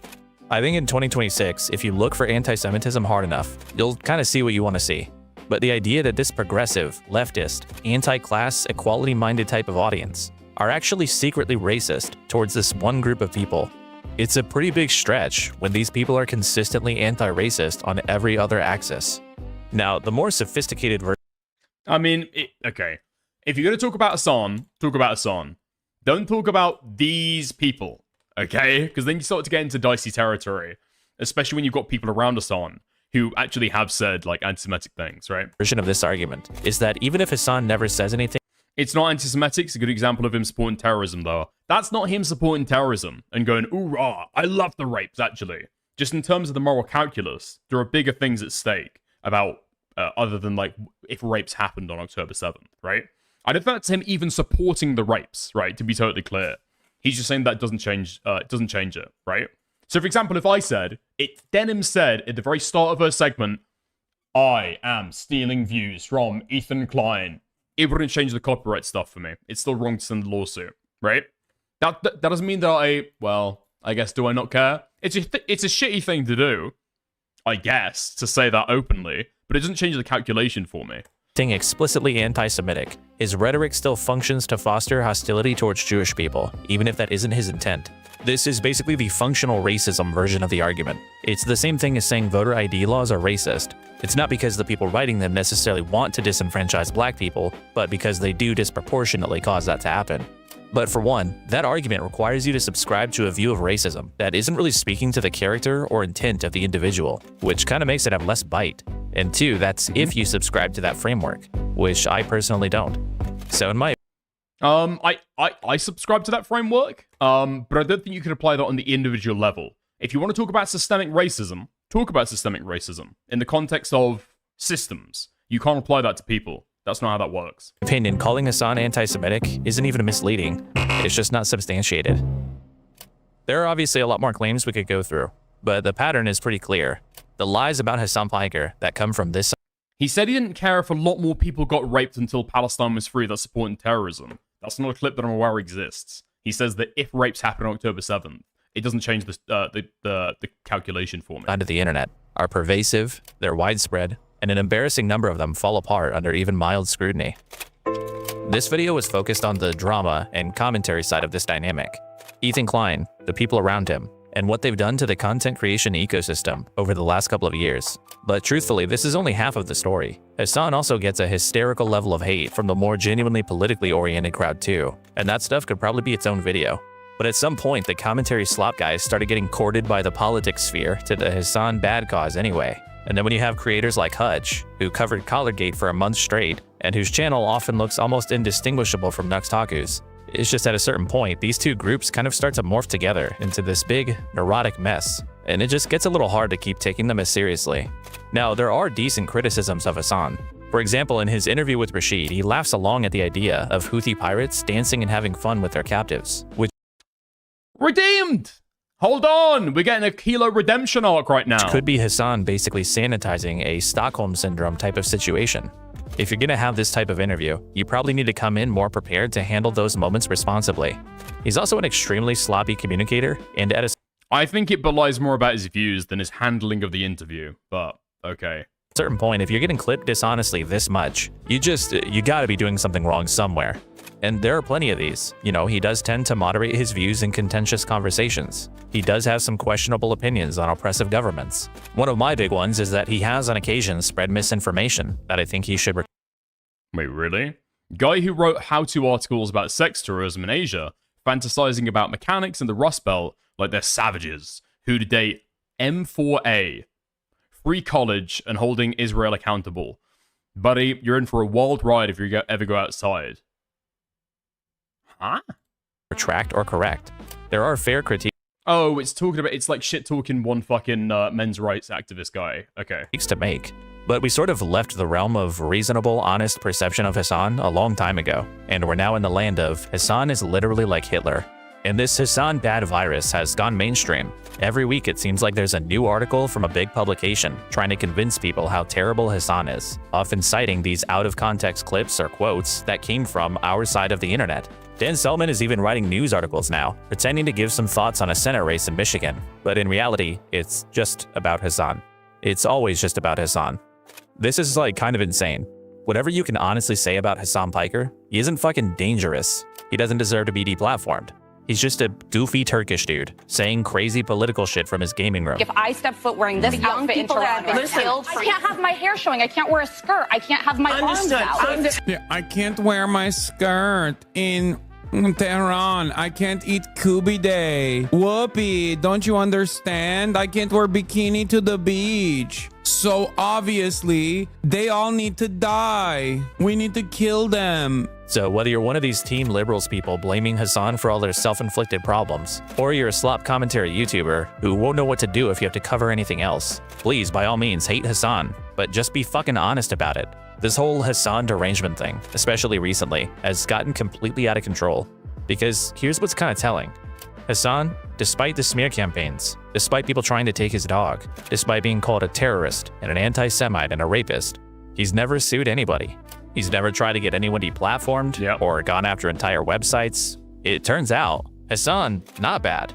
Hasan, pretty good actually. Yeah, okay. Ethan Klein, on the other hand, fuck you, I can't believe you get me to agree to a statement like that. Just recently filed a lawsuit against Noah Samsen for the opinion that Ethan was, through his content choices, running defense for a genocide. That's Noah's belief. Ethan wants to control whether Noah is allowed to express it. Not that good in terms of like your responsibilities or like ethics of being a content creator and how you conduct yourself. Yeah, okay. And every creator who's been profiting off of Hasan Bad while also cheering on Ethan's anti-free speech behavior should ironically probably be thanking Hasan for not holding them to the same standard that they're celebrating. You know, for not being like Ethan. The thing about people like Ethan, who try to convince people that they're... I mean, before we go on to that, like what I was saying about Dan earlier and the way that he conducts himself and the way that he operates, it's like very, very fucking short term. And in the long run, I think that you do lose the argument. And you have like a backlash effect as more and more people go through this stuff and like, oh, okay, that tired criticism. Oh, right, that same criticism. And it just doesn't bite because it starts to get hollow. And people get desensitized to it because there's not like a ground truth there. There's not like something to actually fucking hold on to. You don't like Hasan because of his politics. And so you throw these smears at him and nothing actually bites further. You're not sinking your teeth into the subject matter anymore. You just like essentially emoting Hasan Bad, right? That's all you do when you echo these fucking talking points. I do genuinely want people to actually criticize Hasan well, okay? Because I think that he deserves good criticism, right? I don't know. I think people should like deal with him appropriately.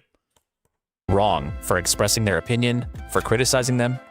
Because I think that'll do like an appropriate amount of damage, and probably more damage, especially in the long term, and might actually have the chance of getting him to change the way that he talks about stuff, and possibly change his political opinions as well. Or even just for hating them. They are the ones with the problem. They're the ones who can't help themselves from going out of their way to read every word that people write about. I still think Hasan bad. Now I believe Ethan and Co. is super bad. That's a good takeaway, I think, actually. That's a good takeaway. They're insecure, irrational thinkers who desperately want to control how people perceive them, and it drives them crazy that they can't. So whether it's Willie Mac, or iDubbbz, or me, or anybody else in this video, talk your shit about them. You shouldn't let somebody like Tectone convince you that you're the wrong one for believing that he's a sexual predator. Don't let Nicholas Diorio dissuade you from calling him out for being a giant pathetic loser. Talk your shit, and let other people talk their shit to you. Even if you truly hate the guy, you should be a Hasan. Don't be an Ethan. Before we go, there's someone I want to introduce. It's a guy who's one of the great internet philosophers of our time, and he's somebody I think Ethan Klein would have a lot in common with. His name's John Card, and in his... No fucking way, Card posted is getting a fucking call out at the end. Why does nobody else bring up him saying that China was right in liberating Tibet? Yeah, he said crazy shit about Russia as well. Has got interested opinions about NATO, but all of those get fucking drowned out in the sea of Hasan Bad. That's the kind of criticism that I want. His video on Pirate Software, he has something to say that I think applies to Ethan Klein perfectly. There's some people out there in the world who think it's just inherently wrong or regressive or childish to hate people or to rail against public figures online or whatever. And those people are wrong.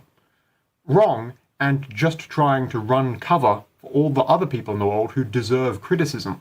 When do you find someone who deserves all the hate they're getting, and much, much more, encourage that hate, feed it, remind yourself and others that it's perfectly okay, good even, to wish all the worst in the world on this guy and people like him. You shouldn't just merely dislike the man or simply disagree with his opinions. You should hate him and everything he stands for and represents.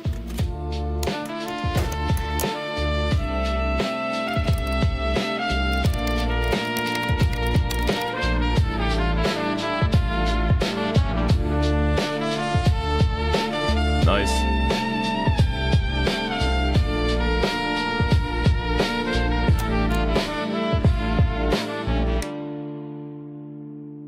Fab. There we go. We did it, Reddit. We did it, Reddit. Hasan Bad, the Weasley Little Liar Awards. All 4 hours done. We've now platinumed the fucking video. That's it. There's no more. We're free now. We can talk about whatever we want. It's amazing. And that brings me right up until the 8th hour. Oh my god. Perfect. Okay. Perfect. It was it was good. I like it. Killer's a smart guy. I've spoken to him before. I like speaking to him. decent guy. Like him a lot. Okay. I'm going to go through and thank people who donated, and then we're going to raid out somebody else. Overall thoughts on the video? I did think that some of the argumentation is like slightly inconsistent, right?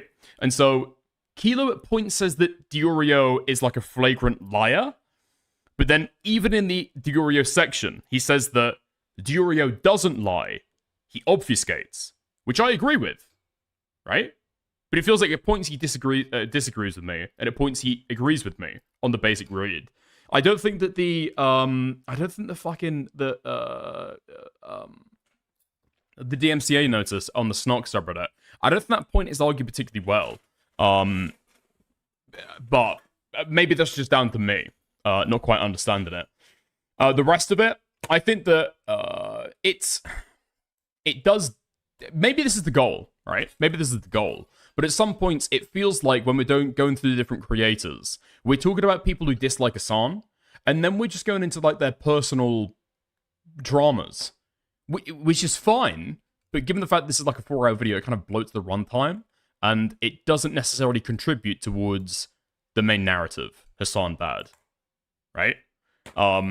It's just kind of like individual, kind of condensed hit pieces on different people, which I like, right? The fucking Tectone stuff, I liked a lot. The Cameron FB05 stuff, literally fucking seal clapping, okay? But yeah, I think it's right. Yeah, I think it's good. The Hasan defense stuff at the end, I just understand that me and Kilo disagree with it, but I feel as though some of the criticisms that he brings up and the way that he argues them, it feels like softballs. It feels like softballs. But yeah, there you are. Unfortunately, I don't know. Because here's the thing. What I want to say in my gut, is broadly, the public narrative around Hasan and Hasan bad has got so fucking far out that when he's talking about the softballs, a lot of people are just not giving the good fucking criticisms, right? So it is what it is. What are you gonna do? But the entire fucking video is spent criticizing other people for not actually engaging with the real hard-hitting criticisms of, I don't know, people like Ethan Klein, right? And so the video doesn't lend itself to that kind of charity, actually, right? And so for that reason, I shan't give that charity, and that'll be my criticism at the end. Yeah. I think the Ethan Klein segment, though, is, like, perfect. Amazing. I mean, I watched it 2 days ago, so it's not, like, fresh in my mind, but almost no notes. Yeah. I mean, it's a little bit of a slog watching, sitting through some of the stuff, because it's like, yeah, I know, but yeah, that's my overall kind of sentiments on it. There we go. But did he not also debunk some of the more hard-hitting criticisms too? So I would say it's baked into my definition that the hard-hitting criticisms are ones that actually stick, right? That's kind of what I mean when I say that. It's like, it's potent, and it's actually true. So that's what I say is a hard-hitting criticism. But yeah, some of the more deranged criticisms, I think Kilo adequately addresses, debunks, kind of exposes, showing that some of the people involved are absolutely just pushing this shit forward as just a talking point in some gay online content creator war. But yeah, that'd be good. Nice. Which ones did you want Kilo to bring up? Some stuff around his China takes, some stuff around his Russia takes. Those would have also been good, but I mean, people at large have kind of left that shit by the wayside, so yeah, it is what it is. Okay, like I say, I'm going to thank the people who donated, and then I am going to raid you guys out. Also, I do think the way that he argued some of those criticisms, I wasn't quite on board with, but yeah. But before we leave, I want to thank Soul Skibbity, Guna42, Nate, Speed Racer, Just Your Nightmare, Dan Saltman, Anyaki, Dan Mac Photography, and that is all. Thank you everyone for coming. I appreciate you staying. Listen, okay? Even if you're just watching, appreciate that. If you're liking the stream, appreciate that anymore. And if you've donated, well, obviously, my favorite people. Alright. All of that to say, I will see you guys soon. Tomorrow. Hopefully some crazy fucking shit goes on. I saw there was some good stuff with the Chrissy woman We will take a look at that. Apparently that's supposed to be absolute gold-plated Kino. Okay. Wait, how do I... YouTube is not working right now, so unfortunately I can't quite raid out, but give me 2 seconds. Hold on. Actually, if we're going to go and do Chrissy Tent tomorrow, that might be interesting to go through and take a look at the end of the June the King video that we left off, right? I said that I was going to complete that. I was thinking about doing it today. Had to make room for the Kilo video. Boss's orders. Okay. Apologies. Sorry for leaving you guys waiting. Okay. Nice. I mean, Chud won. Chud's just kind of retarded. I was going to watch it anyway, so it is what it is. Okay, nice. Is there anyone else to be able to raid out into? No, there is not. Lots of love. Chat to you guys later. I'm going to raid you guys into nobody. Have fun. Bye.